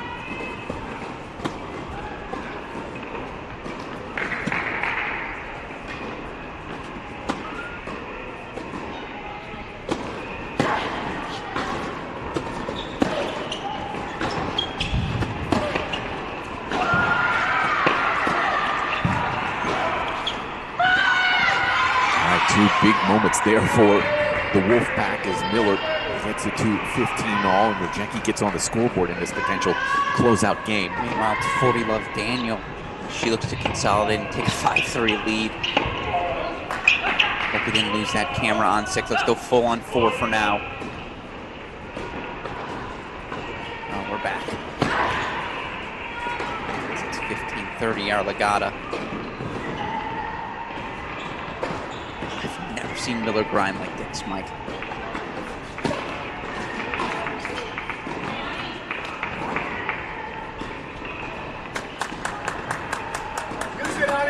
And catch the line. Yes, it did from Fiona Crawley. But Yarlagata has 3 break chances. Let's go full screen on 6 for the moment with these break chances for North Carolina. Oh my goodness here. Court number 6.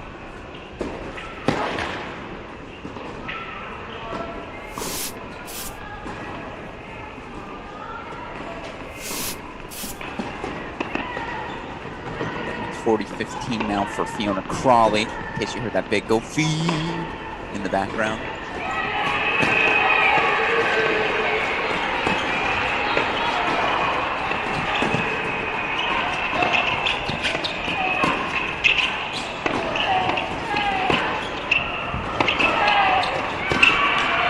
Clinching is hard. 5 all. Take a deep breath, Carolina fans. You live to fight another changeover. So let's go back to 4. Crawley looking to force the tiebreak. By the way, words of wisdom, Sensei. Clinching is hard. Oh my goodness.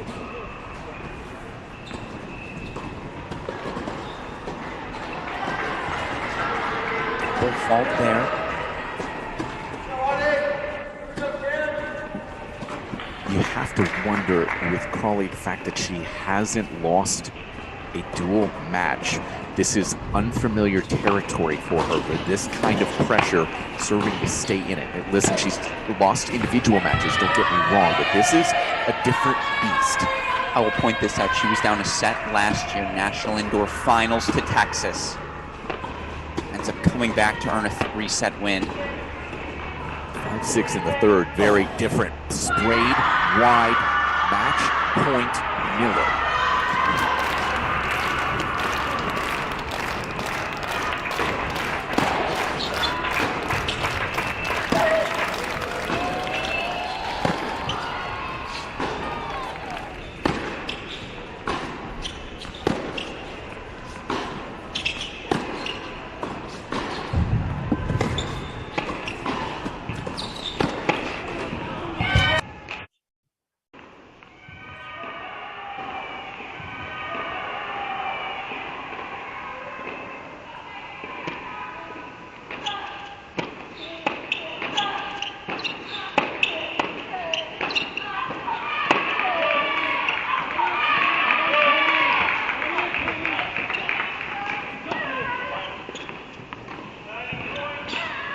A match point save for both now as Crawley survives and forces a 3rd set tiebreak on 4. The camera didn't do that backhand justice. 3 inches over the net, Mike, maybe 4. We have to go to 1 though. Deuce point here. 4-3. Jada Daniels serving was up 40 love in this game.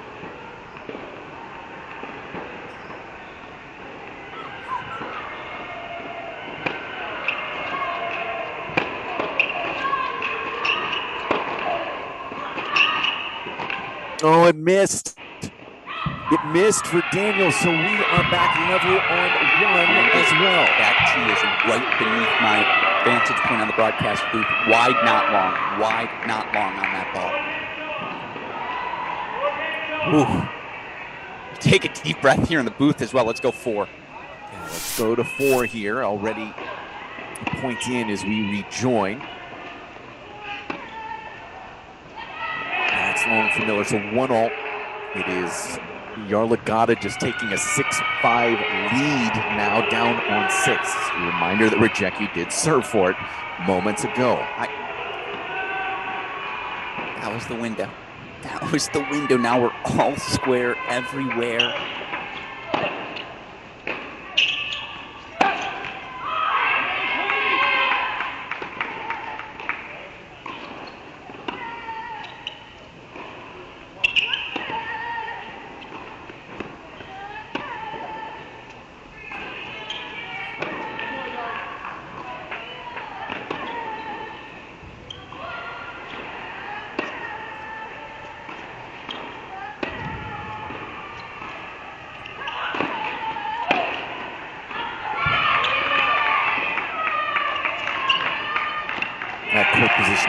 absolutely killing. Nell Miller there is crawling to 2-1. Strong positions right now for North Carolina across the board, no doubt. And right now, Cam Moore making a push. Team Love in her opening service game. It does feel like she just dodged a major bullet there with Jada Daniel.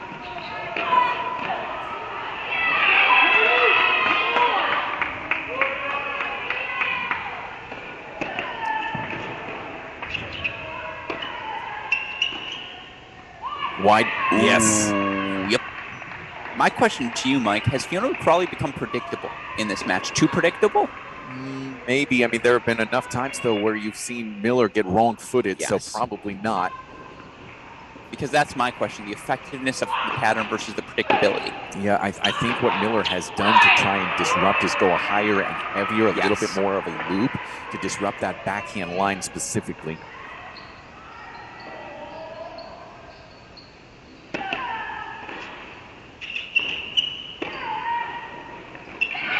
And 3-2.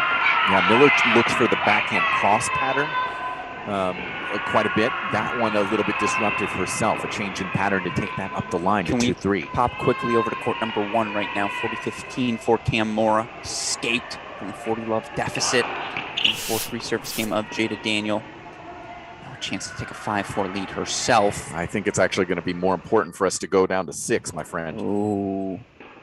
As it appears that Yarlagadda from North Carolina is 2 points away after this. Yeah, indeed she is. It is. It's just, yeah, no, it is. Love 30 here.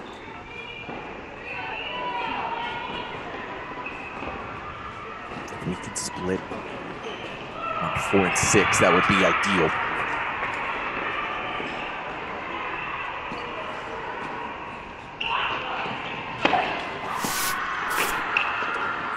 Mini break 2. Well, it's long. It's long. Yarlagadda. Let's go full on 6. Yep, four back points. 4 clinch points here at the 6 line for North Carolina. She is down 5-4, rejecting serve for this match.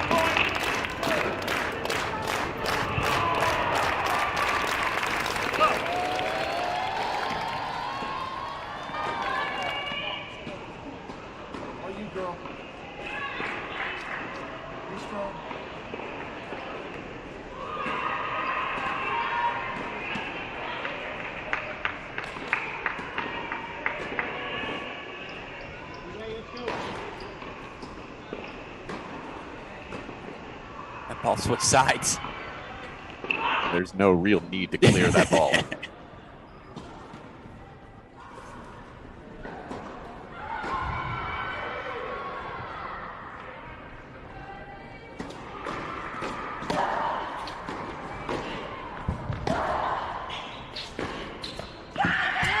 Annika Yarlagadda sends North Carolina back into the finals of the 2022 ITA Division I Women's National Team Indoor Championships. Only clutch things come out of West Bloomfield, Michigan, Mike. I've said that for a generation now. What a performance from Yarlagadda, down 5-4 in that third set, rejecting serving for the match. Tar Heels trailed for about 2 total minutes in this one. It was perhaps the most crucial 2 minutes of that match, yet it was Yarlagadda surviving, Crawley surviving, Mora surviving.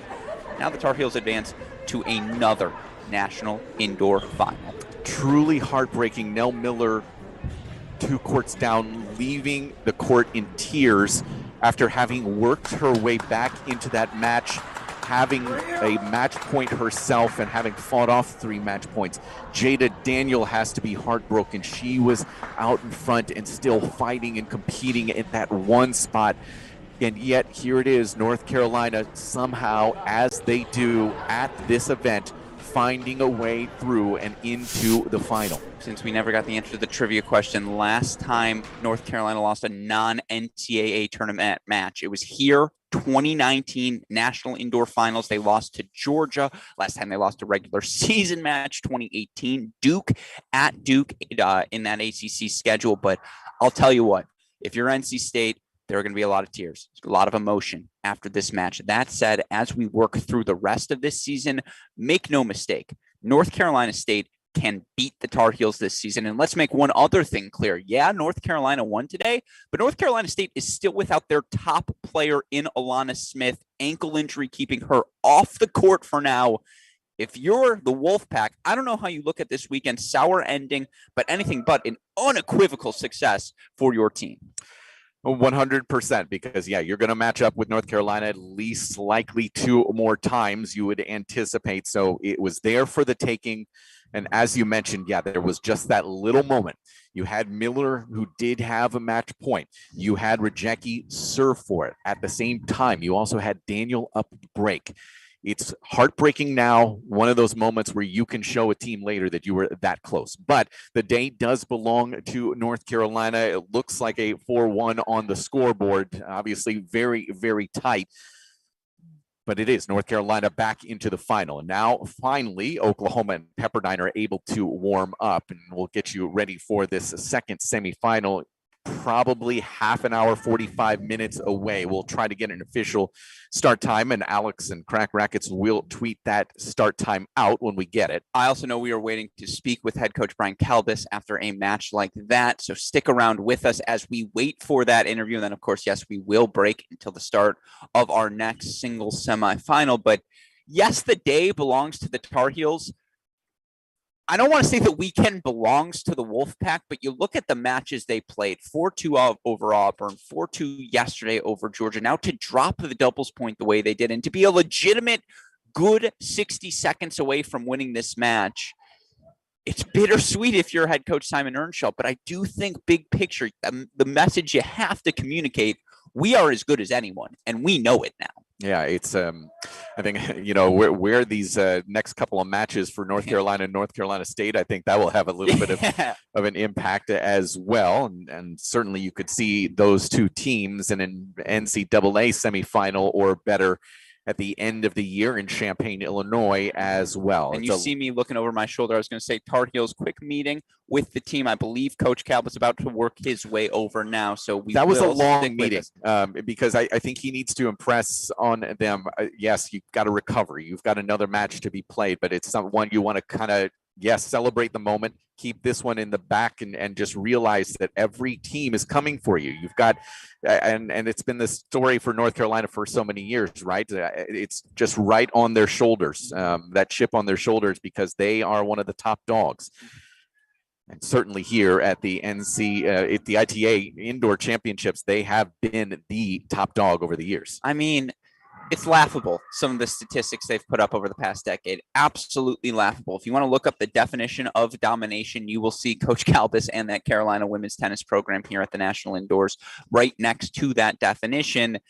And again, what is the telltale sign of an elite program? You can, replace parts right away. You bring in these new players and they fit in hand in a glove, whether it be you lose Davatilla, you lose Graham, you lose Jones. Well, that's okay, because Riley Tran can step in off the bench and maintain the fact that she's lost one match in her career. Fiona Crawley still somehow undefeated in her career. Yarla Gata off the bench. She's ready to contribute. And obviously Tengillig, who maybe quietly a sneaky MVP, just the way she put her point up on the board, no nonsense at that number 5 spot. That was critical because it gave Carolina that prolonged 3-1 lead. And I do ultimately think if you're North Carolina State, it's just you were down for 3 hours. Like it's that you almost won, but you were losing from the start. That you survived as long as you did might be the bigger takeaway. Yeah, and quietly Riley Tran. We haven't even spoken about Riley Tran at all, really. I mean, at that 3 spot, just her domination. The 3-5 combination for North Carolina. Listen, right now we're waiting on Coach Kalbas, but he is having a very long talk right now with Cam Mora, who I don't think he spent a lot of time with her out there today, did he? No, it was all Davatilla on that court. And I do think it's a mixed message there to say, A, hey, way to fight. Way to scrap, way to claw. But B, she had so many break points in that second set. That could have been a straight set victory for Carolina at 1. It's probably a balance of those two messages, one would imagine. We can ask him when we get the chance. Yeah, this is a very, very long chat that he is having. I can give us Yarla Gata instead. I speak Michigan. Well, you have his phone number. You can ask. I was going to say I'll hold my Go ahead. A's. All right. Go ahead. Yeah, I was going to say Ask you him, can take it. Okay, on the ones and twos, I appreciate it. Yeah. So again, if you are popping in right now for Pepperdine and Oklahoma, they have just been able to start warming up. These two teams have not had any opportunity to get warmed up. It looks like Brian Calbus is going to be joining us, so we will probably be about half an hour, 45 minutes away from the start of that match. And first question is to you, my friend, just so we know. And I feel like I've been hogging them all. This is me setting you up for the poach. So we see Coach Calbus. I see the headphones coming on. All right, Brian Calbus is now joining us on this broadcast. There we are. Well, Coach, listen, that was a very challenging match. You guys were up at that 3 spot there. You had that lead with 3 on the board for so long, and NC State just kept scrapping and scrapping. What were you feeling there when it felt like it was taking so long to get that 4th point on the board? Well, honestly, I expected it. I mean, Simon is arguably one of the best coaches in the country. He prepares his team well. They're in great shape. They're mentally tough. They're physically tough. So I was not surprised that they were coming back and hanging in there and playing big tennis at the most crucial moments. We you have to beat that team, and they're not going to give you anything, and they didn't give anything to us. Fiona, I mean, I love when she had that match point and the tie, I guess that swing and volley that she missed wide. I mean, she went for it. I mean, you can't ask for anything more than that. So she got herself in a winning position and tried to hit a winning shot, and it just didn't go her way. But that girl is very, very tough. She's got a pro world-class backhand. Thanks, Ben. Thanks. They're just a really, really good team, and I'm really proud of our team for just the way they fought and they competed, and weathered some storms, and the momentum was switching a little bit, but we were able to kind of hang in there when we needed to. Getting those 2 first points off the board with Carson and Riley was big. So it's just, again, it's kind of what we expected. The doubles was going to be really, really important. We came out with more aggressive nature. Our NC State has one of the best doubles teams in the country, and we did a really good job at all positions, just kind of handling their aggressive nature. Yeah, no, again, a fantastic performance for your team. And, I want to talk about that at the end on court number 6. Annika Yarlagata down 5-4 in the third to Radzecki, who's serving for the match there. And there was that 3-minute window where it felt like, oh my gosh, is NC State going to pull that comeback off? What's going through your head during those 3 minutes other than panic? But ultimately, what did you think of Annika being able to flip that match around there at 6? Well, I mean, she's earned it. I mean, she deserves it. I mean, she's put in her time. Last year, she was basically the deciding match against Georgia on the road. For her to come through and be the clincher for us is huge for her and the team. She's a great fighter. She's a great competitor. She's put a lot of work in, and I'm really proud. I'm proud of her. I was on Fiona's court, but I could see down at Annika's court, and I know that she has this this positive nature about her, and so I knew that she was going to give everything she had. And Cam was on the other side, but I know she was down 4-3 in the third, and then was up 5-4 when the match finished. So really proud of her effort as well. I mean, just incredible amount of toughness that our team displayed this match. We joke a little bit in that we even said on day number 1, it's kind of North Carolina and everyone else. But for you guys, I know that means you're getting the best from everyone right now. What does it mean that you have now advanced to another final here in this event? It's very special. I mean, Alex, you mentioned it, and Mike, you mentioned it. This is a different group. I mean, it's a different group, different roles. So I mean, it's always special. I mean, we've had a lot of success in this tournament, and it's because our team loves this tournament. They love coming here 3 or 4 days in a row and playing in this kind of environment. It's just different. At the NCAA's, you don't play every day, and this term you play every day, so there's no days off here. So you're really forced to see kind of what your team's like. And I told the team that before the tournament even started, I said this tournament either makes or breaks your team. It can break you mentally, physically, emotionally, just, it can really do that to you because you're around each other, a lot. But it also can make your team if you really use it to your advantage. And we've been able to kind of use it to our advantage. And we relish this tournament. We love this tournament. And I'm not saying that we're always the best team, but I think we have the most fun team, and most enjoyable team when we're playing this, because in these matches out here, I mean, I kept smiling and Fiona kept looking at me, why are you smiling? And this is not a happy smiling moment. I'm like, look, this is fun. I know you're stressed, but this is fun. So, it's neat to be with a different group in different roles and see them have success in this tournament. No doubt about that. I feel like this is a late day for you all. You're not going to get, usually you're done by 11:30, 4:35. That's, beyond your bedtime. But obviously, Coach, congratulations to you. Hope you and the team rest up. And congratulations, another national indoor final for North Carolina. Very well deserved. Thank you. Thanks, Alex. Thanks, Mike. Of course, take care. All right, bye. All right, so they will be in our final tomorrow, 12 o'clock final. And now we find out who they will play. Pepperdine and Oklahoma. They are warming up. It is getting loud inside here. And Alex, you all right? That was a stressful moment for you, I could tell. I brought 2 iPhone chargers, one for the phone, one for me. I got to go plug myself in once again, going to need to reload. That was stressful, especially, I'll say it, I've known Annika since she was 8. I was like, can it not come down to 6, please? Like, just please, not 6. What an effort from NC State. Like, I can't emphasize that enough. That's what the National Indoors is all about. If you are this team, you believe you'll be there come the end in May. But yeah, do we have to come here to say the script, Tar Heels, into another final? I feel like we could have said that in advance. Probably could have, but they had to earn it today, no doubt about it. So Pepperdine and Oklahoma will be coming up in likely about half an hour from now. Alex will get us the official start time, and he will have that for you on social media so that we make sure we get that straight. But Pepperdine, Oklahoma still to come. For Alex, I'm Mike Cation. You are watching the 2022 ITA Division I National Women's Team Indoor Championship presented by Cracked Racquets.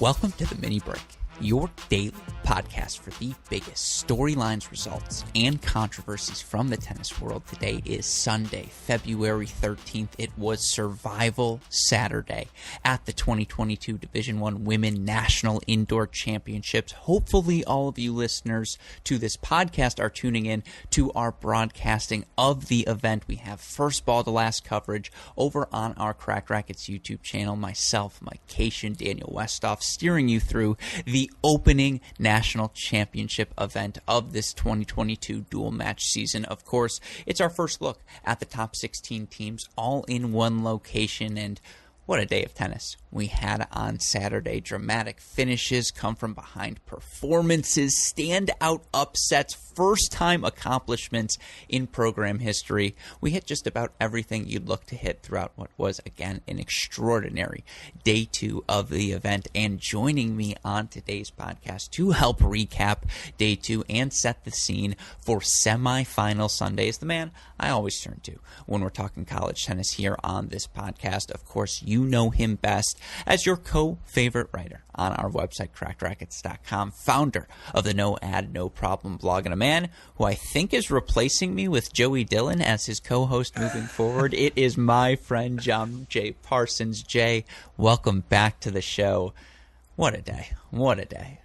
What a day. Look, I just thought you and Westhoff would be busy on the ones and twos getting ready for the semifinals tomorrow.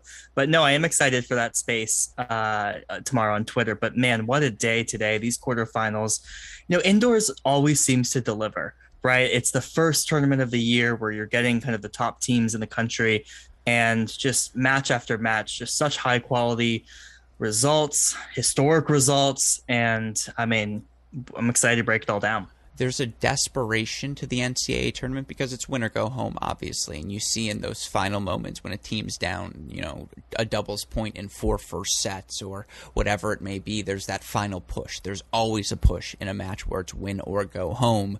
At the national indoors, it's a little bit different, right? Because, of course, you're guaranteed 3 matches throughout the weekend, but it's also so early in the season that for so many of these teams, they don't have those instincts. They don't have those calluses, or they're developing it for the first time. And so, you see these waves, whether it be, in today's matches. First of all, UNC, excuse me, what a wave they had in the start and through the course of their performance in singles. And that's the first time to get to see this group make a push like that after dropping a doubles point. That's just something you don't see. At the NCAA tournament, you've seen it a couple of times. You have a better idea of what to expect. You just haven't seen it before at the national indoors. Or that NC State Georgia match, like both of those teams, the various pushes, the millions of missed break point chances in that Texas-Oklahoma match for both of those teams, who relatively young groups coming together. For Oklahoma, obviously first time on the scene. For Texas, it's worth remembering it's all sophomores or younger in the lineup for them in singles and doubles. And so, yeah, it was an extraordinary day. We hit just about everything you'd hope to hit as a fan of college tennis on our broadcast. And again, we will be back tomorrow, 9 a.m. Central Time. That's the time zone I'm in right now, so that's when I'm speaking. I apologize, with our coverage of a consolation match. Then we'll have 2 semifinals. Then we'll have our nightcap consolation match as well. Again, Mike Cation, Daniel Westhoff, and myself steering your coverage over on our Cracked Racquets YouTube channel. But on this show, we're recapping day 2 at the ITA National Indoor Championships. We're going to focus on the main draw action because, of course, that is what we were covering on our Cracked Racquets broadcast. Thus, I got to see the most of that. I got to see all of that action, but I did get to see some consolation matches. I'm sure you have some thoughts on them, so I want to hit on that at the end. We'll go through chronologically. We'll preview our 2 morning quarterfinal results, recap, then preview our first semifinal tomorrow. We'll hit the back half as we go through the show. With all of that said, of course, a shout out as always to our friends at Tennis Point. You all know the deal, tennis-point.com. The promo code is CR15 for all of the latest and greatest equipment at the best possible prices. Tennis-point.com. That promo code is CR15. Enough with the plugs, Jay. Let's get to today's podcast. And again, we're going to go chronologically here. So let's start with your 2-time defending champions at this event and your number 2 seeds, North Carolina, who faced their first adverse moment of this season. You look for the Tar Heels. They were thoroughly outplayed. They didn't lose the doubles point. UVA took it to them to open out this match. And you look for Navarro and Amber Odell at the number 1 double spot for UVA. That was a 6-1 win for them against Florida yesterday, a 6-3 win for them over ITA Fall National champs Fiona Crawley, Elizabeth Scotty, in a match where they went up a break early.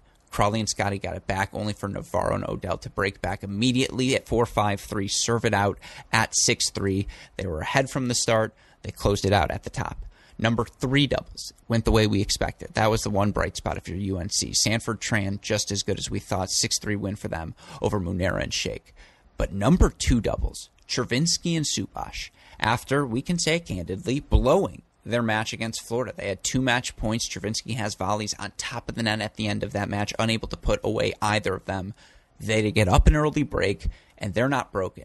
In a match, they take 6-4 over Cam Mora, Carson Tangillig, and yeah, like just UVA straight up beat them in that doubles point, Jay. Yeah, to the surprise of many, I think, right? I mean, the 3 doubles pairings that you walk through for UNC are all really strong. We've talked about that on a few of the episodes, just the strength of those 3 pairs. And doubles has not been a strength for UVA. We've seen them drop the doubles point a few times this season and have against to come back. Stanford in the kickoff weekend, and of course against Florida, they dropped it. Exactly. And so they've been, back up against the wall trying to get 4, of which they've done in both of those matches. And so you felt like doubles was a must against UNC, so you don't have to try and take 4, and they do it. And I thought what was most impressive about the manner in which they did it is I thought they brought a lot more energy out of the gate in doubles than UNC, which in some ways was surprising because I think, this UNC team has just looked so strong in doubles. So I think if you're UVA, you feel really good about taking that doubles point and you erase everything else that happened after.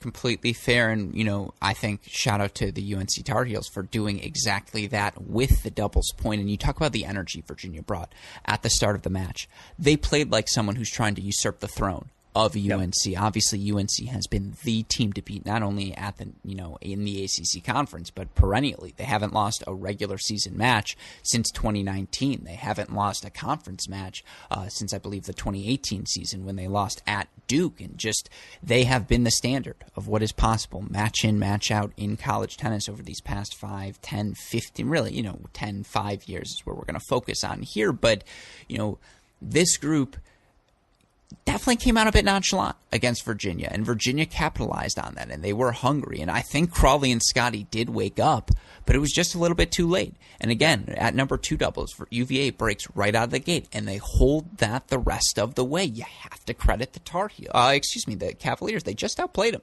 at 1 and 2 doubles. No ifs, ands, or buts about it. But what was so impressive for this UNC team, who ultimately earns a 4-1 victory in this match, the nonchalant attitude they had at the start of doubles was erased by the time singles began. And we have to start this conversation with a talk about Elizabeth Scotty, who's dropped, 4 games? 5 games in the 4 sets that she's played here? A 1-1 victory over an Elaine Chervinsky, who has been outstanding in the top 3 of the lineup. And, watching her yesterday, she might be, worthy is the wrong word, but maybe she should play against above Subash, like with the power tennis that she's able to play, and particularly indoors when she's playing on her serve, hitting the big hitting the big serve, hitting the big forehand.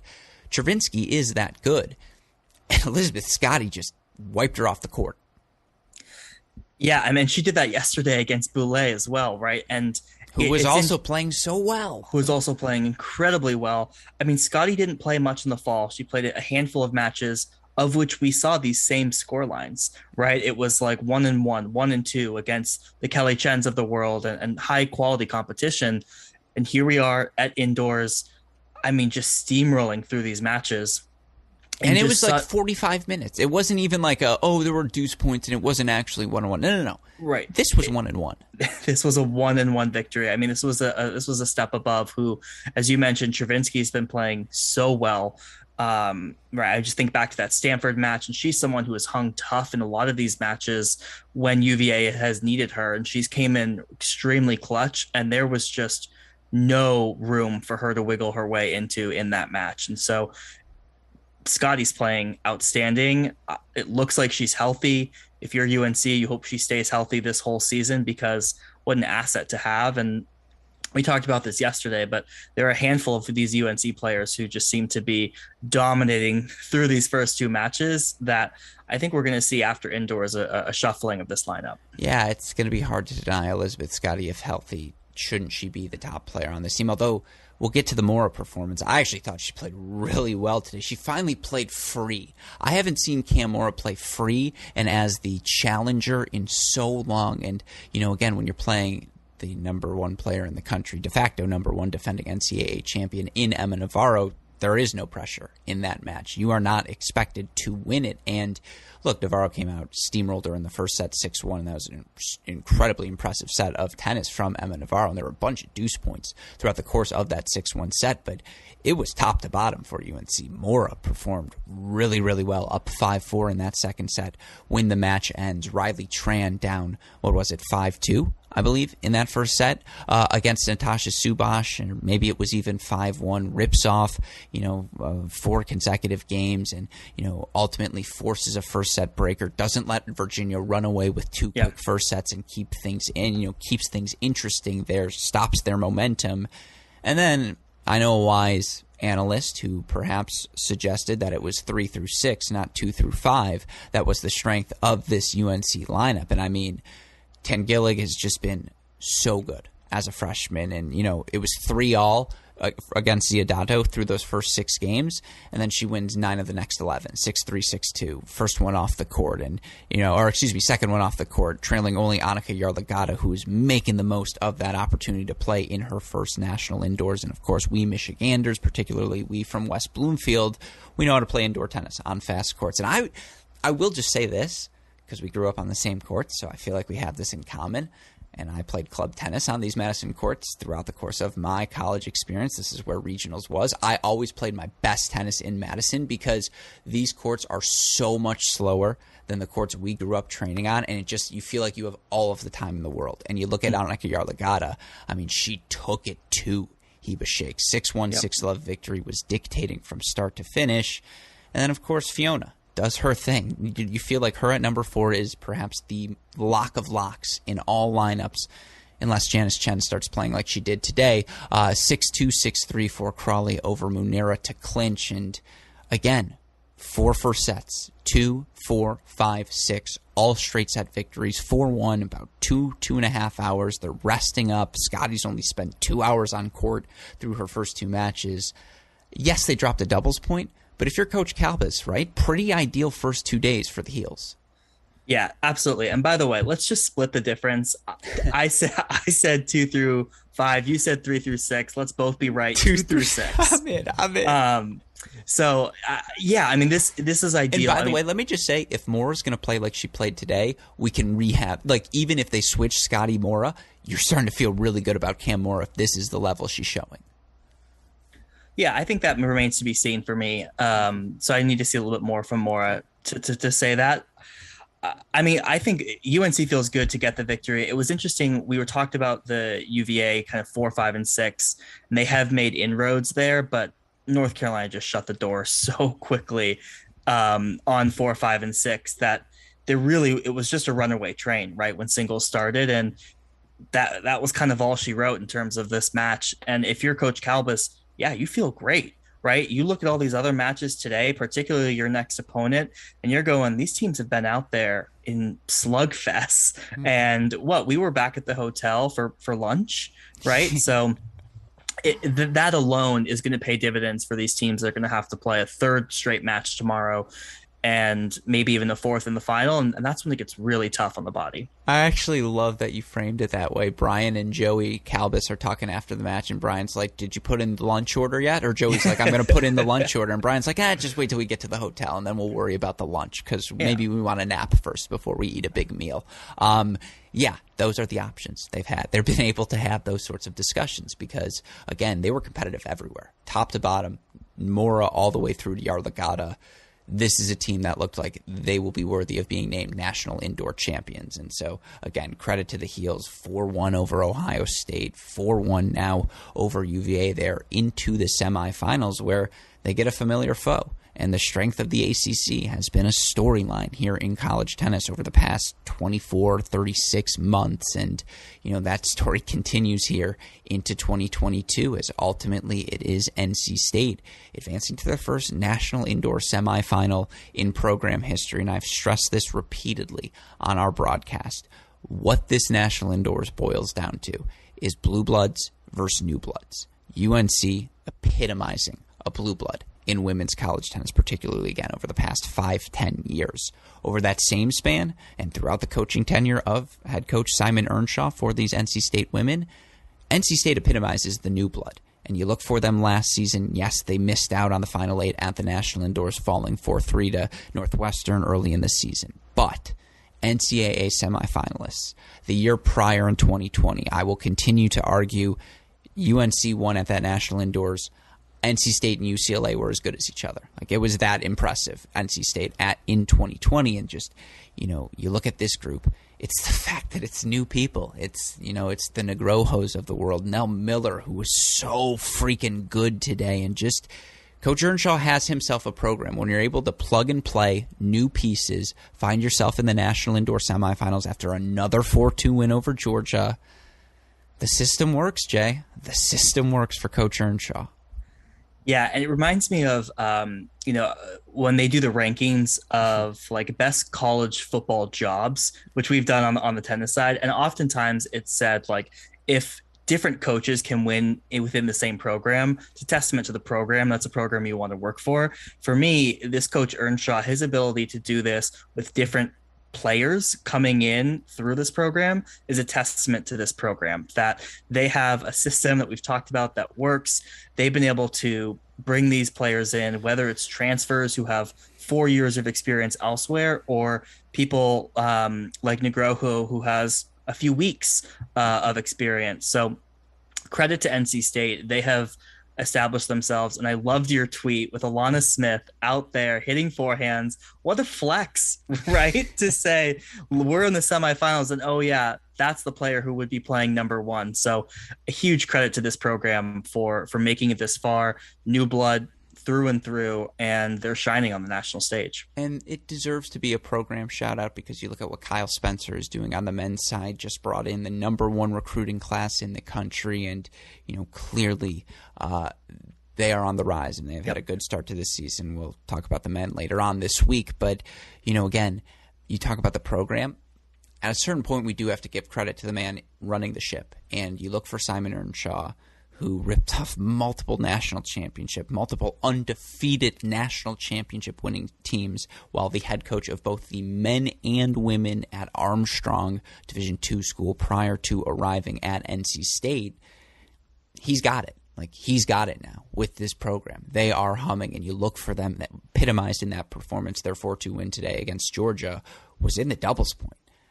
Highway robbery, and credit to Coach Earnshaw, funny as always, who says, I hope I don't get charged with a crime for stealing that doubles point, when we talked about to him after the match. Yeah, again, he's got the answers, he's got the program, he's got it all right now. Simon Earnshaw is who you want to be, winner in the month of February. Because Rafa won, Earnshaw 2. Actually, Barty and Rafa tied for 1, so Earnshaw 3. Anyways, you look for this doubles point, UGA blitzes at number 1 doubles. Hertel and Kopic, they're good. They're top 10 good. And another strong performance for them, 6-2 over a very good team in Rincelli and Rajecki.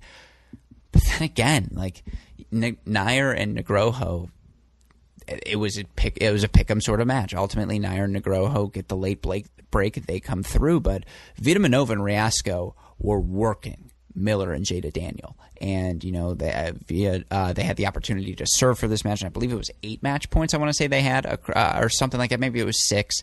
Yeah. Something like 6 clinch points. Yeah, 6 opportunities to clinch it. And on one of them, Mel Riasco, who was playing with such freedom and so loose, misses this wild poach. Forehand goes wide and long. And it was a great move, and it was the right decision. But she misses that one. And then on the next point, she misses another one. And you could just see it started to sneak into her head, and some tentativeness emerging for Vita Minova and Riasco, who were both obviously freshmen in their first National Indoor quarterfinal and their 4th dual match of the season, taking on 2 seniors in Nell Miller and Jada Daniel. And Nell freaking Miller, Jay. That's all I have to say. Nell freaking Miller. Oh my God, was she good today. Yeah, in both doubles and singles. But how about the Jada Daniel right-handed forehand poach on match point? I know, and I know. Yes. Yeah. So that was on a match point. It was like the 5-3 deuce. For those who don't know, Jada Daniels left-handed. She poaches on her backhand side, hits a forehand poach unreturned to get to 5-4, and then they continue to win the next 3 games. So, I mean, that was a wild turn of events just throughout that set. And I can see it now as you're saying it, and that's why I freaked out. I also was about to drop an F-bomb, and then I realized Westhoff said I have minimal editing in me, so please don't do that. Match point. Like, are you kidding me? Yeah. And I don't think people like watching the clip. You're like, oh, it just looks like a great forehand poach, and you're like, wait, that's what I'm saying. Yeah. Can we hashtag SC Top 10 and say she's a lefty? Yeah, we should. I mean, yeah. I tweeted, I grabbed the clip, tweeted that one out. That was an incredible play. So I think you're right on the experience side of that, right? I mean, Vibanova, Riasco came out so strong, and just the aggression from Riasco. And you're right, a few of those volleys, a few of those forehands didn't go her way, and all of a sudden you could see her start to second guess herself. And I just thought Daniel and Nell Miller hung so tough. Nell Miller came up with a few great shots late in that set, and ultimately they came away with that doubles point. And I thought Georgia did a good job to bounce back after that doubles point, but man, it's just tough to bounce back when you feel like it was stolen from you in a lot of ways. Yeah, and that sort of set a tone right away for NC State. And again, Nell Miller, who was nailing some just ridiculous low volleys through the end of that doubles, and just the poaching, how explosive she was, how confident she was hitting the overhead as well. Again, NC State steals the doubles point, and then we go into singles. And for this NC State team, there are so many new pieces: Negroho, Miller, Abrams, none of whom played last season, and obviously Rancelli, Jada Daniel, going from 4 and 5 singles to, 5 and 4 singles to 2 and 1 singles, if you want to go by name there. It's all new pieces. They're without Alana Smith, and yet you look outside of that number 1 singles spot where Leah Ma just played excellent today, and Jada Daniels could not hurt her Ma, a 6-2, 6-1 victory. NC State was competitive everywhere, and they're without their number 1 singles player, Jay. It's just, again, I know I'm in hyperbole mode. It's because I think critical analysis, I used it all in the 14 hours, but they were that good.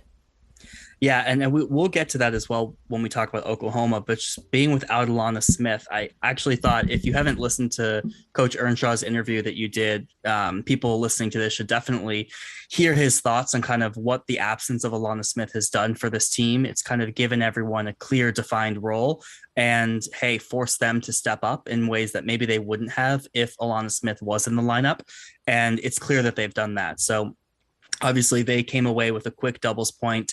And then, I thought, Priska. North Carolina is in the final. Now we find out their opponent. Mike Cation and Alex Gruskin joining you for the 2022 ITA Division I National Women's Team Indoor Championship. And it's time for Oklahoma and Pepperdine.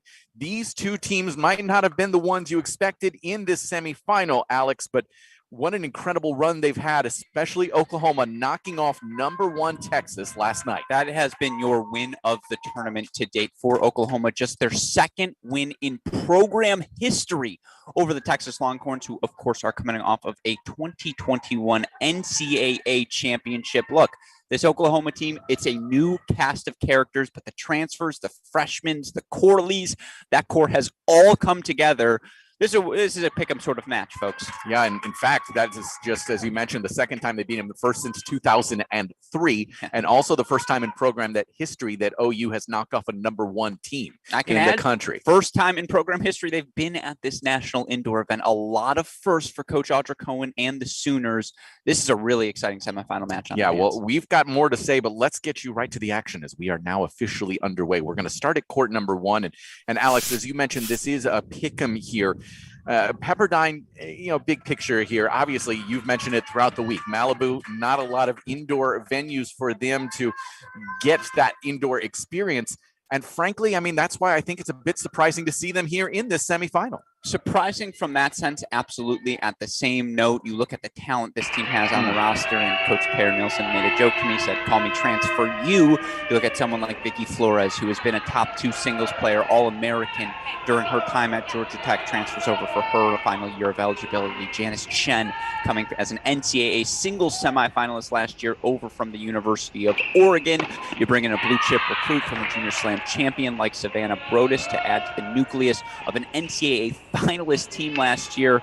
Surprising from a condition standpoint, but of course on paper, this Pepperdine team has always had the talent to compete with anyone. Pepperdine with wins over Old Dominion and Cal, both 4-1 scores. Oklahoma under Coach Audra Cohen, now 10-0 on the season, wins this weekend over the host school, Wisconsin 4-0, and then that aforementioned win over Texas to get us to 4-1. And Coach Cohen, when we talked to her last night, gave so much credit to the doubles duo, the sister pairing here at the one doubles line, the Corley sisters, Ivana and Carmen.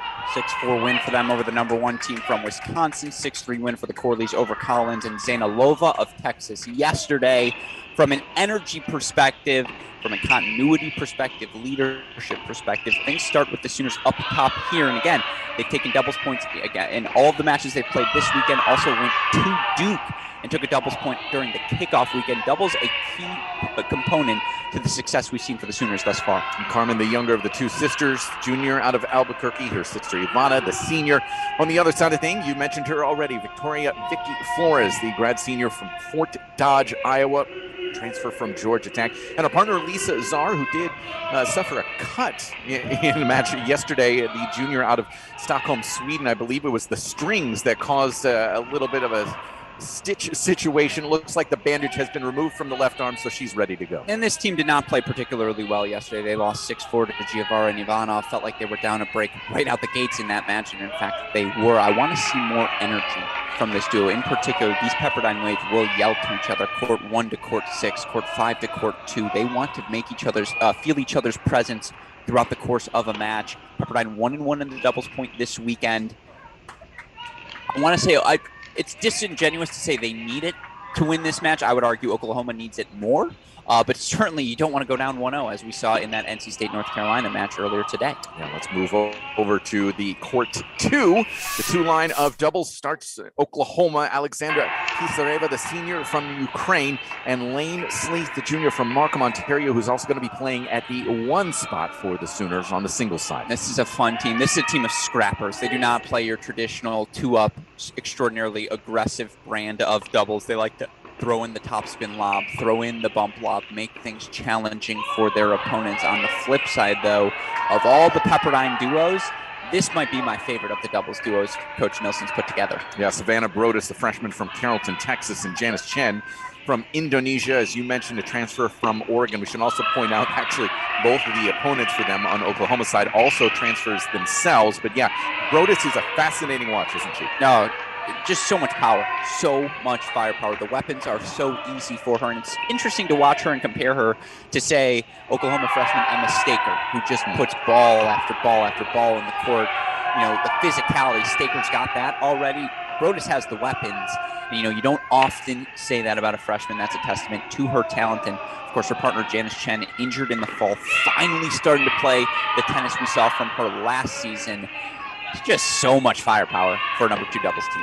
Yeah, this is a pretty big moment here early in a 30-all spot for Oklahoma, Pisareva and Sleeth. And Sleeth will have the arm sleeve, you anticipate, once again on that right elbow. It is, however, for Pepperdine, a couple of break chances here early. It is Pisareva serving, the senior from Ukraine. Sat out last year after transferring from Appalachian State. And there's your break. Pepperdine grabbing first blood here on court number 2 with a 1-love lead. But you mentioned Emma Staker just a few moments ago. She is serving right now for Oklahoma on the near court. The freshman out of Tulsa, Oklahoma. She and her partner, she's a Shanta, freshman from Thailand, with a 1-love lead. Given it's Super Bowl Sunday, if I call her Staker the touchdown maker, it's because I'm in a football mentality. But of course, Get look, out of that. All right, I'm throwing it in the trash right away. Don't worry, that's the only one. Yeah, these freshmen have, they are the reason Oklahoma is where they are. For them to be, excuse me, acclimate themselves so quickly. I got you. Yeah, Staker. Let's go with this. Staker, the freshman, as we mentioned, from Tulsa, Oklahoma. She is from the Tucker Tennis Academy. What they've been able to do there, that academy down on 91st, has really been impressive. Listen, Shanta, just a ton of experience in her career as well. Was playing at the Billie Jean King Cup last year for Thailand. A lot of high-level international experience, despite just being a freshman here at Oklahoma. You described it so well. It moved me to tears, Mike. I appreciate you picking up the slack where I left off. Yeah, this is, again, for this Oklahoma team, so solid, so aggressive. Shanta, 2 hands on both wings. I also think it's worth mentioning, you could make a legitimate case that Oklahoma has played this weekend without the top player on their roster. Dana Guzman, who you look last season was, all Big 12 singles second team, all Big 12, Big 12 all freshman team, 7-1 in Big 12 play at the number 2 singles position. She has not played a single match for this team, which is in their first national indoor semifinals. Oklahoma already excellent to date, and yet feels like they might be even better come May, Mike. You should explain why she is not playing, however. Of course, injuries just plaguing her all offseason long. It's been a couple of different nagging injuries, not just the shoulder, not just the knee, but just the body continuing to break down. And, again, Coach Cohen has the luxury to say, we don't need to rush her back. Let's not play her until April, until May, when she's ready. When she comes back, look out, rest of the nation. On the other side for the Pepperdine Waves, Shiori Fukuda, the grad senior from Japan, transfer from Ohio State.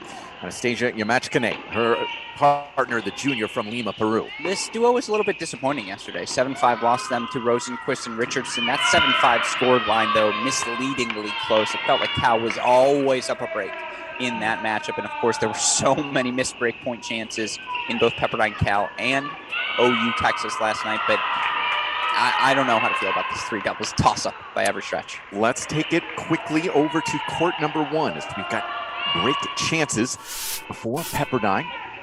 Corney's in a little bit of trouble here. It is 15-40.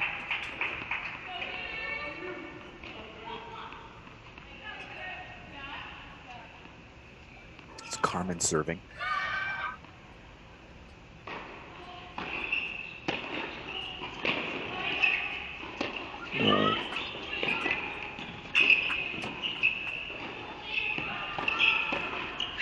Just a little bit behind her when making contact, so Carmen Corley is broken. Pepperdine now out in front with breaks for the moment on 1 and 2. Let's go over to 2 because that break is in danger for Pepperdine on 2. 30-40 here on the serve of Brodus. And you do wonder, nervous energy. First national semifinal as a team for both Chen, Brodus, Sleeth, and Pisareva. To steal a line from you, that's just high percentage. Approach down the middle, overhead down the middle. 1 break point fought off by the Waves. I certainly expect Brodus to be a little bit more of the quote-unquote traditional style. Her double success over the last couple of years has been phenomenal. Grand Slam title for her, 2019 at Wimbledon. Oh, Janice Chen. Oh, look at those splits there. Yikes, that actually hurts me. And did you see, though, the full fist pump from Savannah Brodus for 2-love here in the set? No, I didn't see it because I'm looking at Lane Sleeth and her left knee and how it twisted like that. Oh, my goodness. 2-love, though, for Pepperdine. So you have break leads. 2 and 1 for the Waves and for Oklahoma at 3. Let's go back to number 1 right now. Zara Flores, who again have yet to play their best tennis here. Duo went 6 and 4 together in the fall. But of course, Vicky Flores partnered with Kenya Jones, or is a top 10 doubles team the past 3 years for Georgia Tech.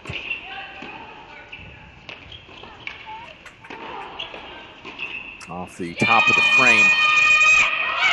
No matter what sport, Alex, having been around athletics and not just tennis for 20 years, one thing I've seen over and over again, when you have that monumental win, coming back, whether it be the next day or the next week, is always so incredibly difficult. Now you're asking Oklahoma, after a late one last night, to come back today in a national semifinal and have that same level of energy. That's a really difficult ask for Coach Cohen. The flip side to that argument would be Pepperdine, who lost to Cal in the first week of the season, beats Cal 4-1 yesterday in the quarterfinals of the match. That was 3.5 hours and far closer than that 4-1 scoreline. And the question would be for both of these teams, how much gas do you have left in the tank? And for Pepperdine, who played a really tricky match round one against Old Dominion, they've had the tougher test to date. But you're right, this is the biggest stage Oklahoma's ever played on. Yep.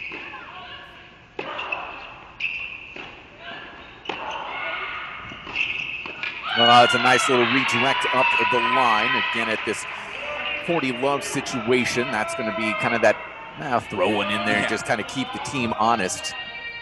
A moment there for the Corley sisters. Someone who told me once, if you're not getting passed down the line in doubles, you're not playing it correctly. Vicky definitely got caught peeking there, but 40-15 still for the Waves.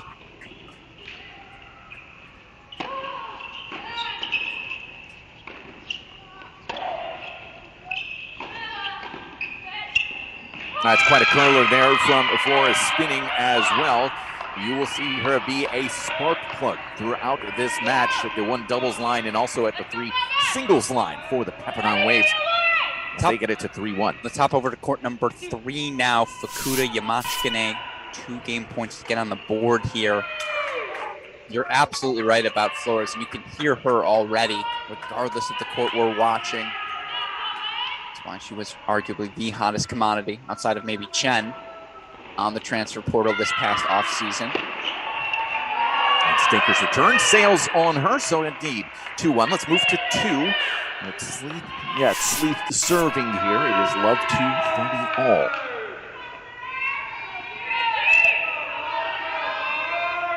I will say on that poach a couple points ago from Flores, I was always taught never go across your body. If you're poaching there, spike that ball down.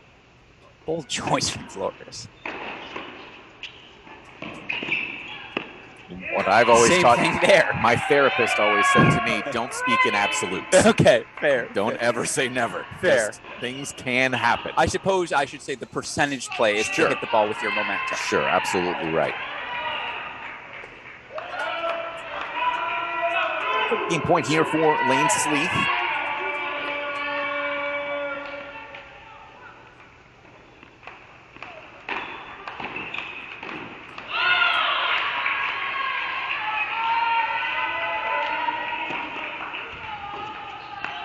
This is long. So, indeed, Oklahoma getting on the scoreboard here to 2-1 as we move over to court number 1. The Corleys 1-3. I have to say as well, while the numbers might be high, this is a very enthusiastic, loud crowd, and especially for Oklahoma, as you mentioned, their players have not had this opportunity. The fans as well. The realization that, hey, this is 2 matches away from a national title. No, Boomer Sooner community is out and about. You'll find Sooners everywhere in the country. To get this group in Wisconsin, they're loud. To support their team here. Just hear them in the background.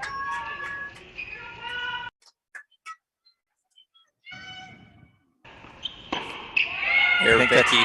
That's going to be one of the new Instagram profile picture right there for Vicky Flores. Sky there. So back to a hold for the Corleys. Get us to 3-2 with Pepperdine remaining out in front as we go to court number 3.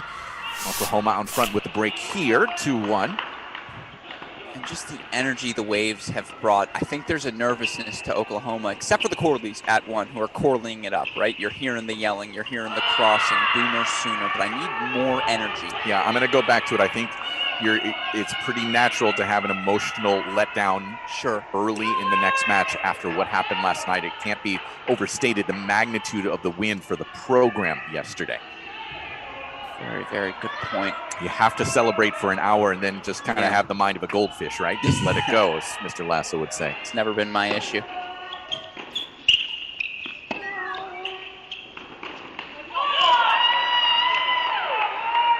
So a big opening here for the Waves to get the break back. They're going to have 4 looks. And on paper, and again, it's paper, but you have the veterans, Yamachkine, Fukuda, both upperclassmen versus the freshmen here. Just on principle, you circled this one. It's not a must, but you circle this one as your Pepperdine and say, hey, we should get this one.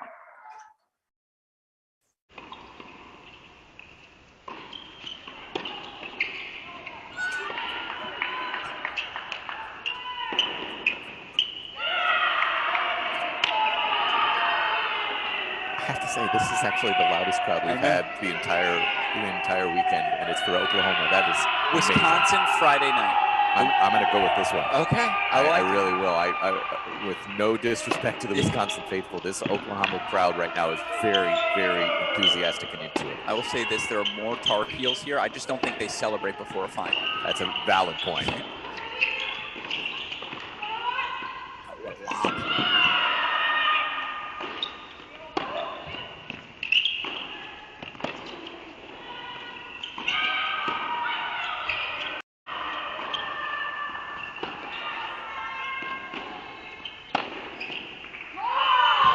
Missed long, I believe. No, it did not.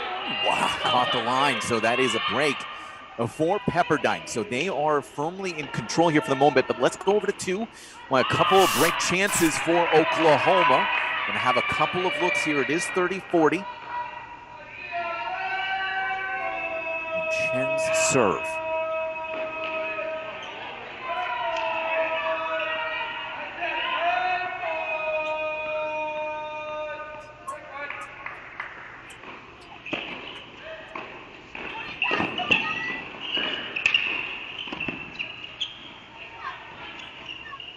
Did that actually catch the baseline? Yes, it did. By the way, you see head coach Per Nilsson, a testament to the conditions of Malibu. He's still got his winter jacket on, Mike. It's flipping cold in It's here. flipping cold indeed. I don't know. That's California soft. I'm not going to call that man soft. That's you, sir. I'll say it to his face. I don't mind. Deciding point. It will be taken by Pisareva on the deuce side.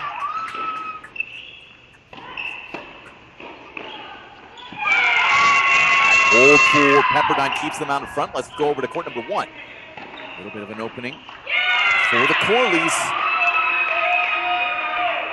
They do grab a couple of break chances on court one. Assistant coach Pete Bellingham talking to his Pepperdine Waves. You see him crossing the courts there, just saying, stay aggressive. Cannot cede the net to the Corleys.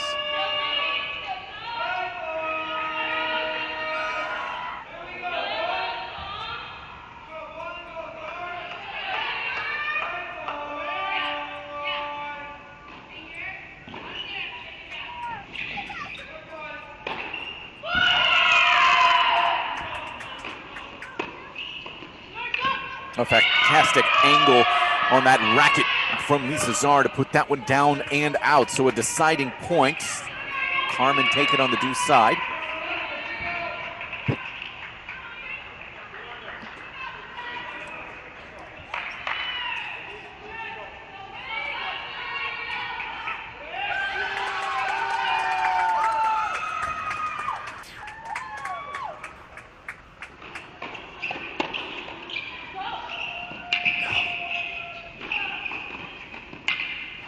She gets credit for that winner, and really was that first volley for Ivana, that depth, incredible. So we're back level here. Court number one, 3-all. So now let's go over to two, where Pepperdine has another opening here, already up a break, but Love 30 now. You talked about the doubles prowess of Broadus, former junior slam champion. She has snapped off some overheads that just, she looks like a junior. She looks like a senior out there. So experienced and talented in the doubles. Again, such great energy from these waves at this two spot. Broadus has come out on fire. It's been almost 3 years since she won that title. It's That's crazy. 2019. So she was what, 16 at the time? Roughly? Double front here for Pisareva. Yeah, I'd have to, I think that's probably accurate. Sure. Did you see the giggle even there? How can you not smile at 31 above 40? 4 chances to put its doubles two line out of reach.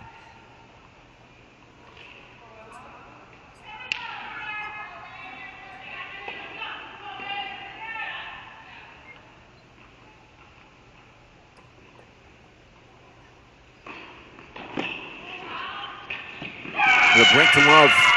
So Pepperdine feels like they can pencil in this point at the 2 line. They have this 2-break edge. They just held for 2-on-3, did the wave. So we go back to court number 1 right now, where we are back on serve. Corley, Czar, Flores. 15 all right now in the service game. Carmen Corley. As we mentioned, the younger of the 2 sisters moved to 6-0 against ranked teams last year. We joked yesterday, called her Mr. Robot. All the tape she has on her, all of that tape back in position today. Specifically RoboCop. RoboCop. Did I say Mr. Robot? Yes. My bad. That's the TV show. Yes. As is RoboCop. Yeah, but I know it as a movie. A very bad movie.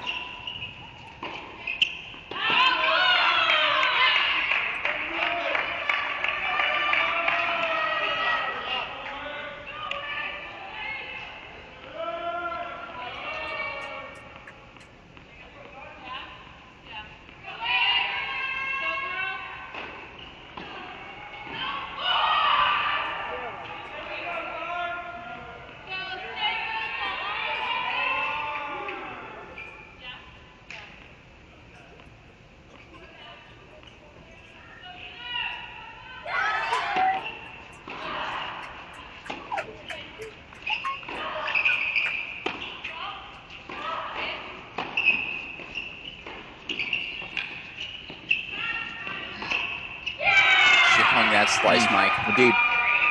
Good pinch forward, though, from Czar. Nevertheless, better play from Carmen Corley. So now 40-15, 3 game points.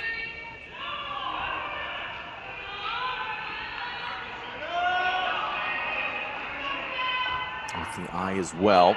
Predetermined eye, it appears.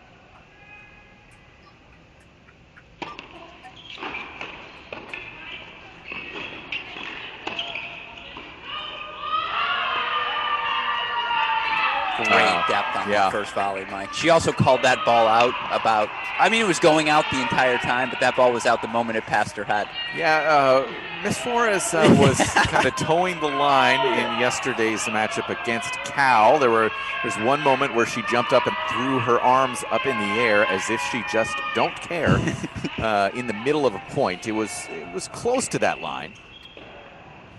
So an I formation here once again for Oklahoma.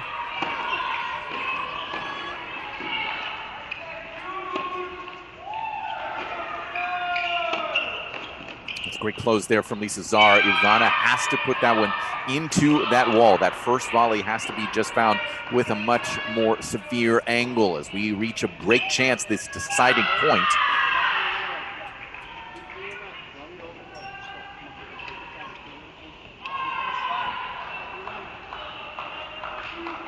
No cushion right now for Oklahoma with a 5-1 edge on 2 for Pepperdine.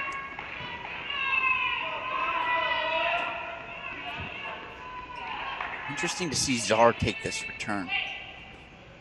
Goes to the senior Flores.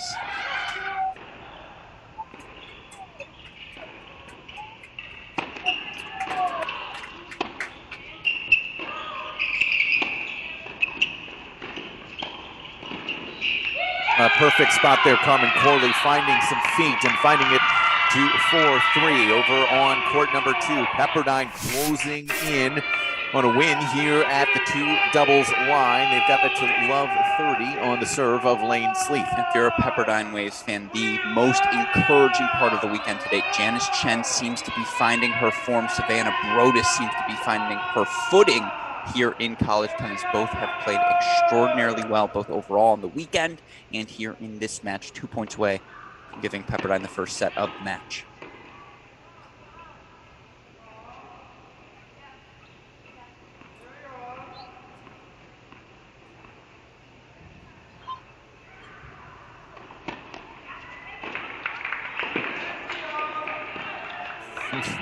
Off the frame, it works just the same from Brodus, finding that right into Pisareva and finding 4 match points. Again, all of the credit in the world to Brodus for her energy. Every point's a yell. Every point's go Waves. You aren't supposed to act like this. Thus the lead now for Pepperdine.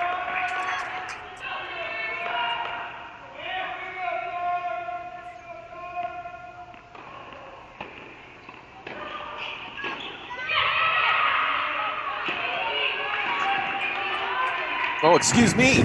Look what I found here. Brodus taking that return winner clean as a whistle. 6-1 first set. Closing out things at number 2 as we move towards number 3. Oklahoma obviously now having to win both at 1 and at 3. And a little bit of an opening here for Shanta and Staker at Love 30.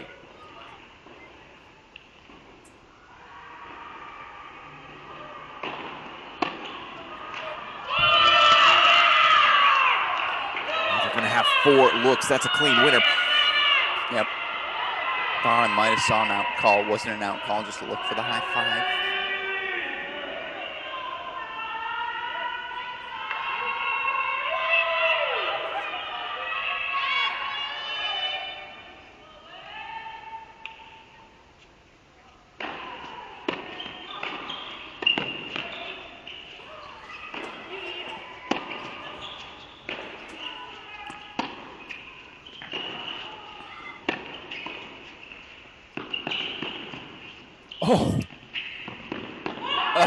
Oh, the miscommunication there. But that is incredible control off of the net cord as that trickles over like that. That's just phenomenal control. Shiori Fukuda.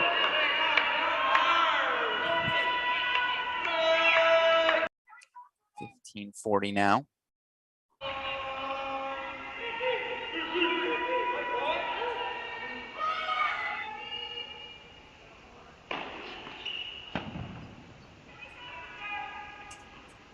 Here, big yell. Pepperdine just held for 4-all on 1.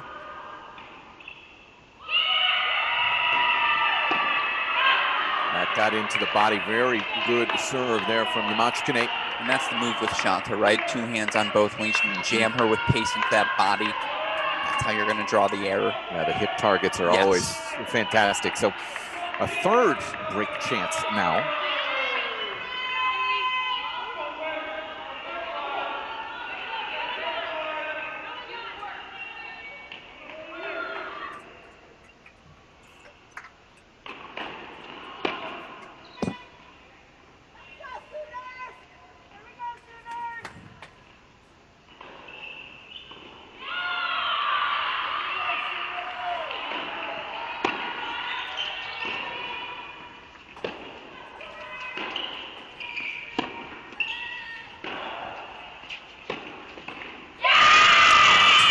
Of a miss there for Fukuda, and Oklahoma does grab the break. So in control right now at 3 doubles. Let's move to 1, where it is, as Alex mentioned, 4-all. And I do want to point out right now, Coach Jose Gracia, assistant coach for Oklahoma, you see on the right side of your screen. He's been on this number 1 doubles court the entire time. Meanwhile, both Coach Cohen and volunteer assistant Coach Cobra both coaching that number 3 doubles matchup right now. They're using every resource at their disposal. Well, they only have 2 courts, so you might as well exactly. Might as well do just that, right? Sometimes you do worry, though, right? You don't want too many voices, too many things being said. Yeah, actually, Pepperdine doing the same on 3 right now. They've got a couple of coaches down there. Again, that's a really fine body serve right into that right hip.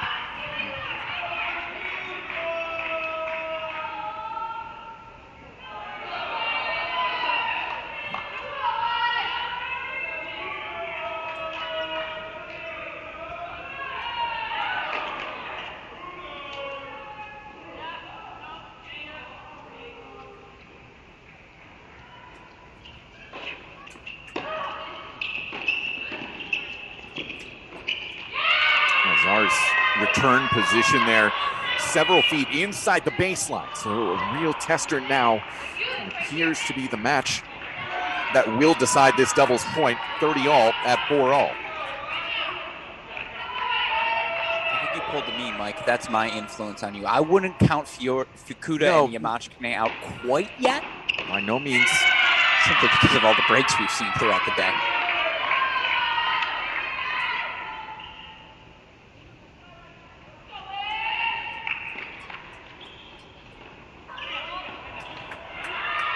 I would say more than anything else here at this #1 doubles position, you're Oklahoma. You just don't want your leaders, your veterans, the core of these to go down here. Carryover effect to all of your other players on the roster.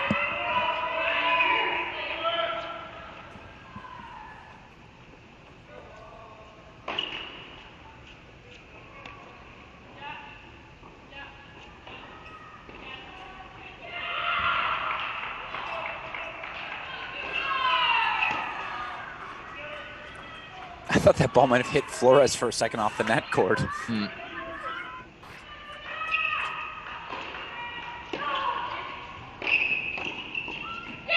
Perfect. That's a little pinch there from Flores covering the middle and then breaking back out to her right to find that volley right into Carmen Corley up at the net. So a deciding point.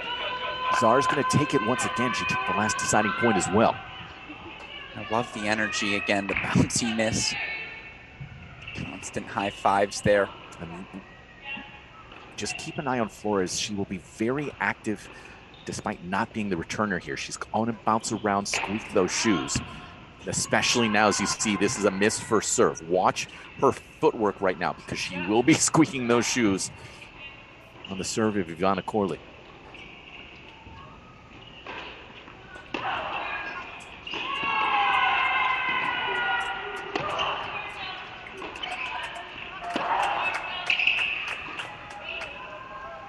Oh, that's in.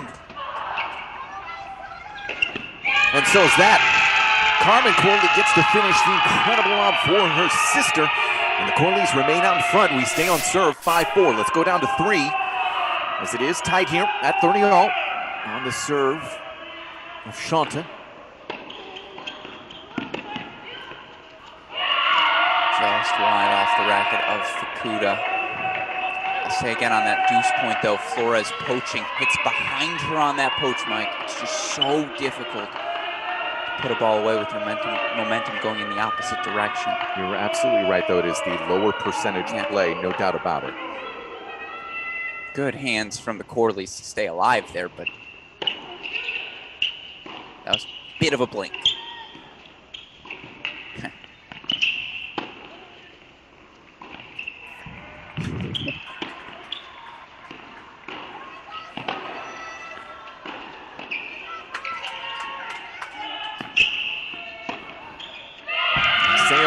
Yamachikane and 5-3. Oklahoma inches closer to it at that 3 line. And it feels like this is what Oklahoma does. You may get the big momentum win at the start, but they scrap, they claw, they stay alive. And now all of a sudden, it's Oklahoma 5-3 up here. Now back on court #1 where it's 5-4. Corley's on serve though. Nevertheless, 5-4. In fact, love 15 after an aggressive first return from Carmen Corley. Again, court #1 if we can, super producer Daniel Westoff. Bouncing around quite a bit here over the next 5 minutes, I anticipate. As Oklahoma has gotten it to love 15 both of these return games.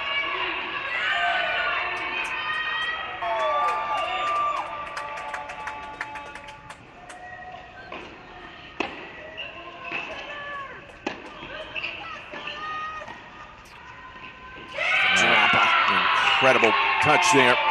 Carmen Corley putting it right in front of Flores for love. 32 points away from this win at line 1.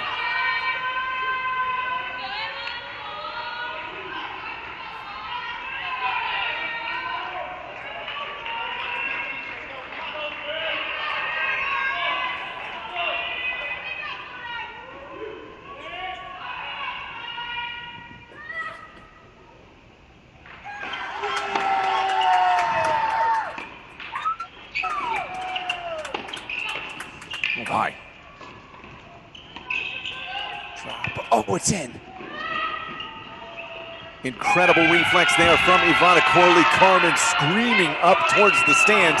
The Corleys, match points. Surprised the chair didn't say something to Flores there after she snaps that curtain. Oh, that's fine. Yeah, right. In a semifinal? It's fine. I'm in. We're No cracked racket. rackets. No racket was tossed. It's just a tarp. This is a cracked rackets broadcast.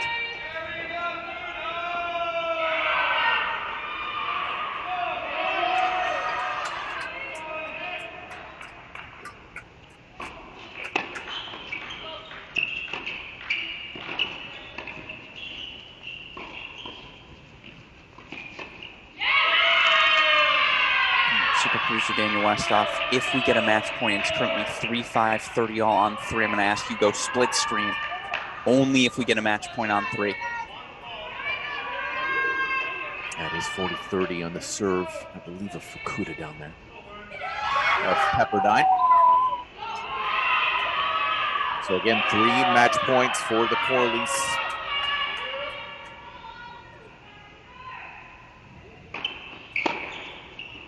They just need 1. The return winner for Carmen Corley and Oklahoma matches. They've got the 1 double 6-4. It all comes down to 3. Game point here for Fukuda. And they get that hold. It is 5-4, but it's going to be on the racket of Shanta and Staker after this changeover for the doubles point.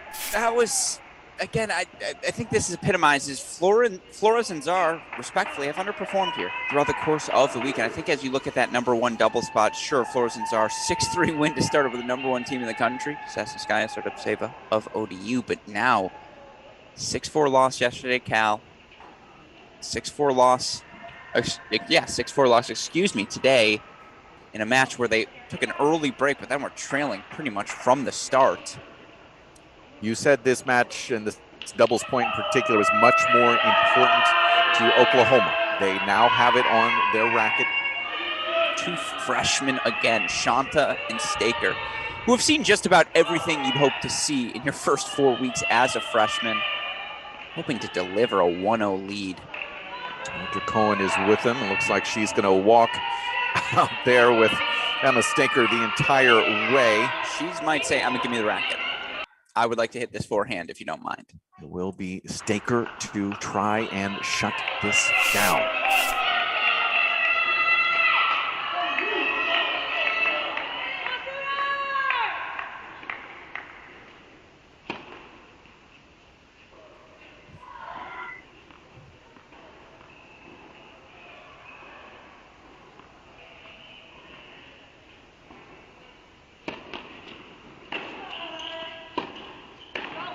It's perfect textbook stuff. The deep return and then the movement forward once you see that deep return, anticipating the cross. Just very basic stuff. That's the hope here if you're Pepperdine. You do have, again, the 2 veterans on court, Fukuda, Yamashikane. Both have had tons of success in their career in doubles. This score is wrong, is it not? This yeah, that was at Pepperdine, point 1, okay, absolutely. Okay, so that is controlled by the tablet on court. So, and it is love 15. It must have been.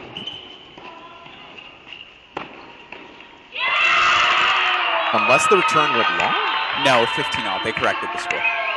Well, they corrected it locally. They haven't corrected it on that board. Preston, I honestly, I'm not positive here. Okay, now it is. Okay. No, the entire Pepperdine bench reacted positively. I completely that agree, is why we agree. Until I see it on that scoreboard. No, fair. We had that with Texas A&M Cal, 5-4 in the breaker day 1. Okay, so now definitely 15-30 as that slides long from the freshman from Tulsa.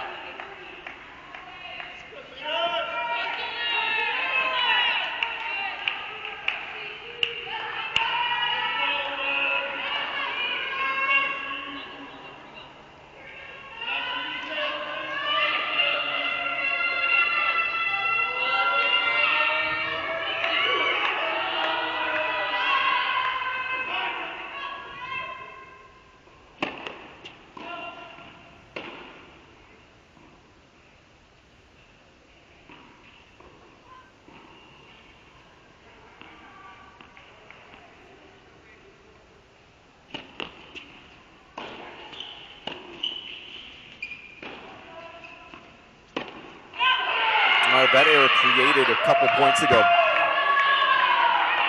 Thinking there's going to be a poach towards the middle, instead nothing doing, and Staker just left wanting from deep behind the baseline. 3 chances for Pepperdine to level us. And all the credit in the world to Fukuda, you mentioned it there. She is pinching in so tightly to that net, Mike.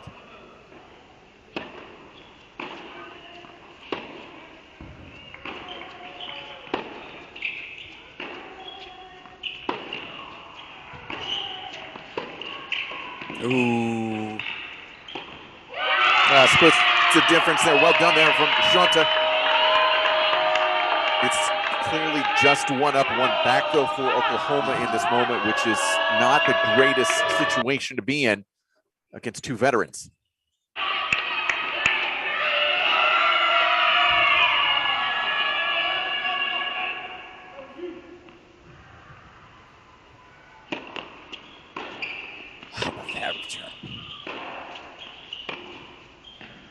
Yeah, if you're making contact here time after time on the double side from 2 feet, 3 feet behind the baseline, negative things tend to happen. So we're back level. Doubles point to be decided here at the 3 line, and it's 5-all. Couldn't even get to match point there, Mike.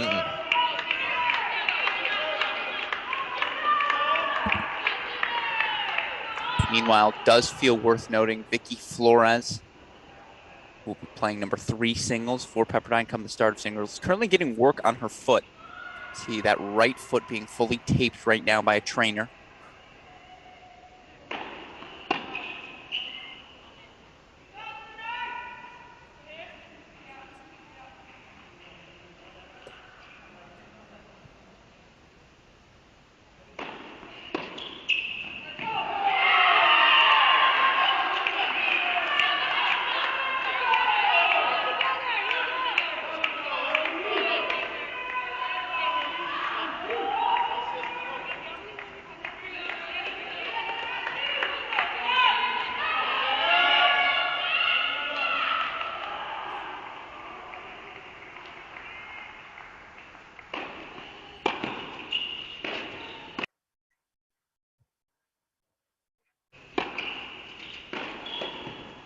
Oh, good little move there. Reach out and find something from Shanta. Yeah, I have to say again, I just don't love this consistent and constant 1 up, 1 back for Oklahoma in this spot. When we watched this doubles team for Pepperdine play yesterday, Fukuda, Yamachkine, what was so fascinating, they played Rosenquist and Richardson of Cal, was that they were 1 up, 1 back. Seems like they've taken a lesson from them. You're right, this Pepperdine team is pinching forward far more frequently than their Oklahoma counterparts. Look at Shiori Fukuda right now.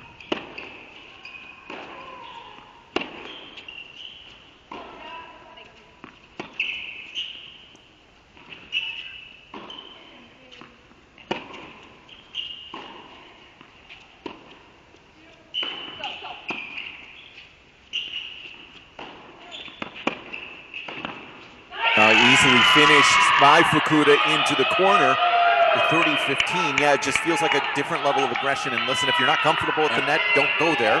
I get that.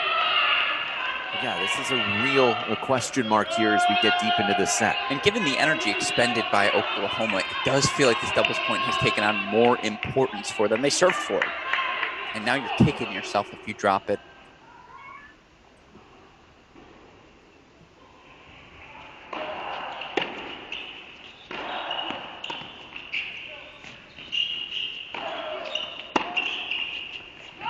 Trying to go with too much of an angle there from the middle of the court. That's, again, you're just asking for so much from well behind the baseline. And the drives from Yamachkine. She's getting such great depth on her ground strokes right now, Mike. And flat. And flat.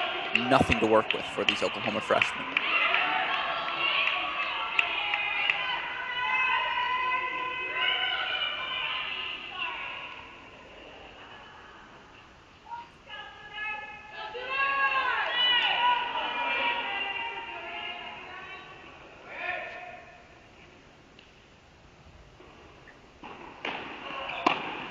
Well, that's crunched. Fukuda leaving just a tad bit early. Shanta makes her pay.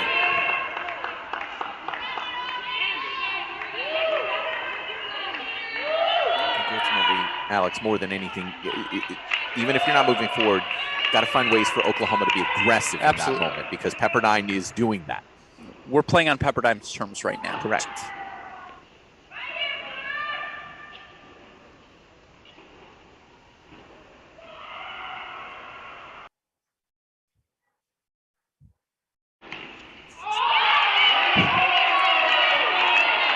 Uh-oh. Uh-oh. Let's see who takes this deciding point. Yeah, the person who just had the return winner just a couple seconds ago, Shanta. On the D side. You go I-form here or standard? Standard, I'd say. Yeah.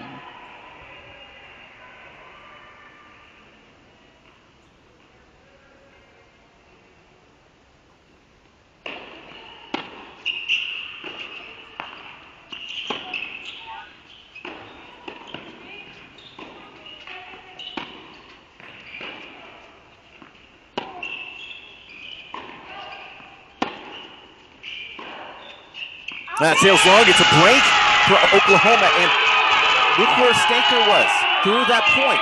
She's taking something away from Pepperdine. Just that little bit by being forward, you're forcing that backhand down the line. Sometimes can be a very difficult ball. So there's the break for Oklahoma after some miscues from Yamachkine, and it's 6-5. And I know this sounds, again, pretty instinctual, but in my opinion, the way this Oklahoma team celebrates, the energy they bring, that when something good happens to any team member, it's not just the teammates, it's the coaches, it's the parents. Complete effort by the Sooner community here in Madison. They are fully bought in. It's one of those Cinderella runs you talk about.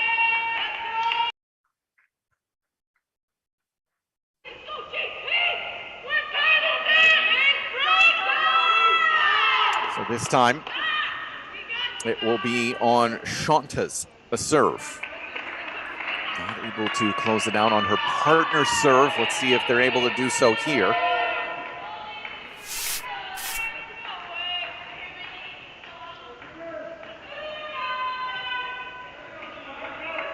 I wouldn't be surprised if you do see second serves to see Fukuda and Yamachkine take some balls right at Staker, though. Keep that in mind.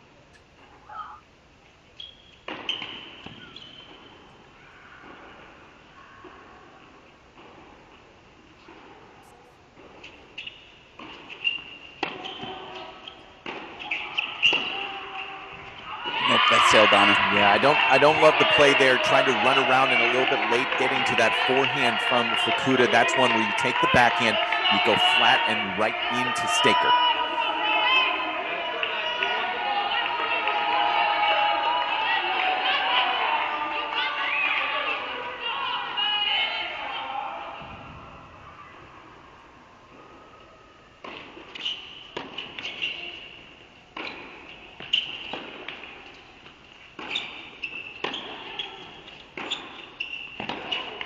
Perfect ball. Goodness from Shanta, really driving it again and keeping it so ultra flat.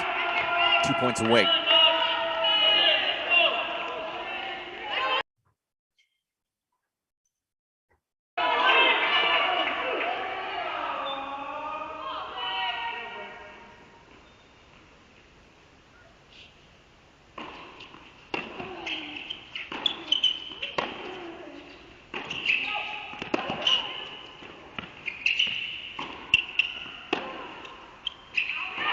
Well, this is 5 straight errors, 4 of them unforced for Pepperdine, and 4 match points for the Sooners.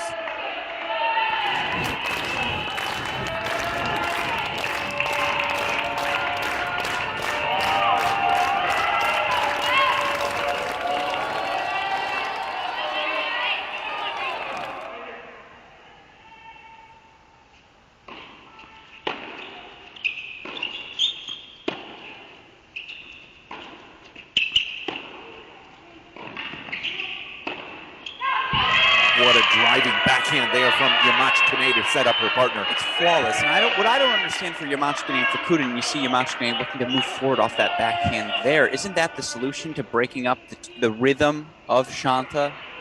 Staker from the baseline? They haven't taken one ball at Staker yet this game. Not a single one.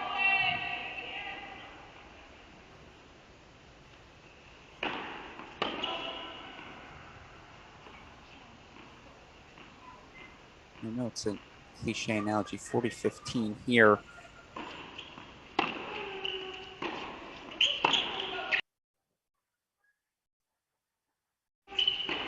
Well, that's netted and 2 match points by the wayside. But don't you feel as though this Oklahoma team's playing not to lose, as opposed to, and ditto, by the way, for Pepperdine, as opposed to going down with your shots, playing on your terms. It's not a very aggressive look from either team by any means.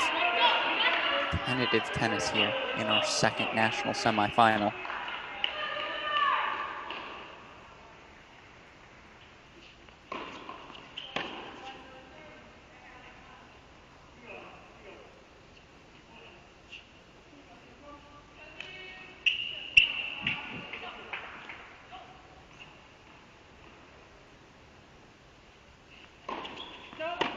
That gets away from the staker. Yeah, well long. Look at where Czar is. Look at where Excuse me, Yamachkine. Sorry.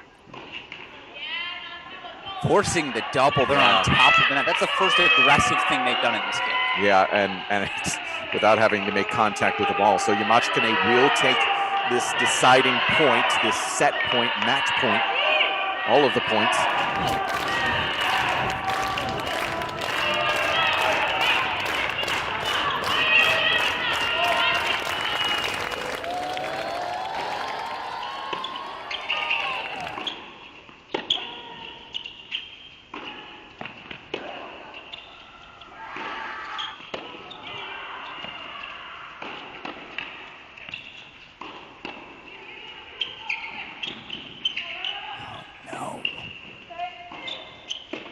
Oh, she missed it. No. That's the lone ball that Emma Staker hit in that entire game. And it sets up the set-winning point.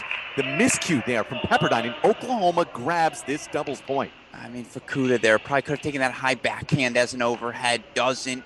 Flops on the second backhand as well.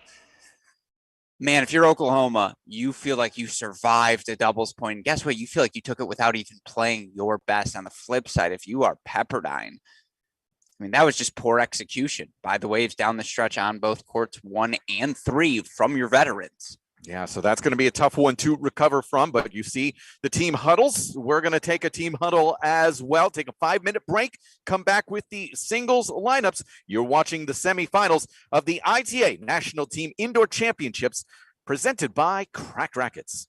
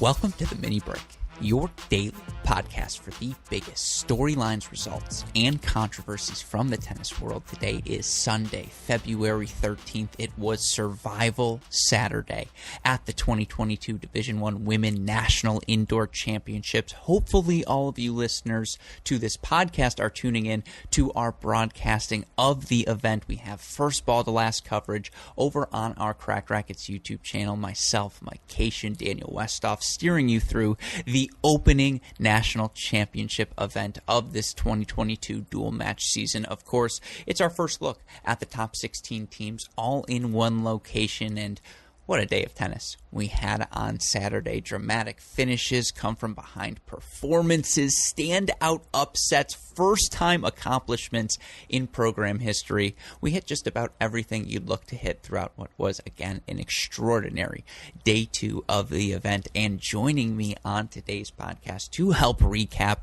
day two and set the scene for semifinal Sunday is the man I always turn to when we're talking college tennis here on this podcast. Of course, you know him best as your co-favorite writer on our website, crackedrackets.com, founder of the No Ad, No Problem blog, and a man who I think is replacing me with Joey Dillon as his co-host moving forward. It is my friend, John J. Parsons. Jay, welcome back to the show.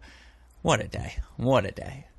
What a day. Look, I just thought you and Westoff would be busy on the ones and twos getting ready for the semifinals tomorrow. But no, I am excited for that space tomorrow on Twitter. But man, what a day today. These quarterfinals, indoors always seems to deliver, right? It's the first tournament of the year where you're getting kind of the top teams in the country, and just match after match, just such high quality results, historic results. And I mean, I'm excited to break it all down. There's a desperation to the NCAA tournament because it's win or go home, obviously. And you see in those final moments when a team's down, a doubles point in 4 first sets or whatever it may be, there's that final push. There's always a push in a match where it's win or go home. At the National Indoors, it's a little bit different, right? Because, of course, you're guaranteed 3 matches throughout the weekend, but it's also so early in the season that for so many of these teams, they don't have those instincts. They don't have those calluses, or they're developing it for the first time. And so, you see these waves, whether it be, in today's matches. First of all, UNC, excuse me, what a wave they had in the start and through the course of their performance in singles. And that's the first time to get to see this group make a push like that after dropping a doubles point. That's just something you don't see.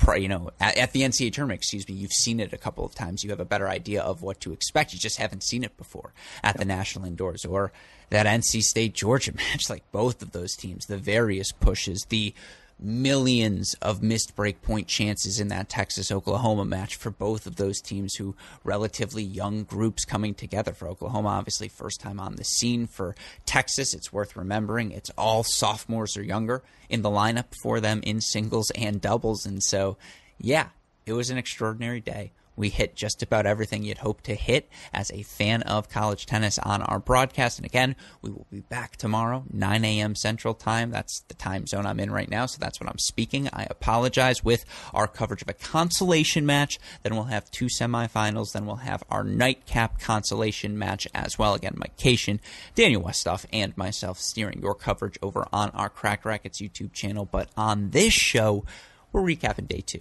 at the ITA National Indoor Championships. We're going to focus on the main draw action because, of course, that is what we were covering on our Cracked Racquets broadcast. Thus, I got to see the most of that. I got to see all of that action, but I did get to see some consolation matches. I'm sure you have some thoughts on them, so I want to hit on that at the end. We'll go through chronologically. We'll preview our 2 morning quarterfinal results, recap, then preview our first semifinal tomorrow. We'll hit the back half as we go through the show.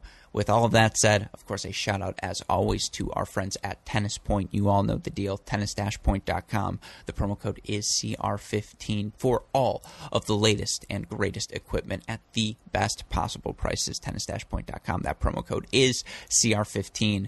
Enough with the plugs, Jay. Let's get to today's podcast. And again, we're going to go chronologically here. So let's start with your 2-time defending champions at this event and your number 2 seeds, North Carolina, who faced their first adverse moment of this season. You look for the Tar Heels. They were thoroughly outplayed.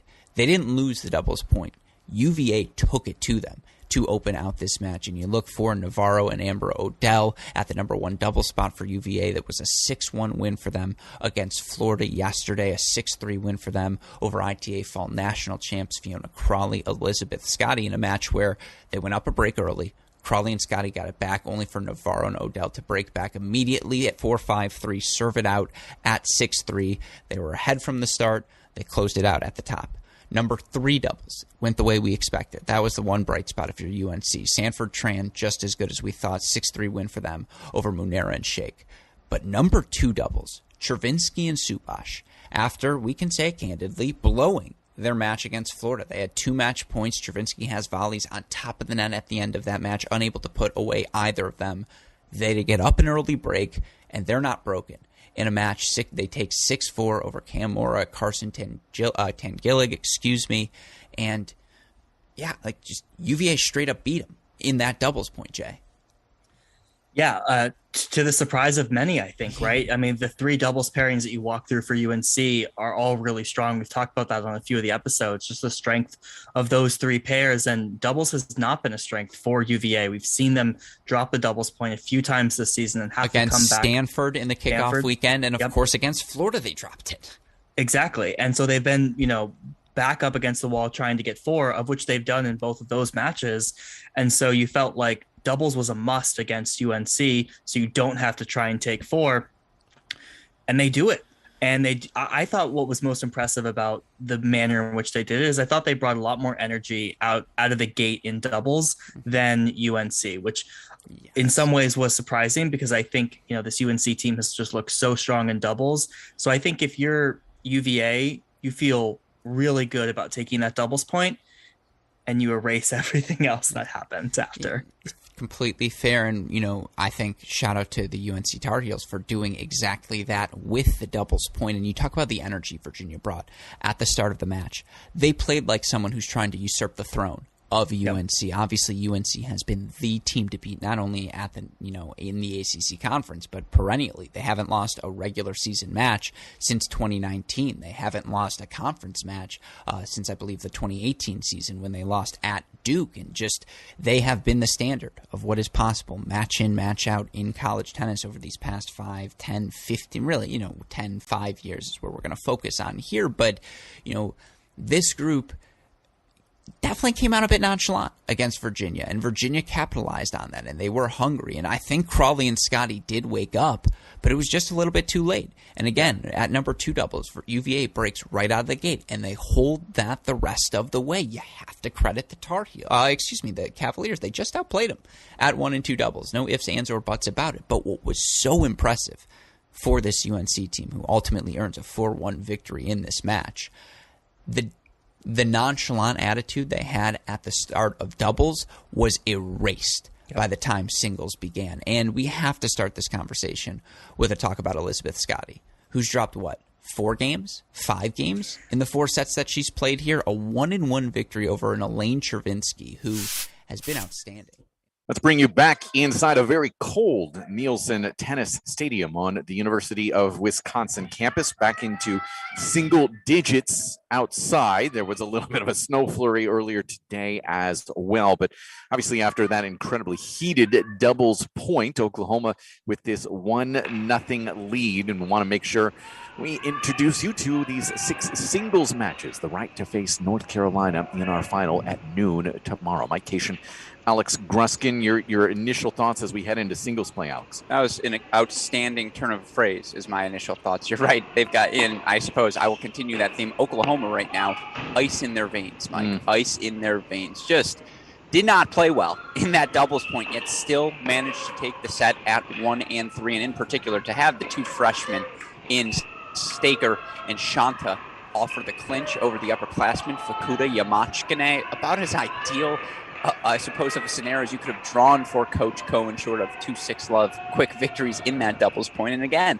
with the margins as thin as they are, who do you want to be right now? It's the team that's up 1-0. Spirit and emotion does so much for you on the doubles side. Hard to sustain over a 2-hour singles match. So I think that will be the real question, because I think you said earlier, and I don't want to misphrase this, but just this idea that Pepperdine theoretically on paper may be a little bit more of an advantage on the singles side. So we'll see how Oklahoma handles that, manages that, because they compete so incredibly well. We saw Pepperdine drop a doubles point and come back yesterday. And this Pepperdine team is more than capable of doing that. Now, on the flip side, Oklahoma's just won a lot of doubles points that they've played, so they haven't had to look at 1-0 deficits. I think it's important for this Oklahoma team that, again, on paper, significantly younger than this veteran-laced Pepperdine Waves roster. It was very important for the 1-0 lead more than anything else, for the confidence and the belief that we can make our first national indoor final. Let's get you through these 6 matches. As you see here on court number 1 for the Waves, Shoi Fukuda, the transfer from Ohio State, Tokyo, Japan, taking on Lane Sleeth, the junior from Markham, Ontario, Canada, for the Sooners. She's effort yesterday epitomized what these Pepperdine Waves were able to accomplish. She dropped a bad first set. No ifs, ands, or buts about it against Haley Giavara, who took it to her, but then Fukuda slowly making the match physical, absorbing that first strike tennis of Haley Giavara. Now, this is the complete opposite in terms of a matchup perspective for Fukuda. Lane Sleeth just going to make a million balls in this one. Patience and assertiveness for Shiori Fukuda. Those are the 2 buzzwords she's got to lock in on here. Sleeth, also a transfer herself, coming over from Florida, where she was such a major component of the Gators lineup last year. And I'm not saying this is a sure thing, but it is worth noting Ohio State 4-3 over Florida in this tournament this weekend. Might that portend what we see here? Maybe, maybe not. Let's head over to court number 2. Lisa Zar, the junior from Stockholm, Sweden, for the Waves, already out to, I believe, a 2-love lead, it looks like, over there. Zar 2-love over Carmen Corley, the junior of the 2 sisters from Albuquerque, New Mexico. I still can't believe Lisa Zar won her match yesterday against Ivanov of Cal, and 6-love in the third for her. We talked about this, and if you tuned in yesterday's match, I apologize for repeating myself. There's just a physicality Lisa Zar brings. She will not beat herself. If you play a flawless match, congrats. And no doubt, Carmen Corley has the aggressiveness to do that, but Zar's going to make her earn everything she gets today, and that is why Lisa Zar up to the number 2 spot for these Waves this season. A lot of firepower on the other side in Carmen Corley, and obviously incredibly spirited as well, so it should be a fun matchup in that one, as you see Zar quickly to a 2-love lead. Corley's older sister, Ivana, is at the 3 line for the Oklahoma Sooners, senior out of Albuquerque, New Mexico, taking on the always spirited Vicky Flores from Fort Dodge, Iowa. Always spirited, but sadly this weekend seemingly always down a break as well is Vicky Flores. And right now you see Ivana Corley has raced out to a 2-1 lead here.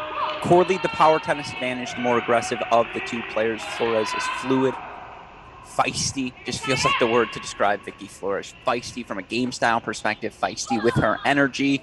Win, lose, we'll be hearing her in our broadcast booth, but I do think from a heart, from the beating heart perspective, from an energy perspective, Pepperdine needs Flores to provide them that boost throughout the match today. Make sure she's not on the wrong end of it quickly as well. I think that's a pretty key thing for Flores throughout this season, considering how vocal she is on the court. I would also add for Vicky Flores, she played a really physical match yesterday, even if, again, ultimately scoreboard-wise kind of irrelevant, but she played a supremely physical match, and Corley has not played any sort of physical. She's just been cleaning up and, taking that ball early on the rise, doing her job. Fatigue may play a factor on court 3.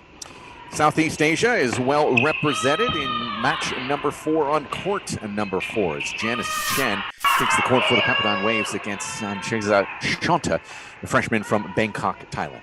Contrast of styles here. I do think Janice Chen going to be the more aggressive of the 2, and of course Janice Chen, we referred to this in doubles, last year's NCAA singles semifinalist, one of 2 I should say. Do you know who the other was? No. She was in the building today. I got to be honest, I was looking at something else, so I wasn't even paying attention. I don't even know what the question Your is. 4 NCAA singles semifinalists last year: Emma Navarro, Stella Perez-Somariba, Janice Chen, and yes, I do know that she's in the building. Transferred? No. She's a coach. Oh, that's right, for North Carolina. Sarah yes, that's Davatilla, right. Correct. But good guess. Listen, my head is on something else. You made me shift gears I caught here. you off guard. That's on me. I apologize. All right, so let's move down to court number 5 as Savannah Brodus, the freshman out of Carrollton, Texas, to love with a quick break over the senior from Ukraine, Alexandra Pisareva. This is a match you love to see this start if you are a Pepperdine fan, because Brodus, the freshman, has played 2 physical matches through her first 2. 3-set win in match number 1 against ODU to clinch for her team yesterday, unfinished 4-all in the third, I believe, against Katja Wiersholm, a match that was just as good as the scoreline suggests. Brodus has the firepower to hit anyone off the court, and indoors, she may be the Pepperdine Wave best suited for additional levels of success. As you see this 2-love lead, we move down to court number 6, where they just have entered a changeover. This is one of the, I guess we should say that Pepperdine, this is a little bit of a break from what their set lineup was when they came into this week. Technically, Pachkaleva was at the 4 spot and everybody moved up, and that allows Nikki Redelik to fill into this 6th spot for the Waves, taking on Staker, the freshman from Tulsa, Oklahoma. Noticeably absent from this Pepperdine lineup, Taya Pachkaleva, who played match number 1 of the weekend, has not played since.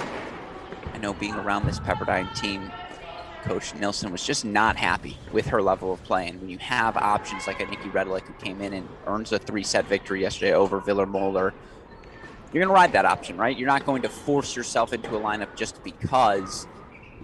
You can understand why Pachkaleva got pulled. Redelik, obviously a good amount of experience in the fall, 12-5. Very talented recruit, as high as 160 ITF junior ranking, so a lot expected of her. And a lot expected of her in the transfer portal here this past summer, given she wasn't playing last year, how talented she can be. Much like Annika Yarlagata of North Carolina, who we saw clinch the match at number 6 singles for UNC. There's a reason Redelik stayed in Malbridge, because to be the best, you got to compete with the best. She believes Pepperdine puts her in the best position to do that. It's also Malibu. Listen, her entire family, tennis related. Dad played at the University of Dallas. Her mom played at TCU. Brother was at SMU. Emma Staker, on the other hand, a top 25 recruit herself last year as a freshman, coming out of Tulsa, as high as 5 in the nation, USTA, out of that Tucker Tennis Academy. She belongs on that number 6 singles court. Grind, grind, grind. That's the name of the game for Emma Staker. Now she's hit 1 ball in the past 7 points, because she did not play much down the end of doubles, but there's a reason this freshman is in the lineup. And again, for Oklahoma, worth noting, still no Dana Guzman, who was all Big 12, second team in singles last year, and 1 loss for her in total in Big 12 play throughout the season. She's out with injury still for the Sooners, so that these freshmen are contributing so soon, even when perhaps they may not be in the lineup come May. What a showing for Coach Cohen. Let's go to court number 1, where it is a break chance for Lane Sleeth of Oklahoma. 30-40 here on the serve of Fukuda.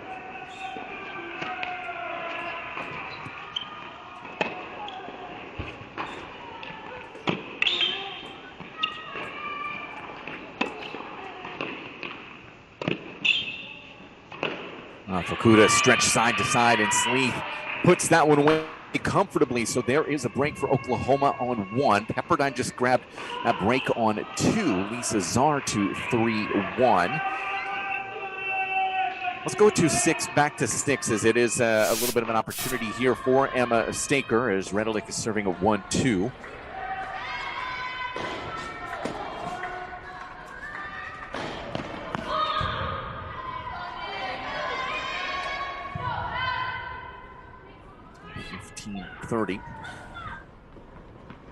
Yeah, I tend to agree with one of your earlier points, just that you're going to hear much more from Oklahoma in this match. And it's why it's pretty important in my mind for Pepperdine to get off to good starts, try to pick up 4 or 5 of the first sets. Yes. Just to kind of put that energy to bed. Well, the other thing for Pepperdine, I think a lot of their energy is self-motivated is not the wrong word, there, but it's self-created. In that it's teammate to teammate. It's, Vicky Flores on 3, screaming down to Shiori Fukuda on the other bank of courts on court 1. I don't know if this makes sense, but it's a more cohesive energy from Oklahoma. It's less sporadic. Yes, I think from top to bottom, the entire team, as you mentioned, the coaches as well. I think that is absolutely true.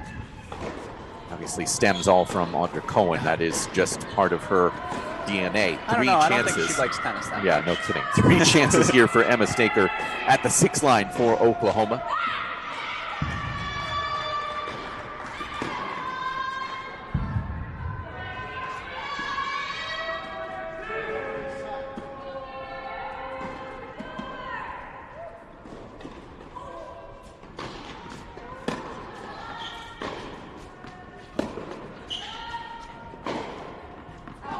Yanked out wide, so there is a break for Oklahoma in the 6th line. They got breaks at 1 and 6 here early, as it is 3-1 for Staker. Chances for Carmen Corley at 2.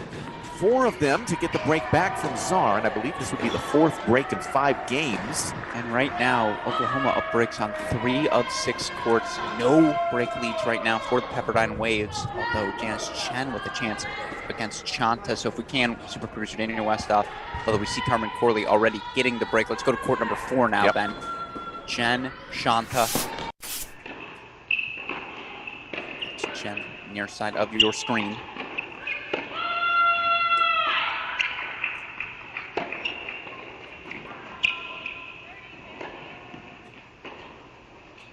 That'll be pulled out wide, huh? Yeah, indeed. So break for Pepperdine in the 4 spot to get to 3-2. We move over to court number 5. Pisareva serving 1-2 with Savannah Brodus. Brodus took that 2-love lead. Pisareva working her way into the match. This is a fun contrast of styles. Pisareva again, and I think this Oklahoma team, non-Corley edition, they're grinders, Mike. Is that a fair assessment? Or at least our reaction thus far through the first 2 days of this event. I think that's fair. Meanwhile, Brodus, we know, not a grinder. Not a grinder. Great power, really strong hands. Expect her at the top of the lineup. And aggressive in finding forehands. Yeah, for sure. But yeah, definitely a luxury to be able to have her down at the 5 spot early in the season. Definitely could move up by the time we get to NCAAs in May.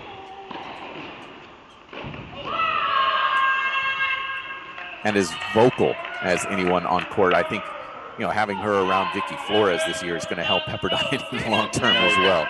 I also see a Vicky Flores translate, not only the influence, there it is, a Vicky Flores influence, not only on Brodus, on Chen as well. Janice Chen and Savannah Brodus were fiery at that number 2 spot.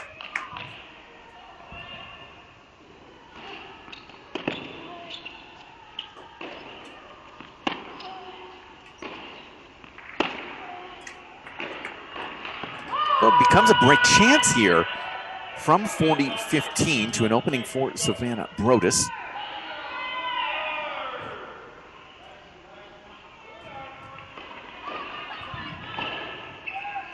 And I heard a big Vicky Flores yell on 3, currently 15-40 for her there. 3 breakpoint chances to get us back on serve. Can we split? Let's stick with Brodus. We'll go there next. Yeah, I think that sounds fair. Yeah.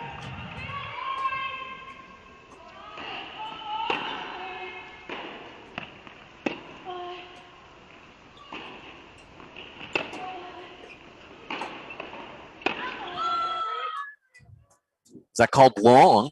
I believe that was called long.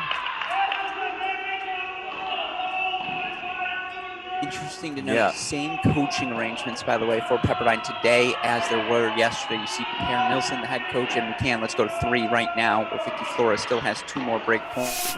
Per Nilsson, head coach, going to be working with 5 and 6. Jan Kononov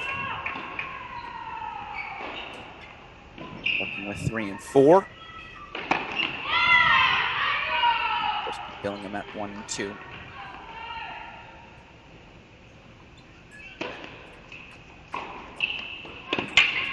A perfect little return popped up the line there from Flores to get us to 3-all. That's such good stuff from Vicky Flores, and that's what she does best. Doesn't have the overwhelming weapon, the flashy serve, the eye-popping forehand, but just beats you little by little, time after time.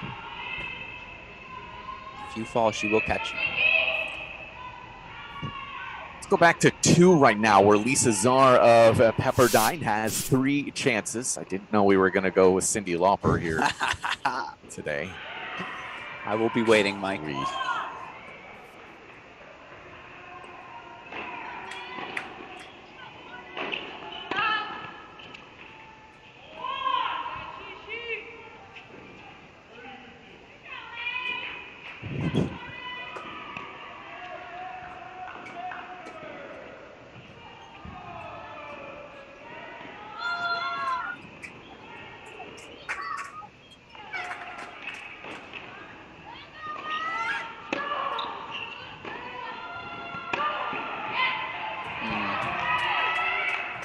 Ball goes long from Lisa Czar. Still 2 more break points. When you look at this match, I feel like the first ball against Carmen Corley, so essential here for Lisa Czar. More depth than anything else, right? Because if you leave it short, she's going to move in behind him. Yeah, and I mentioned it during our broadcast yesterday of the Pepperdine Cal match. I am very impressed with Czar's intelligence. Her court and tennis IQ is very, very high. So I think she's going to be one of these players who really is able to analyze within a match, find what works, and then repeat.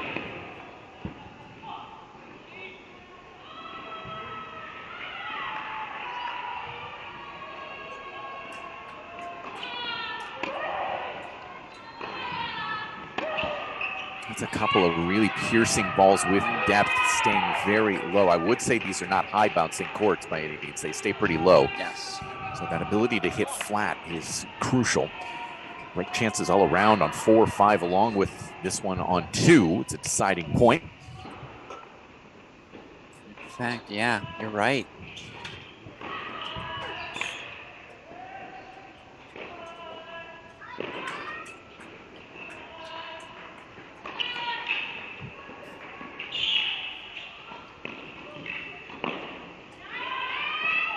So choosing on the deuce side here. You hear that big deuce point roar in the background.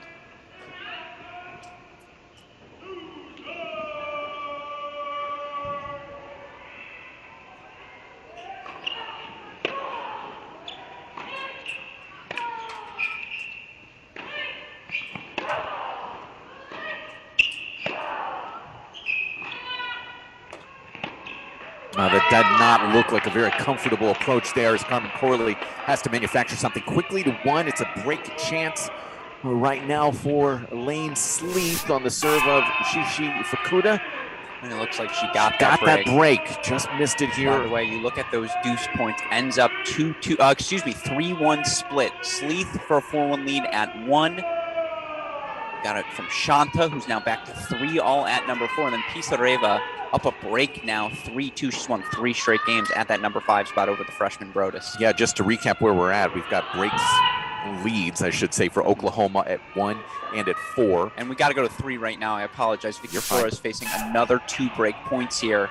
Yeah, and I was just going to say Pepperdine has the break lead at 2.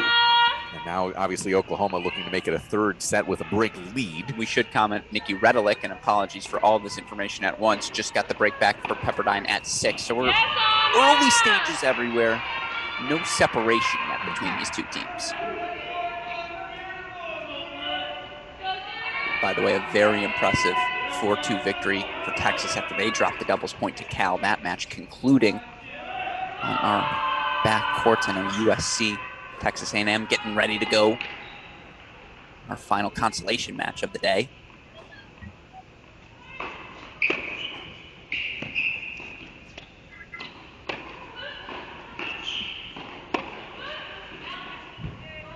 Just gets away from Corley, so a deciding point where she takes this will be interesting.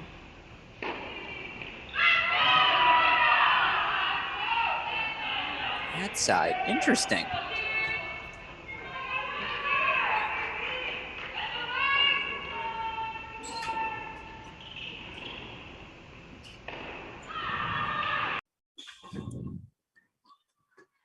It's frozen, I can tell you all that return goes long. So Flores, 4-3, had to linger on that error a bit longer here on our stream. Nevertheless, we move now.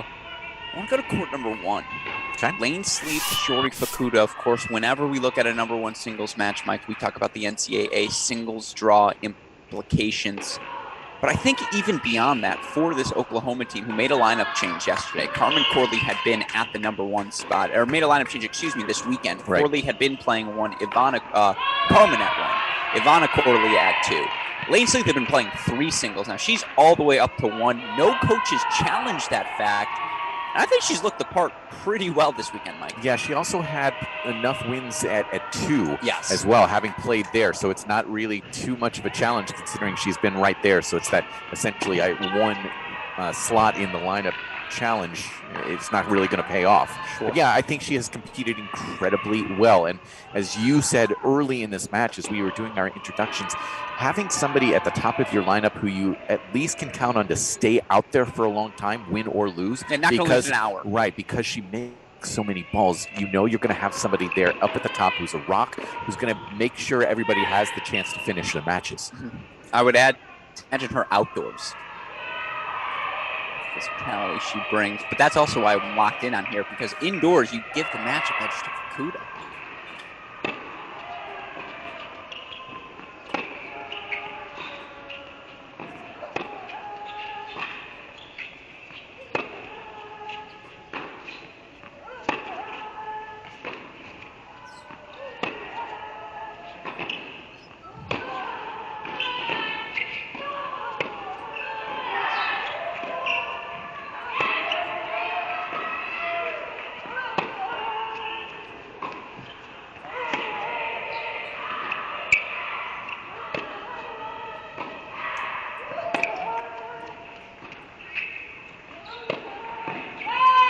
Chose cross, and that's a line pass for Shishi to 15-30.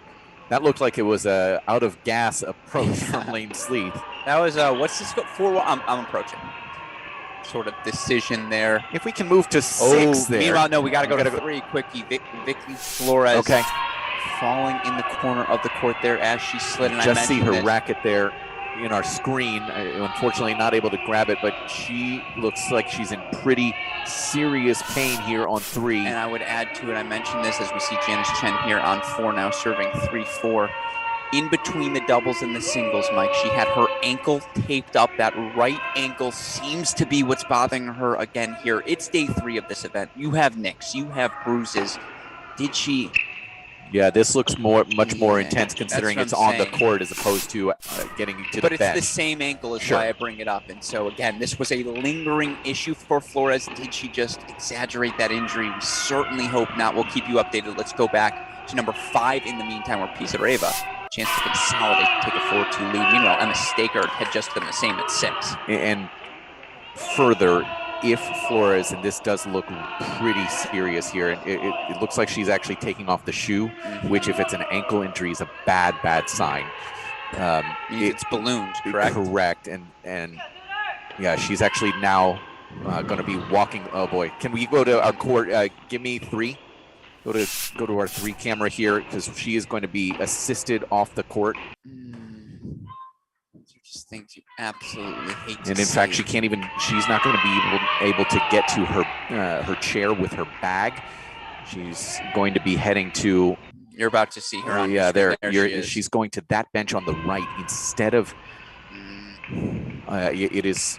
Okay, listen, obviously the health is much more important, right? But if she's not able to continue, that automatically puts Oklahoma to a 2-0 edge where they only need a pair of singles victories. So we'll keep an eye on this. And as Alex mentioned, there's a lot of important action, but having that 2-0 lead here. Let's go to court 1 if we can. And it's twofold. A, Vicky Flores, we've talked about, she's the beating heart of this team, the energy she brings, the fire. Who is Shiori Fukuda going to yell to on court 1? Who is, Nikki Reddick going to yell to on 6? At the same time, Czar's up 5-2, Flores is up 4-3. Those are your only 2 leads right now for Pepperdine, and one of those players is sitting on the bench, couldn't walk, getting the ankle taped.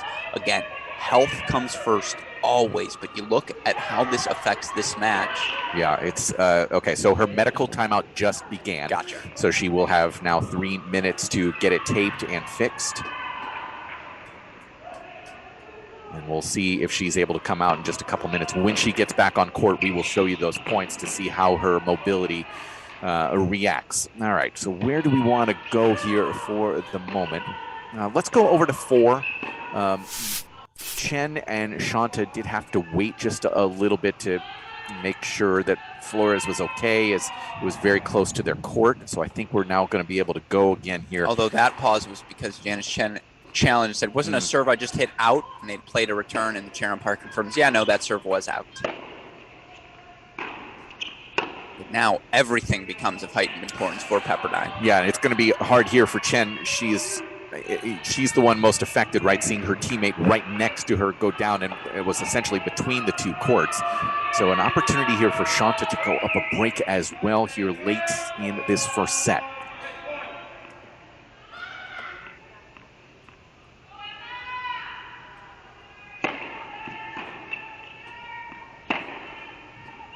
That's nice.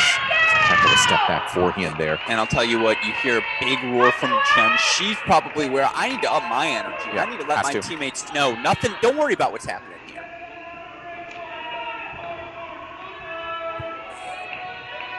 Oh, man.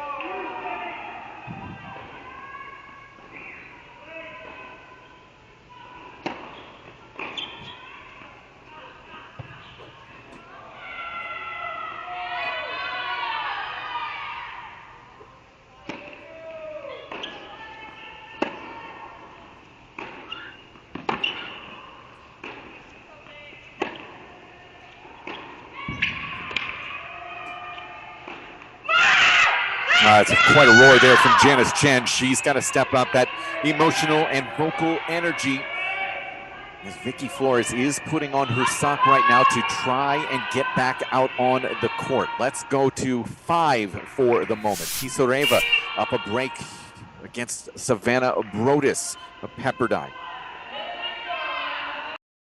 Again, I want to make sure we do get back when Flores gets back. We are going to show you those first few points, so you can see just as much as us in terms of what her health is going to look like. Sareva 4-3, serving from the far side.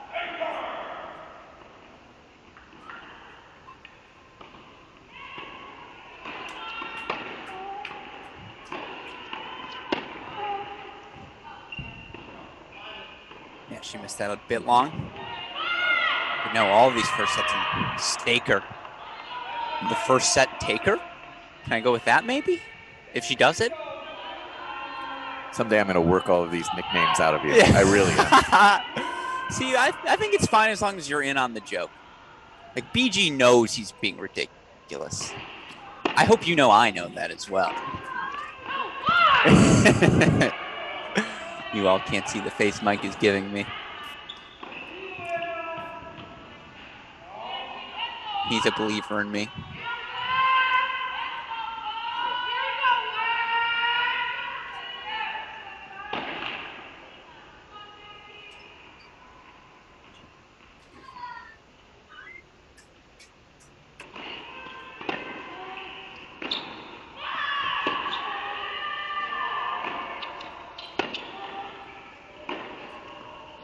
We have to go to 3, Mike. Okay. Right now, Vicky Flores back on court. She is hopping and just trying to stay some sort of loose. Really doesn't want to retire. Are you kidding me? She throws in a double with Flores limping?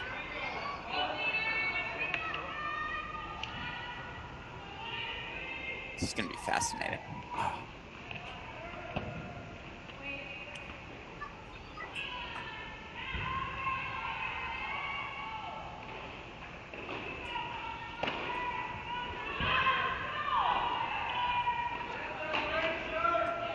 That's 3 straight missed serves since Flores gets back out on court. There was a long layoff, let's be clear, but... And 4. Oh, man. You roll a ball in. Underhand if you need to. Look at her. You feed a ball.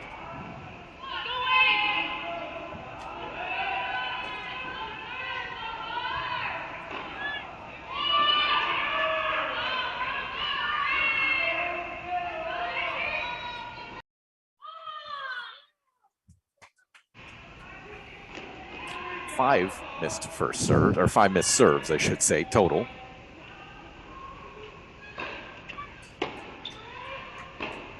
Yeah, that is a wide open court to get to. So yeah, I have my doubts. Yeah, let's go over to 2 quickly though. It is break chances for Ivana's sister Carmen. She's going to have 4 looks, or did she just convert? She just broke Lisa Czar to love as Czar was trying to close it back. Let's go back to 3. You will not believe, again, easiest +1 backhand here for Corley. You get to see it.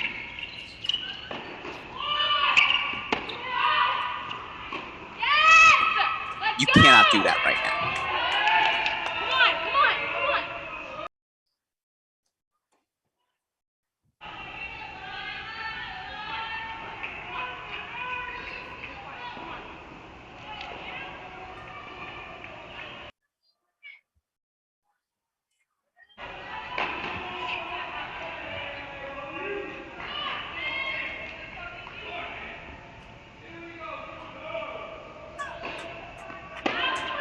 Yikes, babe. That's long.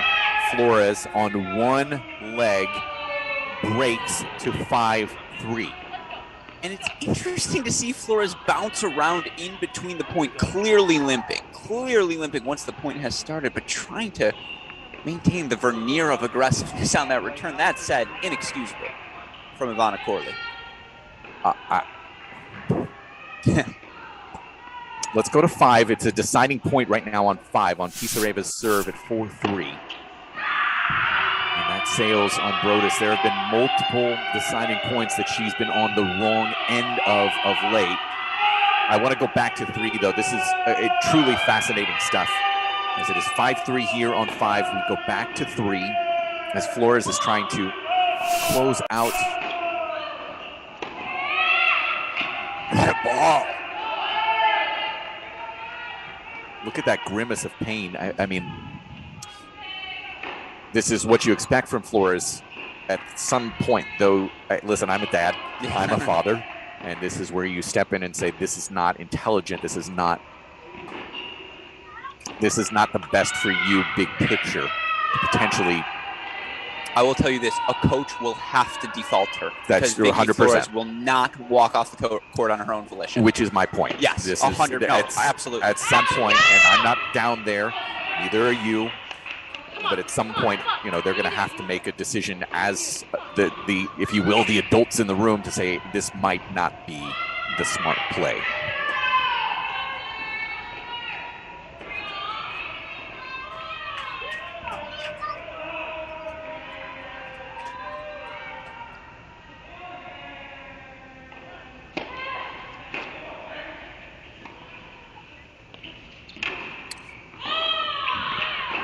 Taking a page out of the Jensen Brooksby playbook. Yeah, throwing up her arms once again to try to distract a little bit. 2 points away, though, from the set, somehow. And you see on the sideline, Per Nilsson, head coach for Pepperdine, has worked his way over to this match. To your point, there's only one person who would ever be capable of putting a stop to it. That's him. 30 all now. Still, Flores is 2 points away from the set, Mike.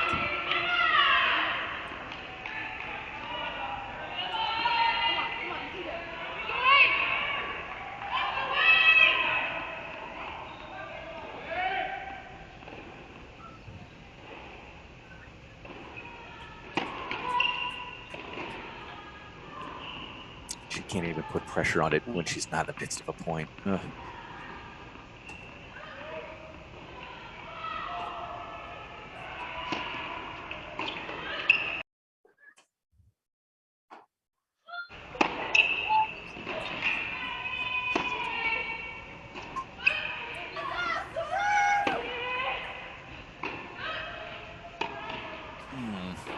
This hurts to watch.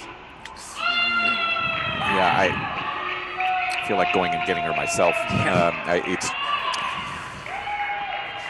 tough one to watch. Let's watch this break chance, and then I promise we'll get to some other action. Lisa Czar just closed out a first set over on 2, 6-4. We've got lots of some action here going on, but we'll watch this break chance.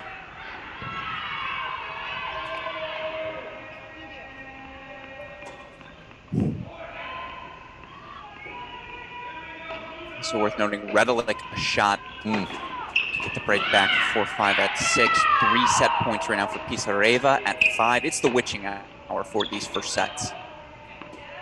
That error from Ivana Corley. She's not hitting the ball at all. She is a lost soul in the moment, not knowing exactly what to do against a clearly hampered Vicky Flores. So a deciding point upcoming, a set point for Flores somehow.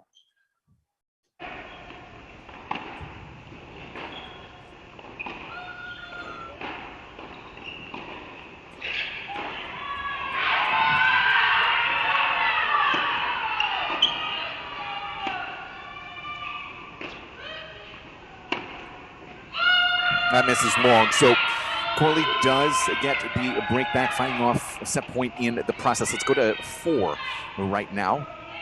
Actually, can I overrule you and let's say go to 6? Always. Okay, Always, let's go to 6 right now is break chance. Emma Staker for Oklahoma is trying to serve out the first set, but facing a break chance against Redelick of Pepperdine.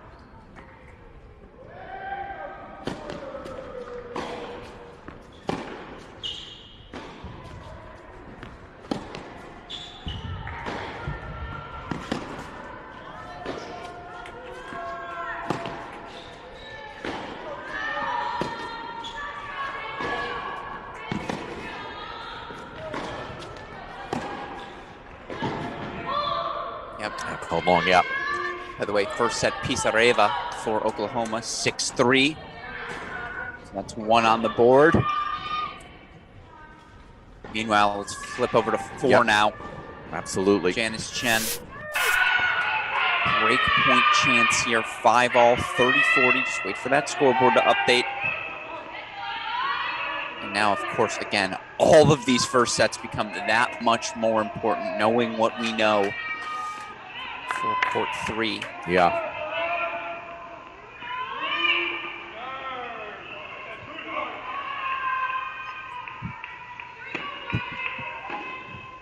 Oh, I finds a little spot in the corner.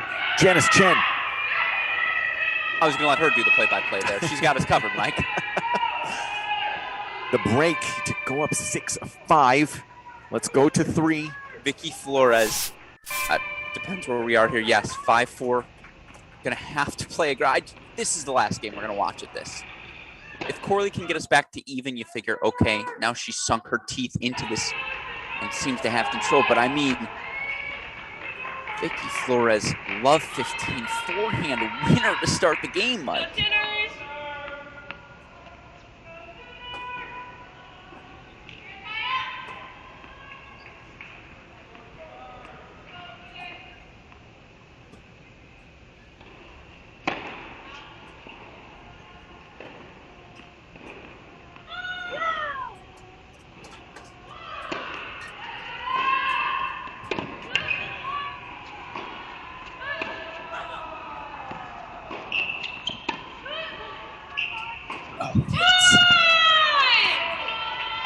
I'll say this, Flores looks a little more comfortable right now, but you have to ask yourself, Mike, how much of that is adrenaline? All of it, right? Yes, of course.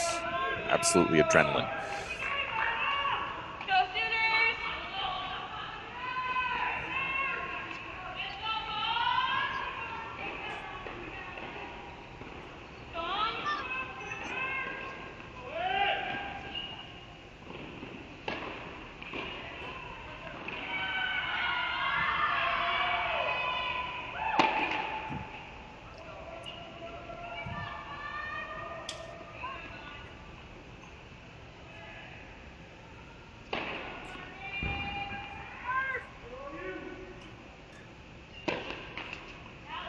Oh, no.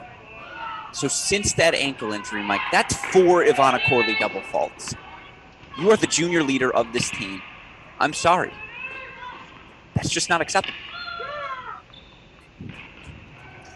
Her sister, meanwhile, Carmen, did just break to start the second, but this is where all of the drama is happening.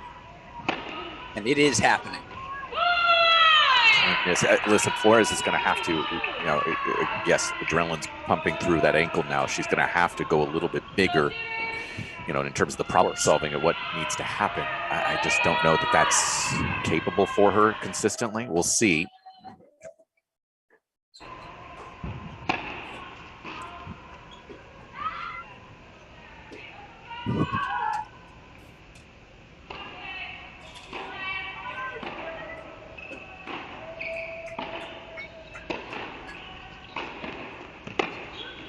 She goes after it on that return. It is another set point, 2 of them coming for Flores. Fundamentally, Ivana Corley is an impressive player. She's on her front foot. She's trying to move forward. This is far from it. And yeah, antithetical to her game style right now, this whatever she's doing. Yeah, and I completely agree with you. It has to get back to that movement forward, stepping into the court. Yes.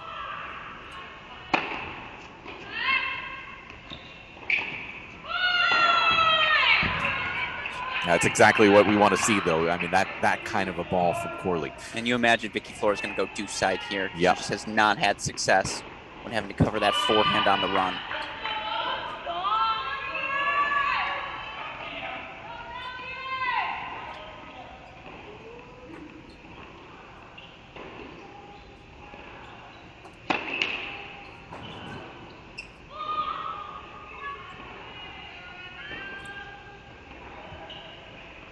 Oh, I can't watch. Oh, tight second serve. Oh, you're kidding me. Vicky Flores somehow, some way, just won the set. As we go over to 4, Flores on the ground. She's on the ground after winning the set. Oh my word! I mean, she can't get to it. At what cost? At what cost are we doing this here? She does make her way to the bench, and I respect and commend this effort as she literally hops to the bench. I commend the effort and the heart. At what cost? Let's move on. Janice Chen, 1 court over for Pepperdine, did just take a set as well. Let's go down to court 6, where it's 30-all. Redelic. Serving to stay alive in this first set. And again, all of these first sets, that much more important. If we can, super producer Danny Westhoff, can we go split screen here with court 1 as Lane Sleeth looking to serve for that first set. And by the way, with Flores taking the first at 3, this set at 1 becomes that much more important for Oklahoma.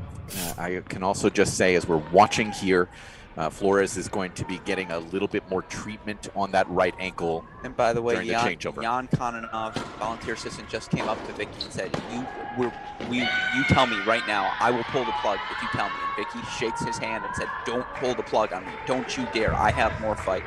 He said, are you damn sure, Vicky? She said, yes, leave me in. Now, what do you think she's going to say there, though? I didn't realize you were that good of a lip reader. Yeah. Just making up words here. No, I could see it all. Okay.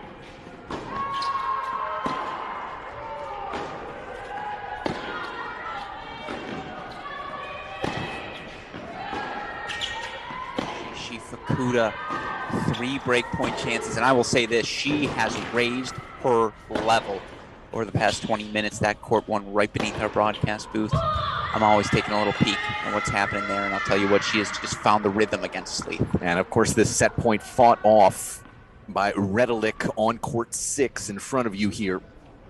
So it's going to be a deciding point on another set point for Staker. For whatever it's worth, 7-5 set to Chen, 6-4 set to Czar, 6-4 set to Flores, if we want to call it that. Pepperdine has put itself in position to come back here. Correct. They have.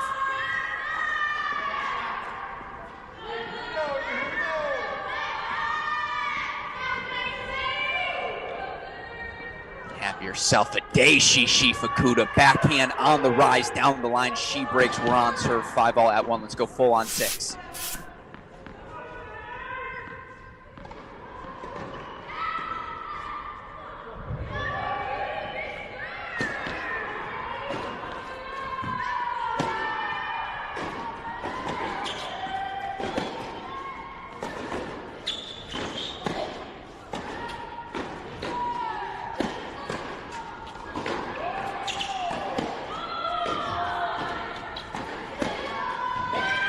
Gets away from Redelic, so Staker puts another one on the board for Oklahoma.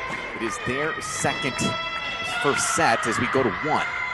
This is the set now. And if you're Pepperdine, yes, you have 3 first sets in the book, but really you have 2. Because you see what Vicky Flores, and Shiori Fukuda doesn't know this.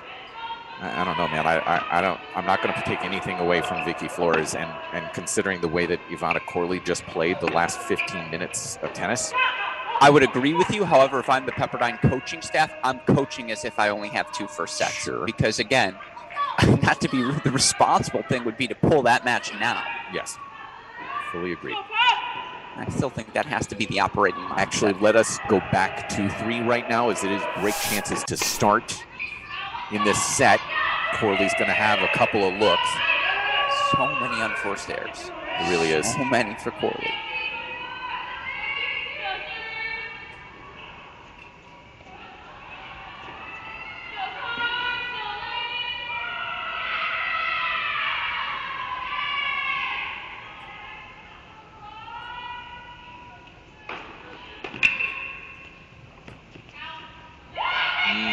It's a nice serve. Yep. But still. Listen, we're giving a tough right. time to Ivana here. It is a very difficult ask when you don't know what your opponent is doing, how they're adjusting. Well, the real thing I'm bringing up here is, where's the coaching? Where are the coaches here? Where's Coach Cohen, Coach Cobra? Well, Cobra's been here the entire time. Okay. She's actually, as you see, running across there. She's been here the entire time, and actually ducked back behind the court. She's been there. Yeah. I would give it the minute talk on the next changeover. Hey, here's our game plan. This is what we're doing. Let's keep things simple. Be aggressive. Yes. Go after it. Take it to her. Don't sit back and just expect her to fold. Precisely. And again, this is where the drama is happening. But in the meantime, let's go over to court number 1. Super producer Daniel Westoff. Our final set, first set on the board, 5-all. Shuri Fukuda has worked her way back here against Oklahoma's Lane Sleeth. But Fukuda has found her rhythm now. And that's a nice ball by Sleeth. It's been very difficult for Sleeth to hurt Fukuda. It feels like it's either been a Fukuda winner or unforced error that's dictated the majority of these points.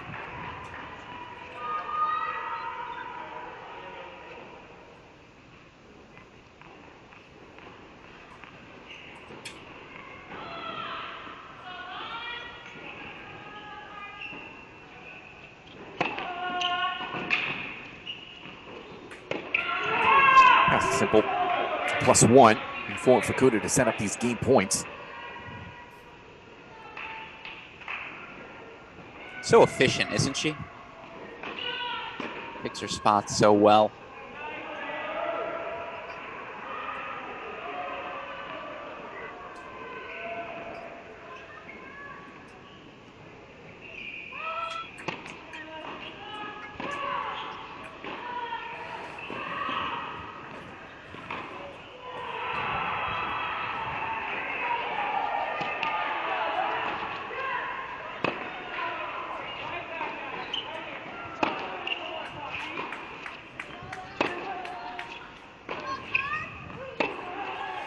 Forehand long from Fukuda.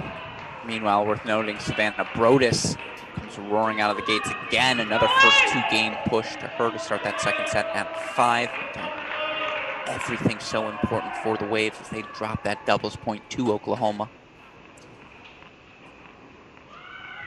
You know, I know this is Cracked Racquets red zone coverage, and I know my eyes are just stuck on 3. Yeah. I know you're doing a good job of directing the ship right now. I can't stop watching what's happening at 3. I can't stop. No, I understand. And by the way, you see Fukuda hold here at 1. Worth noting at this number 1 singles match as we go back to 3. And I shout out to my friend, another man in the Alex Gruskin coaching circle of mine.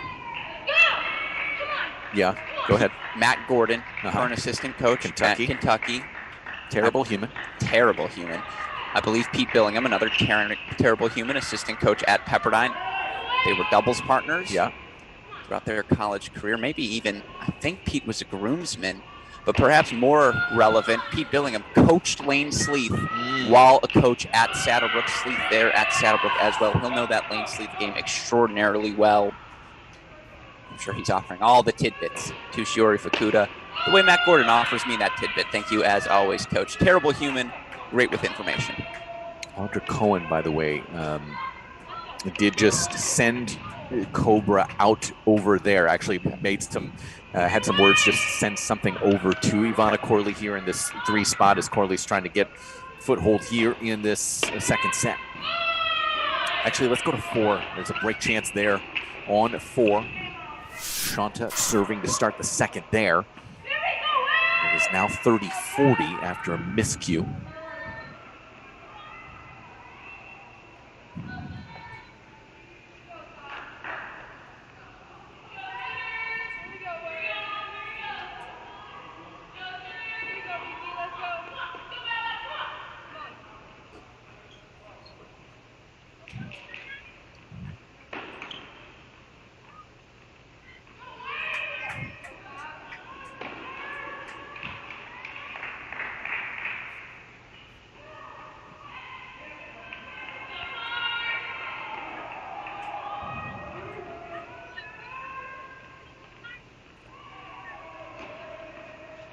Ooh, it's a wide angle to go down for you. That's a tough contact point. Can we get split screens right now on 4 and on 2? Lisa Czar of Pepperdine does have break chances at the 2 line.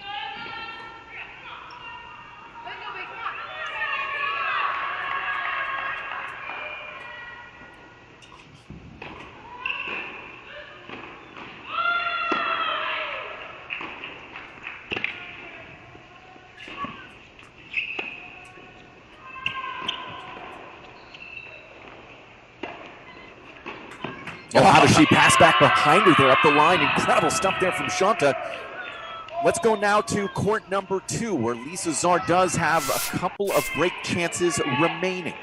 And if we can split screen 2 with 3 right now, as Corley does have 4 break chances. Again, that's courts 2 and court 3 right now. And you do think, okay, if Ivana Corley goes up a break there, now what?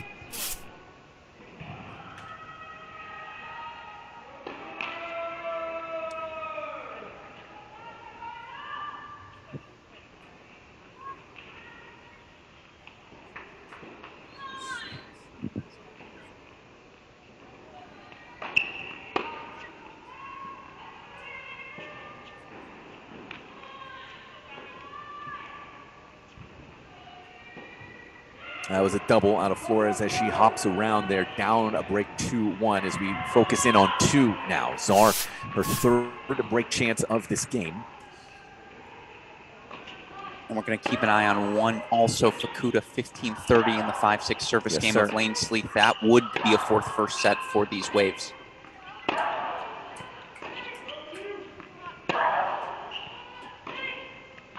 Sprayed wide, so that gives us the opportunity to get over to court number 1 with Fukuda 2 points away with the break for Czar there to 3-1.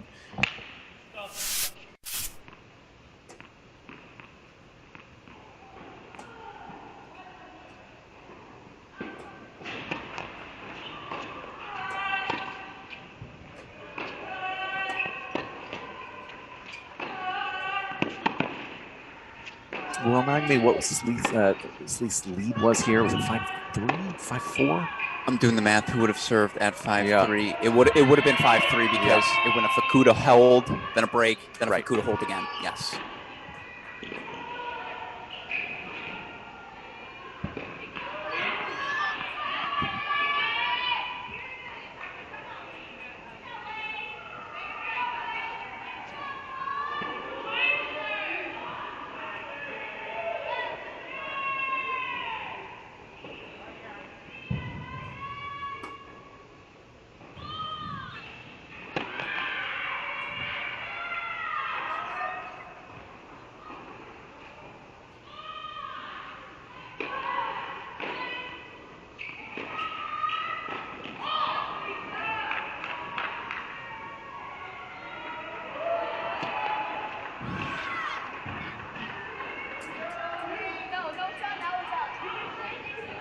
So here's what happens here. Sleeth complaining that a late call was made.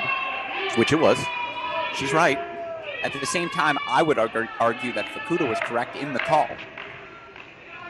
That ball right on our line, and Coach Pete Billingham now a long talk with the chair umpire. Billingham is also arguing that And she did make a call audibly. Yes.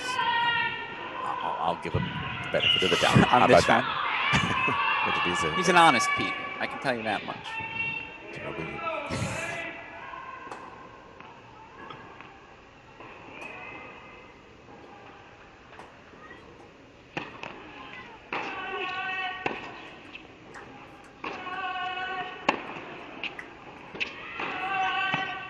Well, that was inspired. A little bit of a revenge forehand there from Fukuda into the corner. No doubt about that call. Set point for Fukuda.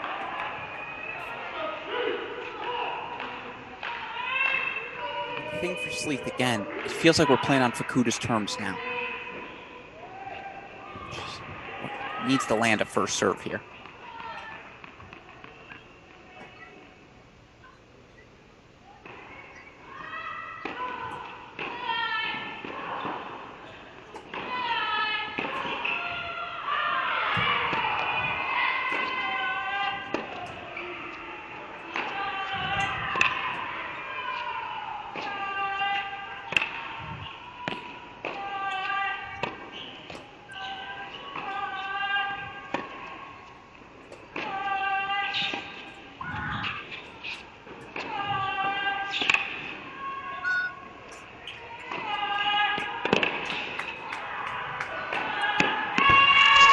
What a point from Shiori Fukuda. Shishi, 7-5 first set. Pepperdine waves. That's 4 in the books now, Mike. And with that in mind, let's head over to court number 2. Lisa Zara up a set and a break, 6-4, 3-1, but 2 break point chances here for Carmen Corley. Make that 1 break point chance as we pick things up now at deuce. I see you, Shishi. Ivana Corley did just go up, held, I should say, consolidated her break to 3-1. That match down on court number 3. By the way, no scoreboard. Big scoreboard to show all the scores here for the head coaches. Pete Billingham, Shishi takes the set. The phone comes out. You have to imagine. Wonder who that message is to.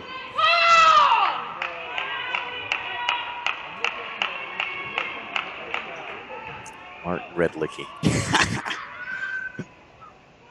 That's what I imagine. Tell your sister Nikki to get it going.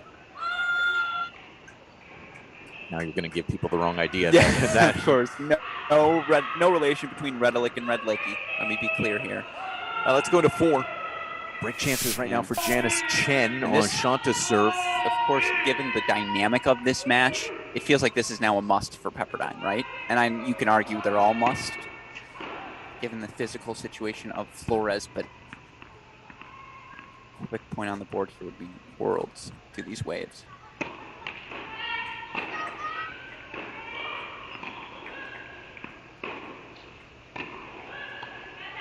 That is your break for Janice Chen. Let's go to 5 now. Haven't checked in on this one in quite some time. Pisareva of Oklahoma taking the first set 6-3, 2-all now in this second. Second consecutive game set. Brodus has ripped out 2 love leads, only to see those leads evaporate.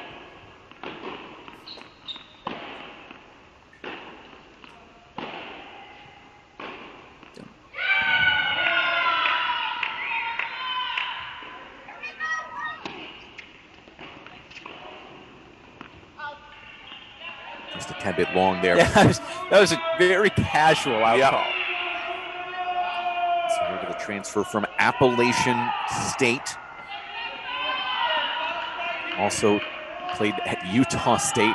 Top of the lineup, both of those smaller schools, obviously, and just a lot of big match experience in being at a one spot, no matter what the school is. Now, and look, I mean, everyone's pathway in college tennis is going to be different. Yep.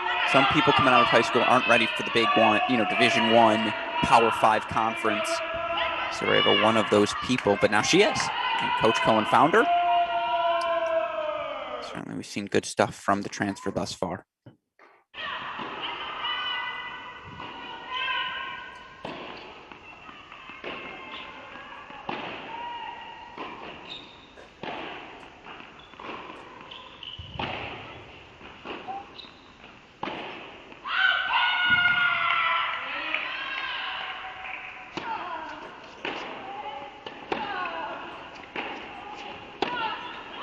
He's doing the splits. I believe you would say get down low for that. A little bit too low if the footing gives out. You know what I would say. Got to get down like Saturday night.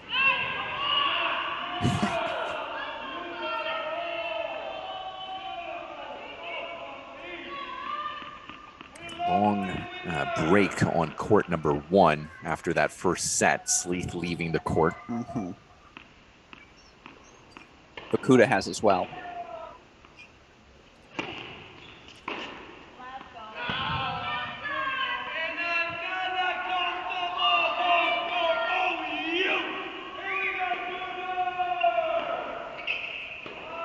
There's a nice little hold there for Pisareva. Let's, I will say, let's go to 4 for a few minutes, spend a little bit of time there. I've been very impressed with Janice Chen picking up the vocal slack with Flores hampered. Actually, I take that back if we can. Let's go to 2. Mr. Gruskin is sending us over there appropriately because this one could quickly get on the board for Pepperdine as Zara closing in on a second break.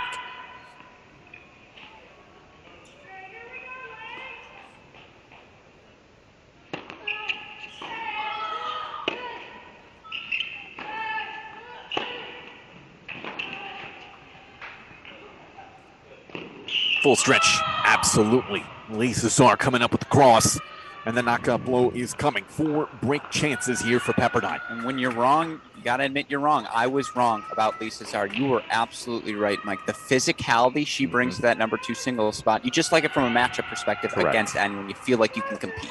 And again, that tennis IQ is high. I believe she led the team in wins this fall.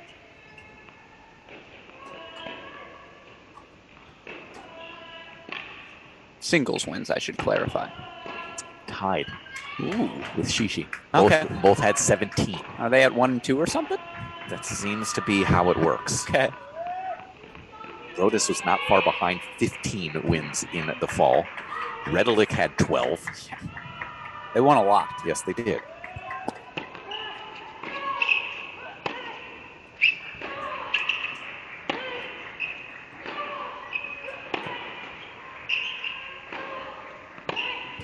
Forehand so heavy from Lisa Zar into the body of Carmen Corley, and now Lisa Zar 6-4, 5-1 serving to put a point on the board for Pepperdine. We'll go back to that when we get to the match point. Let's get back over to 4, where it is Chen serving with this break in hand, but it is 30 all. As I mentioned before we moved over to 2, she's picked up the slack for Flores in terms of the vocality, and I think that's been really important because, you know, listen, everybody knows that's where it's going to be loud for Flores, and Chen has said, obviously my teammate can't provide it the same way. Let's see what I can do. I got your back. I like that, absolutely. That's a very good point. Flores doesn't have the mental capacity right now to do both. It's a good example of it right there. You see that scream from Janice Chen as she grabs a game point.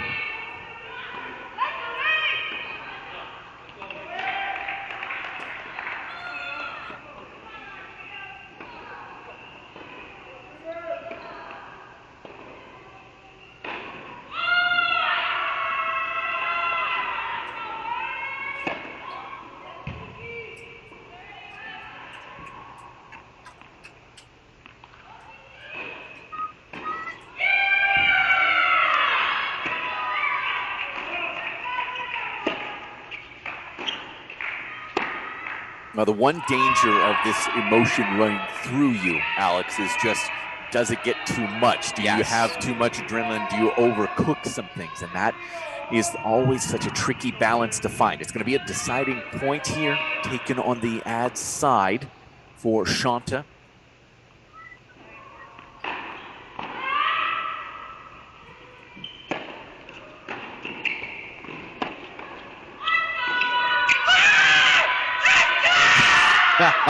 Absolutely. Chen screaming on the other court. One court over, Ivana Corley screaming as we go over to court number 1. Break chance early in the first set for Lane Sleeth. Also 30-15 now for Lisa Zar in that clinching service game. Again, if we get a match point, just go right there, Westoff.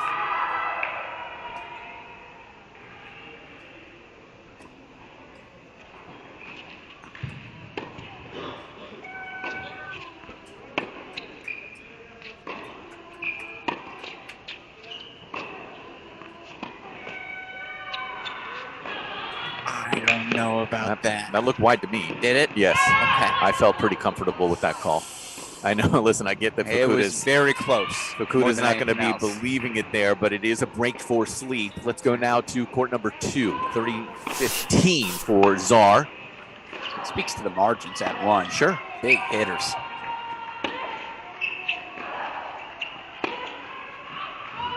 No doubt about that particular call. So it's going to be match points. Potentially the first singles match on the board here.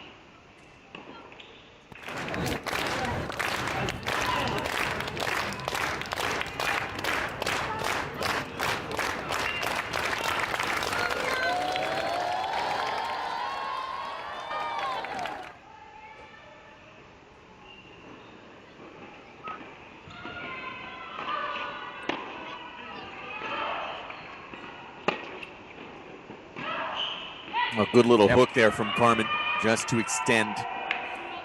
So crucial again. I feel like we say it pretty much every match. If you are down big, the longer you can stay out there, pretty crucial mentally for everyone else. I would say also keep an eye on 5. Go there if we get through this match point. Brodus, chance to, after being up 2-love, down 2-4.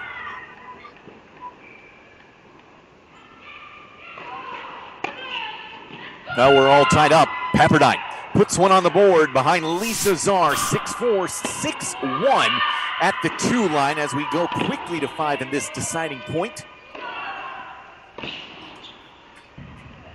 It's in. And that's not, oh my goodness, the much easier shot goes astray. Let's move over to 4 now as it's all heating up. Pisareva, that's a big break there for Pisareva, setting the break lead now for Oklahoma at the 5 line. It's crazy to say this. You're looking at the scoreboard, doing math in your head. Staker for Oklahoma, the freshman, up 6-4, 2-all. Pisareva, 6-3, 4-2. Dare we say we may be spending some more time with that number 3 singles match, Mike? Yeah, I agree. We've been kind of staying away from it here for just a little bit. Shanta does have this game point.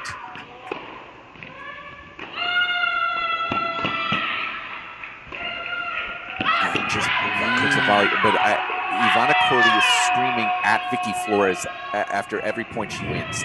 Literally at Vicky Flores. Yeah.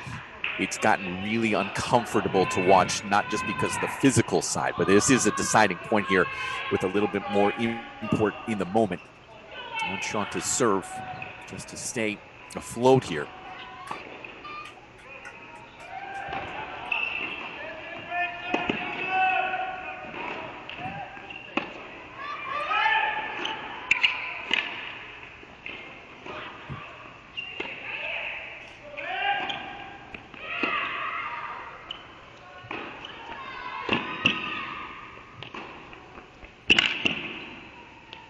Swinging finish for Shanta, and again, that is just to stay afloat here within the moment. Let's go to 3, as it is a deciding point, essentially serving as a set point here. After this particular swing from Flores goes into the net, setting up this deciding point. Corley grabs this break, and this set is done and dusted. Puts that much more pressure on 5 and 6 for Pepperdine. Need to extend one of those probably to 3 sets. Right now, Nikki Redelick, 3 break points to take a 3-2 break of serve lead at that second set at 6. Oklahoma took the first there.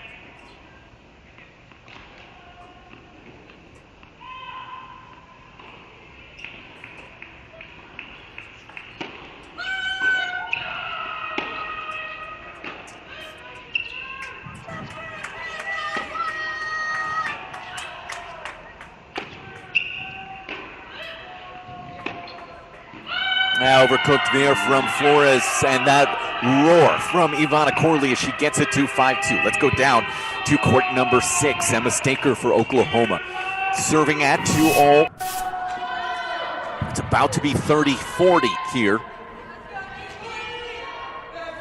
You hear the boomer chants in the background, celebrating, taking that deuce point from Ivana Corley. The deuce point for Shanta as well. Allegedly, Oklahoma loves deuce points.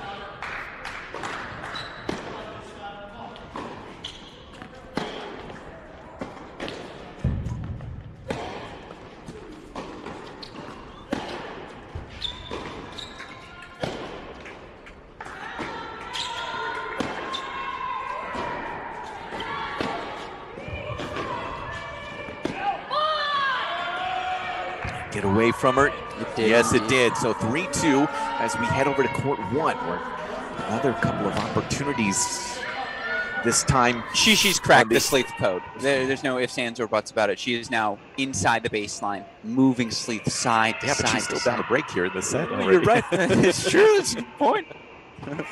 You can crack the code, but then you shouldn't lose. It's true.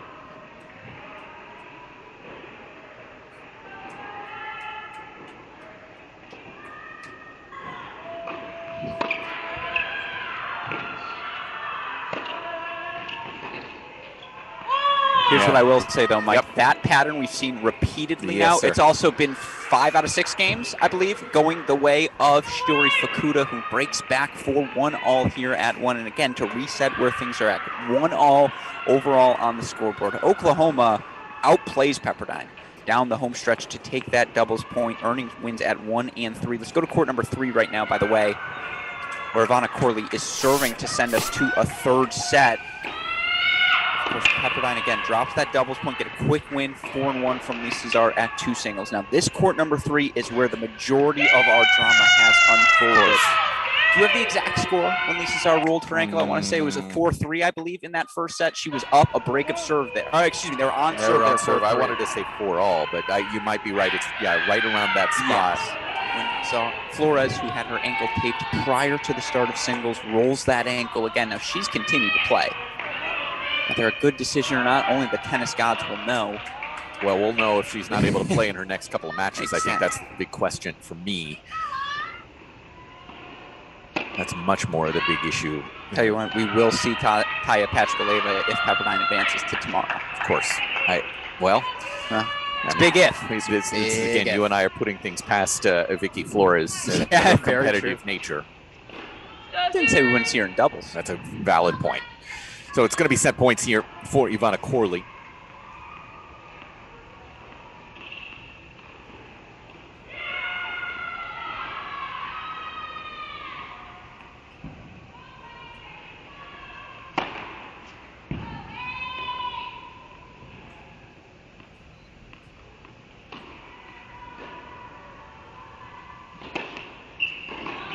That's another double. Mm-hmm.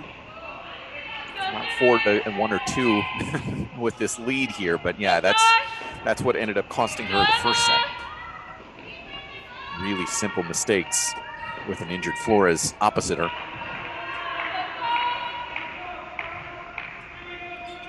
Saw 4 double faults in her first 6 points on serve. Yep.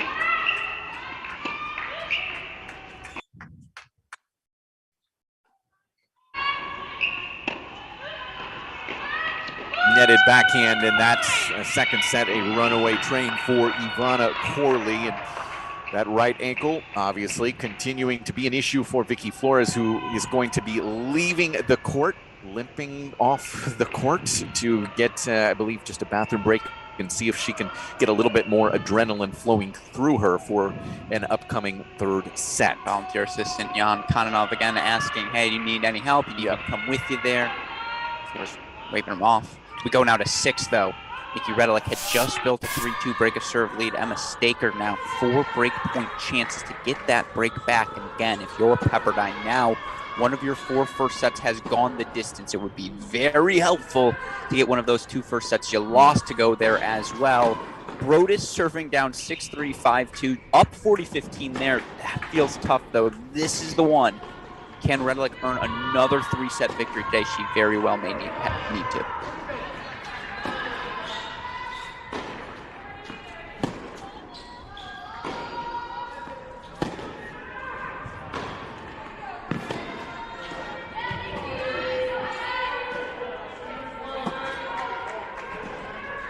Still will have 3 more looks. The freshman out of Tulsa.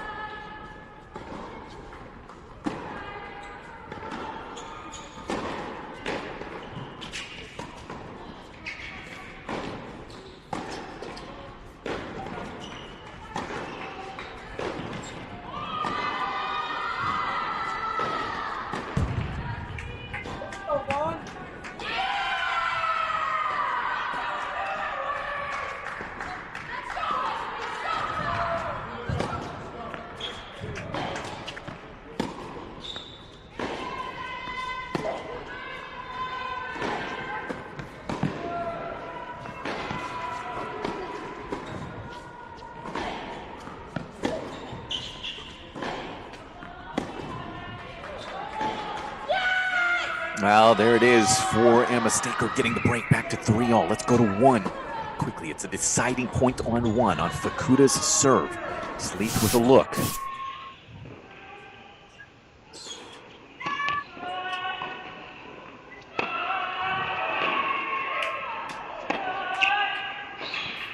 That's how the majority, I'd say 70% of points are ending at this point now. Fukuda gets the forehand. She either makes the unforced error more often than not, generates either a forced error or a winner. It's on her racket. Exactly.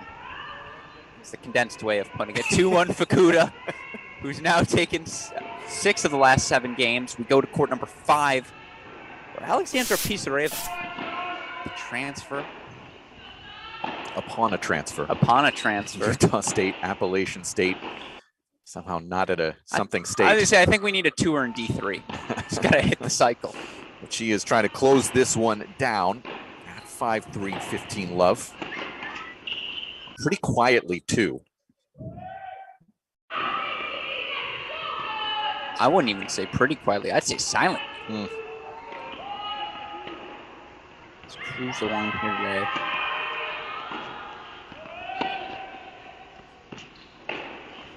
Nice forehand, though, from Brodus. I know, again, we're looking ahead here.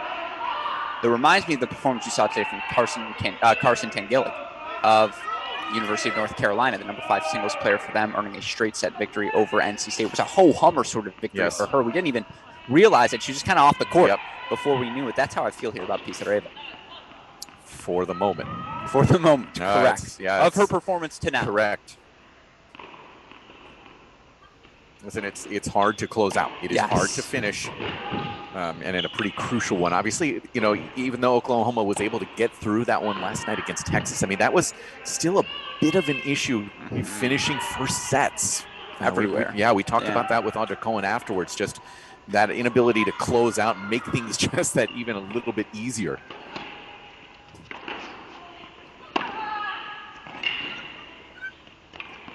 This is just by a tad bit, so 2 points away.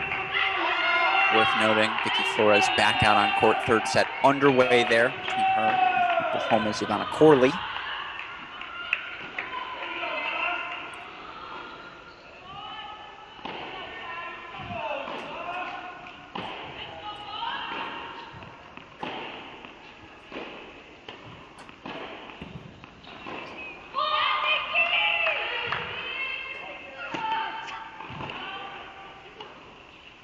That might have been an intentional miss on that miss serve from Brodus so that she could make the long walk to the net to disrupt the rhythm for Pisareva here. Had plenty of time to decide what to do with that miss serve. That was clearly going to be long.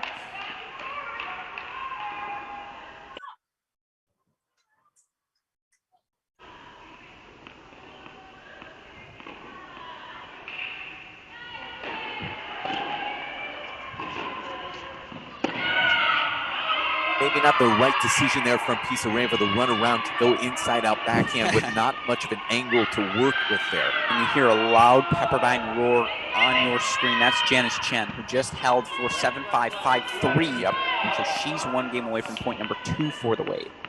And important again, I can't stress this enough. You have 2 players here on opposite teams on 2 separate courts who are looking to close quickly. Yes. Who's able to do so, as that can obviously add a momentum push for her team. And I would say you keep an eye on a 3rd right now in Shiori Fukuda, who's up love 30 in a service game of Lane Sleeth, up 7-5, 2-1 at 1. And 2 chances here for Brodus.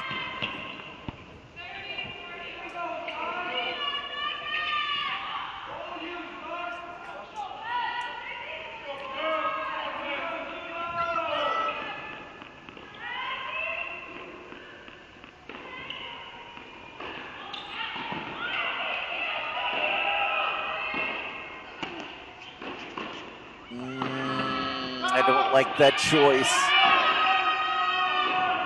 Yeah, I think you got to make Pisareva work there. For sure. It sets up the match point for Oklahoma. It is Brodus' speed, though. I but you're right, no, I understand. Yeah, match management there dictates a much more aggressive, a safer target with an aggressive return. It's a freshman choice. So match point here for the Sooners. Notice, though, Oklahoma loves deuce points.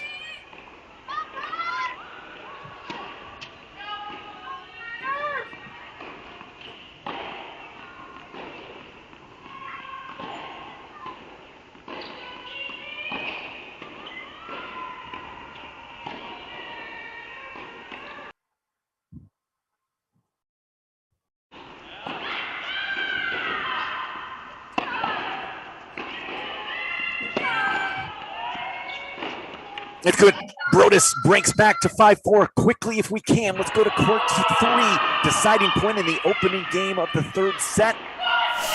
Flores. Passed by good. So now one love break to Ivana Corley.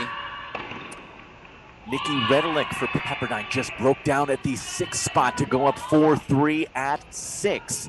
Let's go to 4, Alex. It is Shanta serving to stay in this match. 3-5, 40-15.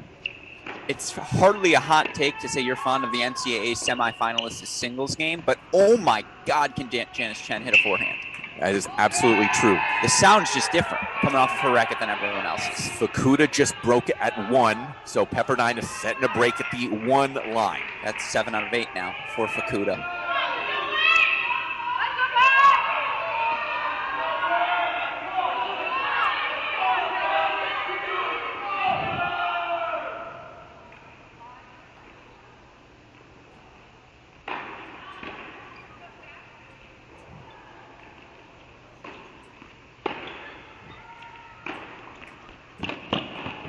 Shanta does her job forcing the issue. It'll be on Chen's racket momentarily.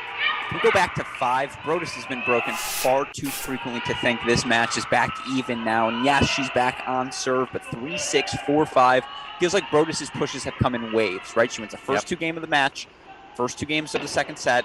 These past 2 games as well. Can she just sustain that effort? She's bringing the energy. You see, that's a great first point. Yeah, that being said, much like we talked about Brodus with the return choice, I mean, again, Pisareva has to find points and opportunities to make the freshman work here.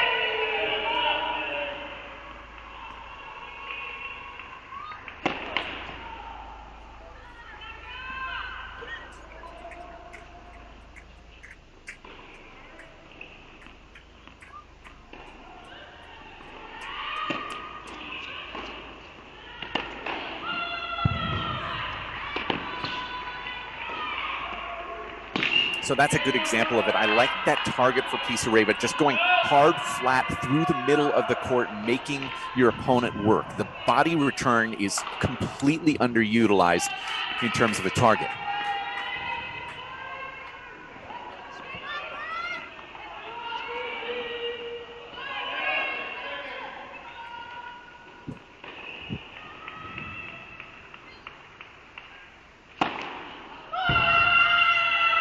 It's there for Brodus. I think it's a good time to go into this split screen here. 4 and 5. As over on 4, Janice Chen has gotten it to 15 love in her potential closeout game. Trying to get Pepperdine into the lead. It's not the first time of the day. Yeah.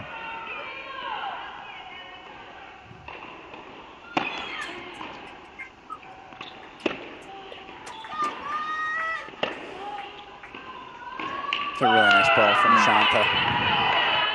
Just the depth there. And again, Pisareva giving away a point to get Brodus to 40-15.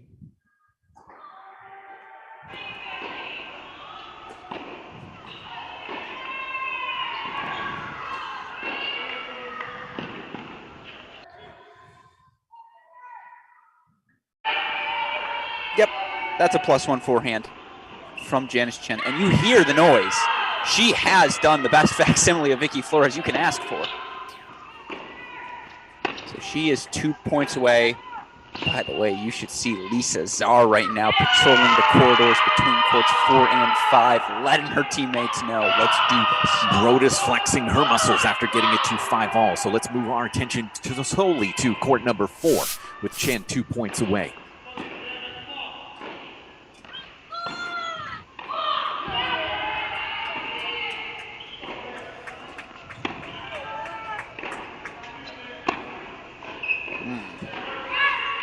Tight. Yeah, you see that practice swing as she's saying, I got to get my arms out. Got to get my arms out. That was one of those whoopsies. Actually, let's go split screen here if we can. These 2 courts, this 2 bank of courts, 3 and 4. It is a deciding point right now. Ivana Corley up a break against Vicky Flores. Serving, though, deuce. That is on 3.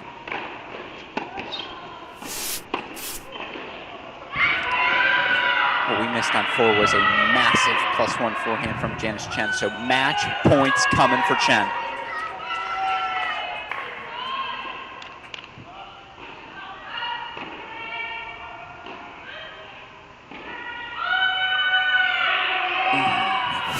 For Corley.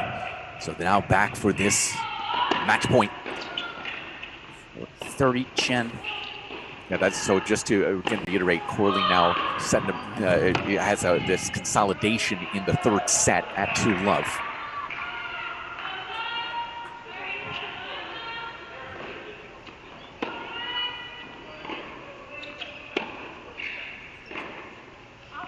It is hard to finish. It is hard to close out. Miss here from Chen, setting up a deciding point.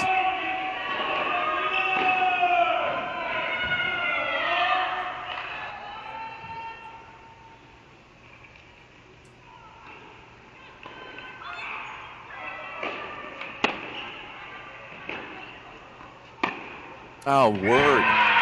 Janice Chen puts Pepperdine out in front with a 7-5, 6-4 win over Shanta.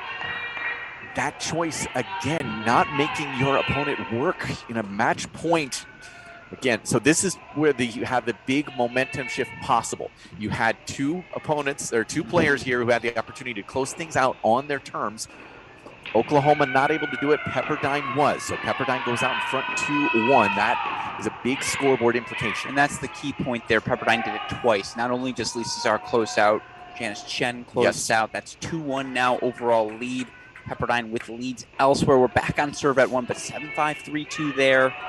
The question is with Vicky Flores physically just not going to be able to make that push. Is there a pathway to a fourth point, let alone a third, obviously, for these Pepperdine Waves?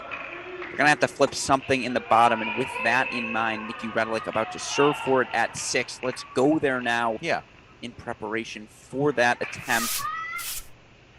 In the meantime, let's hang out at 1. You go back there as soon as you can, super producer Daniel Westhoff, as soon as we have players back out on court. But in the meantime, we have been a seesaw fair here at 1. That was the first Lady Sleeth win of the game in quite a bit of time. Yeah, are we at 3-2? Yeah, but it's on serve. 5 breaks. Is it not? No. There was 3 breaks because Fukuda was up 3-1. Okay, so it's 3 breaks in 5 correct, games. Correct. 3 breaks. Hey, good teamwork.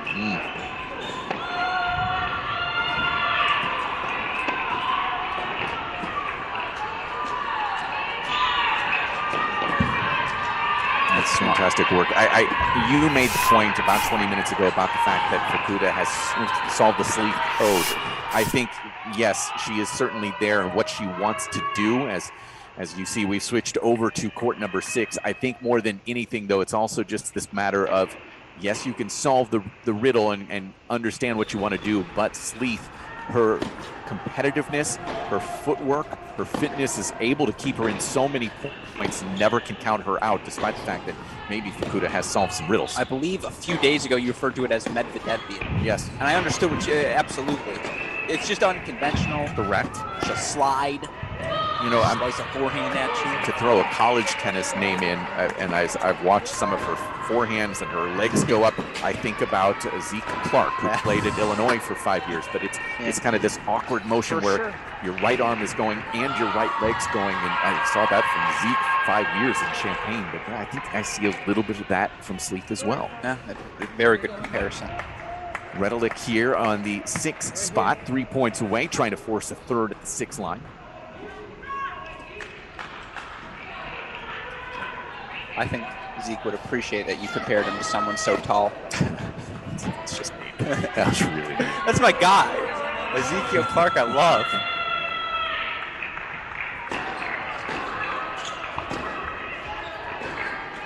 Very much like Sleeth, incredibly competitive at every moment.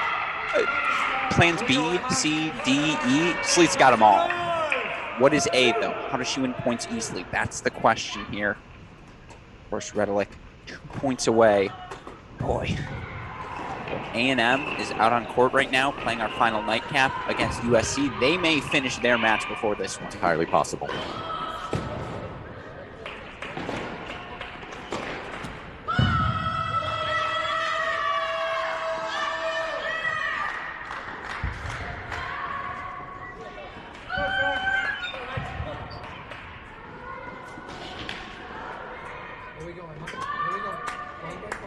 You may have been able to hear a yell very close to us. Ivana Corley has just gone up a second break 3 love. Vicky Flores hits the ground after an extended point. And that's back-to-back deuce points, by the way. Correct. That sucks the life out of you. It's 2 breaks. I don't know what the point is here for Vicky Flores to continue. I don't know what the point was to continue early in the second. Of course, it's the symbolism for her team, but I agree with you. At a certain point as a coach, you say enough is enough. There we go. Yep, I believe this is it. Let's go to 3 quickly. No, are we calling the trainer? Yeah, I think that's what the... Stay here, court-wise. We'll keep you updated with our words. It appears they're asking for the trainer to come back out, which I don't know that you can do if it's the same injury. They're probably going to ask for it to be retaped. Which you are allowed to do, correct? Correct. Within margins.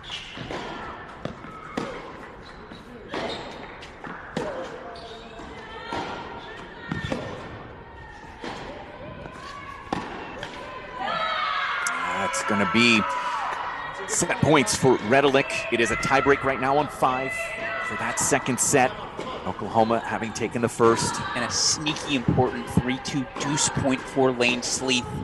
Flores is continuing. She is hopping back out on court. I think more than anything right now, she might be conceding the match in a way, but also just staying out there so it doesn't look like it's 2-all on the scoreboard. I also think at this point, given the intangible aspect of this match, Vicky Flores is not willing to give Ivana Corley anything. Yeah, I think that's fair.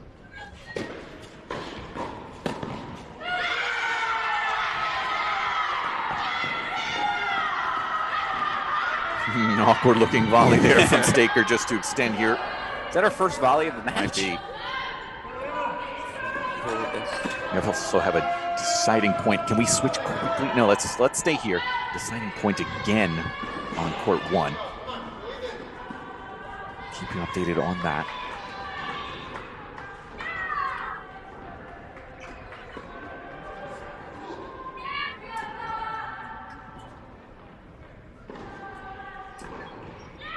Sleeth holds for 3-all. It's 20-ball rally to do so. Another third set is upcoming. We've split at 6. 1 set to decide it down there.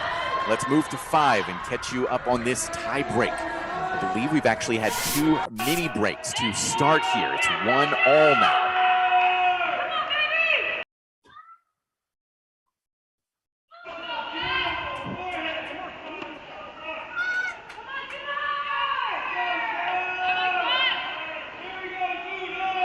You also just saw Coach Cobra for Oklahoma there, the volunteer assistant coach. She's moved down here to keep an eye on this one. She knows Ivana Corley's in control a little bit down on 3. I see Audra Cohen sprinting over to court 1 to go talk to Lane Sleeth as well.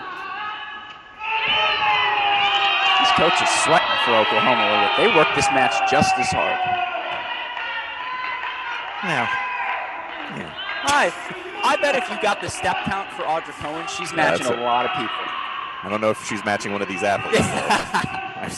I've done step counts for when I'm out there for an hour and a half, and I'm slow. I'm pretty sure Audra Cohen could play 3 singles in any lineup today. 2-1 Pisareva. This is, again, 3 straight mini breaks, though, to start this tie break.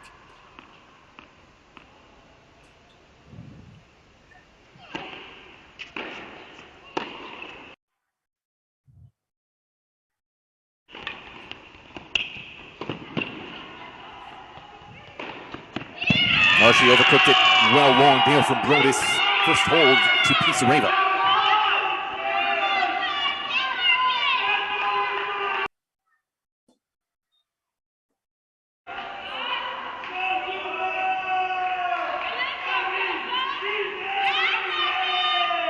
This is a different match I'm watching on 1 right now where it's 3-all. I don't know how Lane Sleeth's right knee stays on her body. Yeah, the incredible flexibility she has. Oh, it just feels like she's pushing it, though. Yeah, some people, their ligaments are just built different. Yeah.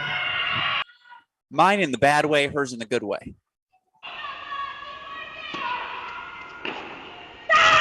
An extended lead here now for Pisareva. Again, Brodus going with a very aggressive line on return instead of that bigger target through the middle with pace and precision. Confident in her strokes. not necessarily the best decision in the moment. I agree with this assessment entirely.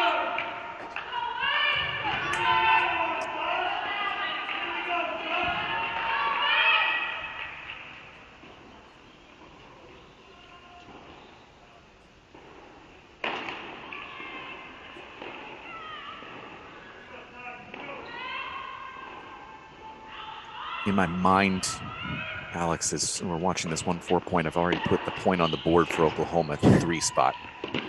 It feels like that court 12. It's always court 12, Mike. Yeah. Although this is where Brodus likes to be. The course of this match has trailed seemingly from the beginning. Well, minus the first 2 games. Huge finish there, covering that net very well with those extended arms. 4-2 at the turn. And if we can quickly, let's head over court number 1, where break points now for Lane Sleeth. And it has been so much effort for Shiori Fukuda to build this lead. You talk about the physicality Sleeth brings, that physicality paying off now. And 4 breaks in 6 games so far in this set. And she has 3 more break point chances here.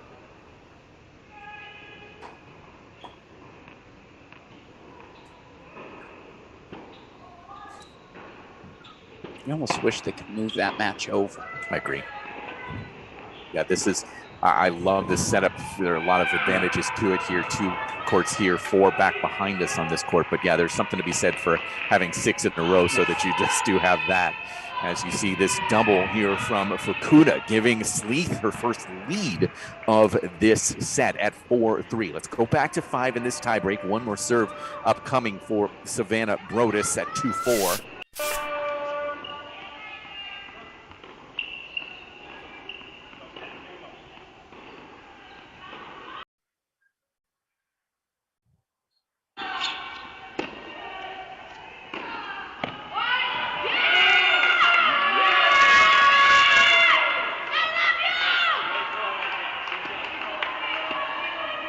Confirmed. 4-3, still a mini break lead. So here's a great podcast for Pizarreva.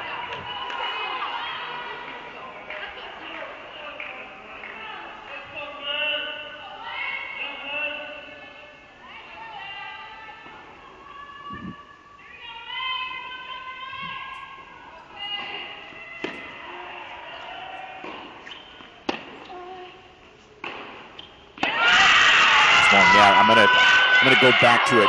This is again for Brodus, the learning experience here to again find some bigger targets, to trust in the process, trust how she's able to construct some points sometimes as well. Her damage can be done on that forehand from the middle of the court, creating errors like that. You do feel like she's targeted the middle of the court with depth. Yes. Past 2 points, yeah, right? absolutely. So the mini break edge erased.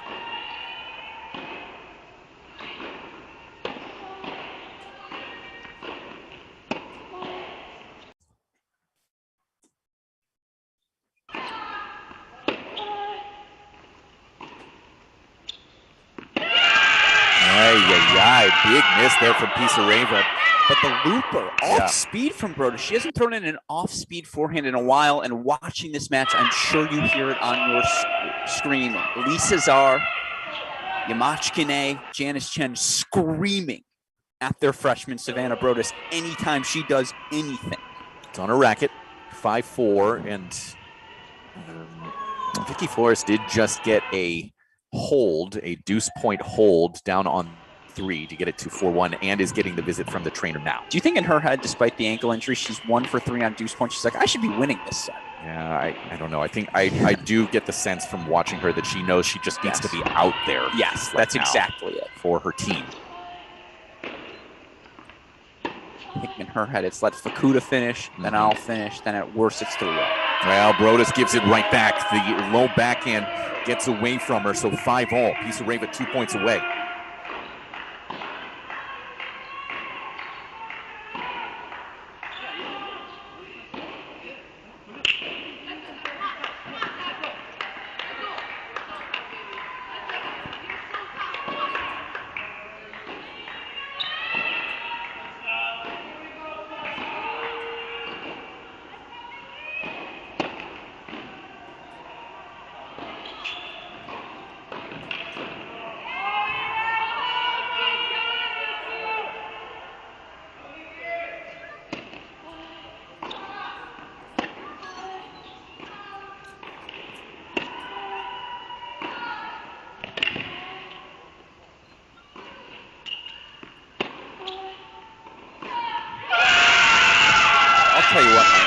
Janice Chen is playing the third set right now. Jumping, screaming, hollering for her freshman, deservedly so. All of the sudden, set, point, Brodus, and Pepperdine here at 5.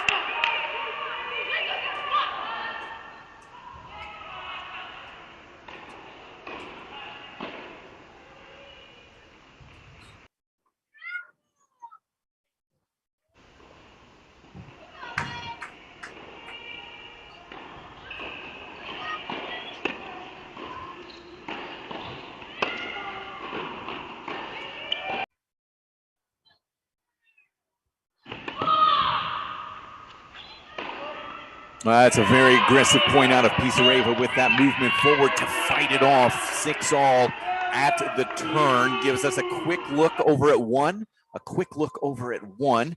As Lane Sleeth with this break lead, not surprisingly, facing break chances. Looking for the 6th break in 8 games in this set.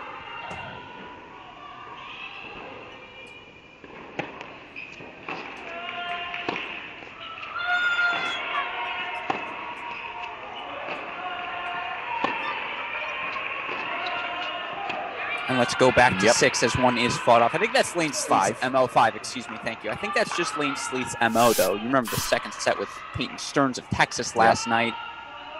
What was it? 7 out of the first 8 games were breaks of serve. Yep. Where Stearns ended up righting the ship. All right, so one more here for Pisareva.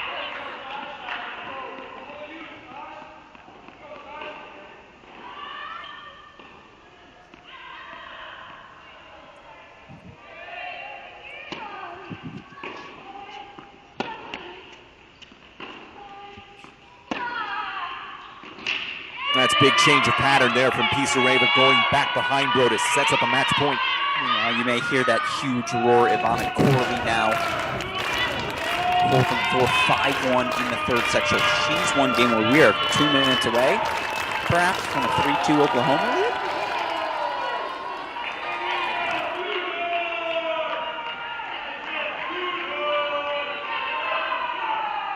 I would also ask, where's the Pepperdine support for Shiori Fukuda? All with the freshman right now. Just a missed return, a little bit tight again with that return from Pisareva.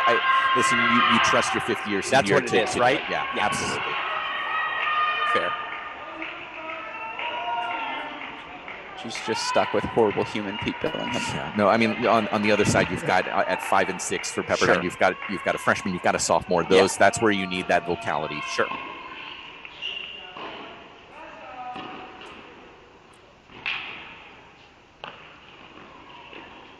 I'll say there's nobody watching Vicky Flores right now for Pepperdine.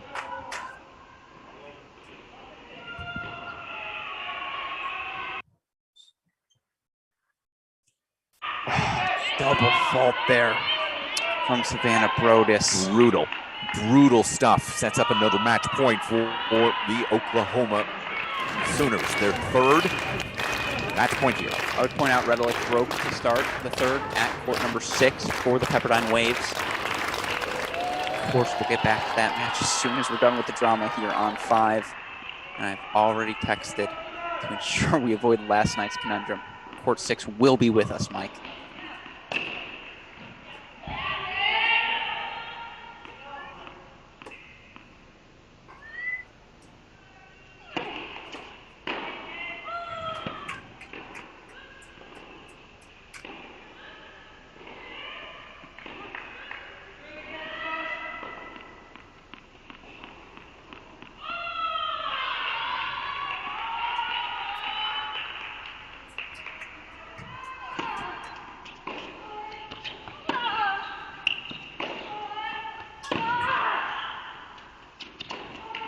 Oh, what an effort there from Pisareva on the defensive wing, tracking it down, and Oklahoma levels us 2-all here as we move over to court number 3. Ivana Corley closing in 2 points away herself from putting another one on the board here.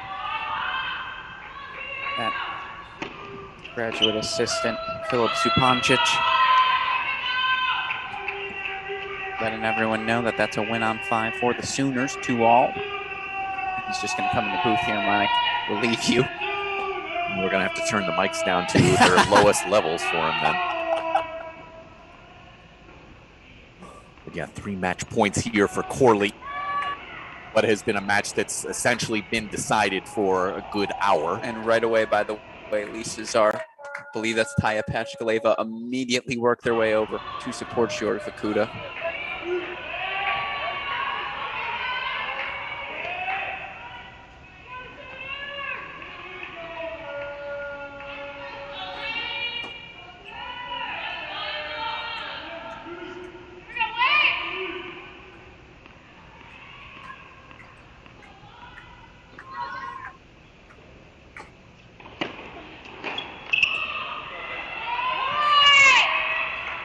So it will be a 3rd match point. It's another deciding point. Oklahoma loves deuce points. You told me that last time and then they lost it, so I don't buy it anymore. This is secondhand confirmation. Got it.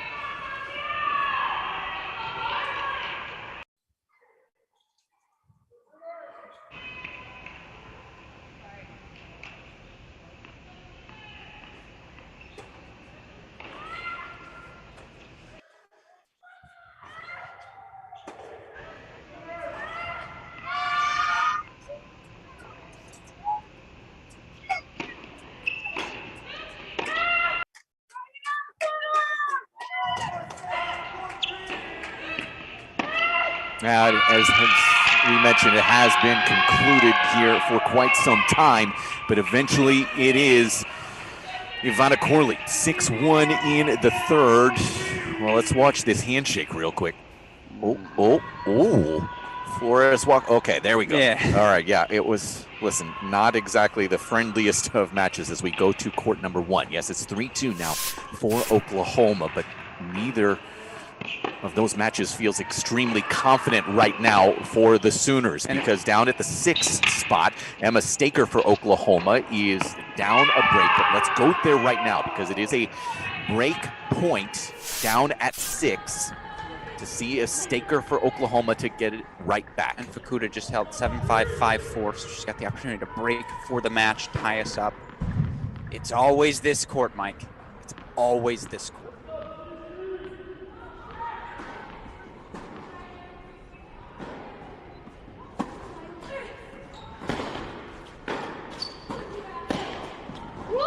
That's too clean. Big swing there from Redelick, taking that deciding point, and they consolidate. Pepperdine leading 2-love. You can, by the way, scoreboard right now says love 15 in the Lane Sleeth game. That's I think that's a point penalty. From the Flores racket hit? No, I think from the Brodus match. It actually happened right after the Brodus loss for Pepperdine. I did see the tournament official come and talk to Audra Cohen. So this is where this point has come in. And interesting from Coach Cohen to say, you know what, could she not have given it to Staker there on the deuce point? I think Unclear. It has to be at the next game. Okay. If memory serves, it has to be at the next game. Okay. I'm not 100%. We'll get clarification for everyone. But I think that's right. But we'll start the Sleeth service game at 4-5 will be 15-love.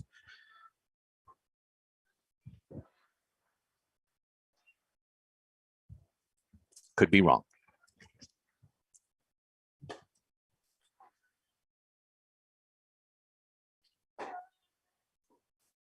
All right, looks like we might have lost our camera here at 6. So let's go over to court number 1 right now, if we can. We'll go over to court 1 and keep you updated on 6 for a couple minutes. This is Sleeth getting it to 30-love.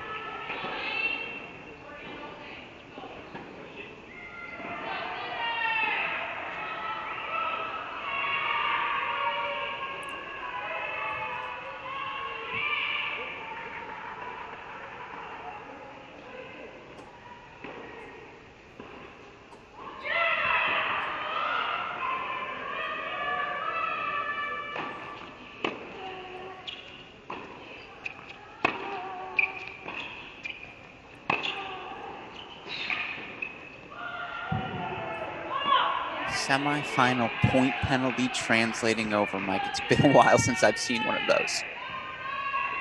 So now Fukuda trying to hit her way out of it. We're going to stick in this game again. Redzone 2-love lead on 6, but for now we lock in here. 30-15, Lane Sleeth serving. Down 7-5, 5-4 to Pepperdine Shiori Fukuda.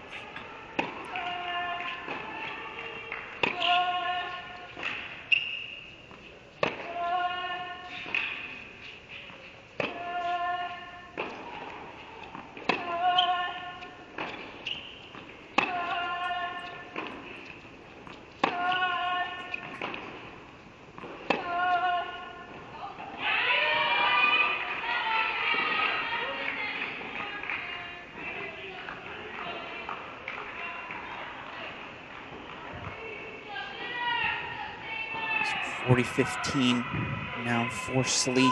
Meanwhile, Staker's got 4 game points.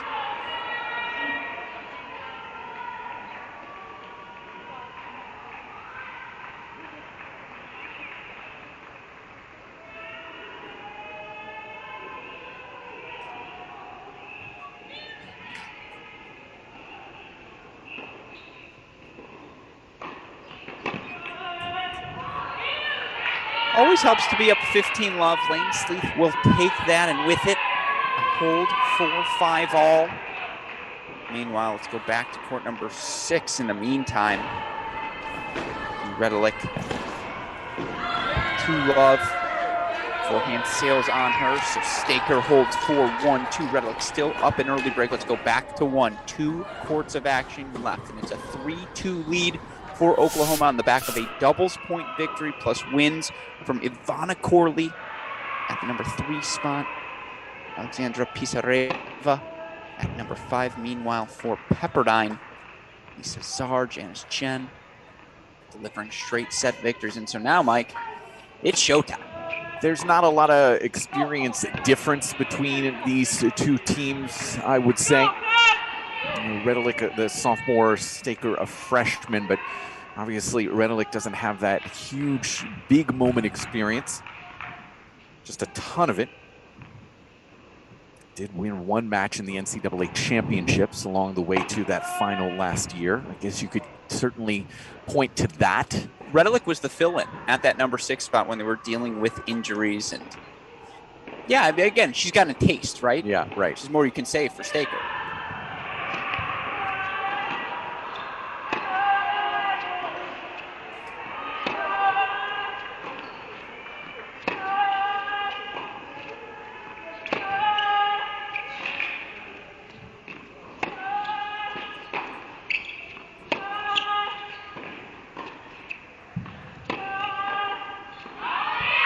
Heart right now by Lane Sleeth. This is why you put her at the 1 spot. She is still out there, and we are trying to think. We're 3 hours in. Yeah, and we're still in set 2. Yeah. She's down a set. By the way, the loudest reaction to that point wasn't the Corley sisters who are sitting on court 2 supporting her. It was head coach Audra Cohen. It's as though she's playing this match from right along Sleeth, certainly.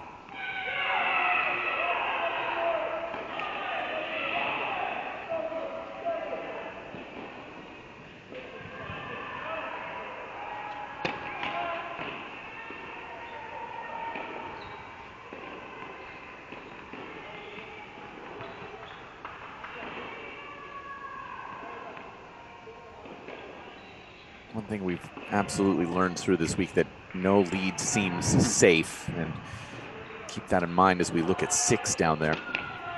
Lead for Pepperdine.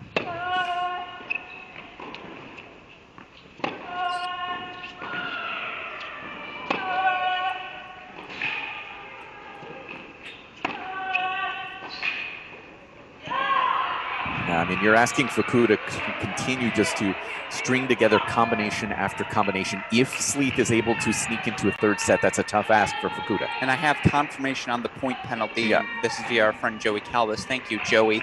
Point penalty goes to the start of the next game at the highest possible position still playing. That was, so you're correct. I was correct on that one. Thank goodness I got one right. Got one right this weekend. Yeah. Your Staker, the touchdown maker take was not one of those things, Mike. Stand by it. It's horrendous.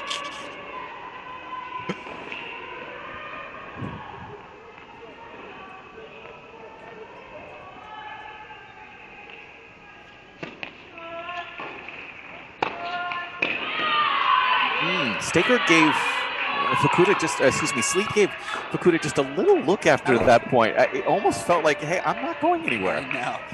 This is, you're going to have to go another hour and a half here.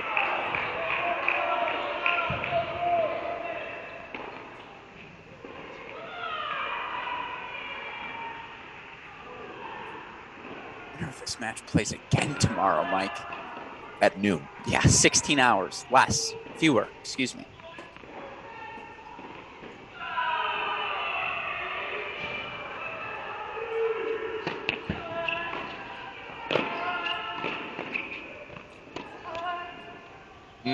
Great chances here for Oklahoma.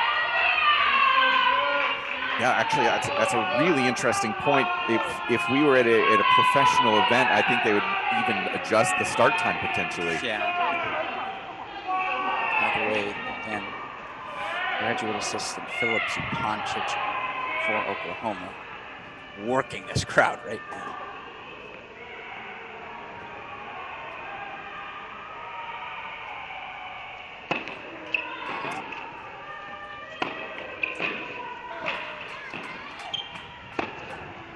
That's pulled wide.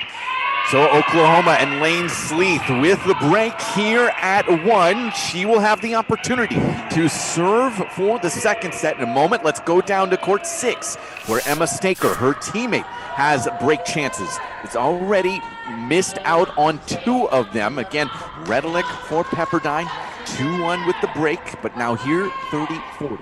Finally on court practicing Wisconsin, our nightcap. Finally getting the chance to stretch their legs. Texas A&M doubles, by the way, in 4 first sets already in the bags in their matchup against USC.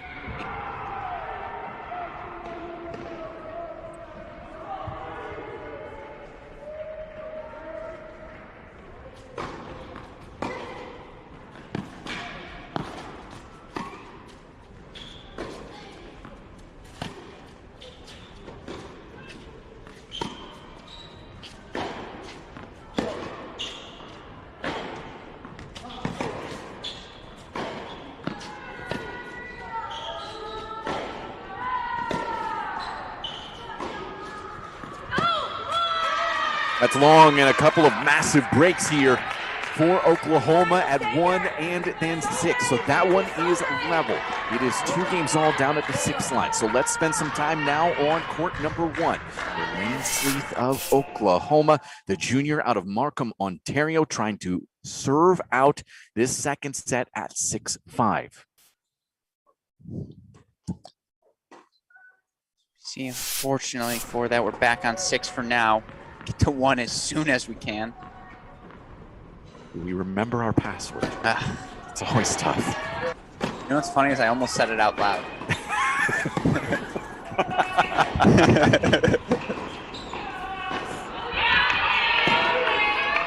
Here we go back to 1. First point does go to Sleeth, 15-love.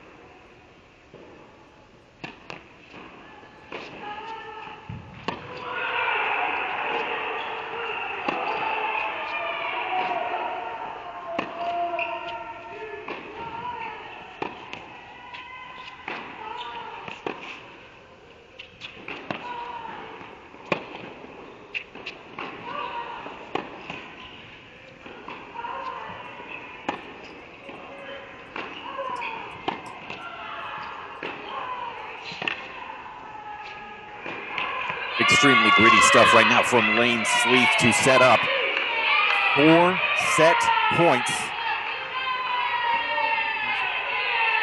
Depending on your perspective, I suppose, quality Sooner fan base that are just giving Shiori Fukuda the business right now. And you know what I say, Mike. 7 fans in a college tennis match. More impactful than 100,000 in a football stadium. Why? Because you can actually hear the 7. Still disagree. Strongly. With all love to college tennis fans. We still love you, don't worry.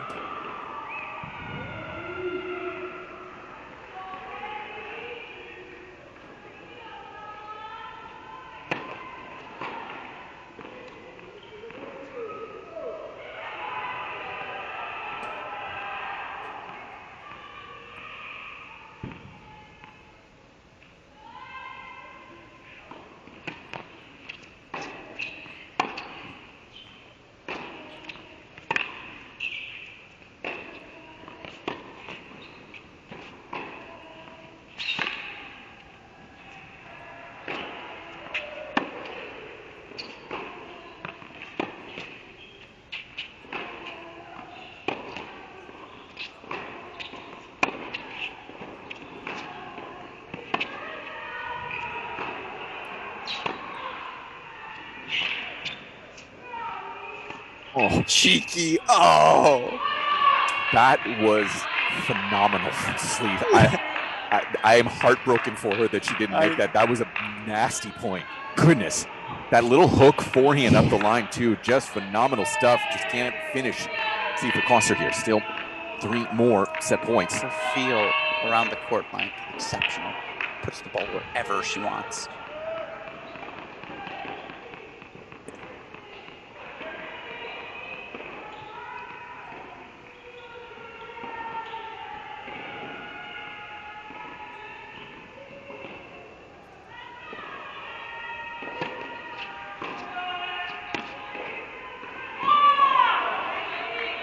The 3rd break chance coming here.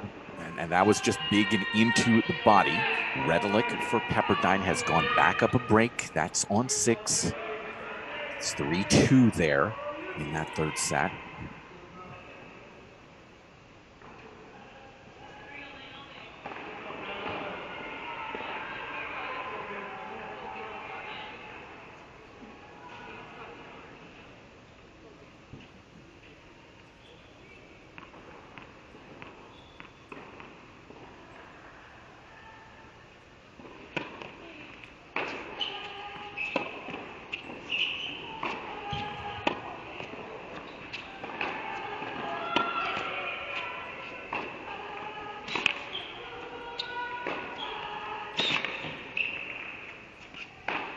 A nice finish, and now we think about that drop shot, don't we? Now we think about whether that bailout shot was the right choice in the moment, as it is a deciding point along with the set point. You're right, but it was worth it. It was it? No, maybe. But yes. It's on you in 30 seconds. Yeah.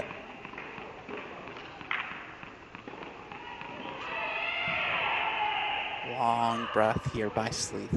Getting into this serve.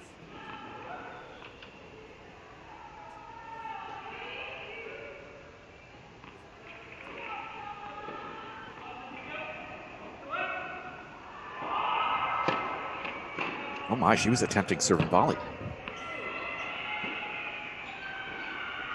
Also worth it. Remember the return and volleys, of course. The last game where she broke.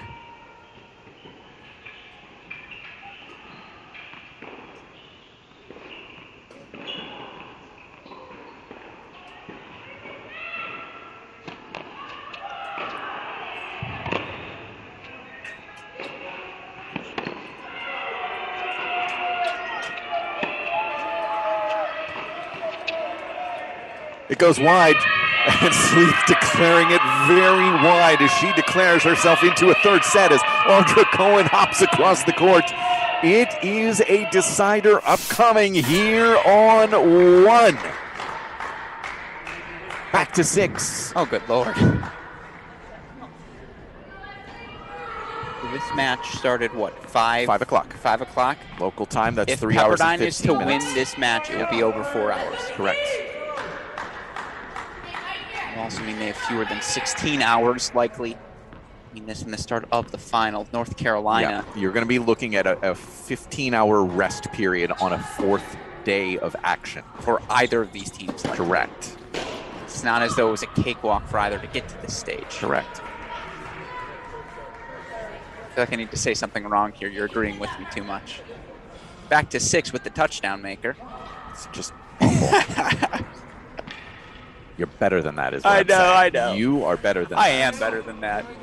Well, now I don't like that either. You can be humble, too. Too late. Blame Pete. And Kendrick Lamar.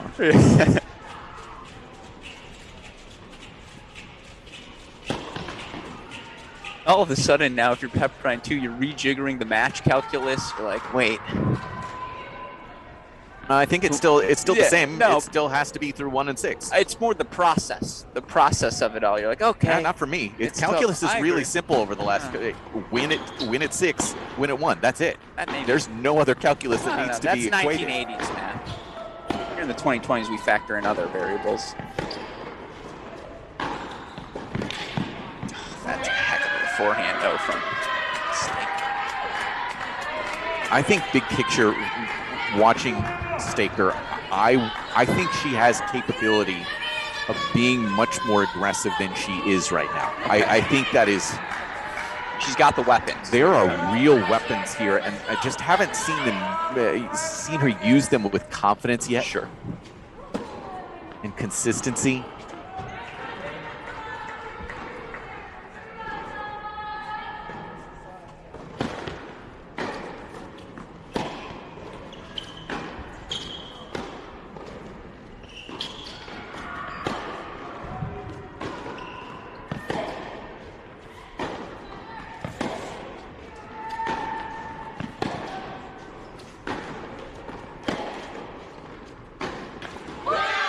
Yeah, so if I'm comparing her, let's say I'm comparing her to Savannah Brodus, talented freshman for Pepperdine. Savannah obviously missed some returns, maybe were not the best decisions, but you see that she trusts in what she has and what she is capable of, right? Absolutely. So not necessarily maybe the decision making is there, but for Staker, I want to see her get into and get to that baseline a little bit more because, yeah, the weapons are certainly there. You need to let them breathe. Sure. So it is 4-2 for Redelick.